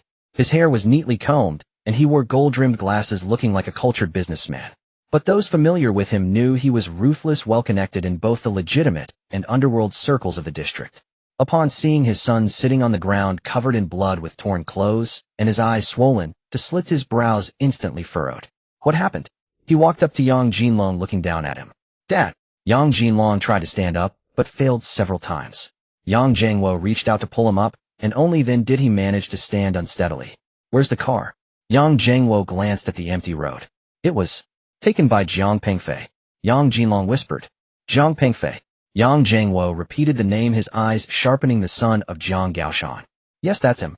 Yang Jinlong embellished the story slightly, of course, omitting the parts about his DWI going the wrong way and throwing the first punch. He only mentioned how Jiang Pengfei had deliberately cut him off, and then got out to beat him up and stole his car. After listening, Yang Jiangwo fell silent for a moment, and then said, first go to the hospital. Dad, the car. We'll talk about the car later. Let's treat your injuries first. Yang Jiangwo helped him into the back seat of the Audi. The car turned around and headed toward the district. Yang Jinlong leaned against the seat, groaning in pain. Yang Jiangwo drove with a grim expression. What's the background of this Jiang Pengfei? He asked. He's the son of Jiang Gaoshan, the one who got into Tsinghua working in Beijing, seems to be with the state grid. Yang Jinlong said he was particularly good at fighting as a child. Oh, I've been beaten by him several times. I don't know what got into him this time to hit me so hard. The state grid. Yang Jiangwo pondered. Why did he hit you? There must be a reason, right? I don't know. Yang Jinlong stammered. Maybe he just didn't like me. Yang Jiangwo glanced at his son, his eyes filled with evident disbelief. But he didn't press further, just said, haven't you caused any trouble lately? No, I haven't. No. Yang Jiangwo chuckled coldly. You took on a job from Lu Tianlong, didn't you? Yang Jinlong's heart sank. He didn't dare speak. I told you long ago the matter of the demolitions is too deep. You don't get involved. Yang Jiangwo said. Who is Lu Tianlong? He's someone who eats people without spitting out bones. If you collaborate with him, and something goes wrong, he'll be the first to sell you out. I just wanted to make a little money. Yang Jinlong argued weakly. Make money? Is that what you call making money? Yang Jiangwo shook his head. Scaring honest people doesn't count as a skill. If you have the ability, go challenge those hard nuts. Yang Jinlong fell silent. He knew his father looked down on his petty methods, and thought they were beneath him. But aside from fighting, he didn't know how to do anything else. If he didn't do this, what else could he do? Jiang Gaoshan had just settled into the old wicker chair in the main hall, pulling a cigarette from the pack and placing it between his lips, yet to light it, when hurried footsteps and shouting echoed from the courtyard. Xiao Shanzi. Is Xiao Shanzi home? The voice was aged yet robust, thick, with local inflection. Jiang Gaoshan froze. This voice was unmistakable. Jiang Jian, an elder of the same clan, one generation senior, whom he addressed as uncle. Jiang Jian, now in his early 60s, was among the few remaining elders in the village who still called him Xiao Shanzi. Lin Fengmei poked her head out from the kitchen, still holding a rag. Who is it? It's Uncle Jian, Jiang Gaoshan replied as he rose, the unlit cigarette still clenched in his teeth, stepping out of the main hall. Lin Fengmei followed closely behind. Standing in the courtyard was a slender, elderly man in his 60s, erect of posture, clad in a faded blue work jacket, wearing vintage yellow rubber-soled shoes. It was indeed Jiang Jian. His face bore urgency. Spotting Jiang Gaoshan, he strode forward briskly. Uncle Jian, what brings you here? What's the matter? Why the haste? Jiang Gaoshan asked, noting the elder's labored breathing, as if he'd run all the way. Jiang Jian caught his breath, glanced at Jiang Gaoshan, then at Lin Fengmei, and lowered his voice. Xiao Shanzi, your son Xiao Fei is in trouble. What? Lin Fengmei dropped the rag from her hand. Jiang Gaoshan's heart clenched, but his expression remained composed. Uncle, please take your time. What happened to Xiao Fei? He got into a fight. Jiang Jian said, right by the village entrance, the road leading to town. I just returned from the fields and saw it from afar. Your son's electric cart lay overturned in the ditch, a large black sedan parked beside it, 2 men rolling on the ground. Who did he fight? Jiang Gaoshan cut in, his voice dropping low and grave. Yang Jinlong, the young man from the Yang family up north, son of Yang Jiangwo. Jiang Jian affirmed. I saw it clearly. Yang Jinlong drove that black sedan, deliberately forced Xiao Fei's cart into the ditch, then leapt out wielding a club. And then your son struck back. Jiang Gaoshan and Lin Fengmei exchanged a glance. Her face paled, her lips trembled as she whispered, Is Xiao Fei all right? He's fine, not only unharmed. He left Yang Jinlong toothless and sprawling. A flicker of excitement lit Jiang Jian's tone. From afar I watched. Your son's martial prowess is extraordinary. Yang Jinlong, broad-shouldered and swinging a club, felled in 3 punches and 2 kicks. When he tried to flee, your son chased him down and kicked him squarely in the lower back.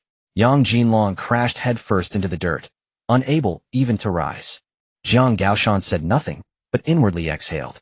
He knew his son ever since childhood, fiercely capable in combat. He'd heard tales of how in high school Xiaofei once single-handedly subdued over a dozen rowdy youths. Yet he hadn't expected those skills to remain sharp after 7 years in Beijing. Then what happened, he asked.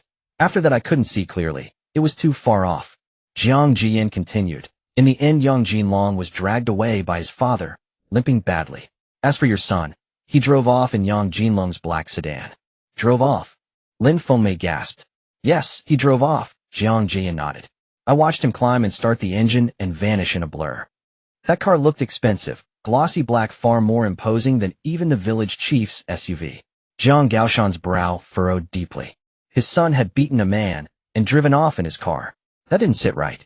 In Jiang Gaoshan's memory, Xiaofei was formidable, but never reckless, never a thief. Uncle, did you see clearly? Was it truly Xiaofei who drove the car? He pressed. Absolutely clear. My eyes may be old, but they're still sharp. Jiang Jian thumped his chest. Tall, over 6 feet, with dark down jacket and startlingly white shoes. Before climbing in, he turned and glanced back. I recognized that face, instantly carved from the very same mold as yours in youth. Jiang Gaoshan now understood. His son had indeed struck Yang Jinlong and borrowed his car. This would not be simple to resolve. Uncle, thank you for bringing word, he said. Please come inside. Have some water. No. I only came to inform you. Jiang Jian waved dismissively. Go quickly. You'll find your electric cart still lodged in the ditch. Yang Jinlong is no good man. Humiliated today, he may seek revenge. Understood, uncle. Thank you. After escorting Jiang Jian away, Jiang Gaoshan and Lin Fengmei returned to the main hall. She rushed toward the door. Hurry. We must check the cart and call Xiaofei to see if he's injured. Jiang Gaoshan gently restrained her. Don't panic. Xiaofei can fight. He'll be fine. Let's first inspect the cart on the road. Together they locked the door and hastened toward the village entrance. Along the way, several villagers watched curiously. Word of the brawl had clearly spread. Some stepped forward to inquire, but seeing Jiang Gaoshan's grim expression, held their tongues. At the village entrance, they spotted the electric cart tilted precariously in the drainage ditch. Its front buried deep, rear jutting upward, bumper shattered, headlights smashed, rear end pointed skyward, pitiful and absurd. Jiang Gaoshan approached, crouched, and examined it carefully. Damage was superficial, mainly frontal impact, but chassis and frame appeared intact. He pushed hard, but the cart remained wedged immovably. We'll need a tow truck, he said, rising and brushing dust from his palms. Lin Fengmei stared at the wreck, tears welling. This cart has served us faithfully for years, never a scratch. How dare Yang Jinlong strike it? How dare he strike us? Who does he think he is? Jiang Gaoshan remained silent, but his gaze grew colder, still tracing the black scuff marks across the gray body Mercedes-Benz paint, stark and accusing. He pictured the scene, Yang Jinlong at the wheel of his gleaming black sedan, swerving deliberately, shoving the humble cart into the ditch. And if it hadn't been Xiaofei behind the wheel today, but him? Jiang Gaoshan clenched his fist. A tiger left too long without roaring is mistaken for a sickly cat. Memories surged. His youth, 20-something, newly licensed, hauling freight across provinces. Once en route to Guangdong, his truck was ambushed at midnight on a remote mountain road by over 20 highway bandits brandishing cleavers and iron rods demanding cargo. His co-driver froze in terror, cowering in the cab. Jiang Gaoshan alone stepped out, wrenching a meter-long ribbed steel bar from the cargo bed used to secure freight. 20 men closed in. He didn't flinch. The first lunged. He swept the bar low across the leg. The man screamed and collapsed. The second swung sideways. A deft sidestep evaded the blow, then a brutal counterstrike shattered the shoulder bone, the crack echoing sharply in the night silence. The brawl lasted over 10 minutes. In the end, 20 bodies lay strewn across the road, broken limbs, shattered bones. He stood at the center, drenched in blood, not all his own. The steel bar in his hand had bent beyond use. After that, no bandit dared block his path along that stretch. Fellow drivers whispered, Jiang Gaoshan is fearsome, quiet in demeanor, ruthless in action.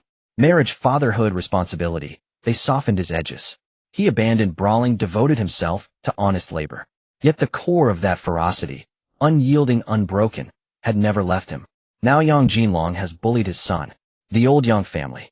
Jiang Gaoshan said in a low voice, a chill in his tone. Does he really think I Jiang Gaoshan am easy to bully? Lin Fengmei was startled by his words and grabbed his arm. Gaoshan, don't be impulsive. Yang Jinlong's father Yang Jiangwo has connections in the district. We can't afford to provoke them. As long as Xiao Fei is fine, that's all that matters. The car is broken or it can be fixed. Jiang Gaoshan sneered. Fix. The car can be repaired, but what if a person gets killed? Today it was because Xiao Fei was skilled. If it were someone else, they might have died at Yang Jinlong's hands. This matter cannot just be brushed aside. So what do you want to do? Lin Fengmei became anxious. Do you want to do it like when you were young, taking weapons to their door? You're over 50 now, but you can't fight anymore. Jiang Gaoshan glanced at his wife, his expression complex. He knew his wife was worried about him, but he couldn't swallow the anger in his heart. I won't fight, he said, but I have to let the old Yang family know that my son Jiang Gaoshan is not someone anyone can touch. He took out his phone, found his son's number, and dialed. The phone rang a few times before connecting. Dad, Zhang Pengfei's voice came through, sounding very calm. Xiao Fei, are you okay? Jiang Gaoshan asked, trying to keep his voice steady. I'm fine, Zhang Pengfei said. Dad, did you hear? Your Uncle Jian came to the house and mentioned it, Jiang Gaoshan said. Where are you now? In the district looking for a 4S shop. Zhang Pengfei paused. Dad, that kid Yang Jinlong came for you. He thought you were the one driving the car and wanted to teach you a lesson. Jiang Gaoshan's heart sank. Sure enough, it was as he had guessed. I understand, he said. Be careful. Yang Jinlong may retaliate after suffering losses. He wouldn't dare, Jiang Pengfei said. I've warned him. Moreover, I borrowed his car, so he wouldn't dare act borrowing a car. Jiang Gaoshan frowned. Xiao Fei, you really drove off with that car. Silence lingered on the other end before Jiang Pengfei said, Dad, don't worry about this. I know what I'm doing. I indeed drove it off. Consider it the repair and medical fees. His car costs over $1 million. Of fixing my old car is more than enough. I won't give it back to him. It depends on his performance. Jiang Gaoshan wanted to say something, but ultimately remained silent. His son had grown up and had his own ideas. He didn't want to interfere too much. Moreover, although his son's actions were somewhat domineering, it was, to be honest, very satisfying. Just drive carefully and come back early, he said. Understood, Dad. You and Mom be careful too. Lock the door and don't open it for anyone, Jiang Pengfei reminded. After hanging up the phone, Jiang Gaoshan told Lin Fengmei, Xiao Fei is fine. He's buying a car in the district. Let's make sure to lock the door. Lin Fengmei finally breathed a sigh of relief, but soon became worried again. He drove Yang Jinlong's car. Will the Yang family let this go? If they won't let it go, so what? Jiang Gaoshan said. They were the ones who started it. Xiao Fei was just defending himself. Moreover, Xiao Fei said Yang Jinlong was targeting me, wanting to teach me a lesson. We are in the right in this matter. What good does being in the right do? Lin Fengmei sighed. The old Yang family has connections in the district. We common folks can't compete with them. Jiang Gaoshan remained silent, but his gaze was resolute. He remembered when he was young, facing over 20 car thieves alone with no one to help him or speak for him. In the end, he carved out a path for himself with the rebar in his hand. Now, although he was older, he was not yet at the point of being bullied by others. Moreover, he had 3 brothers. Although they didn't keep in touch often, they wouldn't stand by if something serious happened. Together, the 4 brothers were not easy targets to bully in the village. Lin Fengmei looked at her husband and found his gaze as determined and decisive as it was when he was young. She knew her husband was serious this time. Once Jiang Gaoshan became serious, nothing could pull him back. The couple returned home. Lin Fengmei went to the inner room, while Jiang Gaoshan sat in the main room smoking. He smoked one cigarette after another, and as the smoke swirled around him, his gaze grew colder. He recalled many things. He remembered the glory of fighting off over 20 car thieves when he was young, the days when no one dared to provoke his 4 brothers in the village, and the patience he had shown over the years to maintain a stable family. Now someone had bullied his son and wanted to bully him too. He had had enough. After finishing his 3rd cigarette, he stood up, walked to the inner room, and dragged out an old wooden box from under the bed. The box was very old, its paint chipped, and the lock rusted. He found a hammer and smashed the lock open. Inside the box were some old items, a few pieces of clothing he wore when he was young, some old photographs, and a piece of rebar. The steel rod was 1.2 meters long and as thick as a thumb, its surface covered in rust, but it felt heavy in his hand. Jiang Gaoshan gripped the rod, and with a flick of his wrist it whistled through the air. After more than 10 years, this steel rod finally saw the light of day again. He stepped out of the main room and leaned the rod against the wall. In the courtyard, the sun shone brightly, illuminating the rusty steel rod, casting a harsh light. Lin Fengmei came out, saw the steel rod, and was startled. Why did you take this out? For self-defense, Jiang Gaoshan said in a flat tone. They'll keep it in the house, in case someone comes. It may come in handy. Lin Fengmei looked at her husband, and then at the steel rod. Her lips moved, but in the end she said nothing. She knew her husband was preparing for the worst. But she was even more afraid. She wasn't afraid of fighting, she was afraid that her husband, being older, couldn't fight off the younger ones. What frightened her even more was that once a fight started, it wouldn't be easy to stop. "Gaoshan," she said softly, "how about we take a step back? Let's go to the old Yang family and negotiate a don't fight with them. Being safe and sound is better than anything else." Jiang Gaoshan looked at his wife, his gaze softening. "Fengmei, some things can be backed down from, but some cannot. Today they dared to hit and run. Tomorrow they might dare to set fire to our house. If we take a step back, they will take a step forward. By then we won't have any room to retreat." He walked over to his wife and held her hand. That hand was rough, warm, and strong. "Don't be afraid," he said. "As long as I'm here, this family won't fall." Lin Fengmei looked at her husband, and tears streamed down her face. But this time she didn't wipe them away, as she let the tears flow. She knew her husband was right. Some things cannot be backed down from. If you retreat, there's nothing left. "They'll go cook," she said, turning to head into the kitchen. Jiang Gaoshan stood in the courtyard, gazing at the steel rod, and then at the distant sky. The winter sky was very blue and clean, as if washed by water. He thought of his son. Xiao Fei was like him, capable and spirited. But he wasn't entirely like him. He was smarter, more educated, and more successful than him. He felt proud to have such a son. But today's events made him realize that life outside was not easy for his son either. What good is being capable? Now, as a society ruled by law of fists cannot solve all problems.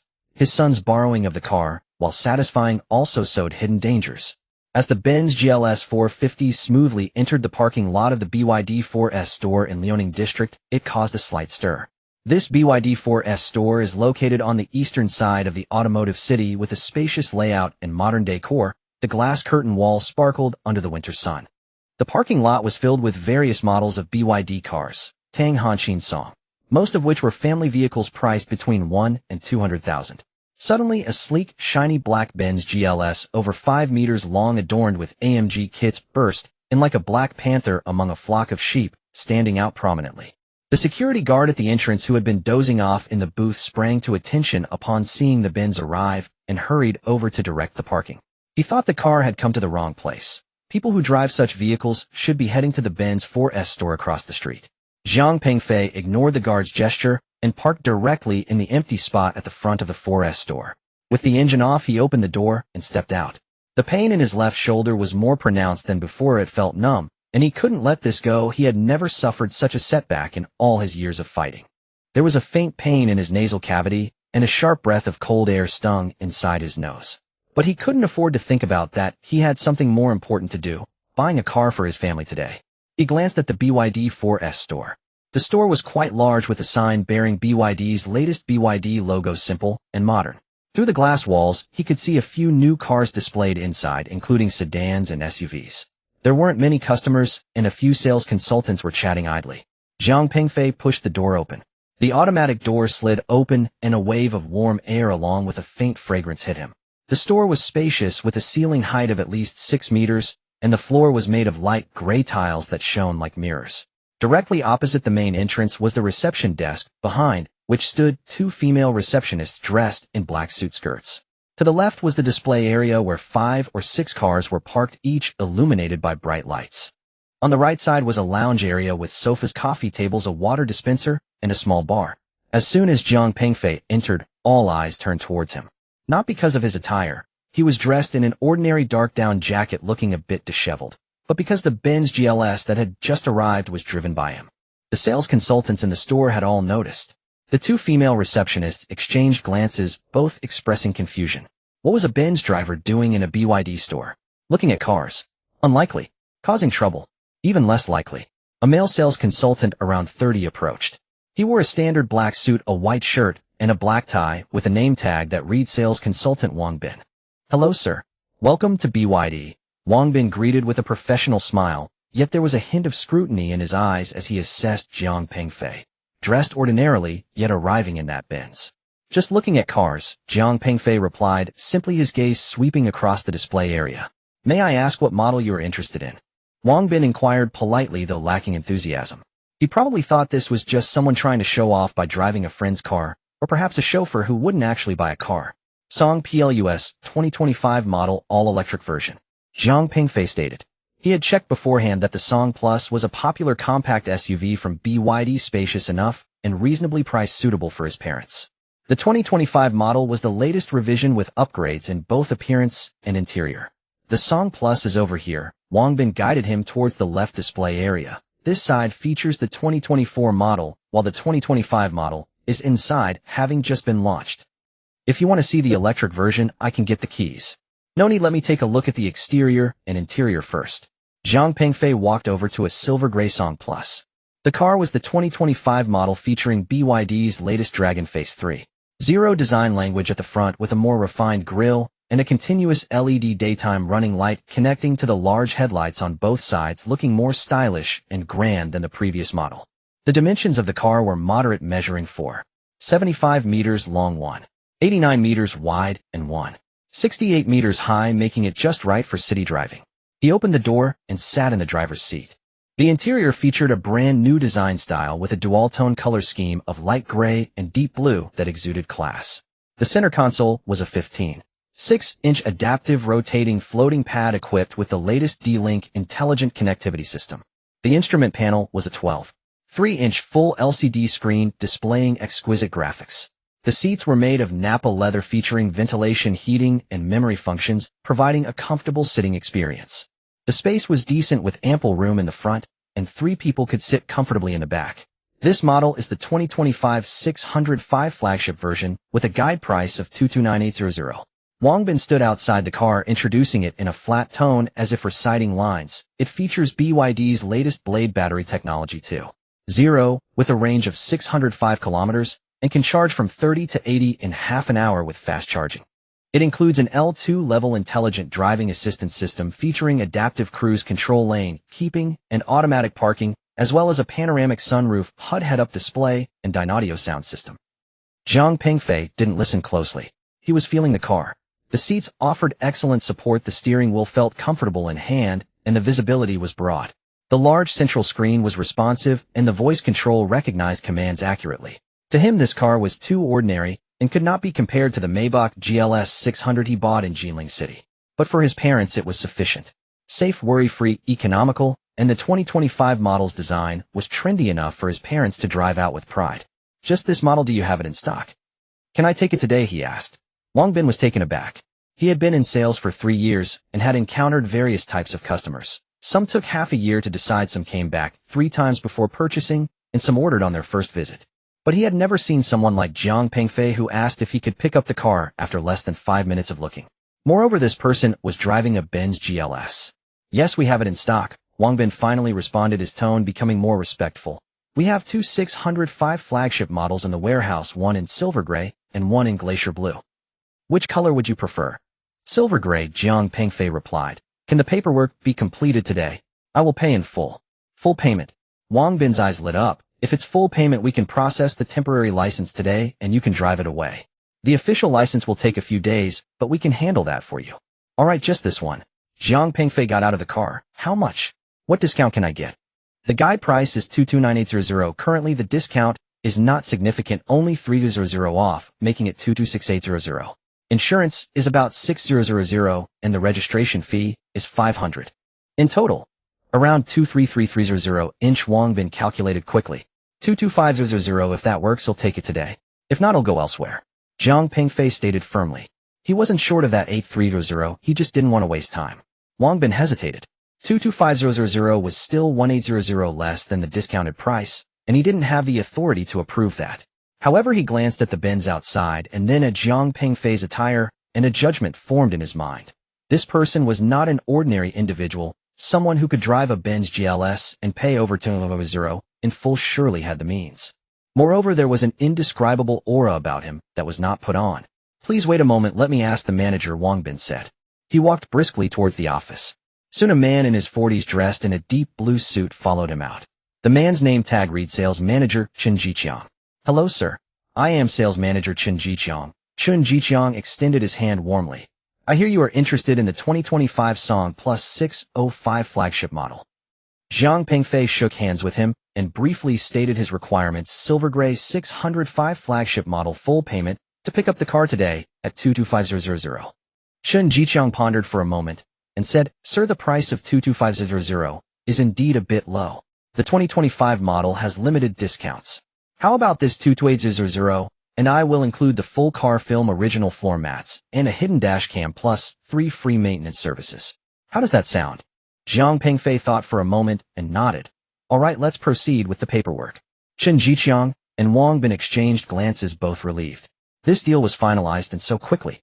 The 2025 model has a large profit margin. Although the price is low, it is still acceptable. Wang Bin, take the sir to the finance room and prepare the contract. Chen Jiqiang instructed, then said to Jiang Pengfei, "Sir, you can proceed with the paperwork while I send someone to the warehouse to fetch the car, wash it, and charge it. It will be ready in about an hour." "All right." Jiang Pengfei followed Wang Bin to the finance room. The other sales consultants in the store watched them with complex expressions. Some envied. Wang Bin would make a significant commission from this deal, at least 3,000 to 4,000. Some were puzzled. Why would someone driving a Mercedes come to buy a BYD? Others speculated. Did this person have some special identity?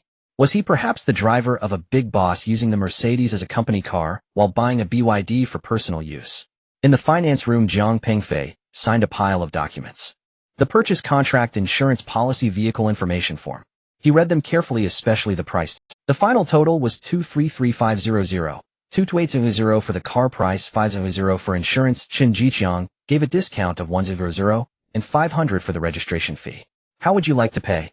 The finance officer, a woman in her 30s, had a very good attitude. "By car." Jiang Pengfei pulled out his Agricultural Bank Supreme card from his wallet. This time, he didn't use an ordinary card because this card had a high limit and was convenient for transfer. The black card was placed on the table, and the finance officer glanced at it, her expression subtly changing. Having worked in finance for many years, she recognized this type of card. Only the top clients of the Agricultural Bank could obtain it with deposits in the 9-digit range at least. When she looked up at Jiang Pengfei again, there was a hint of reverence in her gaze. "Mr. Jiang, please enter your password." She operated the POS machine. Jiang Pengfei entered his password and signed. 233,500 was charged. To him now it felt as trivial as 23 yuan. "All right, Mr. Jiang, here are your purchase contract, payment receipt, and vehicle information form." The finance officer packed a stack of documents into a folder and handed it to him with both hands. "The car has been taken for washing and should be ready in about half an hour. You can wait in the lounge where there are tea and snacks." "Thank you." Jiang Pengfei took the folder and walked out of the finance room. Wang Bin was waiting at the door. When he saw Jiang Pengfei come out, he immediately approached. "Mr. Jiang, the car is being washed. Would you like to sit in the lounge?" "No need, I'll step outside for a smoke," Jiang Pengfei replied. "Then please feel free, I'll call you when the car is ready." Jiang Pengfei stepped out of the 4S shop and lit a cigarette at the entrance. The winter sun was warm and felt comfortable on his skin. He glanced at the Mercedes GLS parked at the entrance, and then at the silver gray Song Plus being washed inside the shop, feeling a bit sentimental. 7 years ago, when he left home, the only vehicle in his family was a second-hand tricycle. 7 years later, he returned driving a Mercedes worth over $1 million and buying his parents a 2025 model BYD for 200, along with a Maybach GLS 600 and a flat worth over $40 million. Life is truly unpredictable. He took a drag from his cigarette, watching the flow of traffic on the street. The area was bustling with people coming and going, each one hurriedly rushing about, striving for a living. He was once one of them, squeezing into subways in Beijing, working overtime, striving for a few thousand in bonuses. To make ends meet, to seize even a slight opportunity for promotion while toiling in remote places. Now he no longer needed to. But he did not feel relaxed. Instead, he felt the burden on his shoulders heavier. Because he had people to protect and responsibilities to shoulder. After finishing his cigarette, Wang Bin jogged over. "Mr. Jiang, the car is ready. Would you like to take a look?" Jiang Pengfei followed him to the delivery area. A silver gray Song Plus 2025 model was parked there, sparkling clean, gleaming with a metallic luster in the sunlight. A red ribbon was tied to the car, marking the delivery ceremony. The front face of the new car appeared particularly exquisite under the lights, and when the LED daytime running lights illuminated, it exuded a strong sense of technology. "Mr. Jiang, this is your car, the 2025 Song Plus 605 flagship model in silver gray." Wang Bin introduced, his tone much more respectful than before. "It has been fully charged, and the range displays 605 kilometers. The full car film, original floor mats, and hidden dash cam are all installed. Here is the list of freebies. The 3 maintenance coupons are in the folder." Jiang Pengfei opened the car door and sat inside. The new car had a faint scent of leather, and the craftsmanship and materials of the interior were noticeably upgraded from the old model. The dual-tone design appeared very textured. The large screen displayed fine images, and the response speed was quick. He tried the seat ventilation function, and a cool breeze blew from the seat base, quite comfortable. Has the temporary license plate been arranged? He asked. Yes, it has been arranged, valid for 15 days. Wang Bin handed over a temporary license. The official license plate should be ready in about a week. We will notify you to pick it up or deliver it to you. All right. Zhang Pengfei took the temporary plate and affixed it to the windshield. Mr. Zhang, may I introduce the vehicle functions to you? Wang Bin asked, genuinely wanting to offer service, not just going through the motions. No need, I'll read the manual myself, Zhang Pengfei replied. By the way, can I leave my Mercedes here for a couple of days? Sure, park it wherever you like, stay as long as you want, Wang Bin quickly replied. He would be glad if the Mercedes stayed a few more days, boosting the shop's image. Having someone who drives a luxury car come to buy BYD has a stronger advertising effect than anything else. Zhang Pengfei got out of the car and retrieved something from the Mercedes, a baseball bat belonging to Yang Jinlong. He tossed the bat into the trunk of the Song Plus and then sat in the driver's seat. The car was very quiet. Being an electric vehicle, there was no engine noise. He shifted into drive, gently pressed the accelerator, and the car started smoothly, making almost no sound. The sound insulation of the 2025 model was excellent. After closing the windows, external noise was mostly blocked out. Mr. Zhang, take care, and we welcome your next visit. Wang Bin and Chun Jiqiang stood at the store entrance, warmly waving goodbye. The other sales consultants also stood at the entrance, watching them with envy and curiosity. Zhang Pengfei pressed the horn as a response. The car drove out of the 4S shop, merging into the traffic. In the rearview mirror, the black Mercedes GLS remained parked at the BYD store entrance like an incongruous intruder. Meanwhile, Zhang Pengfei drove the brand new silver gray Song Plus 2025 model towards home, taking the road back to the village. Zhang Pengfei turned on the music. The sound quality of the Dynaudio speakers was excellent, with deep bass and clear highs. He selected an old song, Boundless Oceans, Vast Skies, and turned up the volume. The melody flowed through the cabin as Zhang Pengfei leaned back in his seat, gazing at the fields outside. The driving experience of the 2025 Song Plus was pleasant. The accelerator responded swiftly, the steering wheel was light, and the suspension was tuned for comfort, absorbing the bumps in the road well. He had a car, a house, money, and people to protect. Next, what he needed to do was to use these to ensure his family lived well and make those who bullied others pay the price. The car drove into the village and stopped at his doorstep. Zhang Pengfei turned off the ignition, sitting in the car, gazing at the familiar courtyard, the home where he grew up. He pushed the door open and got out, walking toward the house. At the cardiology inpatient department of Jiangning District People's Hospital, it was 11 in the morning. Zhang Yujie had just finished her rounds and returned to the doctor's office, taking off her white coat and hanging it on the back of a chair, letting out a long sigh. She was 35 years old, the chief physician in the cardiology department, and also the youngest director in the department, holding a doctorate in medicine. She was tall and slender, with shoulder-length short hair, and wearing rimless glasses, giving her a capable and professional appearance. Of course, she had another identity as well, the wife of Jiang Pengqing and the cousin-in-law of Zhang Pengfei. There were several other doctors in the office, all busy with their work. Zhang Yujie sat down at her desk and opened her thermos to take a sip of water. After 10 consecutive stent surgeries in the morning and 2 hours of rounds, she finally had a moment to breathe. She glanced up at her colleague Liu Yajuan across the desk. Liu Yajuan, in her 50s, was the senior nurse in the department, always energetic and decisive, but today she sat there with her phone in hand, furrowing her brows, looking glum. Sister Liu, what's wrong? You seem distracted, Zhang Yujie casually asked. Liu Yajuan looked up, sighed, and placed her phone on the table. What else could it be? It's my troublesome daughter. Huanxue. Zhang Yujie knew Liu Yajuan had a daughter named Wang Huanxue who worked in Shanghai. What's the matter? Is work not going well? Work is fine. She's doing design in a foreign company, earning 20 to 30,000 a month, enough for her own expenses. Liu Yajuan sighed again. But this girl, she's 29 and still single. Her father and I are extremely anxious, but she doesn't seem worried at all, saying that fate hasn't arrived yet, and getting anxious won't help. Zhang Yujie laughed. 29 is still young. In big cities, there are plenty of people in their 30s who are still unmarried. Your Huanxue has good conditions, so she shouldn't worry about finding someone. Liu Yajuan shook her head. What good are good conditions? Her standards are impossibly high. I've introduced her to so many, but she looks down on every one of them. Either she finds them too short, too fat, or lacking in charm.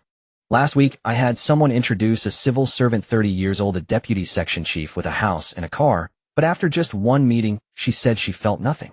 Can you believe that? Zhang Yujia nodded in understanding. She had been through it herself and knew how anxious parents could be. She had married early at 26 right after graduating with her doctorate, having completed her bachelor's, master's, and doctorate in 8 years, and now her son was already in elementary school. But to her, Wang Huanxue being 29 and unmarried was not a big deal. Sister Lu, don't be too anxious. When it comes to relationships, you can't rush things.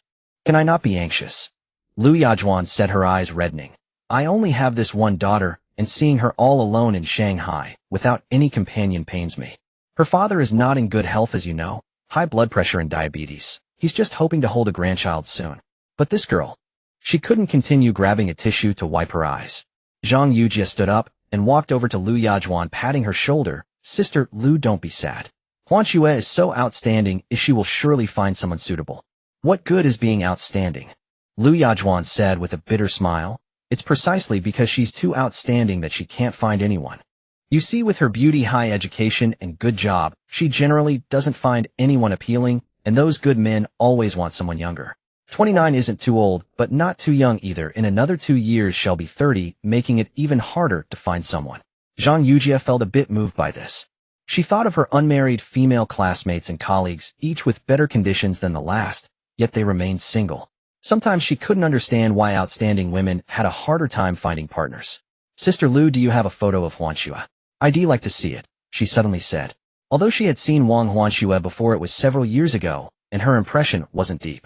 At this, Lu Yajuan immediately perked up, unlocking her phone and flipping through her photo album.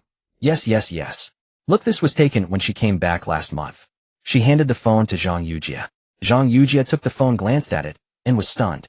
The girl in the photo was incredibly beautiful. It was a candid shot set in the living room of her home.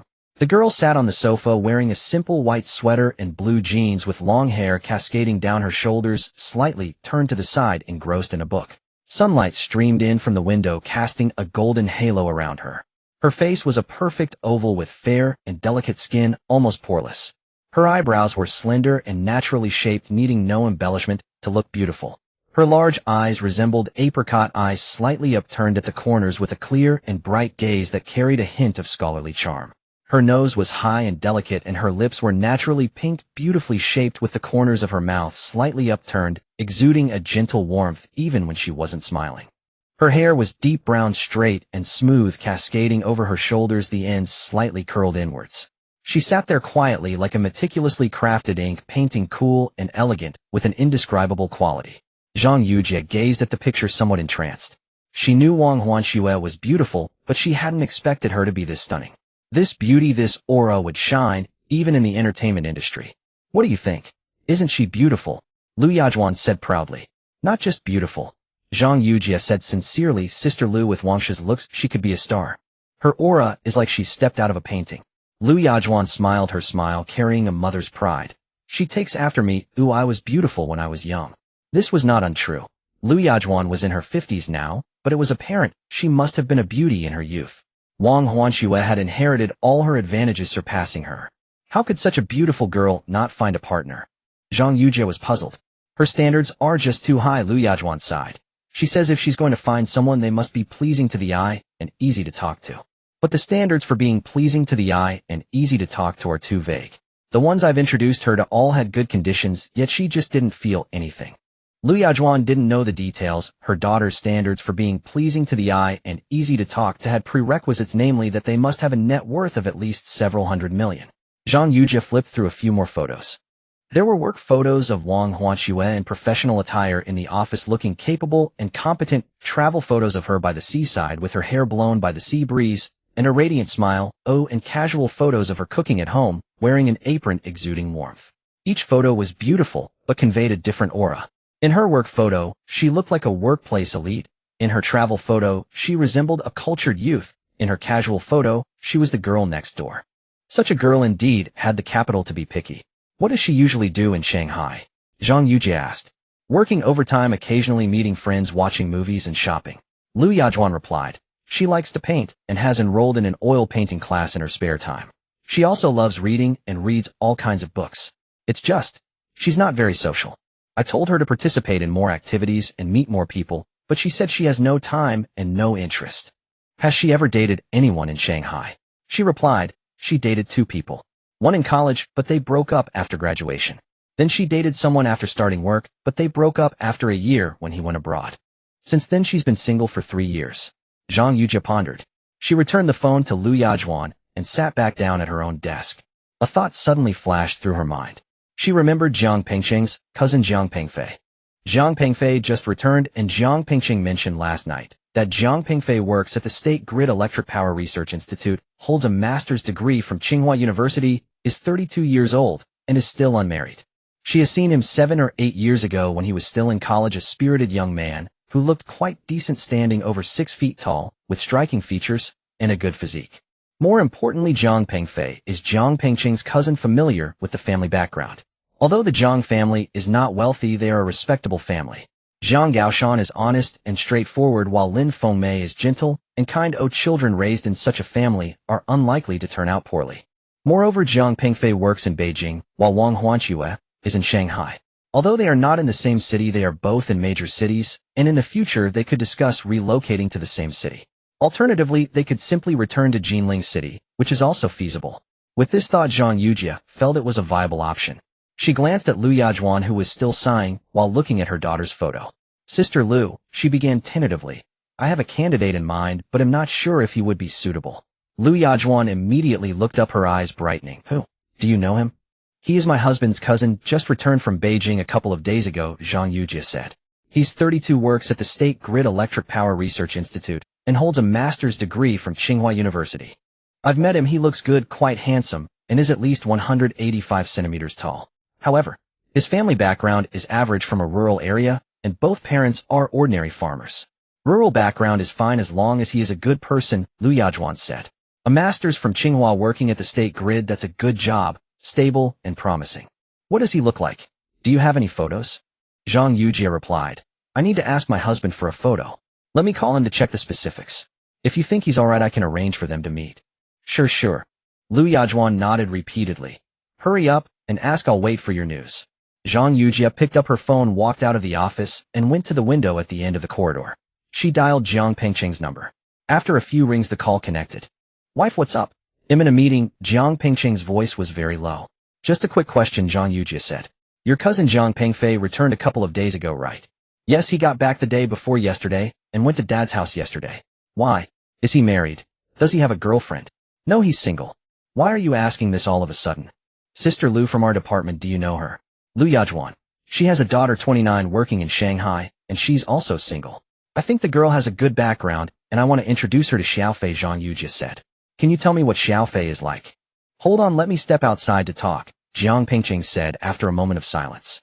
After a while, his voice returned to normal. Xiaofei. How should I put it? He's quite complicated. Complicated? What do you mean? He's definitely a good person, smart, diligent, and can endure hardships, Jiang Pengqing replied. But when he came back this time, I felt a bit different. What's different? I can't explain it. Jiang Pengqing paused. When he came to Dad's house yesterday, he brought a lot of things and seemed quite generous. But he was driving my uncle's old and worn-out car and dressed very ordinarily. When Dad chatted with him and asked about work, he said it was fine. When asked about personal matters, he said he wasn't in a hurry. It just feels a bit formal, a bit distant. Zhang Yujia thought for a moment and said, that's normal. He hasn't been back in 7 years. It's understandable to feel estranged. And he works in Beijing, which is stressful.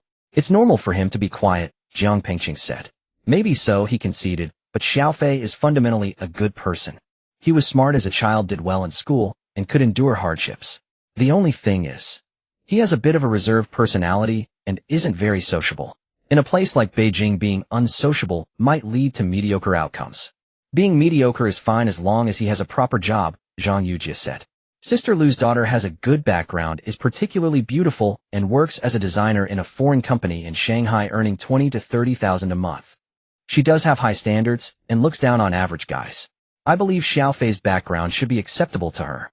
Particularly beautiful. Jiang Pengqing laughed. How beautiful? Really particularly beautiful, like a star, Zhang Yujia said. I'll send you a photo later to have a look. What do you think about setting them up? I think it's a good idea, Jiang Pengqing said. Xiaofei is getting older, it's time for him to settle down. This girl has a good background, and if they can make it work, it would be great. However what? Xiaofei's return this time might not be solely for family visits. Zhang Pengqing lowered his voice. The village is about to be redeveloped, and the compensation is significant. I'm worried that he came back for this. Zhang Yujie was taken aback. Are you saying he returned just for the money? I can't be sure, but the timing is too coincidental, Zhang Pengqing said. He hasn't returned in 7 years, yet he comes back now and plans to stay for more than a month. It's hard not to think about it. So, should I still introduce them? Of course, why not introduce them? Zhang Pengqing said. Redevelopment is one thing, marriage is another. They're two separate matters. If Xiaofei really came back for the redevelopment and gets the money, that would give him the capital to marry.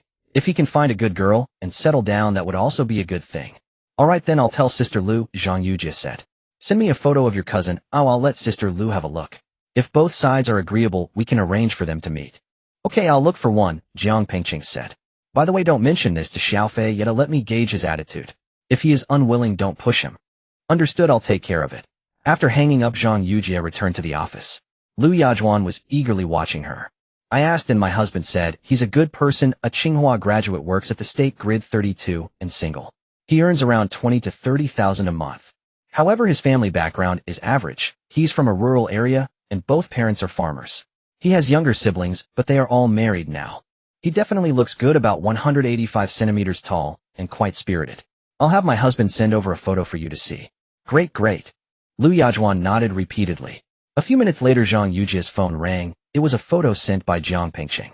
She opened it to see Zhang Pengfei's photo with the background in Zhang Pengqing's office. It looked like a work photo taken at some point, used as a WeChat profile picture.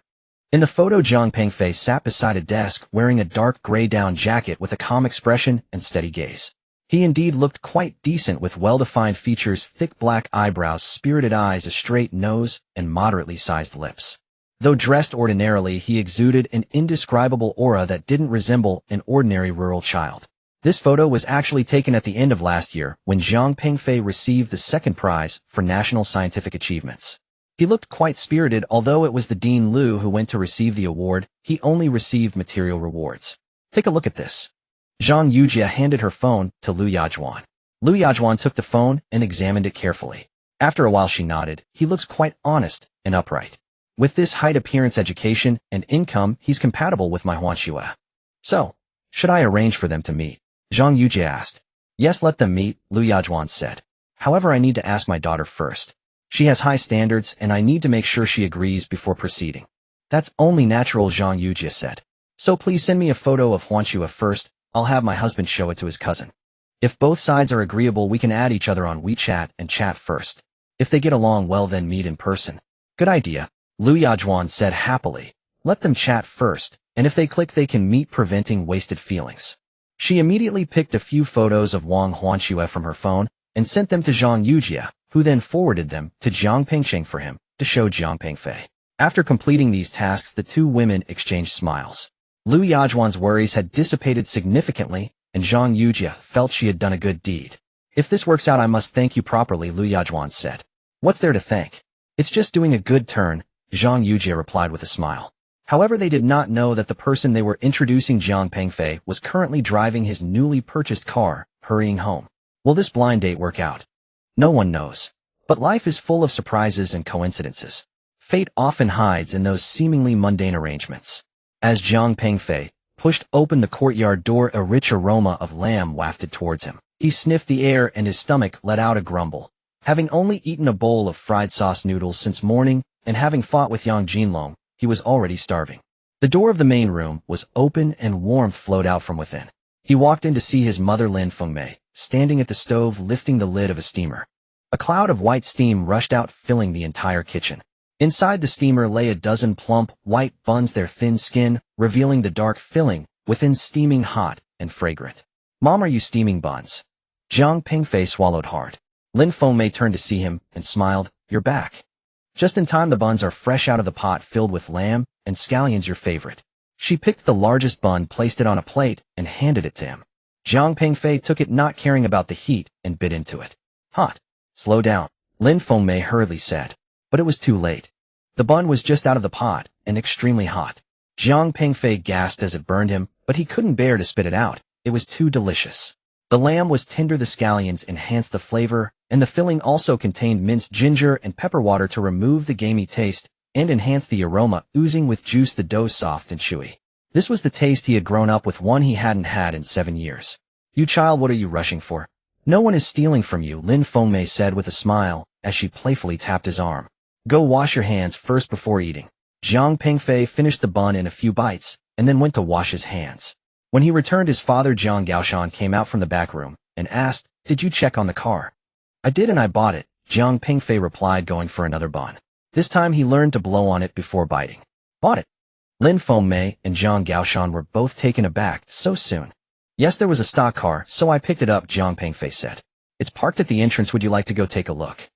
Jiang Gaoshan, skeptical, put down his cigarette and followed Jiang Pengfei outside. Lin Fengmei wiped her hands and followed behind. In the open space outside the courtyard, a brand new silver gray SUV was parked. The car glimmered with metallic sheen under the winter sun, with smooth lines and a modern design. The front featured BYD's latest family style with integrated LED daytime running lights that looked very spirited. As Jiang Gaoshan approached the car, his eyes lit up. Being an experienced driver for 30 years, he had an innate fondness for vehicles. He walked around the car, inspecting it closely. This car looks pretty good, he said, running his hand over the smooth hood. What brand is it? BYD Song Plus, Jiang Pengfei replied. Bid? A domestic brand. Jiang Gaoshan was somewhat surprised. In his impression, domestic cars were still at the stage of cheap and rough. But this car before him was well-crafted, with a shiny paint job, looking no worse than joint venture cars. Yes, it's domestic, and they're doing well now. Jiang Pengfei opened the driver's door. Dad, why don't you give it a try? Jiang Gaoshan sat in the driver's seat. The seats were genuine leather, soft and comfortable. The steering wheel had a good grip and the dashboard was fully digital, displaying clearly. The central console had a large screen, looking very high-end. He poked around like a child with a new toy. How much does this cost? He asked. Jiang Pengfei hesitated. If he said 23000, his parents would surely feel the pinch. He told a little lie. Not expensive, just over 1000. Over 100000. Jiang Gaoshan thought for a moment. That's acceptable. Lin Fengmei also sat in the passenger seat, poking around and smiling broadly. This car is really spacious, very comfortable to sit in. This seat can even heat up. Yes, it has seat heating, warm in winter, Jiang Pengfei replied. Jiang Gaoshan got out of the driver's seat and went to check the trunk. The trunk was spacious, capable of holding quite a bit. He nodded in satisfaction. This car is good, practical, and looks decent. Big brother, is this car really over 1000? He confirmed once more. It's really over 1000, Jiang Pengfei said, without changing his expression, thinking to himself that saying it was over 1000 wasn't wrong. Was also in the range of over 1000, though it was nearly double. Jiang Gaoshan no longer doubted it. He walked around the car again, growing fonder of it. As a lifelong driver, he had a connection with cars. In the past, he drove big trucks for money. They were just tools. Now this car was for home use, for enjoyment. Now this is nice. Oh, our family finally has a car. Lin Fengmei said happily. In the future, going to town or the district will be much more convenient. No more waiting for buses or asking others for rides. Dad, why don't you try the car? Jiang Pengfei handed over the keys. Jiang Gaoshan took the keys, hesitated a bit. I drove small cars when I first got my license, but I've been driving big ones for years. I'm out of practice with small cars. It's fine, just take your time and get familiar with it, Jiang Pengfei said. Jiang Gaoshan sat back in the driver's seat, while Jiang Pengfei sat in the passenger seat, teaching him how to operate it. It was an electric car with no clutch, just shift gears. Jiang Gaoshan tried it out and found it much simpler than a manual transmission. I'll take your mom out for a spin to get familiar with the road. Okay, just drive slowly. Jiang Pengfei got out of the car. Jiang Gaoshan started the vehicle. The electric car was very quiet, almost soundless. He shifted into drive, gently pressed the accelerator, and the car smoothly started driving out of the courtyard and onto the village road. Jiang Pengfei stood at the door watching the car drive away, a smile spreading across his lips. To make his parents happy, the 230 spent was worth it. He returned to the courtyard, took another bun from the steamer, and sat slowly eating in the living room chair. The bun was still warm, and the aroma of lamb melted in his mouth, a sense of satisfaction spreading from his stomach to his entire body. Just as he was eating, his phone rang. He took it out to see it was his cousin Jiang Pengcheng calling. Pengcheng, brother, he answered the phone. Xiaofei, are you home? Jiang Pengcheng's voice came through, filled with warmth. Yes, I just got back. Brother, is there something up? Not really, just wanted to ask if you're getting used to being back, Jiang Pengcheng said. You left in such a rush yesterday, or I went back right after you left, and we missed the chance to chat properly. Getting used to it. I haven't been back in 7 years, and everything feels familiar, Jiang Pengfei said. The two exchanged pleasantries and asked about family matters. Jiang Pengqing inquired about the health of their uncle and aunt, and asked about Jiang Pengfei's job in Beijing, discussing the changes in the district. After chatting for 7 or 8 minutes, Jiang Pengqing shifted the topic. Xiaofei, I want to ask you something. I don't think I'm being nosy, Jiang Pengqing said. What is it, brother? Do you have someone you're seeing? Jiang Pengfei was momentarily taken aback. This question had already been asked for the nth time today, by his uncle, by his third uncle, by his fourth uncle, and now even his cousin was asking. He couldn't help but smile wryly, not yet still single. At 32 it's time to consider it, Jiang Pengqing said. Are there any suitable ones in Beijing? If not, I can introduce you to someone. Jiang Pengfei's heart stirred. His cousin wanted to play matchmaker. Cousin, you shouldn't worry about this. I'm your brother, how can I not worry? Jiang Pengqing replied. I just happen to know a girl who is particularly suitable for you, with excellent conditions. If you're willing, I can set you up. Jiang Pengfei hesitated. He wasn't really in the mood for blind dates right now, but refusing his cousin's kind intentions felt inappropriate. Brother, I just got back and I have a lot on my plate, I might not have time. He politely declined. How much time does meeting someone take? Jiang Pengqing interrupted him. This girl is really great, 29 years old, working in Shanghai at a foreign company in design, earning 20 to 30,000 a month. She is exceptionally beautiful, like a star. She's a good person, well-educated and cultured. I think she would be a great match for you. Jiang Pengfei couldn't help but chuckle to himself. His cousin was praising the girl to the skies. However, the phrase, exceptionally beautiful, made his heart flutter slightly. Cousin, have you seen her? I've seen photos, but not in person. However, your sister-in-law has met her, Jiang Pengqing said. My wife is a colleague of that girl's mother, so she knows her well. This girl has high standards and generally doesn't settle for just anyone. But given your conditions, she should find you attractive. A Tsinghua master's degree, working at the state grid in Beijing. Such credentials are solid even in Shanghai. Jiang Pengfei remained silent. He was quickly calculating in his mind. Meeting her wouldn't be a loss. Whether it worked out or not was another story. Moreover, given his current situation, he indeed needed to consider personal matters. At 32 his parents were anxious, and he himself was also a bit anxious. It was just that previously his conditions weren't good, and he didn't dare to think about it. Now that he had money, it was indeed time to think about it. All right, brother, then please arrange it, he said. That's right. Jiang Pengqing said happily. He'll send you the girl's WeChat, you can add her as a friend and chat a bit. If you hit it off, you can meet. If not, it won't be awkward. Okay, he'll follow your lead. Great, I'll send it to you now. When you add her, just note that it's introduced by Jiang Pengqing. Her name is Wang Hanyue. Hanyue is the character for sun combined with contain, and you means snow. Got it. By the way, I'll send you a few photos to give you a mental preparation. This girl is truly beautiful. After hanging up the phone, Jiang Pengfei looked at his phone, feeling a mix of amusement and disbelief. This blind date had come too fast, like a gust of wind. He had only been back for 2 days, and someone was already introducing him to a potential partner. It seemed that in the countryside, being 32 and unmarried was indeed a significant issue. His phone vibrated. It was a WeChat message from Jiang Pengqing. First, he sent a business card with an avatar that was an oil painting, making it hard to see the face. Then came a few photos. Jiang Pengfei opened the first one. It was a candid shot, the girl sitting on a sofa wearing a white sweater and blue jeans, her long hair, cascading down, slightly turned to the side, reading a book in her hands. Sunlight streamed in through the window, casting a golden hue over her. Jiang Pengfei was stunned. He had seen many beautiful girls. During his 7 years in Beijing, there were quite a few highly educated and attractive female colleagues at the State Grid Electric Power Research Institute. Zhang Wanting was also considered beautiful, though otherwise he wouldn't have pursued her for 3 years. But he had never seen anyone as beautiful as the girl in the photo. It wasn't the kind of beauty that was heavily made up, it was the kind of beauty that emerged from natural clarity. Her features were exquisite, as if meticulously carved, yet still retained their naturalness. Her skin was fair, her gaze clear, and her temperament embodied a gentle elegance. She sat there quietly like a painting. Jiang Pengfei's heart skipped a beat. He opened the second photo. It was a work photo, the girl dressed in professional attire, looking serious and competent in the office. The third photo was a travel shot, standing by the sea, her long hair blown by the sea breeze, with a radiant smile. The fourth photo was a lifestyle shot, cooking at home, while wearing an apron, exuding warmth. Each photo was beautiful with different qualities, yet they all shared one commonality, beauty that made one's heart flutter. Jiang Pengfei stared at the photos motionless for a long time. He hadn't expected the girl his cousin introduced to be this beautiful. So beautiful that it felt almost unreal. Would such a girl be interested in him? In Beijing, he was just an ordinary technician without a house, a car, money, or power. Although he now had $1 billion, he couldn't mention it. In the eyes of others, he was still that average Jiang Pengfei. He chuckled at himself. What was he thinking? He hadn't even made a proper start. Let's chat first, or maybe she wouldn't even be interested in him. He opened that business card. The avatar was an oil painting of the starry sky, abstract and artistic. The nickname was Silent Snowfall, and the personal signature read, "Life isn't about waiting for the storm to pass, but learning to dance in the rain." A bit artistic, but not pretentious. Jiang Pengfei had no prejudice against artistic young women. He enjoyed reading too, although he had less time for it due to work.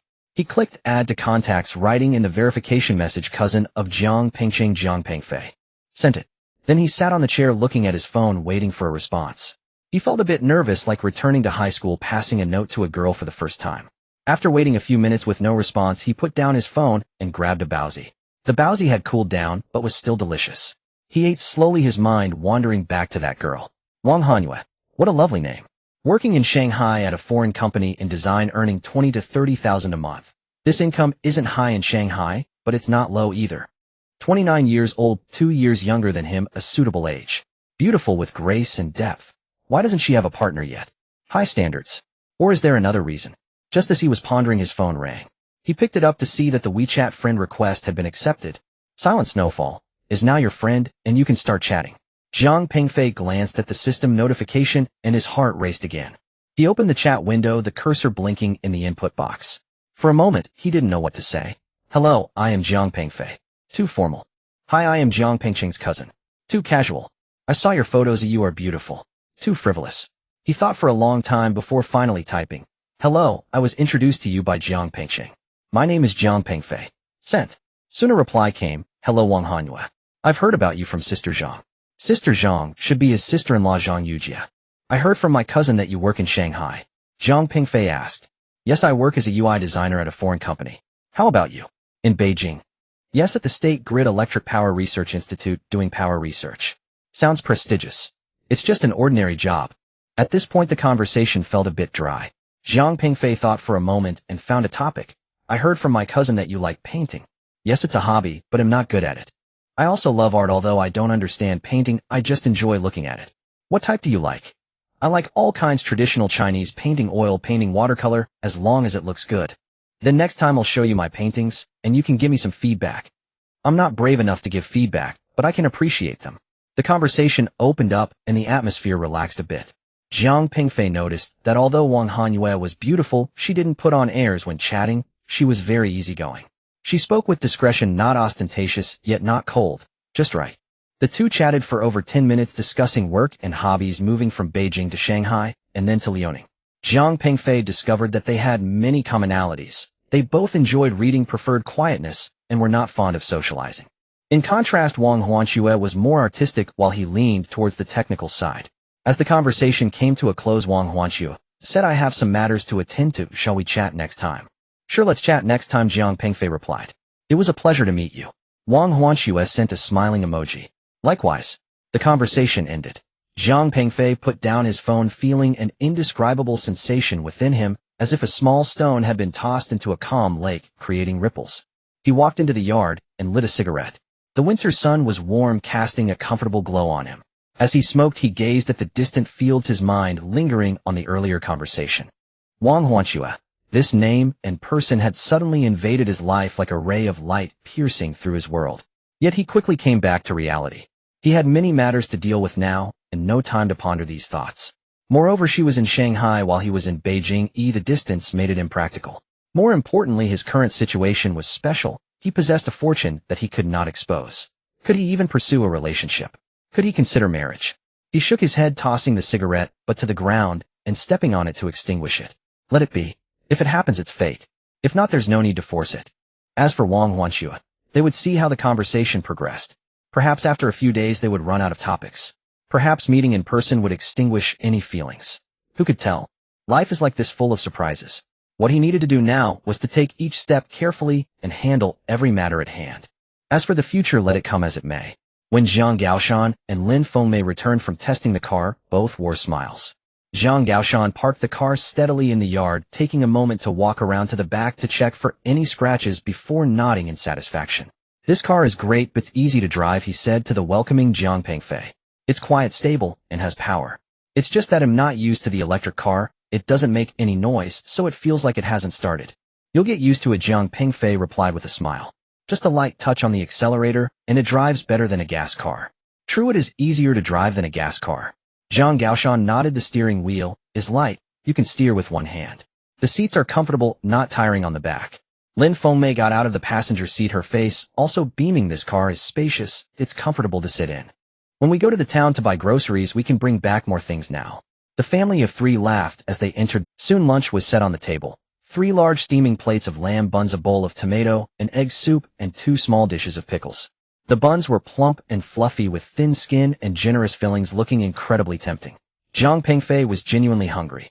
Since morning, apart from a bowl of fried sauce noodles, he had only eaten 2 buns, had a scuffle with Yang Jinlong, and made a trip to the district, resulting in a significant drain on his energy. As soon as he sat down, he reached for a bun and took a big bite out of it. Slow down, no one is competing with you, Lin Fengmei said, as she served him a bowl of soup. Jiang Pengfei couldn't care less about talking. He was focused on eating. The lamb buns were incredibly fragrant, made with a mix of fatty and lean lamb, minced together, combined with chopped green onions, ginger, Sichuan pepper, water, soy sauce, and sesame oil. Each bite was juicy with the flavors of meat, green onions, and spices mingling, reminiscent of the most comforting taste from his memories. He finished one and reached for another. The fist-sized buns were devoured quickly, taking just 3 bites each. Lin Fengmei and Zhang Gaoshan watched him eat, their faces filled with smiles. As parents, they love to see their child eat heartily. Drink some soup, don't choke. Lin Fengmei served him another bowl of soup. Jiang Pengfei lifted the bowl and gulped down more than half. The tomato and egg soup was tangy and appetizing, just right to cut through the greasiness of the buns. He put down the bowl and reached for another bun. He ate 10 in a row before finally slowing down. Starting on the 11th, he began to chew slowly, but didn't stop. 12, 13, 14. Lin Fengmei had steamed 2 baskets of buns, about 40 in total, and Jiang Pengfei had eaten nearly half by himself. Upon reaching the 20th bun, he finally stopped. He set down the half-eaten bun, leaned back in the chair, and contentedly patted his belly. I'm full. You know, Lin Fengmei said, looking at him with a mix of concern and amusement. My child, do you not eat enough in Beijing? You eat like a hungry wolf. It's not that I don't get enough to eat, it's just that nothing tastes as good as what you make, Jiang Pengfei replied.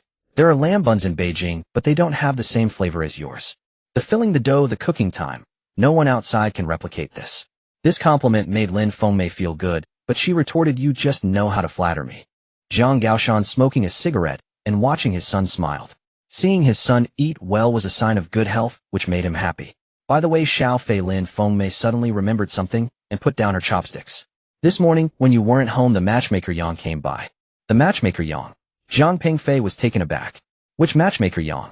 The one from the Yang family at the west end of the village who specializes in matchmaking, Lin Fengmei replied. She heard you were back and came to introduce a potential partner for you.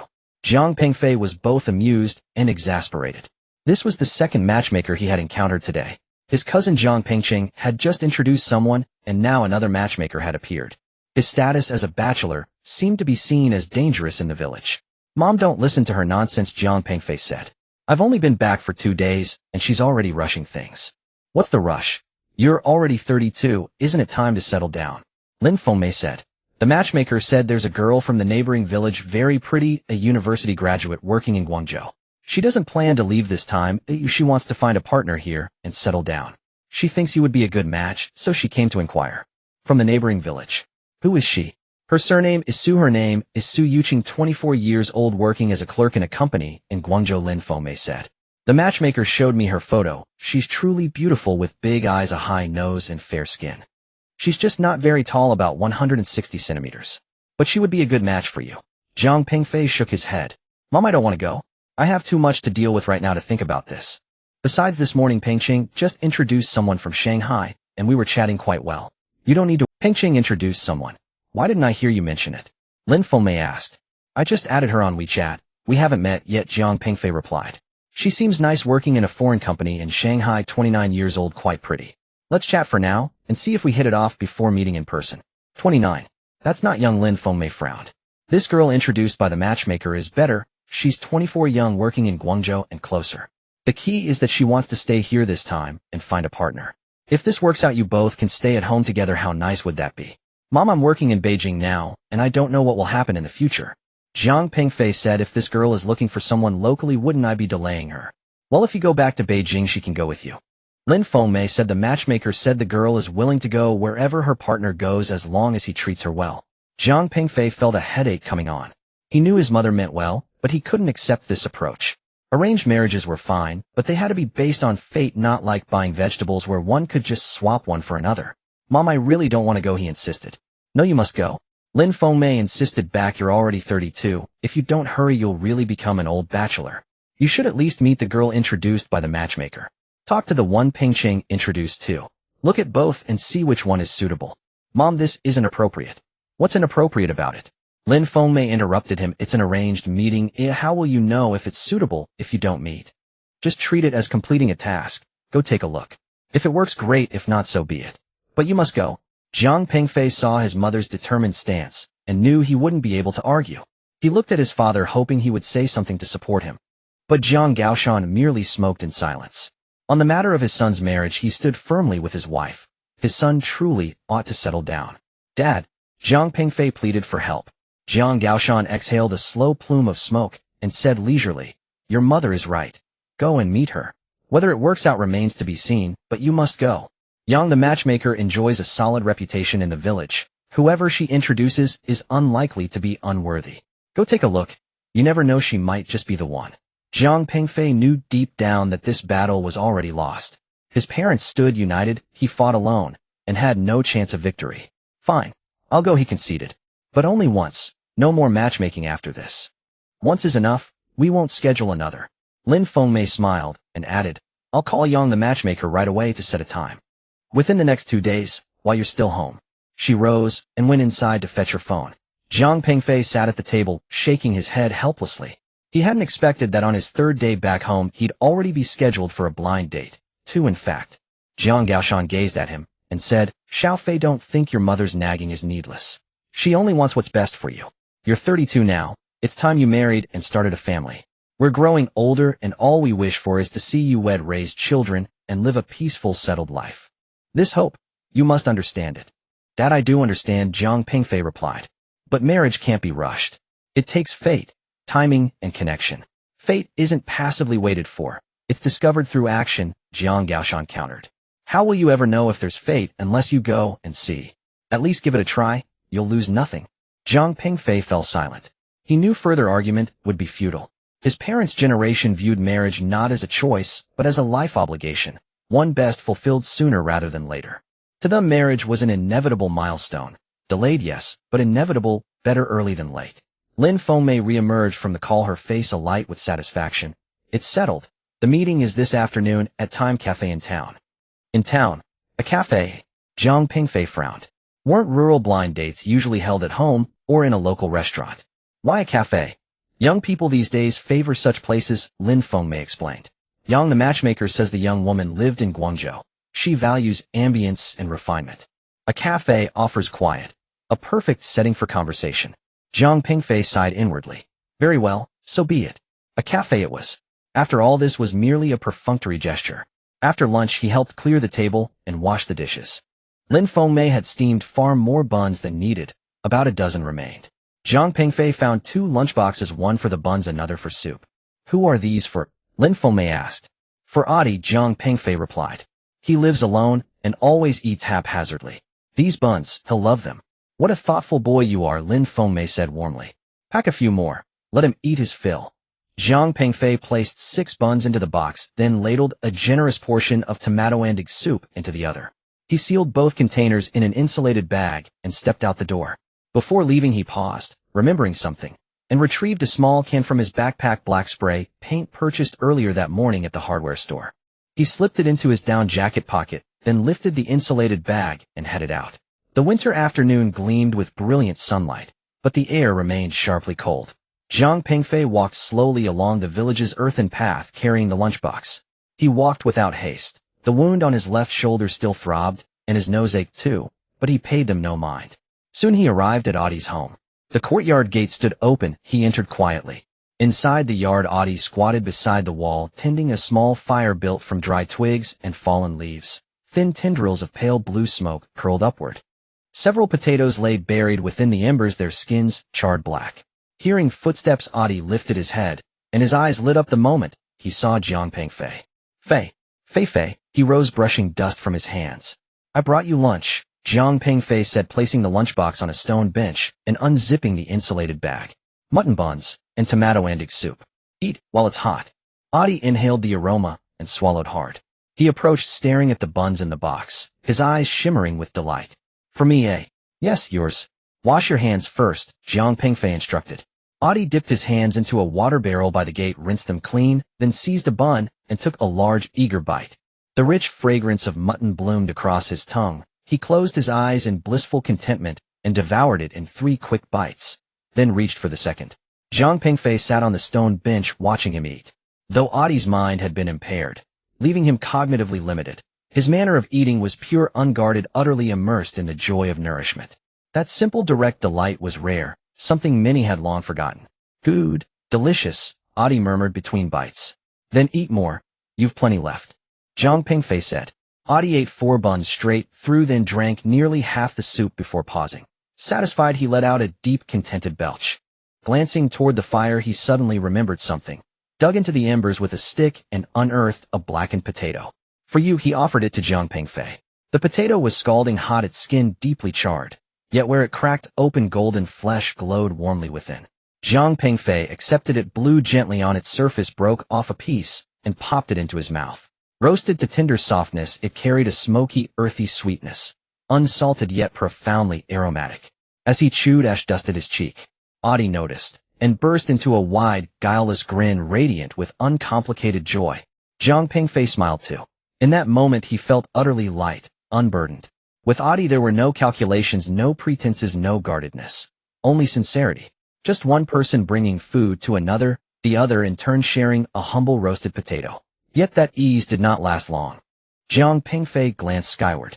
The winter sky blazed a crystalline blue, sunlight bathed the land. But he recalled the weather forecast tonight, a dramatic shift. Temperatures plunging at least 10 degrees, fierce winds, sleet mixed with rain.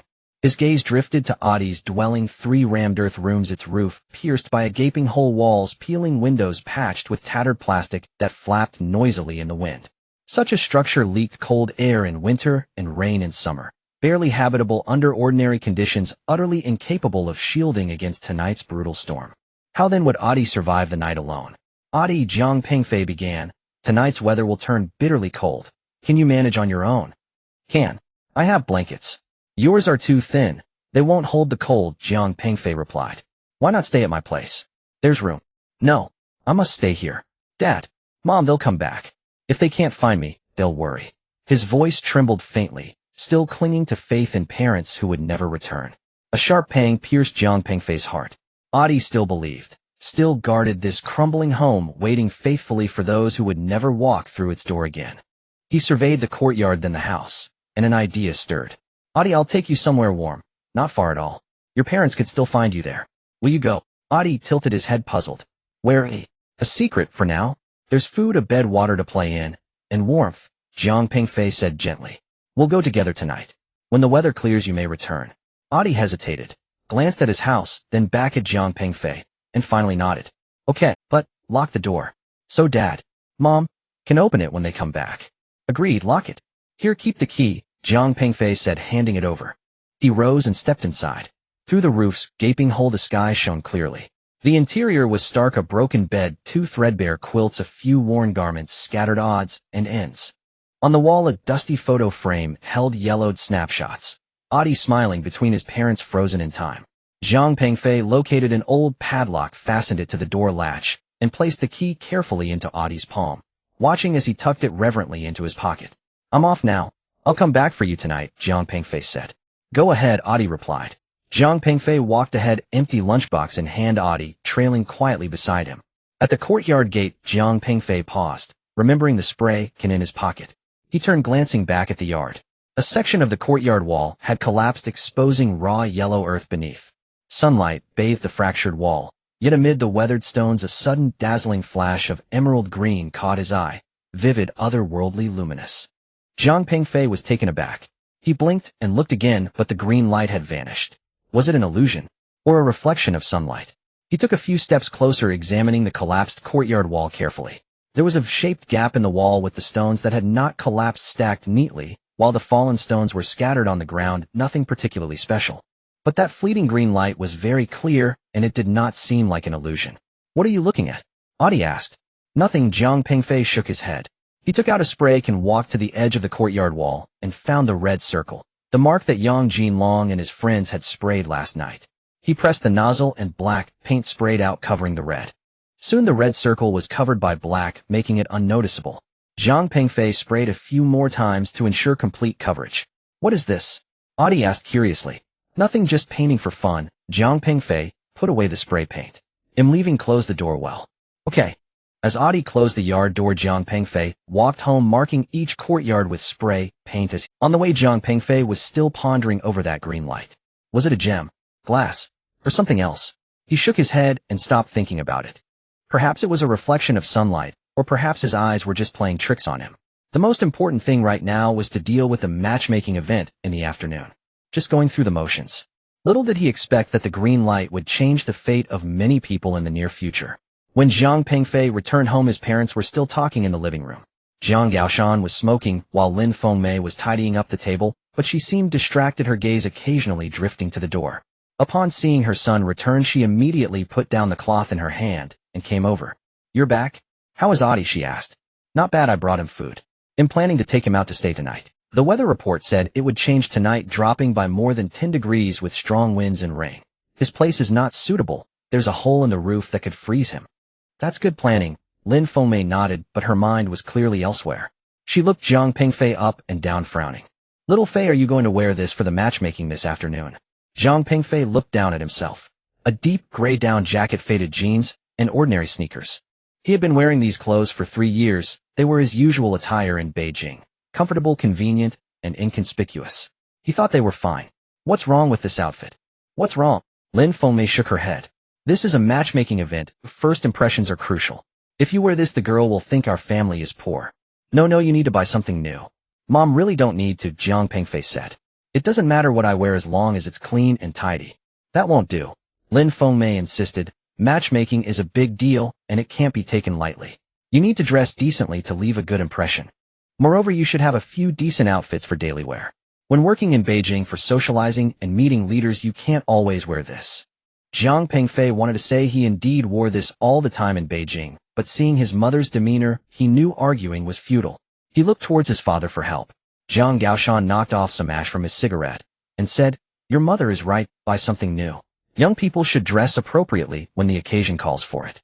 When you meet the girl this afternoon, look presentable. It makes a difference." Jiang Pengfei had no more words to say. His parents were united, and he was fighting alone with no chance of winning. "Fine, I'll buy it," he compromised. "They'll head to the district to shop later." "Later? Go now," Lin Fengmei said. "It's only a little past 1 and we have time to go to the district. The big mall is open. I'll take your time and buy a few outfits. A suit, leather shoes, and shirts. Make sure you get all of those." "Mom, I was planning to visit my aunt this afternoon too," Jiang Pengfei said. This time he came back. He had to visit his relatives. It's a matter of courtesy. "You can go to your aunt's house tomorrow. You'll be at home for more than a month, so missing this day doesn't matter," Lin Fengmei said. "The matchmaking is at 4 this afternoon. If you don't hurry to buy clothes now and they don't fit, you won't have time to change. Go now and listen to your mom." Jiang Pengfei looked at his mother's urgent expression and sighed inwardly. He knew she meant well and hoped he could settle down soon. He couldn't disappoint her good intentions. "All right, I'll go right away," he said. "That's better," Lin Fengmei smiled and turned to go into the inner room. A few minutes later, she came out with a cloth bag, counting out 5,000 yuan and handing it to Jiang Pengfei. "Here, money for clothes. Choose well, don't skimp on it." Jiang Pengfei looked at the stack of money, feeling warm inside. 5,000 yuan was not a small amount for his parents. It was what they had saved up through frugality. But for him, it was really not much. His bank account earned 20,000 yuan in interest daily. 5,000 was just over half an hour's worth. "Mom, I don't need it. Do I have money?" He pushed the money back. "What money do you have? Earning money in Beijing isn't easy. Keep it for yourself."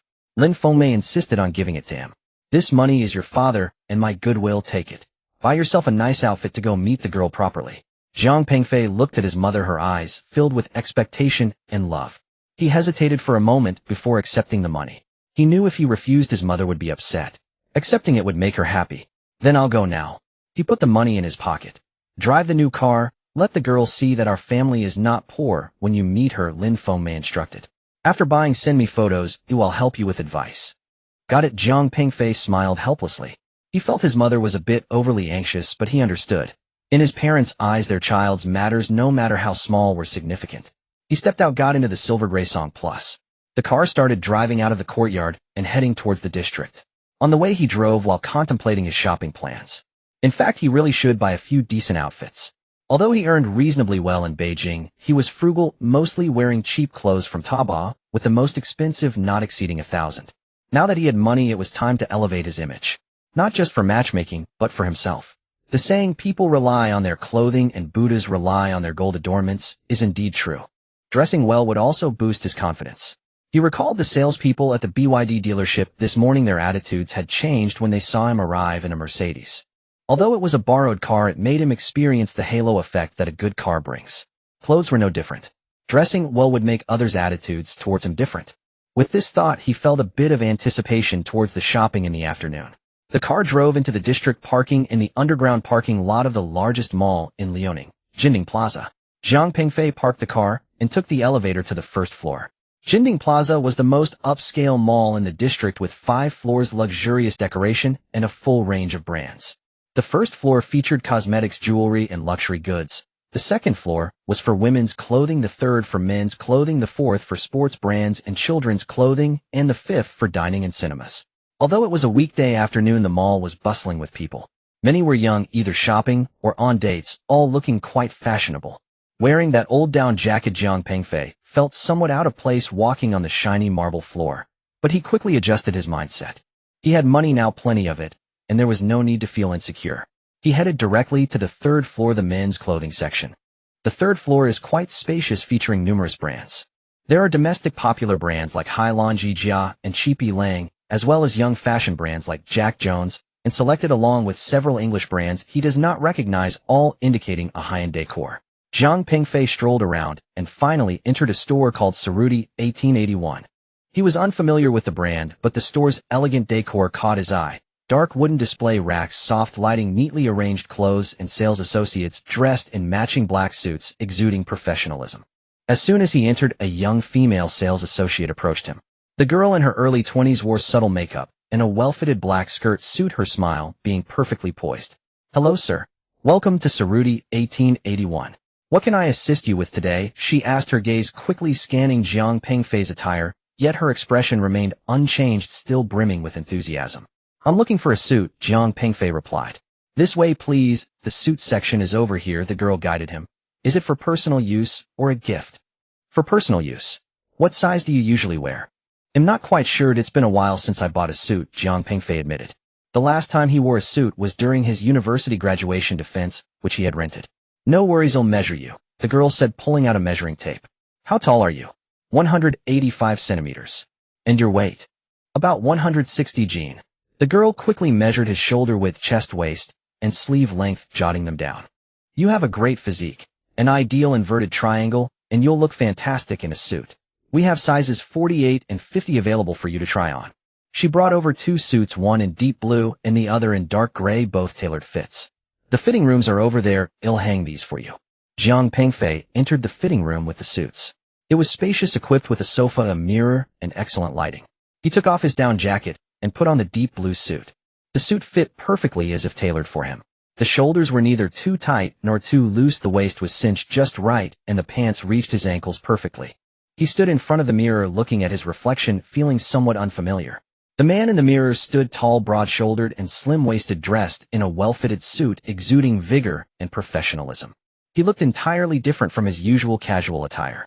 Indeed, clothes do make the man. He stepped out of the fitting room, and when the girl saw him, her eyes brightened momentarily before she quickly resumed her professional smile. "This suit fits you well, and the color suits you. It enhances your complexion and demeanor," she remarked. "You can take a few steps to see how it feels and to move around a bit." Jiang Pingfei took a few steps and made some arm movements. The suit was comfortable, not restrictive, allowing for easy movement. "How much is this suit?" he inquired. "This is a classic style, originally priced at 12,800. It's now available for 10,240, the girl replied. Jiang Pingfei's heart skipped a beat. Over 10,000 for a suit is not expensive for him, but it certainly exceeded his previous spending habits. He recalled that the most expensive piece of clothing Head ever bought was a 900 yuan down jacket, and that was during a sale. Are there cheaper options? He instinctively asked. Yes, over here we have entry-level options priced between 5,000 to 8,000. The girl remained smiling, not letting his question affect her demeanor. However, the suit you are wearing is superior in terms of cut fabric and workmanship, and the overall effect will be much better. Zhang Pengfei gazed at his reflection. Indeed, this suit made him look sharp, and his entire aura felt transformed. He recalled his mother's words, buy a good suit to make a decent impression when meeting young ladies. I'll take this one, he said. The girl's smile brightened even more. Great. He'll wrap it up for you. Do you need a shirt, tie, or shoes?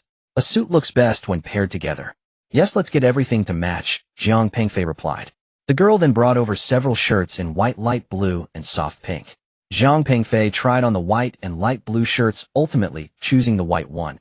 It was versatile and foolproof. He selected a dark blue tie that complemented the suit.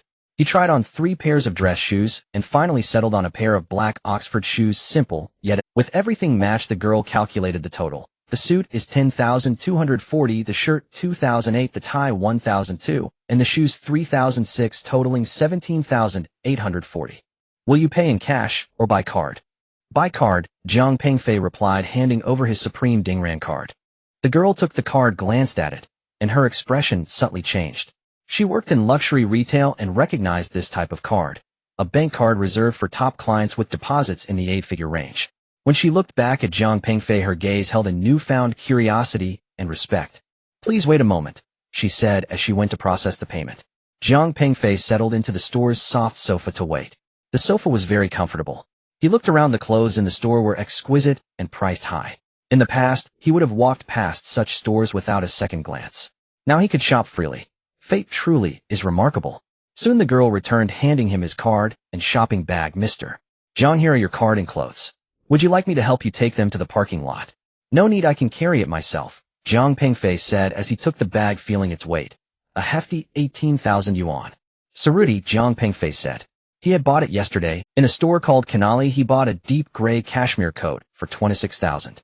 In a store called Zegna, he purchased 2 casual shirts and a pair of khaki pants for over 8,000.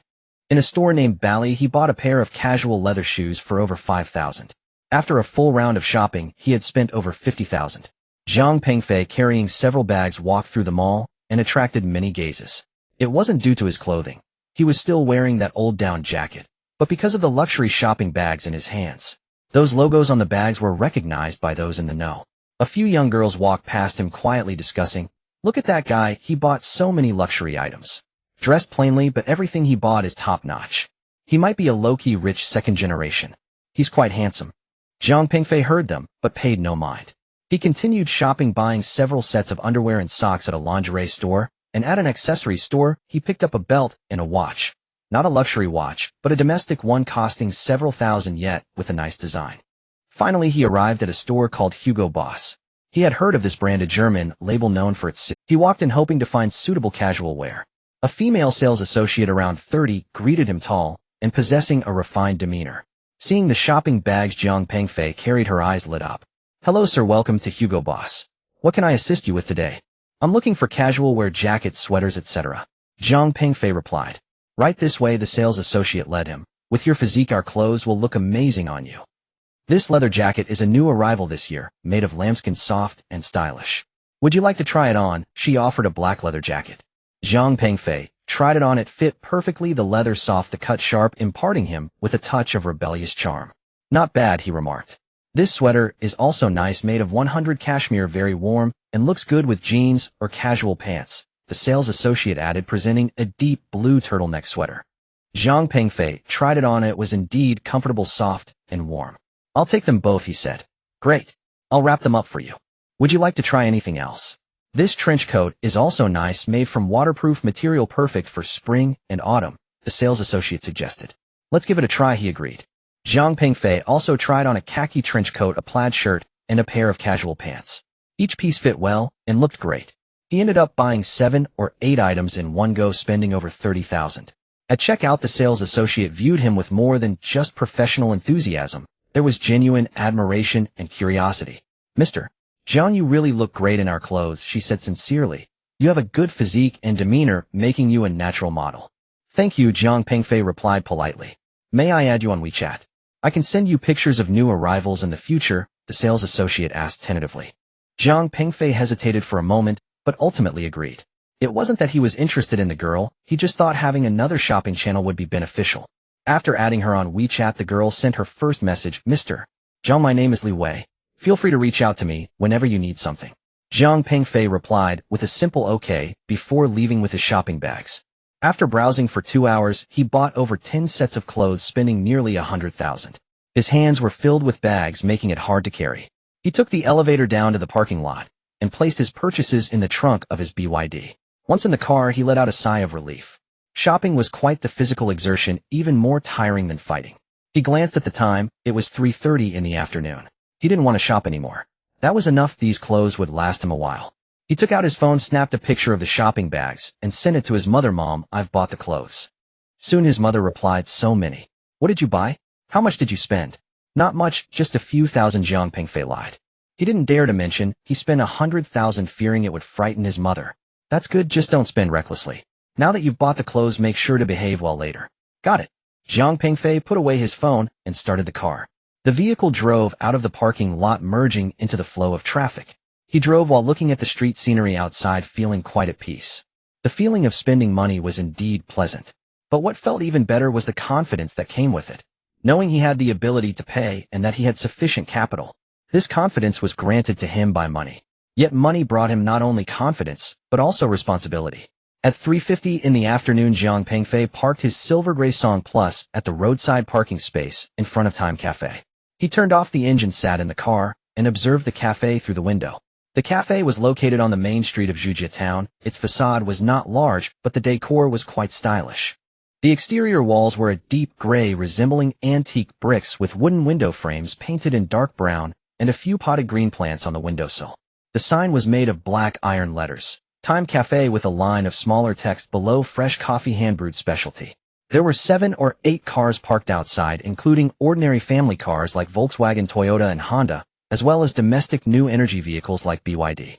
Among them was even a striking white Tesla Model 3. This somewhat reassured Jiang Pengfei.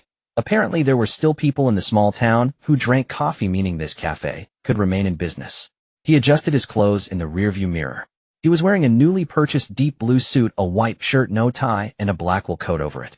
His hair was simply tousled, looking energetic and decent without being overly formal. I shouldn't embarrass myself, he told himself as he pushed the door and got out of the car. The sky had turned gloomy with a slight wind, but the temperature had not noticeably dropped. Jiang Pengfei tightened his coat and pushed open the cafe door. As the door swung open, a mix of the aroma of coffee beans and baked pastries wafted towards him. The inside of the cafe was more spacious than he had imagined, about 100 square meters, with a minimalist industrial style. Cement floors, exposed pipes, dark wooden tables and chairs, and abstract paintings and black and white photos hanging on the walls. The lighting was warm yellow, not glaring, creating a lazy atmosphere. There were not many customers, around 6 or 7 tables. A young couple was whispering and laughing, some students were reading, and a middle-aged man sat alone in a corner working on his laptop. The background music was soft jazz at a moderate volume, not noisy. Jiang Pengfei found a seat by the window. The waitress was a girl in her 20s wearing a dark brown apron who came over to hand him the menu. Hello sir, may I take your order? Jiang Pengfei opened the menu. There were many types of coffee, including espresso, americano, latte, cappuccino, and other basics, as well as hand-brewed options with prices ranging from 20 to 80. He didn't understand coffee. Usually in Beijing, he drank instant coffee the most, and occasionally ordered the simplest Americano at Starbucks. A cup of hand-brewed coffee Americano will do. Alright, would you like sugar or milk? No, just black coffee. Would you like any snacks? Our tiramisu is quite good today. No thanks. The waitress noted his order and left. Jiang Pengfei glanced at the time. It was 3:55. He took out his phone and found the number for Yang Matchmaker, given by his mother, saved under the name Yang Matchmaker. He dialed, and after 5 or 6 rings it connected. Hello, who is this? A middle-aged woman's voice came through thick with a local accent. Hello, I'm Jiang Pengfei, Lin Fengmei's son. Aunt Yang, I'm at Time Cafe now, Jiang Pengfei said politely. Oh, Xiao Fei, you've arrived. Good, we'll be there soon. Just sit tight, order a drink, we'll be there in about 10 minutes for sure. Okay, no rush. I'm sitting by the window wearing a deep blue suit. Got it, see you soon. After hanging up, Jiang Pengfei let out a sigh of relief. He sent a message to Yang Matchmaker informing her of his location. Then he opened WeChat and glanced at Wang Wangshu's profile picture. After adding each other on WeChat at noon, they had exchanged a few casual messages. Nothing too deep, but still pleasant. Wang Huanxue spoke with tact, neither overly enthusiastic nor cold, just right. I'm going on a blind date this afternoon arranged by my family. He thought for a moment and sent a message. He felt he should inform her as a sign of respect. Soon a reply came, blind date. I wish you good luck. It's just a formality, going through the motions, he replied. I understand my family is anxious too. My parents are urging me every day too. Misery loves company. So you better perform, well, don't disappoint the girl. I'll try my best. With that, the conversation came to a halt. Jiang Pengfei put away his phone just as the waitress brought over the, Sir, here's your Americano. The coffee was served in a white ceramic cup accompanied by a small spoon and a cookie. Thank you. Jiang Pengfei lifted the cup and took a sip. Bitter, very bitter, but with a lingering sweetness. He wasn't used to drinking black coffee, but today he found that the bitterness was fine, invigorating. He glanced out the window. People were coming and going on the street. The afternoon in the small town was very tranquil. He thought about the blind date later, feeling neither expectation nor aversion. He considered it a task to complete, something to reassure his parents. After waiting for a while, 10 minutes passed, but no one arrived. 20 minutes passed, and still no one. Jiang Pengfei checked the time 3 times, having finished most of his coffee and eaten the cookie. He felt a bit impatient, but did not show it. Perhaps there was traffic or something came up last minute. He decided to wait a bit longer. Jiang Pengfei actively sought excuses for the other person's tardiness. Another 10 minutes passed, and it was 4:30. Jiang Pengfei was about to make a call to inquire when the cafe door was pushed open. The first to enter was a middle-aged woman in her 50s, slightly overweight, wearing a red down jacket, with permed hair, heavy makeup, and bright red lips. After entering, she glanced around, spotted Jiang Pengfei, her eyes lighting up as she quickly walked over. Is Xiao Fei here? I am Aunt Yang, a friend of your mother. The woman's voice was loud and cheerful, though her smile was rather professional. Jiang Pengfei stood up. Please have a seat, don't be shy. Aunt Yang sat down opposite him and waved toward the door. Yuqing, over here. Jiang Pengfei looked towards the door. A young woman walked in slowly. She was not very tall, around 1.60 meters, wearing a cream-colored long-down jacket that was unbuttoned, revealing a fitted black sweater underneath, light blue jeans, and white sneakers. Her hair was dyed brown, styled in large waves cascading over her shoulders. She wore makeup, but it wasn't refined, her eyeliner smudged, and her foundation was a bit thick. She was not unattractive, but definitely not beautiful. Her eyes were not large, she had single eyelids, a slightly flat nose, thin lips, and a short chin. If full marks were 100, Jiang Pengfei rated her a 70 in his mind. Just a slightly decent-looking, ordinary person, the kind who wouldn't attract a second glance in a crowd. However, her expression further diminished that 70. She frowned, pouted a little, looking reluctant, as if she had been forced to come. She walked to the table without looking at Jiang Pengfei, simply sat down, and threw her bag aside. Yuqing, this is Xiao Fei. Jiang Pengfei, a master's student from Tsinghua working in Beijing. Quite successful. Aunt Yang introduced enthusiastically. Xiao Fei, this is Su Yuqing, working in Guangzhou, a university student, educated. Hello? Jiang Pengfei politely nodded and extended his hand. Su Yuqing lifted her eyelids, glanced at him, said nothing, merely replied with a soft The atmosphere became somewhat awkward. Jiang Pengfei retracted his hand and sat down, unable to understand what gave such a woman the right to act this way with her conditions. Aunt Yang quickly tried to ease the tension. While you two young people chat, I have something to attend to, so I'll leave first. Have a good chat, have a good chat. She stood up, gave Jiang Pengfei a meaningful glance that suggested, this girl is not bad, make the most of it, and swiftly left. Only Jiang Pengfei and Su Yuqing remained at the table. After a few seconds of silence, Jiang Pengfei spoke up. Would you like something to drink? Su Yuqing picked up the menu, flipped through a few pages, her brows furrowing even tighter. What is this? Not even a decent cup of coffee. What do you want to drink? Jiang Pengfei asked patiently. Do you have cat poop coffee, eh? Su Yuqing asked. Jiang Pengfei was taken aback. Cat poop coffee. He knew of this coffee, one of the most expensive in the world, made from the feces of Indonesian civets. He had only heard about it online, never tried it, and didn't think it would taste good. Just the name was off-putting. I don't think they have it here, he said. If they don't even have cat poop coffee, what kind of cafe is this, eh? Su Yuqing scoffed, closing the menu. Then he'll just have a latte with sugar and milk. Jiang Pengfei waved over a waiter and ordered a latte. After the waiter left, another silence ensued. Su Yuqing pulled out a pack of cigarettes from her bag, slender women's cigarettes, took one out, placed it in her mouth, and pulled out a lighter, snap, igniting it, deeply inhaling and exhaling a smoke ring. Jiang Pengfei frowned. He wasn't against girls smoking, but in public places, especially in a relatively enclosed environment like a cafe, smoking without asking others was quite rude. Is it okay to smoke here? He asked. Can't I smoke? Su Yuqing retorted, taking another puff. If I can't smoke, I'll just step outside, she said, yet did not move, continuing to smoke. The smoke drifted over and Jiang Pengfei caught the scent of mint. It was flavored cigarette. He chose not to say anything further, not wanting to argue it wasn't necessary. The coffee arrived. Su Yuqing took a sip, then frowned again. They didn't put enough sugar or milk. What kind of coffee is this? It tastes like dishwater. Jiang Pengfei did not respond. He lifted his cup and took a sip. Bitter but drinkable. What car did you drive here? Su Yuqing suddenly asked. BYD Song Plus, Jiang Pengfei replied. Bid. Su Yuqing laughed, her smile carrying unabashed disdain. A domestic car. Why not buy a Tesla? Everyone's driving electric cars now. A Tesla is the real deal. I think BYD is pretty good, a domestic brand supporting local products. Jiang Pengfei said. Supporting local products. Su Yuqing shook her head. Domestic cars are garbage, exaggerated battery life, rough workmanship, poor safety. Look at Tesla, American-made, advanced technology, autonomous driving, that's the future. Jiang Pengfei felt a bit angry. He wasn't a die-hard fan of BYD, but her mindless praise of Tesla and belittling of domestic cars made him uncomfortable. Tesla isn't that great. Issues with braking, self-ignition, there are plenty of reports online. He said. That's just what the haters say. Tesla has no problems, Su Yuqing asserted confidently. I see you are just sour grapes. Can't afford a Tesla, so you slander them.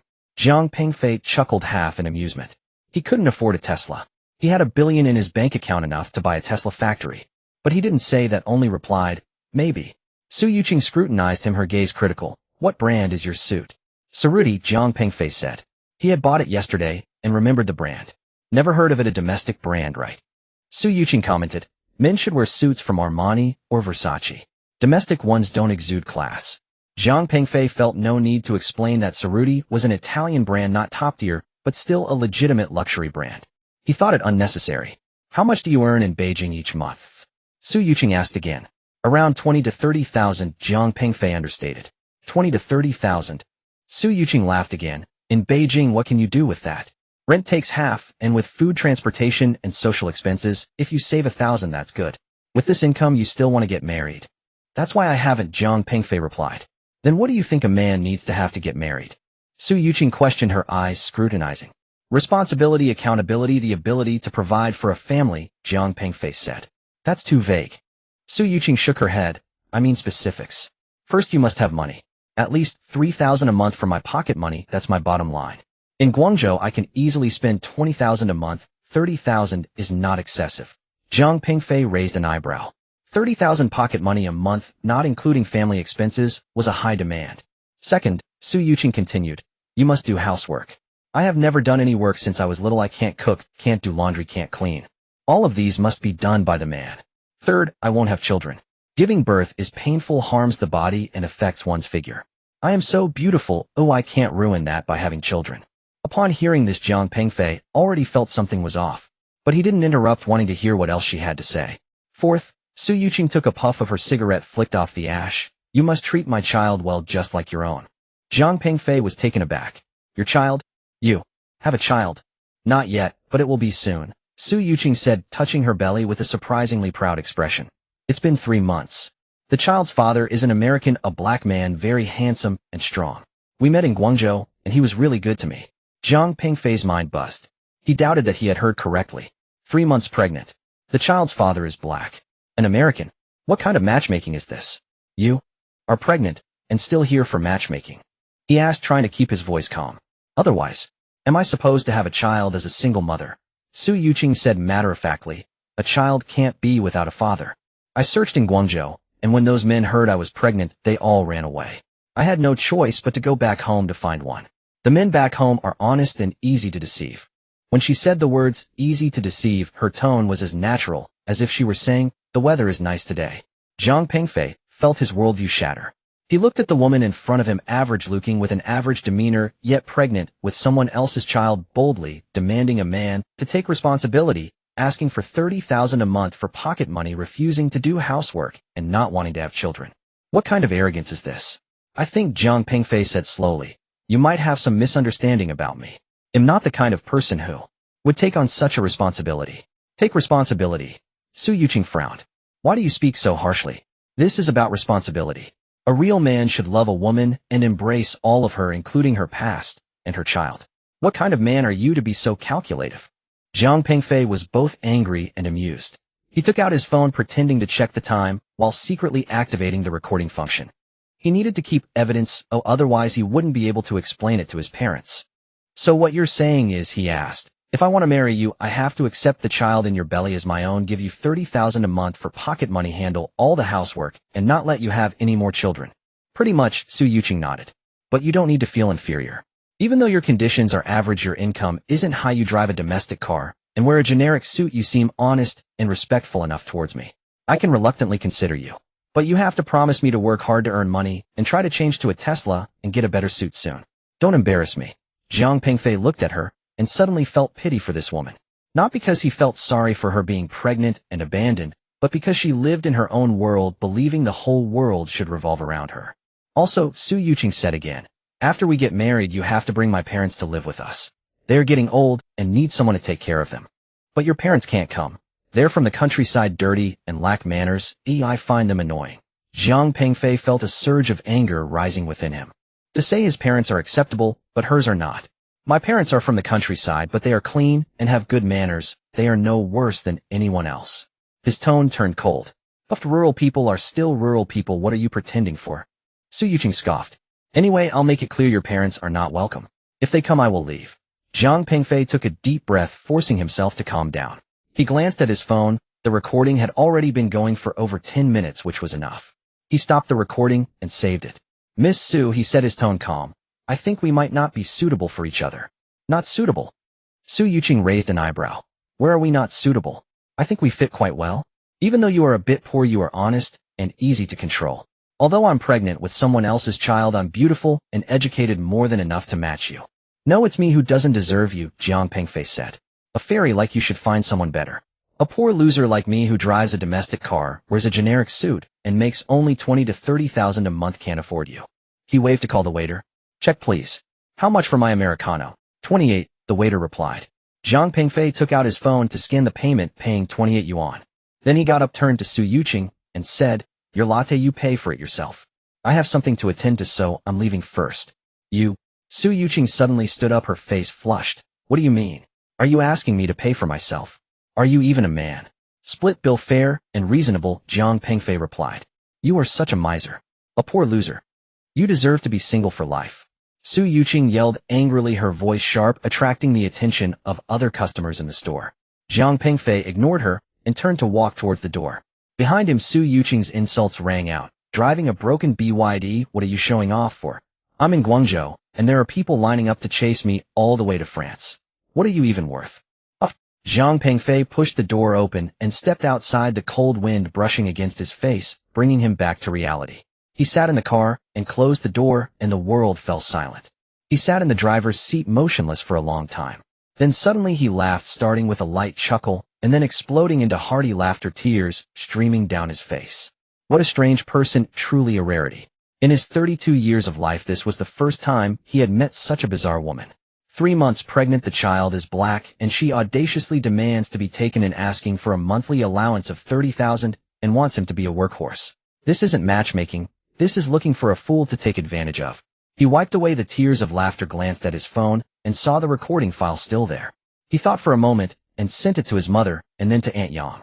He added a message. Mom, Aunt Yang, this matchmaking has failed. It's not suitable. Listen to the recording and you'll understand why it's not suitable. Soon his mother replied with several question marks, followed by a voice message. Jiang Pengfei opened it to hear his mother's anxious and angry voice. Who is this person? Xiaofei, don't be angry. I didn't know she was like this. Aunt Yang, isn't this setting you up for failure? Jiang Pengfei replied. Mom, I'm fine, just consider it a joke. Please don't take it to heart. Aunt Yang also replied with a lengthy voice message, sounding flustered. Xiaofei, I swear I had no idea, really no idea. Her mother told me she was wonderful, pretty, and considerate, working at a big company in Guangzhou. Who would have thought it would be like this? Aunt Yang is sorry, really sorry for you. Jiang Pengfei did not reply. He started the car. The vehicle smoothly merged into the traffic. He put down his phone and focused on driving.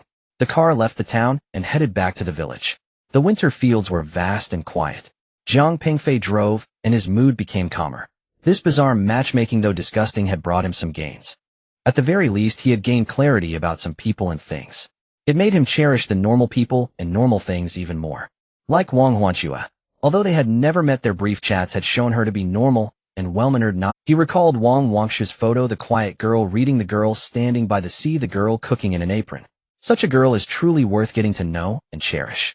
As for someone like Su Yuqing, she was merely a lesson life had taught him, a reminder. When looking for a partner, one must be discerning. The car drove along the road back to the village. The sky gradually darkened as winter nights arrived early. Zhang Pengfei turned on the headlights, illuminating the path ahead. Snowflakes landed on the windshield, quickly melting away. The weather began to change. The wind picked up. Snow fell. Rain mixed with snow fell to the ground, and a cold breeze soon froze it. The car entered the village and stopped in front of the house. Zhang Pengfei got out of the car and pushed open the gate. Inside the living room, his parents were present, their expressions not looking good. Seeing him return, Lin Fengmei immediately stood up. Xiao Fei, are you all right? Mom listened to the recording and was furious. What kind of person is that? Mom, I'm fine. Zhang Pengfei smiled, just treat it as a joke. The matchmaker called just now repeatedly. Jiang Gaoshan said she didn't know that girl was like that. She was also deceived by her mother. It's alright, it's over. Zhang Pengfei said, what's for dinner? I'm hungry. Well, make dumplings with a 3-flavor filling. Lin Fengmei replied, Mom, we'll make them for you as compensation. Okay, Jiang Pengfei smiled. This peculiar blind date would pass, just like that. But life continues, and tomorrow there will be new events and new people. Jiang Pengfei took the clothes he bought out of the trunk and placed them in his room, then sat in the living room, watching his parents busy in the kitchen. Outside, the sky grew darker and winter night arrived. But inside it was warm. Because there is heart, there is warmth. Peculiar people and peculiar events will all pass. What truly matters are the people around you and the warmth in your heart. Although this blind date was disgusting, it made him clearer about what he wanted and what he didn't. That was enough. Just as Jiang Pengfei was on his blind date at 4 in the afternoon in the conference room of the Lining District Committee. The conference room was not large, but it was decorated solemnly. A deep red solid wood long table was polished to a shine, able to reflect a person's shadow. Nameplates, microphones, and teacups were placed on the table. The party flag and national flag hung on the wall facing a projection screen. Outside the window was the district committee compound, and the winter sun shone through the glass, casting neat patches of light on the polished floor. Sitting at the main seat of the long table was the acting district committee secretary and district chief, Wang Zhanwei. He was 48 years old, in great shape, wearing a dark blue suit and a white shirt without a tie. His hair was neatly combed, and he wore a pair of gold-rimmed glasses with sharp and steady eyes behind the lenses. Before him lay an open notebook, and he twirled a pen in his hand, appearing casual, yet his posture was upright, exuding a powerful aura. To his left sat the deputy district committee secretary and the self-proclaimed candidate for district chief, Li Jianjun, the executive deputy district chief, Zhang Haiyang, the organization minister, Lu Guodong, and the publicity minister, Qin Yan. To his right were the discipline inspection commission secretary, Zhao Jigang, the political and legal committee secretary, Zhou Ming, the executive deputy district chief, Zhang Jianli, the district committee office director, Sun Lihua, along with the attending government office director and development and reform commission director. The conference room was very quiet, with only the sound of Wang Zhanwei flipping through documents. Everyone sat up straight, their expressions serious. This was an important standing committee meeting with the agenda covering several key personnel appointments and the advancement of the Shirgu Village Development Project. Everyone is here, let's start the meeting. Wang Zhanwei spoke, his voice not loud, but clear and powerful, carrying undeniable authority. He scanned the room, his gaze lingering on each person's face for a moment, as if confirming their state. Today's agenda, as you all can see. The first item is several personnel appointments. He picked up the document in front of him. After organizational investigation, democratic recommendation, and research by the Secretary's office meeting, we propose to nominate Comrade Wang Li as the Director of the District Housing and Urban Rural Development Bureau, proposed to nominate Comrade Lu Chang as the Director of the District Natural Resources Bureau, and proposed to nominate Comrade Chun Hao as the Director of the District Urban Management Bureau. Please, Minister Lu from the Organization Department, introduce the situation. Lu Guodong, in his 50s with graying hair and wearing reading glasses, opened the file in front of him and cleared his throat. Comrade Wang Li, currently the Deputy Director of the Housing and Urban Rural Development Bureau, has performed outstandingly during his year in charge, especially in the renovation of old residential areas, innovating work methods, and completing annual tasks ahead of schedule. Comrade Lu Chang, currently the Deputy Director of the Natural Resources Bureau, has strong professional ability and is familiar with land management and planning approval. Comrade Chun Hao, currently the Deputy Director of the Urban Management Bureau, has achieved remarkable results in the creation of a civilized city and environmental remediation. He provided detailed introductions, but his tone was flat, as if reading from a script. After finishing, he looked at Wang Zhanwei. Secretary Zhanwei, my introduction is complete. Wang Zhanwei naturally addressed Lu Guodong as secretary, without raising any objections, nodding calmly, and glanced at everyone. Everyone, please share your opinions. A brief silence followed. Then Executive Deputy District Chief Zhang Haiyang spoke. I have no objections. I am familiar with these comrades. They have strong work capabilities and solid styles, and can take on new posts. Zhang Haiyang, 45 years old, is a valuable assistant to Wang Zhanwei, and was promoted by him. His words essentially represented Wang Zhanwei's views. I agree, said Publicity Minister Chen Yan. She was in her 40s, the only woman in the standing committee dressed in smart professional attire, her makeup meticulously done. These comrades have made achievements in their respective fields. Promoting them will benefit the work. I also agree, said Discipline Inspection Commission Secretary Zhao Jigang. He was in his 50s with a serious expression, speaking in a formal tone. The Discipline Inspection Commission has conducted a clean government review of these comrades and found no issues. They can be promoted. Following that, Political and Legal Committee Secretary Zhou Ming and District Committee Office Director Sun Liwa also expressed their agreement. Only Deputy District Committee Secretary Li Jianjun remained silent, looking down at his notebook. Wang Zhanwei looked at him. Comrade Jianjun, what is your opinion? Li Jianjun raised his head and smiled. I have no objections. The organizational examination is thorough and the democratic evaluation results are good. I agree. However, his smile was a bit forced, and there was something else in his eyes. Wang Zhanwei noticed, but did not mention it. He knew Li Jianjun had thoughts, but now was not the time. All right, since everyone agrees, these appointments are approved. Wang Zhanwei signed the document. The organization department should expedite the processing of the formalities and ensure they are in place as soon as possible. Yes, Lu Guodong nodded. The second agenda item is the construction of the development zone, particularly the upcoming Shirgu Village development project. Wang Zhanwei put down his pen, leaned forward, and crossed his hands on the table. Before discussing Shirgu Village, let's first review the situation in Wenyu Village. As soon as his words fell, the secretary, taking notes, opened the projector, and several photos appeared on the screen. The first photo was an aerial view of Wenyu Village, which had been half demolished with broken walls and ruins everywhere. The second photo showed villagers gathering in protest, holding banners that read "Oppose violent demolition" and "Give us back our home." The third photo was of a hospital ward where an elderly person lay in bed connected to tubes. The atmosphere in the conference room suddenly grew tense. The demolition of Wenyu Village commenced in March last year with an original plan to complete it by the end of June.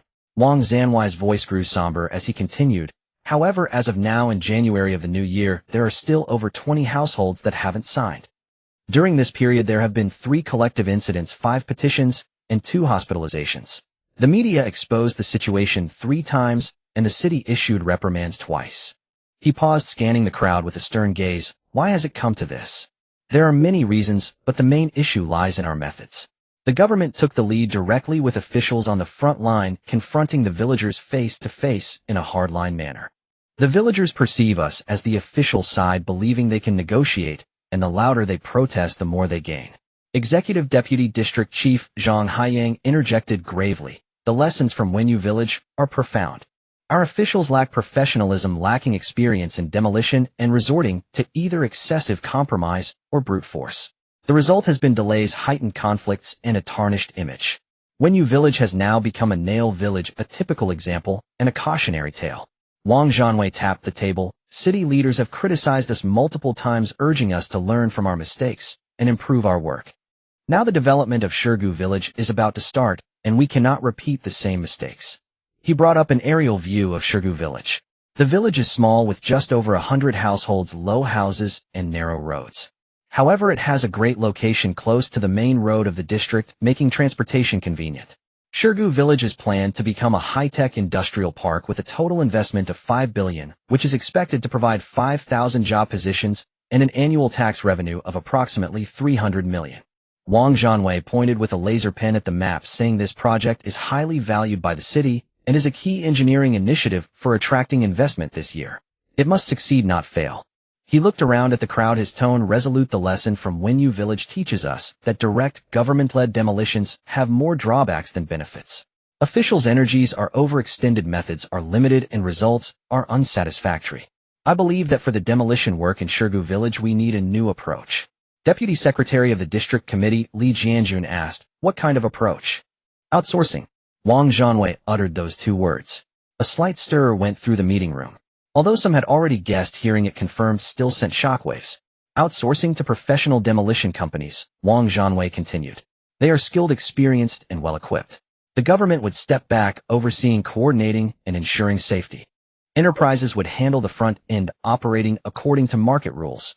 This method has several advantages. First, it reduces pressure on officials, allowing us to focus on major issues. Second, companies have flexible methods and high efficiency. Third, in case of problems, there is ample room for maneuver, preventing direct impacts on the government's image.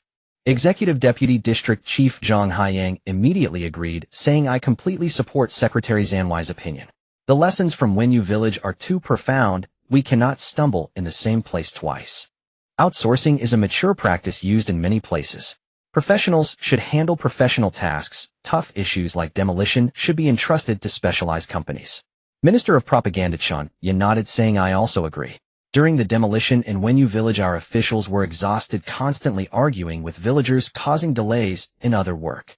When the media exposed our situation, we were in a passive position.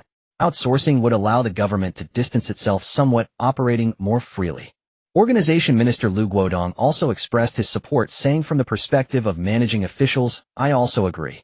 Our officials excel in administrative management, but lack skills in demolition negotiations. Forcing them into difficult positions yields poor results and can easily lead to problems. Handing it to companies also serves as a form of protection for officials." However, the Discipline Inspection Commission Secretary Zhao Jigang spoke up with a serious tone, "I have some differing opinions.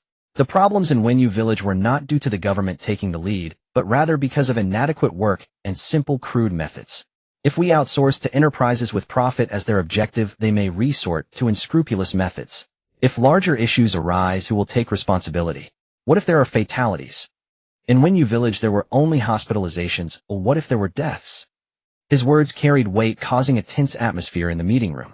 Secretary of the Politics and Law Committee, Zhou Ming, also said Secretary Zhao's concerns are valid. Demolition involves the vital interests of the people and is highly sensitive. Enterprises may resort to any means to expedite the process and control costs. Threats, intimidation, and violent demolitions have occurred elsewhere. If this leads to collective incidents, or even serious cases, the district committee and district government will still bear responsibility. The two factions presented sharply opposing views. Everyone looked to Wang Zhanwei, waiting for his decision. Wang Zhanwei was silent for a moment, lightly tapping the table with his fingers. Then he spoke, his voice steady and powerful, "Everyone's opinions are valid. The lessons from Wenyu Village must be learned, and the work in Shirgu Village must be done well. My stance is that outsourcing can be considered, but we must enhance supervision and standardize operations." He looked at Zhao Jigang and Zhou Ming. The concerns of Secretary Zhao and Secretary Zhou are correct. Therefore, we need to establish strict regulations and oversight mechanisms. First, public bidding to select qualified and reputable enterprises.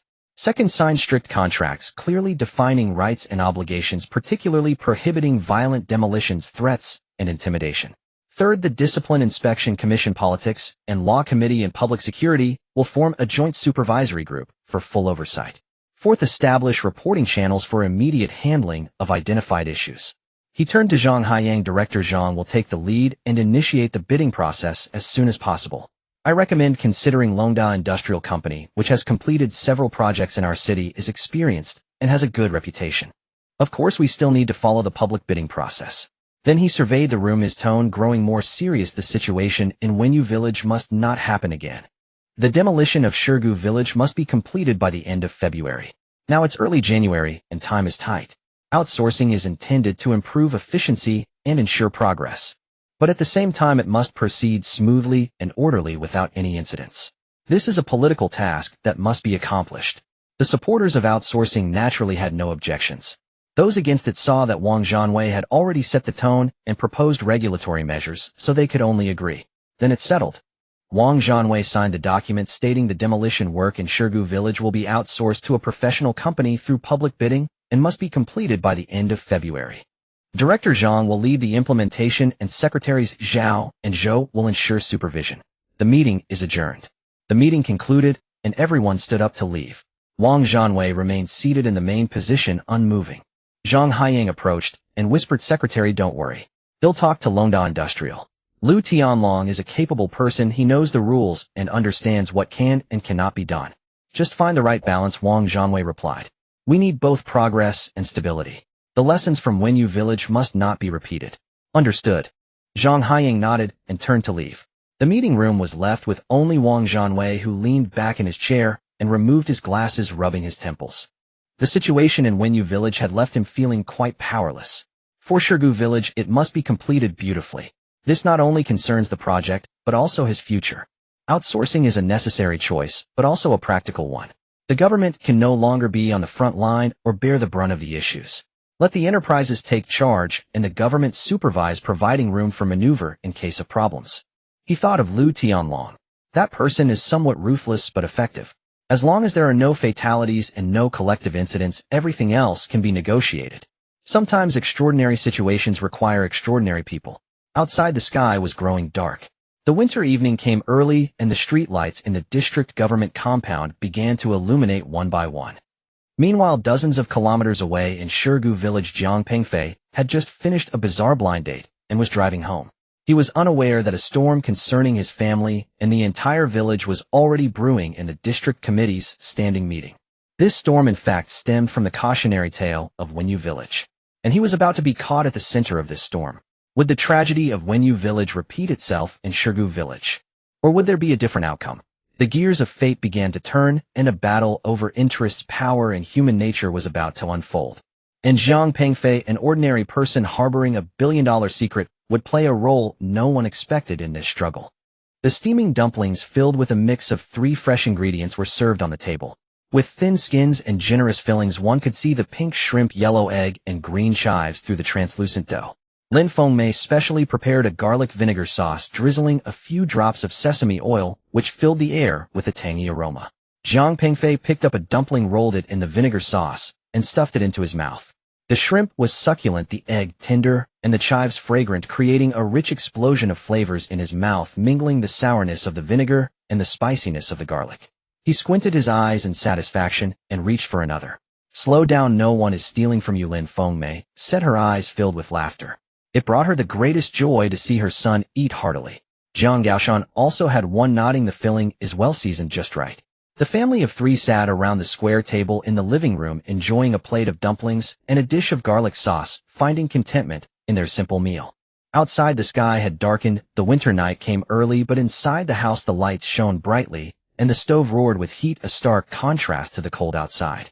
After consuming 7 or 8 dumplings, Jiang Pengfei suddenly remembered something and looked up to ask, "Dad, what happened to our old car? I didn't see it in the ditch or the yard when I came back." "It was towed away by the dealer," Jiang Gaoshan replied. "After you left this morning, I called a tow truck to take it to the repair shop in town. They said they would check if it could be repaired." Jiang Pengfei scoffed, "What's there to repair? It's wrecked like that. Even if it's fixed, it won't be safe. Just get rid of it. We have a new car now." Jiang Gaoshan frowned. "You kid, you don't know how to manage life. That car may be old, but it can still run. Fixing it won't cost much, but it's handy for driving around the village and hauling things. A new car is a new car, but we can't let it do everything.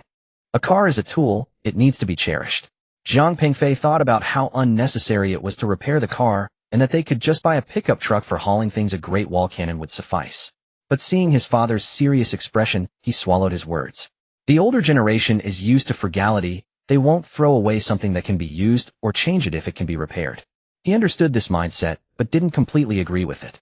"Fine, I'll listen to you. Let's get it repaired," he said, "but the repair costs shouldn't come from our family. It was Yang Jinlong who hit it. He should pay." Lin Fengmei interjected, "What are you talking about? As long as you came back safe and sound, Mom is already grateful.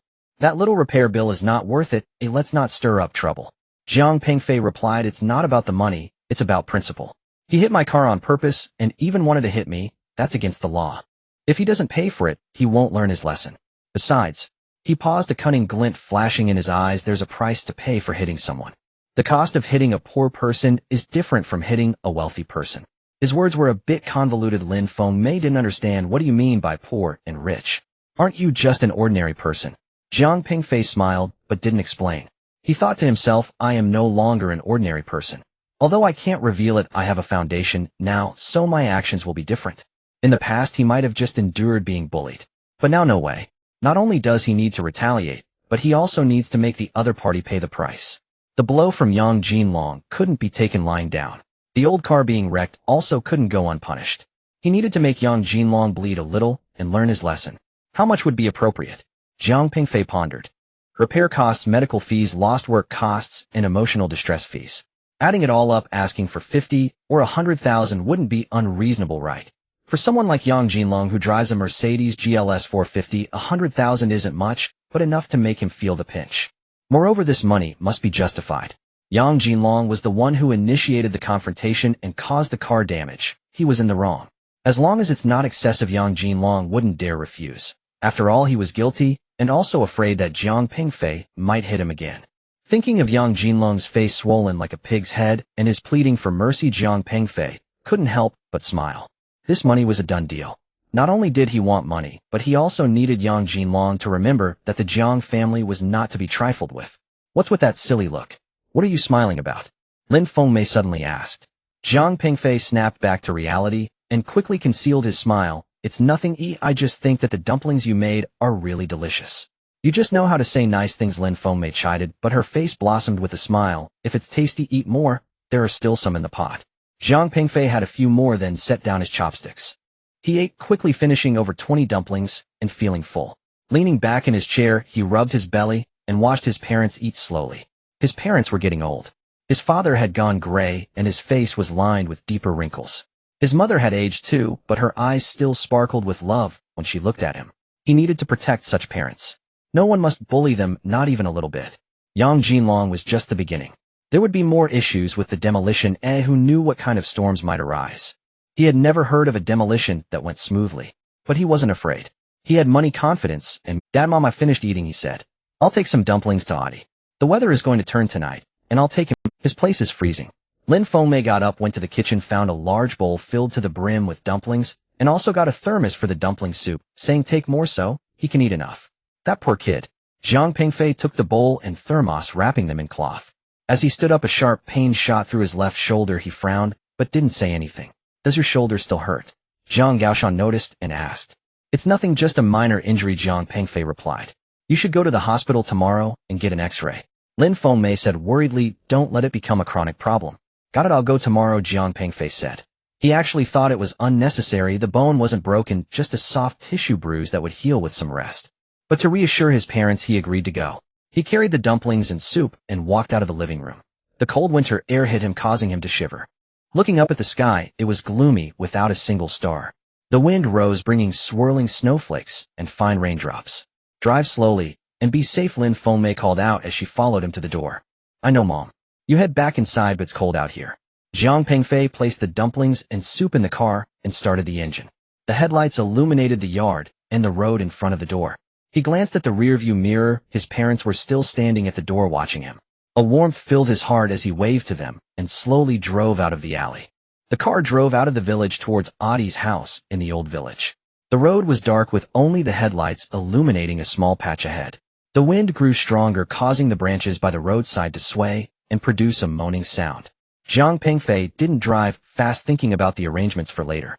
First, he would take Adi for a bath, thoroughly cleaning him up. There were guest rooms and a hall there where they could watch movies 1,000,000 times better than his dilapidated house. Tomorrow he would check the situation again. If the weather was still bad, they would stay a few more days. As for Yang Jinlong, he would find him tomorrow. Let him rest for a day to recover from the shock and heal his injuries. Then he would go to ask him for money. When asking for money, he had to be polite and gentle in tone, but firm in words. No money. Hee. Jiang Pingfei was worried that if he gave the money too readily, it would lose its meaning. The itch for a fight is a sickness, it needs treatment. Regardless, he was in the right and wasn't afraid of commotion. 100,000 wasn't much for Jiang Pingfei now. But what he wanted wasn't just money, it was an attitude, it was a lesson. He needed Yang Jinlong to understand that some people are not to be messed with and some actions come with a price. The streets of the old village are very narrow and unpaved, and it is raining and snowing. Jiang Pingfei parked his car by the roadside and walked down. As he pushed the door open and got out, the rain and snow immediately soaked his hair and shoulders. He turned on his flashlight to illuminate the courtyard walls. He took out a can of black spray paint from his pocket. The first house had a courtyard wall made of adobe bricks, not very high. Jiang Pengfei shone the flashlight on the right side of the courtyard door, pressed the spray can, and black paint sprayed out, forming a black circle. He continued walking. At the second house, he sprayed another black circle in the same position. The third house he recognized, it belonged to the old man Yang Laoshuan, and he treated it the same way. The rain mixed with snow grew heavier, soaking Jiang Pengfei's hair and trench coat. But he didn't stop spraying one house after another along the dirt road of the old village. Some dogs barked from their homes, but no one came out to check, until he reached Ada's house. By this time he was already soaked and shivering from the cold wind. But he felt a sense of satisfaction. Yang Jinlong, that bastard, wanted to scare him. He had to get past this first. He arrived at Ada's doorstep. The courtyard door was closed, but not locked. Jiang Pengfei pushed the door open, and the yard was dark. Only the broken house's window emitted a faint light. "Adi," he called out. The door opened, and Adi poked his head out. Upon seeing Jiang Pengfei, a smile spread across his face. Fei, you've come. I brought you dumplings stuffed with 3 delicacies. They're really delicious." Jiang Pengfei raised the items in his hand. Ada's eyes lit up. He stepped aside, and Jiang Pengfei walked in. It was colder inside than outside. The windows let in the wind, and the walls were drafty. Rain mixed with snow drifted in through a large hole in the roof. Adi had made a small stove, but the fire was small, burning some collected twigs, barely providing a bit of warmth. "Eat quickly while it's hot." Jiang Pengfei handed him a bowl. Adi took the bowl, not bothering to grab chopsticks, and stuffed a dumpling into his mouth. It was so hot that he gasped, but he couldn't bear to spit it out. He chewed a few times and swallowed it down. "Slow down, no one is competing with you," Jiang Pengfei said, handing him the chopsticks. Adi finally took the chopsticks and sat down to eat slowly. He enjoyed the food one after another, quickly finishing half the bowl. He lifted the thermos and gulped down a few sips of soup. "Delicious, delicious," he said contentedly. "As long as it's tasty," Jiang Pengfei said, watching him eat from across the table. Although Adi had injured his brain and had intellectual issues, his way of eating was pure and a genuine enjoyment. This simple and direct happiness was something many people lacked. "Adi, it's going to get cold tonight. This house won't do, you'll freeze," Jiang Pengfei said. "I will take you to a place with heating, it's warm there. Will you go?" Adi paused with his chopsticks, looking at him with some hesitation. Where to?" "To the big bathhouse where you can play in the water. There are beds, blankets, and heating," Jiang Pengfei said. "Much warmer than here. Let's stay for a few days and come back when the weather improves." Adi thought for a moment and nodded. Okay. But you have to lock the door. If Dad and Mom come back, they can open the door." "All right, lock the door, you keep the key," Jiang Pengfei said. Adi finished the dumplings and washed the bowl and thermos. Although he had injured his brain, he could do simple chores. Then he looked around the house again to confirm he hadn't left anything behind. Jiang Pengfei helped him lock the door and handed the key to Adi. Adi carefully hid the key above the door frame. Still uneasy, he tiptoed to check and confirmed it was there. The two of them walked out of the courtyard. The wind had grown stronger with rain and snow hitting their faces, chilling them. Jiang Pengfei looked up at the sky, which was overcast, as if it were about to collapse. The two walked out of the house. The rain and snow were heavier, and the wind was fierce, making it hard to stand. While locking the big gate after leaving the courtyard, Jiang Pengfei shone the flashlight around the yard. As the beam of light swept across the collapsed courtyard wall, suddenly a brilliant green light flashed. Jiang Pengfei was taken aback. He directed the flashlight toward the spot where the light had flashed. It was the collapsed courtyard wall, a mix of adobe and rubble. He had seen the green light during the day and thought it was an illusion. Now in the rainy night, the green light was even more pronounced. "Adi, wait a moment." He instructed Adi to stop. Closing the door, re-entered the courtyard and walked closer to the wall. The rain and snow pelted the glass of the flashlight, causing the light spots to dance. Jiang Pengfei scrutinized that section of the wall. The lower half of the wall was made of adobe, having already collapsed half of it, causing the stones stacked above to fall along with it, creating a V-shaped gap. Jiang Pengfei noticed that among the larger stones on one side of the V, one stone looked different. He crouched down and used his hands to push aside the surrounding rubble. The stone revealed itself more about the size of a wash basin. Its surface was a gray-brown weathered skin, but several places had flaked off, exposing the material underneath. It was green, glimmering with a lustrous green light under the flashlight. Jiang Pengfei's heart skipped a beat. Although he wasn't a professional, he could tell by the luster, color, and texture. Could this be jade? Or perhaps emerald? He reached out to touch it. The stone was cold, its surface rough, but the flaked areas were smooth. He pushed it hard, but the stone didn't budge. It was heavy. "Adi, come here, help me out," he called.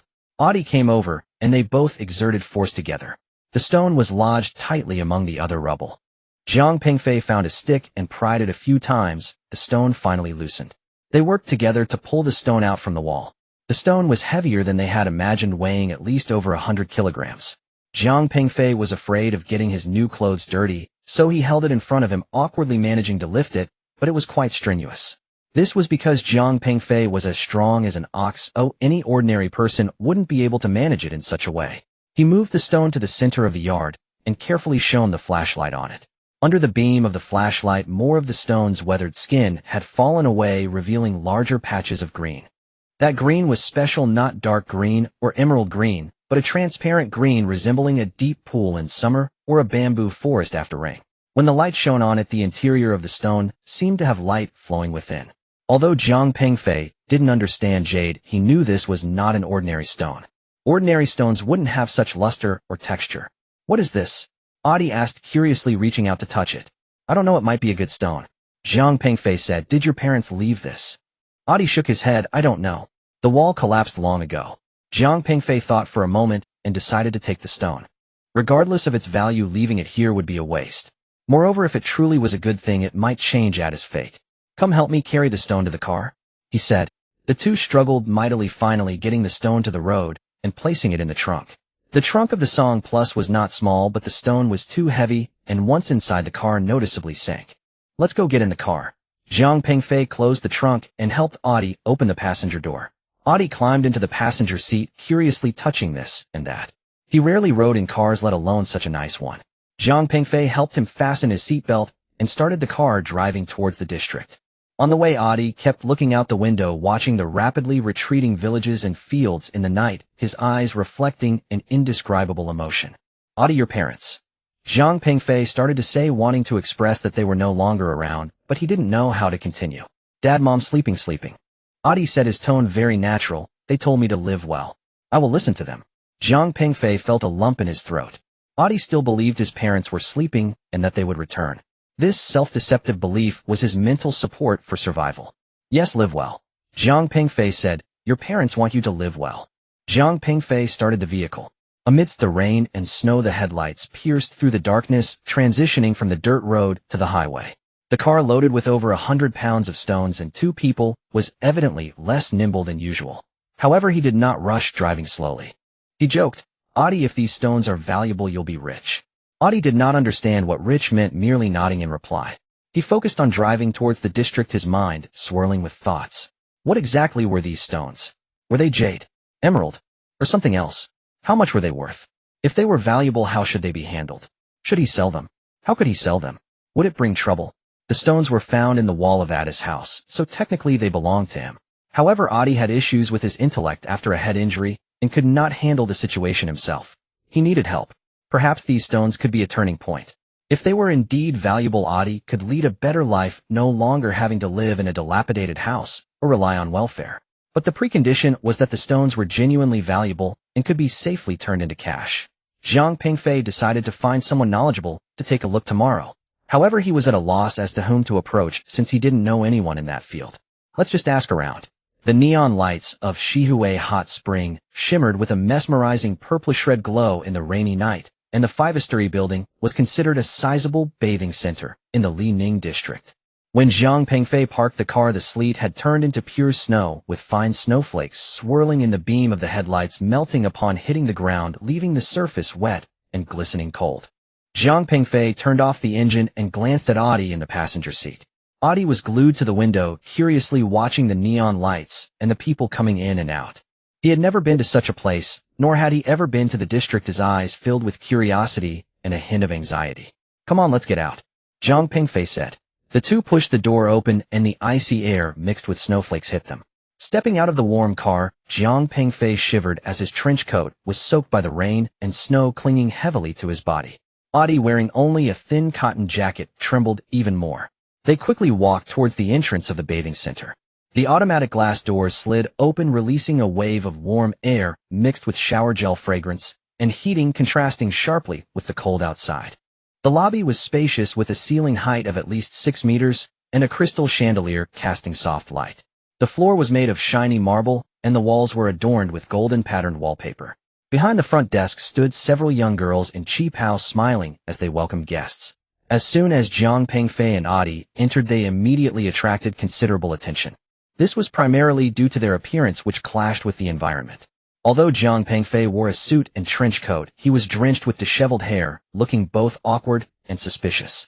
Adi was even more striking. His worn cotton jacket had frayed sleeves, his pants were splattered with mud, and his long messy hair was dirty, obscuring its original color. His face was covered in grime, and his half-white beard made him look like a homeless person. Several waiting guests cast unusual glances at them. Some whispered while others instinctively took a step back. The tall girl at the front desk was momentarily taken aback, but quickly regained her professional smile. "Good evening, gentlemen. Welcome to Shihui Hot Spring," the girl said with a sweet voice, though her gaze held scrutiny. "Are you here for accommodation or bathing?" Jiang Pengfei stepped forward, attempting to appear composed. "All right, please follow me to change your shoes." Jiang Pengfei led Adi to sit on a nearby leather sofa, and a male attendant shouted, "Gentlemen, please change your shoes." This startled Adi. Upon removing his shoes and seeing Adi's broken cotton shoes with exposed toes and the black mud on his feet, the attendant's expression showed a hint of disdain, though it was well hidden. However, he forgot to ask about the shoe cleaning service. "Gentlemen, here are your hand tags. The men's changing room is on the left, bathing is on the first floor, the rest area and film hall are on the second floor, guest rooms are on the third floor, and massage services on the fifth floor." The girl handed over 2 electronic hand tags. Jiang Pengfei accepted them, thanked her, and showed Adi how to hang the tag. Jiang Pengfei then led Adi towards the men's area while the attendant shouted again, "2 gentlemen for the men's area."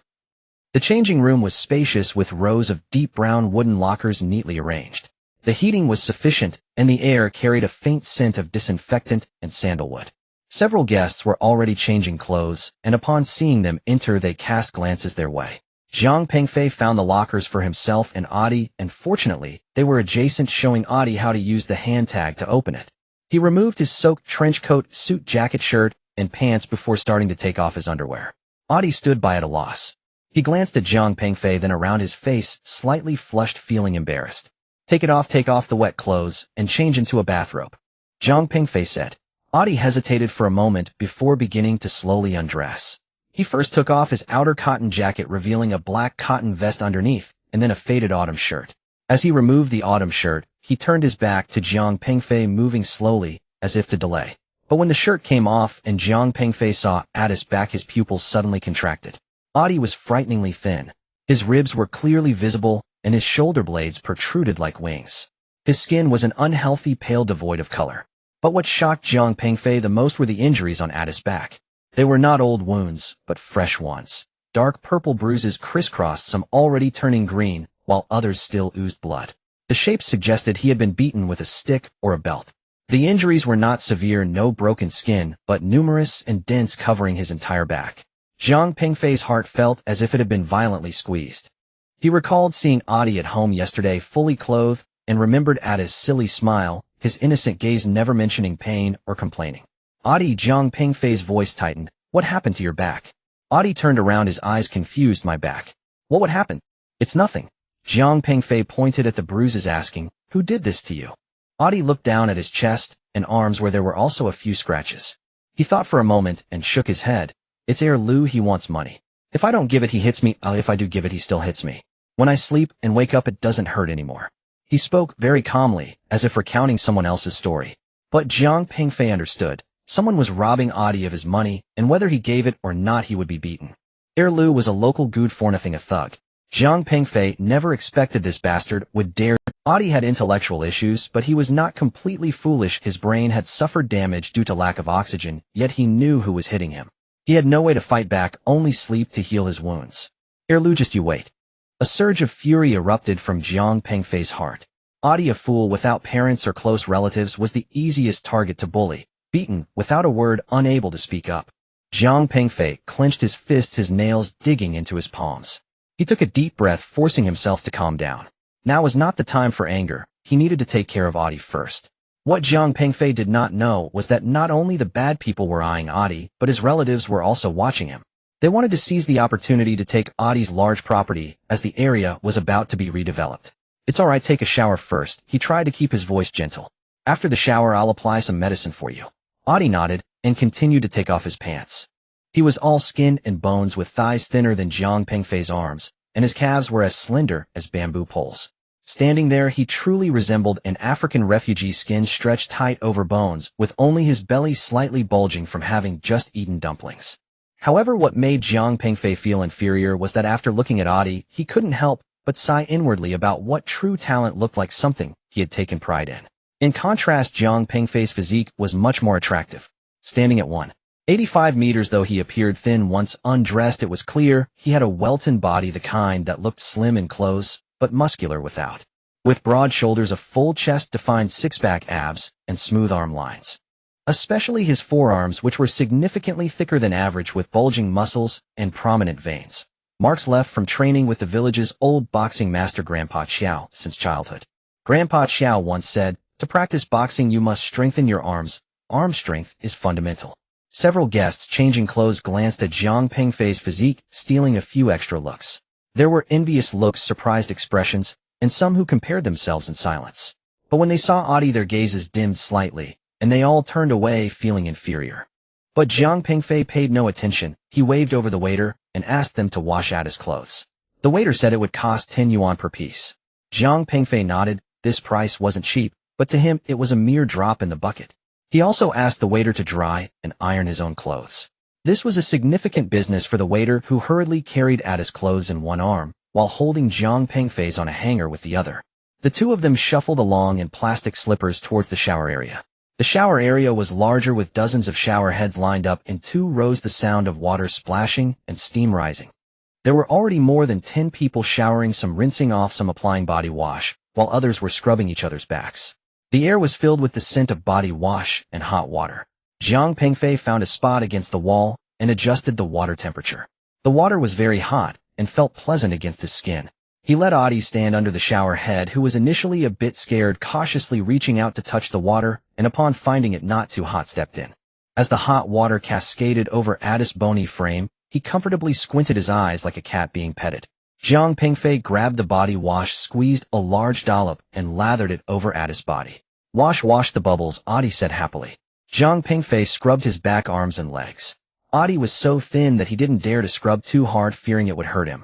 But even with gentle scrubbing, he could still remove a layer of dirt. Adi seldom bathed, and layers of grime had built up on him. After the first scrub, Jiang Pengfei rinsed off the foam, squeezed out more body wash, and began a second round. Still, it didn't lather much. For the third, fourth time. Until the 5th wash, Adi was finally clean, with rich foam resembling a snowman. Adi looked at himself covered in bubbles, smiling like a child. He scooped up a handful of foam and blew on it, watching it float up and shimmer with rainbow colors under the light. He then drew a crooked circle on the wall with the foam, chuckling to himself. Jiang Pengfei watched him, feeling a pang in his heart. Such simple joy made Adi so happy. But how many years had it been since he experienced such joy? "Come on, let's go scrub down," Jiang Pengfei said. The scrubbing area was on the other side, with a row of scrubbing beds and several scrubbing masters busy at work. Jiang Pengfei found an older master in his 50s with a robust build and thick arms. "Master, please scrub him down, but be gentle, he's thin," Jiang Pengfei said. The master glanced at Adi and nodded. "All right, lie down." Adi was a bit nervous, but obediently lay down on the scrubbing bed. The master put on scrubbing gloves, poured some scrubbing mud, and began to scrub. At the first stroke, Adi yelped, "It hurts, it hurts." "Be gentle, master, be gentle," Jiang Pengfei hurriedly urged. The master eased his strength, but scrubbing required some force. Adi still winced, gritting his teeth, whimpering, tears streaming down his face. But he didn't flinch, just lay there, allowing the master to scrub him. Jiang Pengfei watched from the side, feeling a mix of emotions. The injuries on Adi's back became more pronounced during the scrubbing. The master noticed too, and softened his touch. "Why does this child have so many injuries?" he asked quietly. "He was beaten," Jiang Pengfei replied, his voice cold. The master sighed, not inquiring further. He quickened his pace, scrubbing the front, then the back, and then the side. Adi was grunting in pain, but never cried out, merely keeping his eyes tightly shut and biting his lip. After the scrubbing, his body was covered in red marks, but he was clean, truly clean. Jiang Pengfei took him to rinse off again, washing away the mud that had been scrubbed off. "Let's go get a haircut," Jiang Pengfei said. The bathing center had a beauty and hair salon on the 2nd floor. Jiang Pengfei took Adi upstairs and found a hairstylist. Adi's hair was long and messy, resembling a bird's nest, and his beard had grown out, making him look scruffy. "Give him a buzz cut and shave his beard clean," Jiang Pengfei instructed the stylist. Audie sat in the barber chair a bit nervous, but stayed still. The hairstylist worked swiftly, the clippers, buzzing, long hair falling away. In just a few minutes a neat buzz cut emerged. Next they shaved his beard. Addis' beard wasn't thick, but long. The stylist applied foam and carefully shaved. After finishing with the beard and cleaning his face, the Audie in the mirror left Jiang Pengfei astonished. It was a very handsome face. Though thin and with rough skin, his features were well defined and his eyes clear.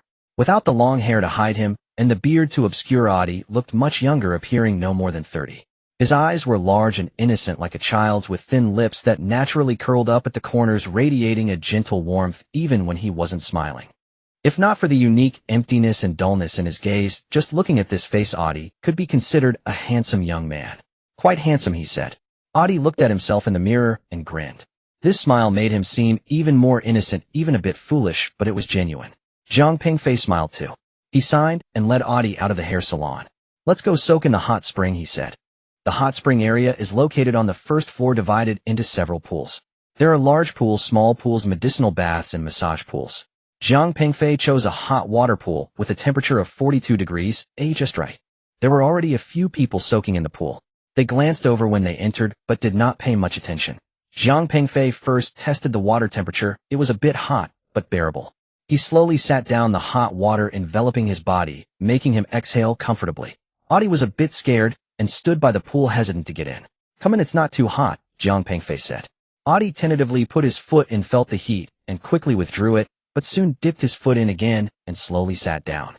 The hot water lapped over his chest, and he comfortably squinted his eyes, letting out a sigh of awe. The two of them soaked in the hot water, neither speaking, just enjoying the tranquility. The steam rose, blurring their vision and the passage of time. Jiang Pengfei leaned against the edge of the pool, closed his eyes, and felt the fatigue and tension of the past few days gradually dissolve in the hot water. Suddenly, he heard a puff sound followed by Addis' laughter. He opened his eyes to see Audie playing with a towel by the edge of the pool. Audie completely soaked the towel, then spread it out along the pool's edge, folding it into a long strip. One end was blocked by his hand, and the other held in his mouth, and he blew hard. The towel inflated, resembling a long balloon. Audie released his mouth, and the air in the towel burst out with a puff, splashing water everywhere. Audie laughed heartily, doubling over with joy. Jiang Pengfei stared at him, stunned. This game, he was too familiar with it. In his childhood, during the summer by the small river in the village, he and Audie, along with a few friends, spent all day in the water. One of their favorite games was this blowing towel. They would find an old towel, soak it, fold it, and blow air to see who could make it puff up and make the loudest sound. The winner would be the boss for a day, directing the others to do chores. At that time, Audie was the best at blowing. He could always make it the largest and loudest. When he won, he would act as the boss and direct Jiang Pengfei to pick dates for him or catch cicadas. Jiang Pengfei, unwilling to be outdone, would challenge him to swimming contests or breath-holding contests, but he always lost. Those summer afternoons, the sun was blazing, the river water was cool, and the children's laughter floated on the surface. So far away, yet so close. Jiang Pengfei's eyes suddenly felt moist. He looked at Audie, his best childhood companion, the one who had been cruelly treated by fate, now smiling like a child, as if time had never passed and tragedy had never occurred. Audie blew the towel again, making it puff even larger, the splashing water hitting Jiang Pengfei's face. Audie saw this and laughed even harder, pointing at Jiang Pengfei. Fei, you're soaked. Jiang Pengfei also laughed, but tears streamed down his face. He quickly lowered his head, scooped up some water to wash his face, mixing his tears with the water. Come, let me teach you something new. As he spoke, he took his towel, soaked it, twisted it into a rope, and then swung it hard. The towel made a crisp snap in the air like a whip. Addis' eyes lit up, and he imitated Jiang Pengfei swinging his towel. However, he lacked strength and couldn't make a sound. Unwilling to give up, he tried repeatedly until he finally produced a faint snap. I did it, he exclaimed happily like a child receiving a reward. The two played in the pool for a long time, blowing towels, swinging towels, and splashing water. Audie completely let go, laughter bubbling forth, his eyes bright, as if he had returned to being 10 years old, back to those carefree summer days. Other bathers looked at them, some shook their heads, finding them childish, while others smiled, infected by their joy. But Jiang Pengfei didn't care, and Audie cared even less. At this moment, there was no past, no future, only the present, only the hot water, only laughter. After tiring from playing, the two leaned against the edge of the pool to rest. Addis' face was flushed from the heat, his eyes sparkling, and he looked much healthier and younger. I'm so happy, Audie said, his smile pure. As long as you're happy, Jiang Pengfei replied. After soaking for a while longer, Jiang Pengfei felt it was time to go, standing up and saying, "Let's go to the room and sleep." They dried off, changed into bathrobes, and took the elevator to the third floor. They had the attendant open a room for them. The room was at the back of the third floor, a standard room with 2 single beds, a table, and 2 chairs, simple but clean. Jiang Pengfei took out the medicine from his bag, the Yunnan Baiyao spray he had asked the attendant to buy. He had Audie lie on the bed and sprayed the bruises on his back. The spray felt cool, and Audie let out a comfortable hum. After spraying, Jiang Pengfei applied some antibiotic ointment, fearing inflammation. Audie was very well behaved, remaining still and allowing him to tend to him. After treating the injuries, Jiang Pengfei turned off the main lights, leaving only a small bedside lamp on. They both lay down. The bed was soft, the blankets thick, and the heating sufficient, a world apart from Addis' old house. "Let's sleep," Jiang Pengfei said. Audie replied, turning to face Jiang Pengfei, quickly falling into a steady breathing. However, Jiang Pengfei couldn't fall asleep. He lay with his eyes open, staring at the ceiling, his mind a jumble. The injury on Addis' back was his greatest resentment at that moment. Lu must pay the price. There was also that green stone that had surfaced, and the money he needed to ask Yang Jinlong for tomorrow.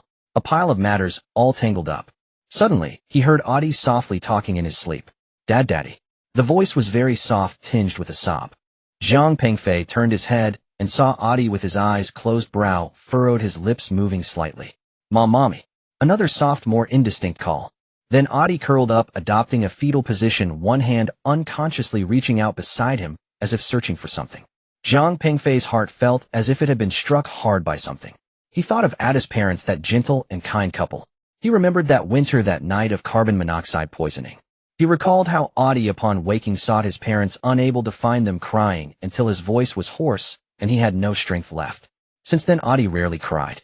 He became silent, dulled, yet consistently called out for his parents in his sleep, as if in dreams they still existed. Home was still there, and everything had not changed. Jiang Pengfei's tears finally couldn't be held back and flowed down. He quickly covered his face with the blanket, afraid to make a sound. He feared waking Audie, feared Audie seeing him cry. This childhood companion, this person whom fate had taken everything from, was still searching for his forever lost parents in his dreams. All he could offer was a full meal, a hot bath, and a warm bed. Is that enough? Not enough. Far from enough. Jiang Pengfei wiped his tears and sat up. He looked at Addis' peaceful sleeping face, his gaze gradually firming. He must protect Audie, not only for their childhood friendship, but also because Audie represented the purest, most vulnerable part of this world that should never be harmed. He wanted Audie to live a good life, and make those who bullied Audie pay the price. He had money, a lot of it. He would use that money to do what needed to be done and protect those who needed protecting. The snow was still falling outside, but the room was warm. Jiang Pengfei lay back down, closed his eyes, and made a decision in his heart. Tomorrow first, he would ask Yang Jinlong for money. Then deal with that green stone. After that, resolve the matters regarding the demolition, addressing all threats to Audie, to family, to villagers. He had the ability and the determination. That night, Jiang Pengfei slept very soundly. In his dreams, he returned to his childhood, swimming in the river with his friends, where Audie swam the fastest and laughed the loudest. The sun was bright, the river water clear, everything was beautiful. In reality, Audie called out softly in his sleep again, "Daddy." "Mommy." The voice drifted in the warm air like a sigh, also like a promise. At 9 o'clock at night, the snow intensified, fine dense flakes spiraling wildly in the gale, descending upon the earth to blanket villages, fields, and roads alike. Shergu village's old quarter was already remote. Now, with the weather turned treacherous, not a single soul stirred upon its streets. Only a few dim yellow street lamps swayed in the blizzard, casting indistinct halos of light.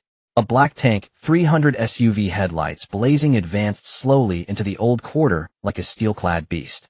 The vehicle crawled cautiously along the narrow earthen road, jolting over deep snow. Its tires crunched audibly, screech, screech, as a thin layer of snow dusted its frame, gleaming cold and hard beneath the headlight beams. 4 men sat inside. Behind the wheels sat Xiong, early 30s, powerfully built, bald, with a skull tattoo coiled around his thick neck.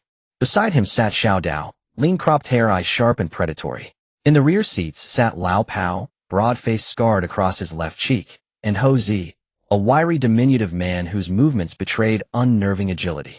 All 4 wore black thermal jackets and leather gloves, their expressions stern and unyielding. Though the cabin radiated warmth, an oppressive silence hung heavy within. No one spoke. Only the engine's low growl and the wind's howl outside broke the stillness. Then Xiong rumbled voice coarse, and gravelly Brother Long said we'd pay 3 households a visit tonight, to make our presence known. Simple enough, Xiao Dao replied, drawing a spring-loaded switchblade from his pocket and idly flipping it open and shut between his fingers. Break a few things, just scare them. Just don't kill anyone, Lao Pao added. The SUV slowed as it reached the eastern edge of the village. Xiong squinted at the house number. Seems like this one. He couldn't recall precisely which house. It had been dark when he'd marked it with Yang Jinlong the previous night. The vehicle halted. As the 4 stepped out, the blizzard struck instantly. Icy stinging biting against their faces. The middle courtyard gate stood tightly shut, 2 weathered wooden doors adorned with faded door-god paintings. Its low red brick wall offered little height or defense. Xiong approached and shone his flashlight on the right side of the gate per Yang Jinlong's instructions. The mark should be a black spray-painted circle.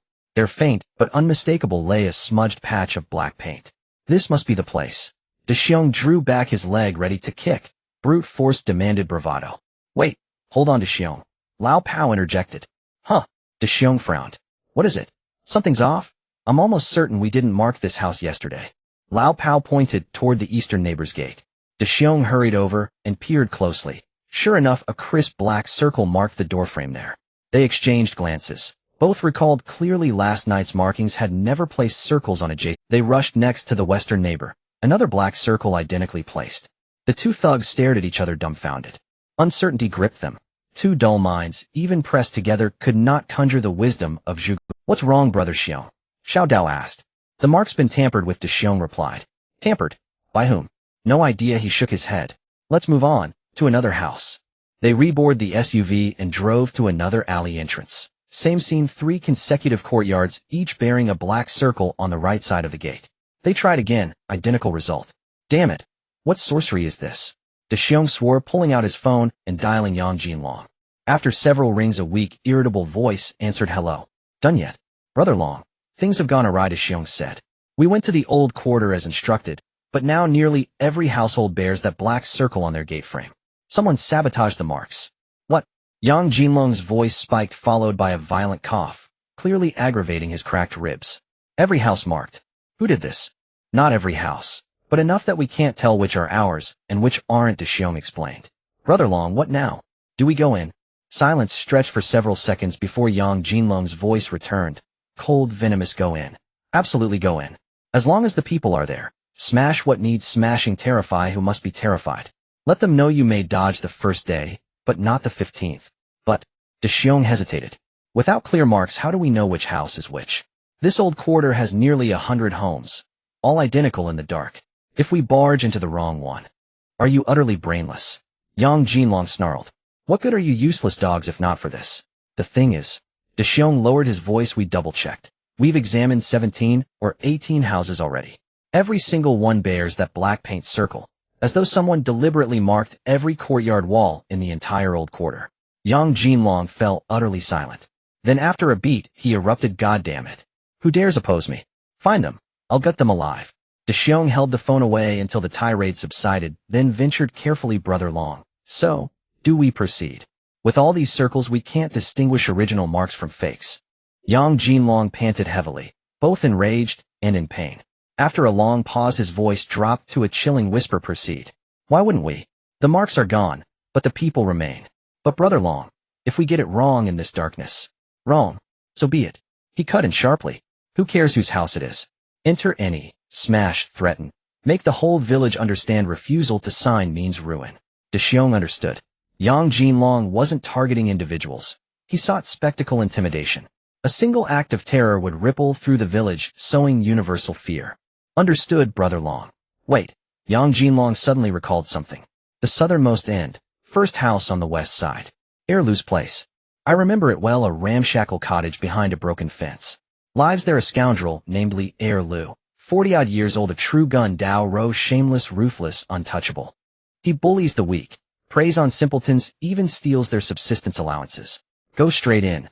No need to break the gate, the fence has gaps. Once inside, give him special attention, make him sign.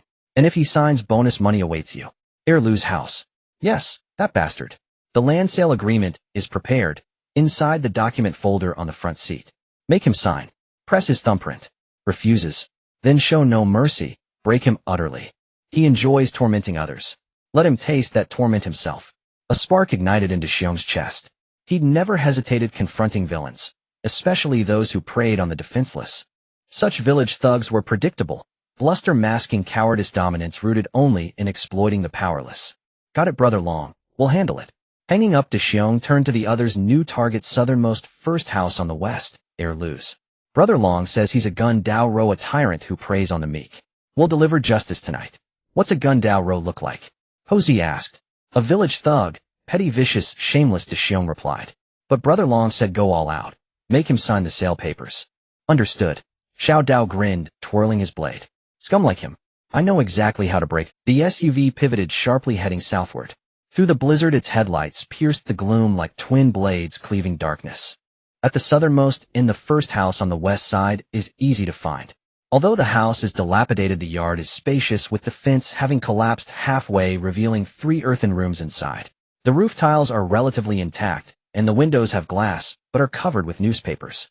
The yard is cluttered with junk, scrap metal, old tires, and a few broken wooden boxes, appearing even more chaotic under the blanket of snow. The car stopped outside the fence. 4 people got out, and indeed saw a large gap in the fence, allowing them to walk right in. There are footprints in the yard, fresh ones, suggesting the owner has either just left or just returned. This is it, said Xiong, stepping through the gap first. Xiao Dao, Lao Pao, and Hosey followed. The 4 of them stepped on the snow and walked to the door. The door consists of 2 wooden panels, unlocked, but barricaded from the inside. Xiong knocked on the door. Who is it? Came a hoarse shout from inside, tinged with impatience. Open up, we need to talk to you, Xiong said. It's late at night, talk about it tomorrow. The person inside clearly did not want to open the door. Xiong gave Lao Pao a glance. Lao Pao stepped back and kicked the door hard. With a loud bang, the bolt broke and the door was kicked open. The room was lit by a dim, incandescent bulb. A man was sitting at the table, drinking with a plate of peanuts and half a bottle of white liquor on the table. The man in his 40s was about 1.75 meters tall, quite sturdy, wearing a filthy cotton jacket with a dark red face and heavy bags under his eyes, clearly a long-time drinker. At that moment, he glared with anger. Fuck! Who dares to kick my door? Li Earl shouted, slamming his hand on the table and grabbing a nearby shovel. However, when he saw the 4 people who entered, his imposing demeanor immediately weakened. Each of these 4 was burly and fierce-looking, clearly not to be trifled with. Moreover, it was the middle of winter, and late at night, they were definitely not here for a friendly visit. Who are you? What do you want? Li Earl retreated a step, still clutching the shovel, his bravado faltering. Are you Li Earl? Xiong asked as he stepped into the room, surveying the surroundings. The interior looked even messier than outside, with clothes, shoes, and liquor bottles strewn everywhere, a strong smell of liquor and sweat filling the air. Yes, and what of it? Li Earl puffed out his chest. Let me tell you, I've been in this village for many years, and I'm not easily intimidated. Try touching me and see what happens. Try it then, Xiao Dao sneered, suddenly stepping forward and punching Li Earl in the stomach. The punch was fast and fierce, and Li Earl didn't have time to react. He felt a sharp pain in his belly, like being struck by a hammer, and immediately bent over, the shovel clanging to the ground.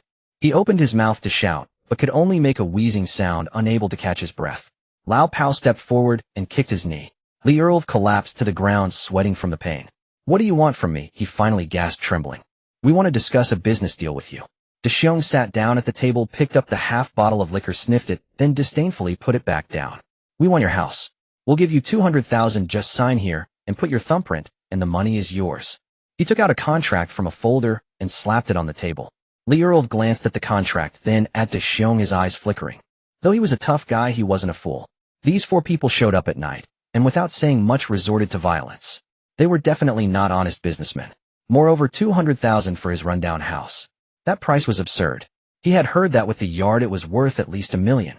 2 won't sell, Li Earl replied, his tone softening, but his attitude resolute. This house was left to me by my father. I've lived here for over 40 years, and I won't sell it. Not selling. Xiong laughed, a cold smile on his face. Li Earl, I've heard you're quite the bully in the village, picking on honest folks, even hitting the mentally challenged, and stealing their welfare money. What's wrong feeling timid now? Li Earl's face turned pale. He did indeed run rampant in the village, but that was against the honest people, not against someone like a D who was mentally challenged. When faced with real tough guys, he was more cowardly than anyone. 2 didn't. He tried to argue, 2 was just messing with him. Li Earl explained awkwardly. Messing around. Xiong stood up and walked in front of Li Earl, crouching down and staring into his eyes. Then let's mess around with you, shall we? Sign or not? Dexiong asked. Two won't sign. Li Earl insisted, but his voice was trembling. All right, you have some guts, Dexiong said, standing up and telling Lao Pao teach him how to sign. Lao Pao grinned, pulling out a steel baton from his waist, and with a snap, it opened up, glinting ominously under the light. Li Earl, I've heard you like to hit people, Lao Pao said, lightly tapping his palm with the baton. Today I'll make sure these hands of yours will never hit anyone again. Why you dare? Li Earl screamed. Tool, call the police. I'll sue you. Call the police. Dexiong scoffed. Go ahead. Let's see if the police believe you or us. We have a contract and proper procedures. You sold it voluntarily. The injuries on you. That was from when you fell, or when you bullied the mentally challenged and got hit by one. Do you think the police will believe you? Li Earl's face turned completely white. He knew Dexiong was right. His reputation in the village was too bad. If the police came, they definitely wouldn't believe him. Moreover, these people clearly had connections, and he couldn't afford to offend them. Tool, sign. He finally relented, but tried to bargain.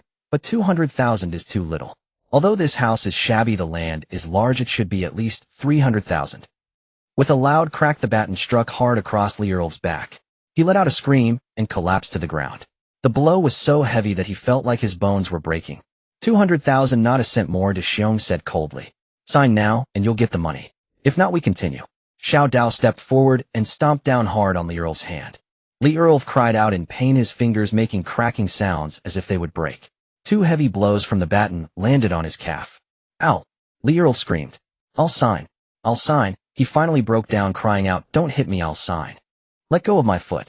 Li Earl's hand was already swollen and bruised. Trembling, he picked up the pen and awkwardly scrawled his name on the contract. Now your thumbprint, Dexiong said, taking out ink paste.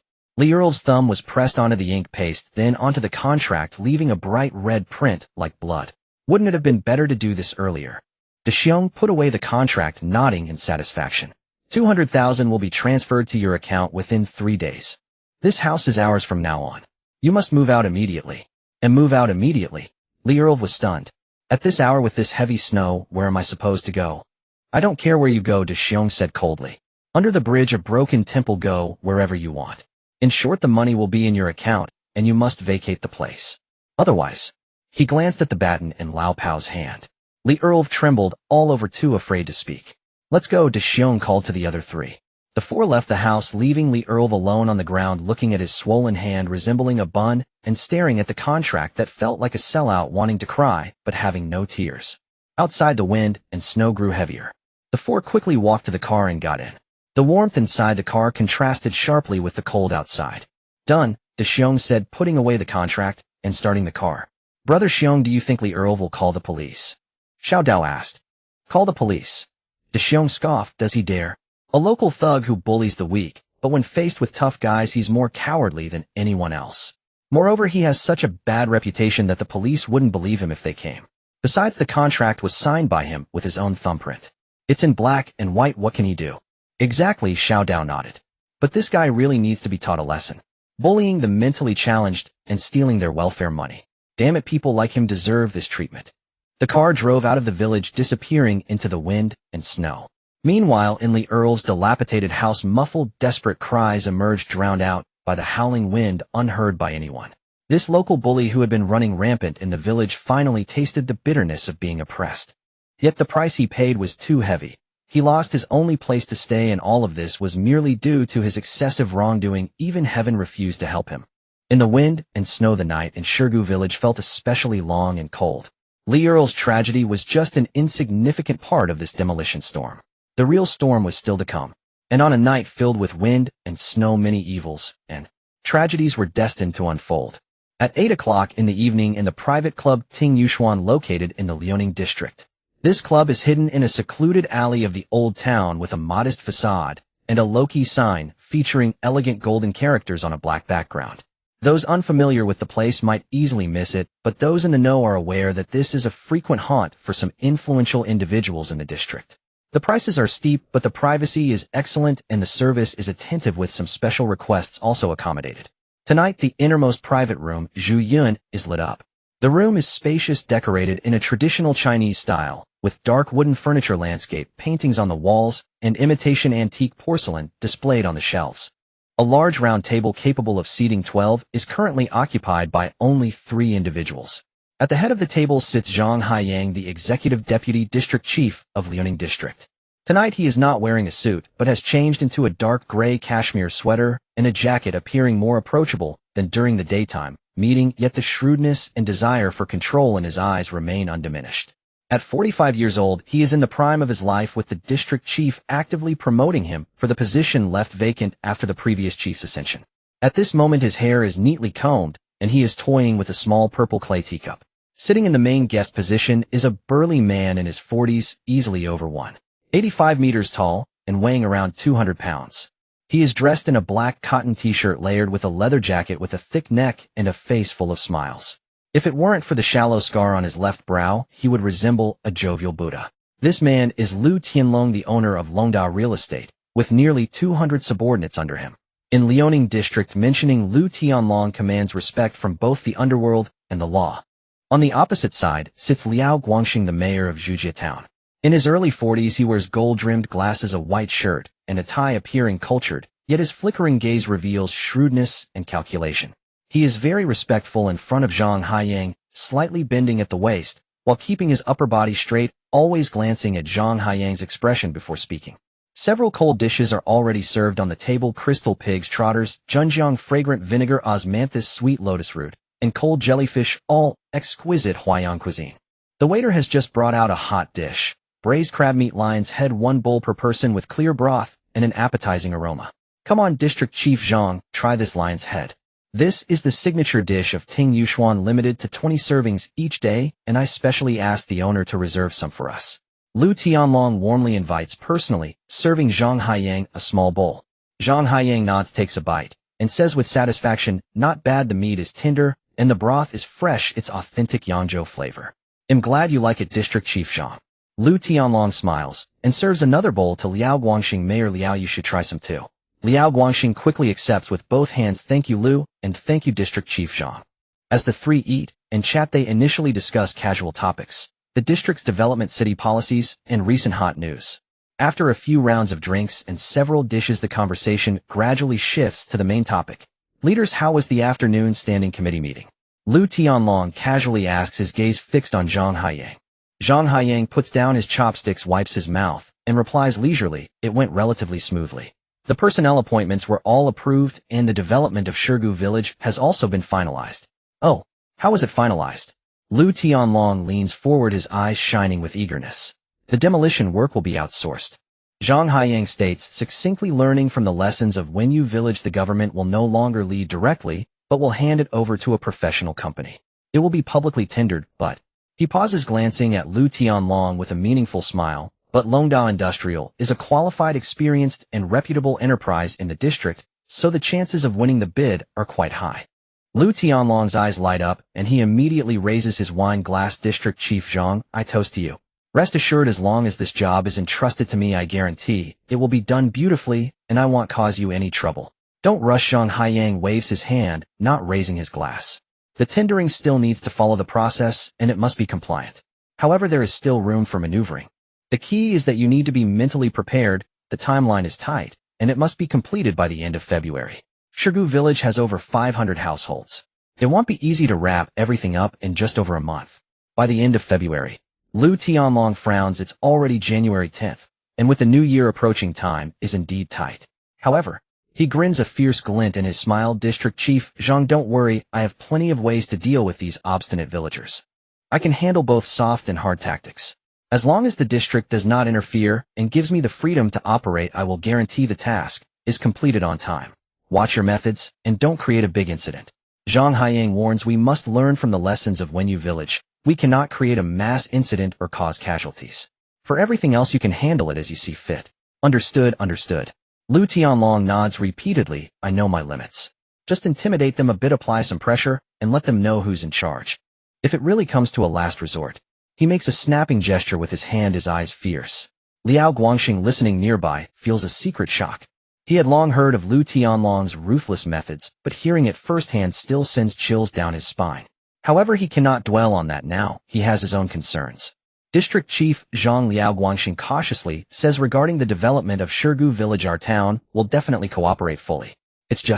Just what? Zhang Haiyang looks at him. It's just that our town's party secretary Shi Handong is not very cooperative. Liao Guangxing replies he has opinions on the demolition, feeling the compensation standards are low and is worried about public unrest. I've communicated with him a few times, but he just laughs it off and doesn't take a stance. In the town, I'm completely suppressed by him, but it's tough to get anything done. Shi Handong. Zhang Haiyang muses, I know a bit about him. He's an old comrade, conservative in style, seeking stability and fearing chaos. However, he's nearing retirement. Indeed, but as long as he's here, I can't fully exert my capabilities, Liao Guangxing replies with a bitter face. District Chief Zhang, could you think of a way? I've heard that Secretary Wang of the district committee is not likely to recover from his illness, and there's a strong call for the boss to take over as secretary. Once you take over, could you have Shi Handong reassigned? Replacing him with a younger, more enterprising secretary would make it much easier for our town to carry out our work. Zhang Haiyang glances at Liao Guangxing, his gaze profound. He slowly lifts his wine glass, takes a sip, and says nothing. Lu Tianlong understands, laughing as he pats Liao Guangxing on the shoulder. Mayor Liao, you're quite the strategist. If the boss becomes secretary and district chief Zhang transitions to adjust a township secretary, isn't that just a matter of words? However, he looks at Zhang Haiyang. District Chief Zhang, I've heard Shi Handong is quite stubborn, resistant to both soft and hard approaches. Should I gather a few brothers to teach him a lesson? Let him know the stakes and encourage him to either request a transfer or retire early. Nonsense. Zhang Haiyang reprimands lightly, though his tone is not harsh. Shi Handong is a deputy department-level cadre. Dealing with him requires organizational methods, not those underhanded tactics. However, he puts down his wine glass, looking at Liao Guangxing. Guangxing, you've been with me for a few years. I'm aware of your capabilities. Once my appointment is finalized, there will definitely be a round of personnel adjustments in the district. Shi Handong's position is not unchangeable. But he pauses again, this time longer. Liao Guangxing immediately understands and quickly says, District Chief Zhang, rest assured, I understand the rules. As long as Shi Handong can be reassigned and I can become the secretary, I am prepared to offer 500,000 as a token of respect to you. 500,000 in a place like Jiangning District is not too much for a town party secretary position, but it's not insignificant either. Zhang Haiyang ponders for a moment and nods him. It's good that you have that intention. Let's wait for news. Thank you, District Chief Zhang. Thank you, District Chief Zhang. Liao Guangxing, excited, flushes and quickly raises his wine glass. I toast to you. I drink it all. You are free to do as you please. He downs it in one go. Zhang Haiyang only takes a small sip. Lu Tianlong also lifts his wine glass. District Chief Zhang, Mayor Liao, let's drink together. Wishing District Chief Zhang a swift promotion and Mayor Liao all his wishes fulfilled, the three clink their glasses and the atmosphere becomes lively. At that moment, the private room door was gently pushed open and a young waitress entered carrying wine. She was in her early 20s, dressed in the restaurant's uniform, red qipao, tall and delicately curvaceous. The qipao slit rose to her thigh, revealing long, fair legs. Her makeup was light, her features refined, and her eyes in particular were large and bright, as if they could speak. She carried a tray bearing a single bottle of red wine. The bottle was distinctive dark glass with a French label, exuding an air of rarity and refinement. Mr. Zhang, the Romanicani 1990 you ordered is here. Shall I open it now? She asked in a soft voice tinted with the languid sweetness typical of Jiangnan women. Lu Tianlong's eyes brightened as he waved. Open it now. District Chief Zhang, this is exquisite. Over 200,000 yuan a bottle. I had it specially brought back from France to honor you today. With practiced elegance, she uncorked the bottle. She first poured a little for Zhang Haiyang to sample. Zhang swirled the glass, inhaled the bouquet, sipped a small mouthful, and nodded. Not bad. This is a fine wine. Only then did she pour for the three men. As she bent slightly, the collar of her qipao parted just enough to reveal a patch of white skin. Zhang Haiyang's gaze lingered on her for a few seconds, a peculiar expression flickering across his face. Lu Tianlong noticed and grinned knowingly. He beckoned to her. Come give District Chief Zhang a toast. District Chief Zhang is a major leader in our district. It's your good fortune to pour for him. Lu Tianlong noticed and grinned knowingly. He beckoned to her. Come give District Chief Zhang a toast. District Chief Zhang is a major leader in our district. It's your... Zhang Haiyang smiled, amiable. Good, the girl is sensible. What's your name? My name is Lin Xiaoyu, she said in a low voice. Lin Xiaoyu, nice name. Zhang Haiyang raised his glass and clinked it with hers. You look like a student. Where do you study? I attend a vocational college in the provincial capital studying hotel management. I'm working here during the winter break, Lin Xiaoyu answered. A student working her way through, commendable. Zhang Haiyang drank, but his eyes never left her. Lin Xiaoyu felt uncomfortable under his stare and wanted to withdraw. As she turned, perhaps from nervousness, perhaps startled by his gaze, her hand trembled, and she failed to steady the tray. The bottle wobbled. With a clatter, the bottle toppled. Deep crimson wine spilled across the table and splashed onto Zhang Haiyang's cashmere sweater. Lin Xiaoyu shrieked, her face paling instantly. "You bastard!" Lu Tianlong erupted in fury, slamming his hand on the table. "Are you blind? Do you know how much that bottle cost? Romanicani, more than 200,000. You couldn't possibly cover 3 years of your wages." Lin Xiaoyu froze, trembling all over, tears brimming. "I am sorry, I didn't mean to." Lu Tianlong stepped forward, raising his hand, as if to strike. "Long enough," Zhang Haiyang said calmly. He dabbed at the wine stain with a napkin, his eyes fixed on Lin Xiaoyu, an indescribable look in them. Lu Tianlong paused mid-gesture. He glanced between Zhang Haiyang and the girl, realization dawning. He lowered his hand, but his tone remained fierce. "If District Chief Zhang hadn't intervened for you, I'd have skinned you alive today. Get out." Lin Xiaoyu felt as if absolved. She bowed deeply and turned to flee. "Wait," Zhang Haiyang called after her. She froze, unwilling to look back. "Your clothes are stained and must be dealt with," Zhang Haiyang said. "I have a long-term private suite upstairs. Go fetch me a clean shirt. Room 888. The code is 6/8." Lin Xiaoyu hesitated for a moment, but dared not refuse. She nodded and hurried away. Silence settled over the private room.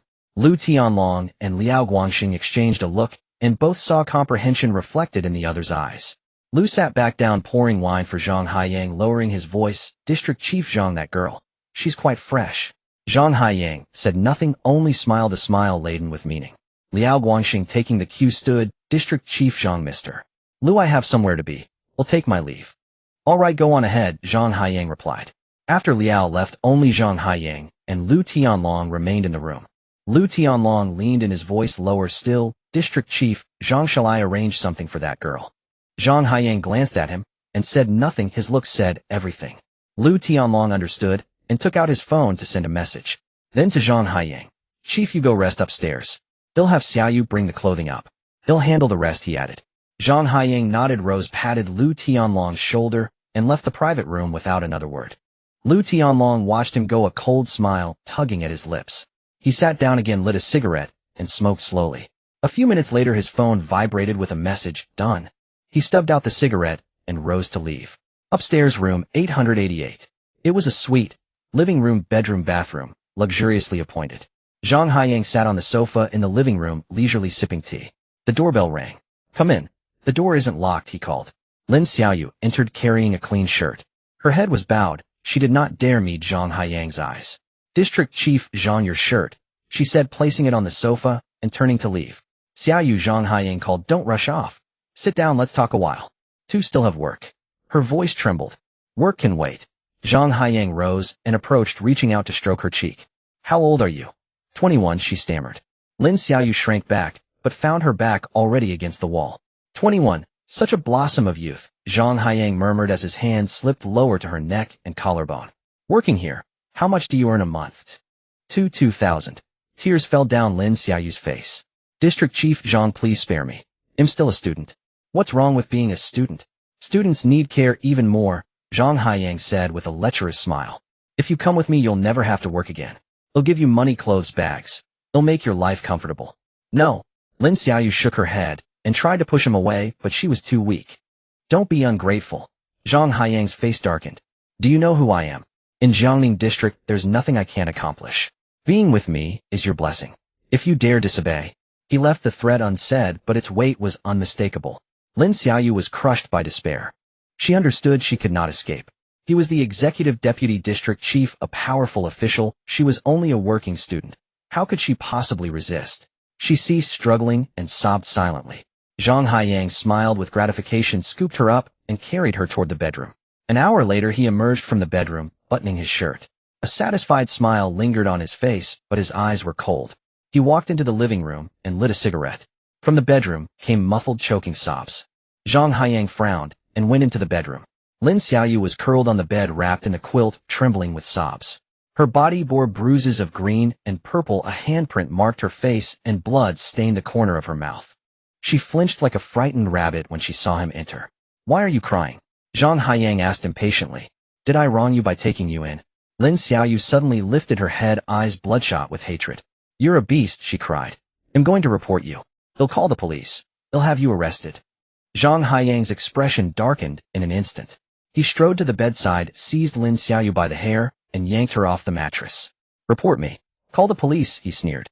Go ahead and try. Do you think the police will believe you or me? I've weathered every storm in Jiangning district for years. You're just a working student, thinking you can bring me down. Dream on. I will report you. Lin Xiaoyu held struggling. Even if I die, I'll drag you down with me. Those words ignited a fury in Zhang Haiyang.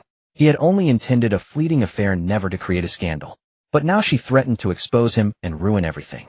He thought of his future, of the district chief seat he was about to obtain, of all he had painstakingly built. It could not be ruined, not by a mere girl. Blinded by rage, he noticed a solid crystal ashtray on the bedside table.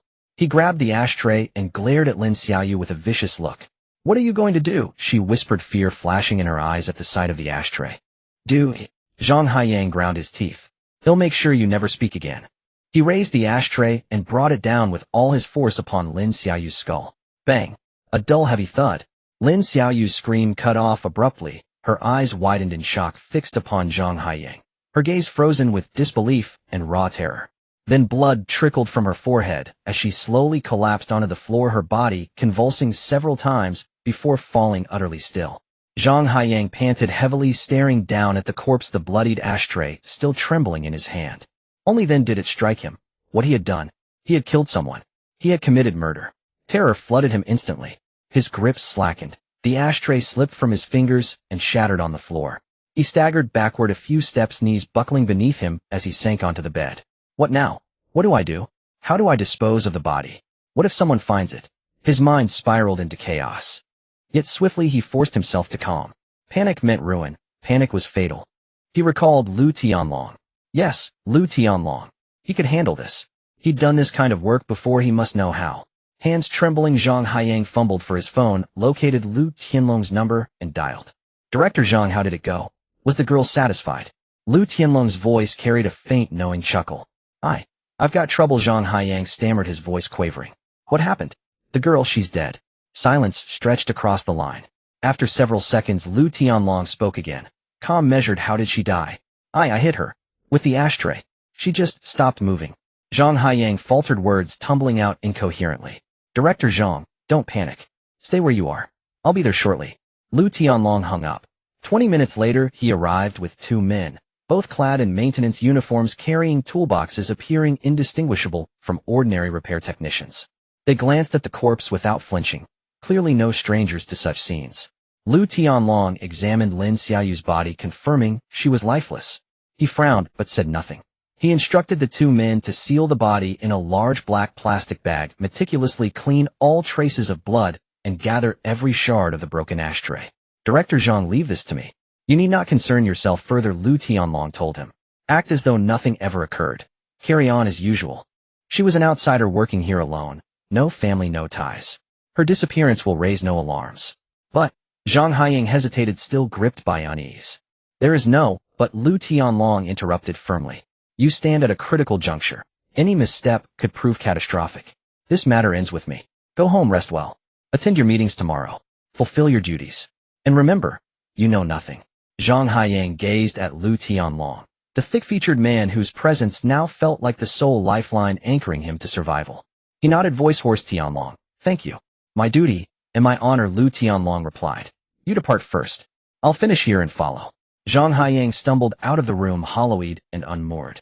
Back in his own home, he lay awake all night, haunted by Lin Xiaoyu's final desperate stare and the visceral crimson stain blooming across his memory. Meanwhile, Lu Tianlong's men loaded the shrouded body into a van and vanished into the velvet hush of night. Where it went, and where it would vanish forever, remained known only to Lu Tianlong and his silent accomplices. That night, the Bamboo Melody private room at Tingyu remained bathed in warm, steady light, as if untouched by shadow. Only a faint metallic tang lingered in the air, soon overpowered by the delicate scent of incense. And thus a young life dissolved into silence, erased as though it had never been. Crime buried, power unchallenged. This was merely one jagged shard of Jiangning district's hidden darkness, where deeper sins festered and spread unseen, unchecked. The night endured. Dawn remained distant. At 7 o'clock that morning, pale light seeped through the horizon as snow clouds parted reluctantly. In room 307 of Shihui Hot Spring Spa, the heating hummed warmly, a stark contrast to the sub-zero chill beyond the window. Jiang Pengfei stirred awake to profound silence. Only the soft, rhythmic whisper of the central air vent disturbed the stillness. He turned his head, slightly glancing toward the adjacent bed. Audie slept on, curled sideways like an infant, fingers clutching the edge of the blanket, breath deep and even. Morning light slipped through a narrow gap in the curtains, casting gentle chiaroscuro across his face. Washed and freshly groomed, Audie looked markedly refreshed, still slender, yet undeniably human, restored. Jiang Pengfei watched him quietly. This boy likely hadn't known true rest in years. That crumbling shack, drafty in winter, leaking in summer, its mattress rigid as timber, its quilt thin as rice paper. Nothing like this room, plush bedding, thick duvets, radiant warmth, serene comfort.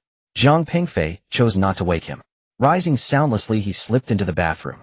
In the mirror, the bruise on his shoulder still darkened, but the ache had softened.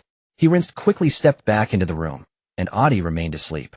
Jiang Pengfei settled into the armchair by the window, gazing outward. The snow had ceased, but the sky hung low and leaden, blanketing the earth in unbroken white. Below, figures moved, snow-clearers, commuters, students. Life in this small city unfolding with quiet, steady purpose. He remembered his phone, left behind yesterday in the locker room of the changing area. It hardly mattered. Nothing urgent awaited him. Back in Beijing, his phone had been an extension of his hand, ringing constantly, buzzing with work calls and messages. Now returning home, he felt strangely unburdened, freed from the tyranny of constant vigilance. Yet one thought surfaced: the Mercedes-Maybach GLS 600. He'd purchased it 3 days ago in Jinling City, over 3 million yuan. The dealer promised delivery within 72 hours. That deadline had passed, yet no word came. Had paperwork stalled? Was the vehicle defective? Or worse, was the dealership unreliable? Jiang Pengfei's brow furrowed. Though under 4 million was negligible to him, being deceived was unacceptable. Moreover, he genuinely admired the car, intending to drive it back to Liaoning for daily use. Though he currently borrowed Yang Jinlong's Mercedes, that arrangement was temporary and repayment inevitable. No, repayment wasn't the term. Yang Jinlong would redeem it with cash. He calculated the distance, Jiangning to Jinling City, under 2 hours by car. He resolved to go there himself, to collect the vehicle in person. If documentation lagged, he'd expedite it. If flaws emerged, he'd demand a replacement. After all, he possessed both means and authority, no longer obliged to defer to anyone's whim. As he pondered, movement stirred from Audie's direction. Jiang Pengfei turned. Audie had awakened, but remained lying flat, eyes wide and unfocused, staring blankly at the ceiling, disoriented, uncertain of his surroundings. "Awake?" Jiang Pengfei asked softly. Audie turned his head. Recognition dawned slowly in his eyes. He sat up, rubbed his eyes, scanned the room, then glanced down at his sleepwear, confusion flickering across his face. Where am I? A hot spring spa. We stayed here last night," Jiang Pengfei replied. Audie nodded, memory returning. But alarm flashed across his features. He threw back the covers, preparing to rise. "What's wrong?" Jiang Pengfei asked. "I need to pee and defecate," Audie murmured, cheeks flushing faintly. Jiang Pengfei smiled and stood up, leading him toward the restroom. Audie stood in front of the toilet, unsure of how to use it. His home had a dry toilet, a squat toilet, and he had never encountered this kind of sitting toilet. "Just sit on it," Jiang Pengfei demonstrated. Audie awkwardly sat down and relieved himself. Jiang Pengfei then taught him how to flush and wash his hands. Audie learned earnestly, but his movements were clumsy like a child. I'm hungry," Audie said after washing his hands. "Come on, let's go have breakfast," Jiang Pengfei said. The two changed clothes and went downstairs to the dining area. The breakfast at the bathing center was buffet style, a mix of Chinese and Western dishes with quite a variety. There were buns, fried dough sticks, soy milk, and porridge, as well as bread, milk, fried eggs, and bacon. At this hour, there weren't many people dining, mostly hotel guests. Jiang Pengfei took a plate, grabbing several buns, a fried dough stick, and a bowl of soy milk. Audie mimicked his actions, taking a plate, but unsure of what to pick, he followed Jiang Pengfei, taking whatever Jiang Pengfei took. The two found a window-side seat. Audie stared at the food on his plate, swallowing hard, but not moving, looking at Jiang Pengfei. "Eat, feel free to eat," Jiang Pengfei said. Only then did Audie pick up a bun and take a big bite. It was a meat bun filled generously, and he squinted his eyes in delight. After taking a sip of soy milk, sweet and satisfying, he let out a contented, "Ah."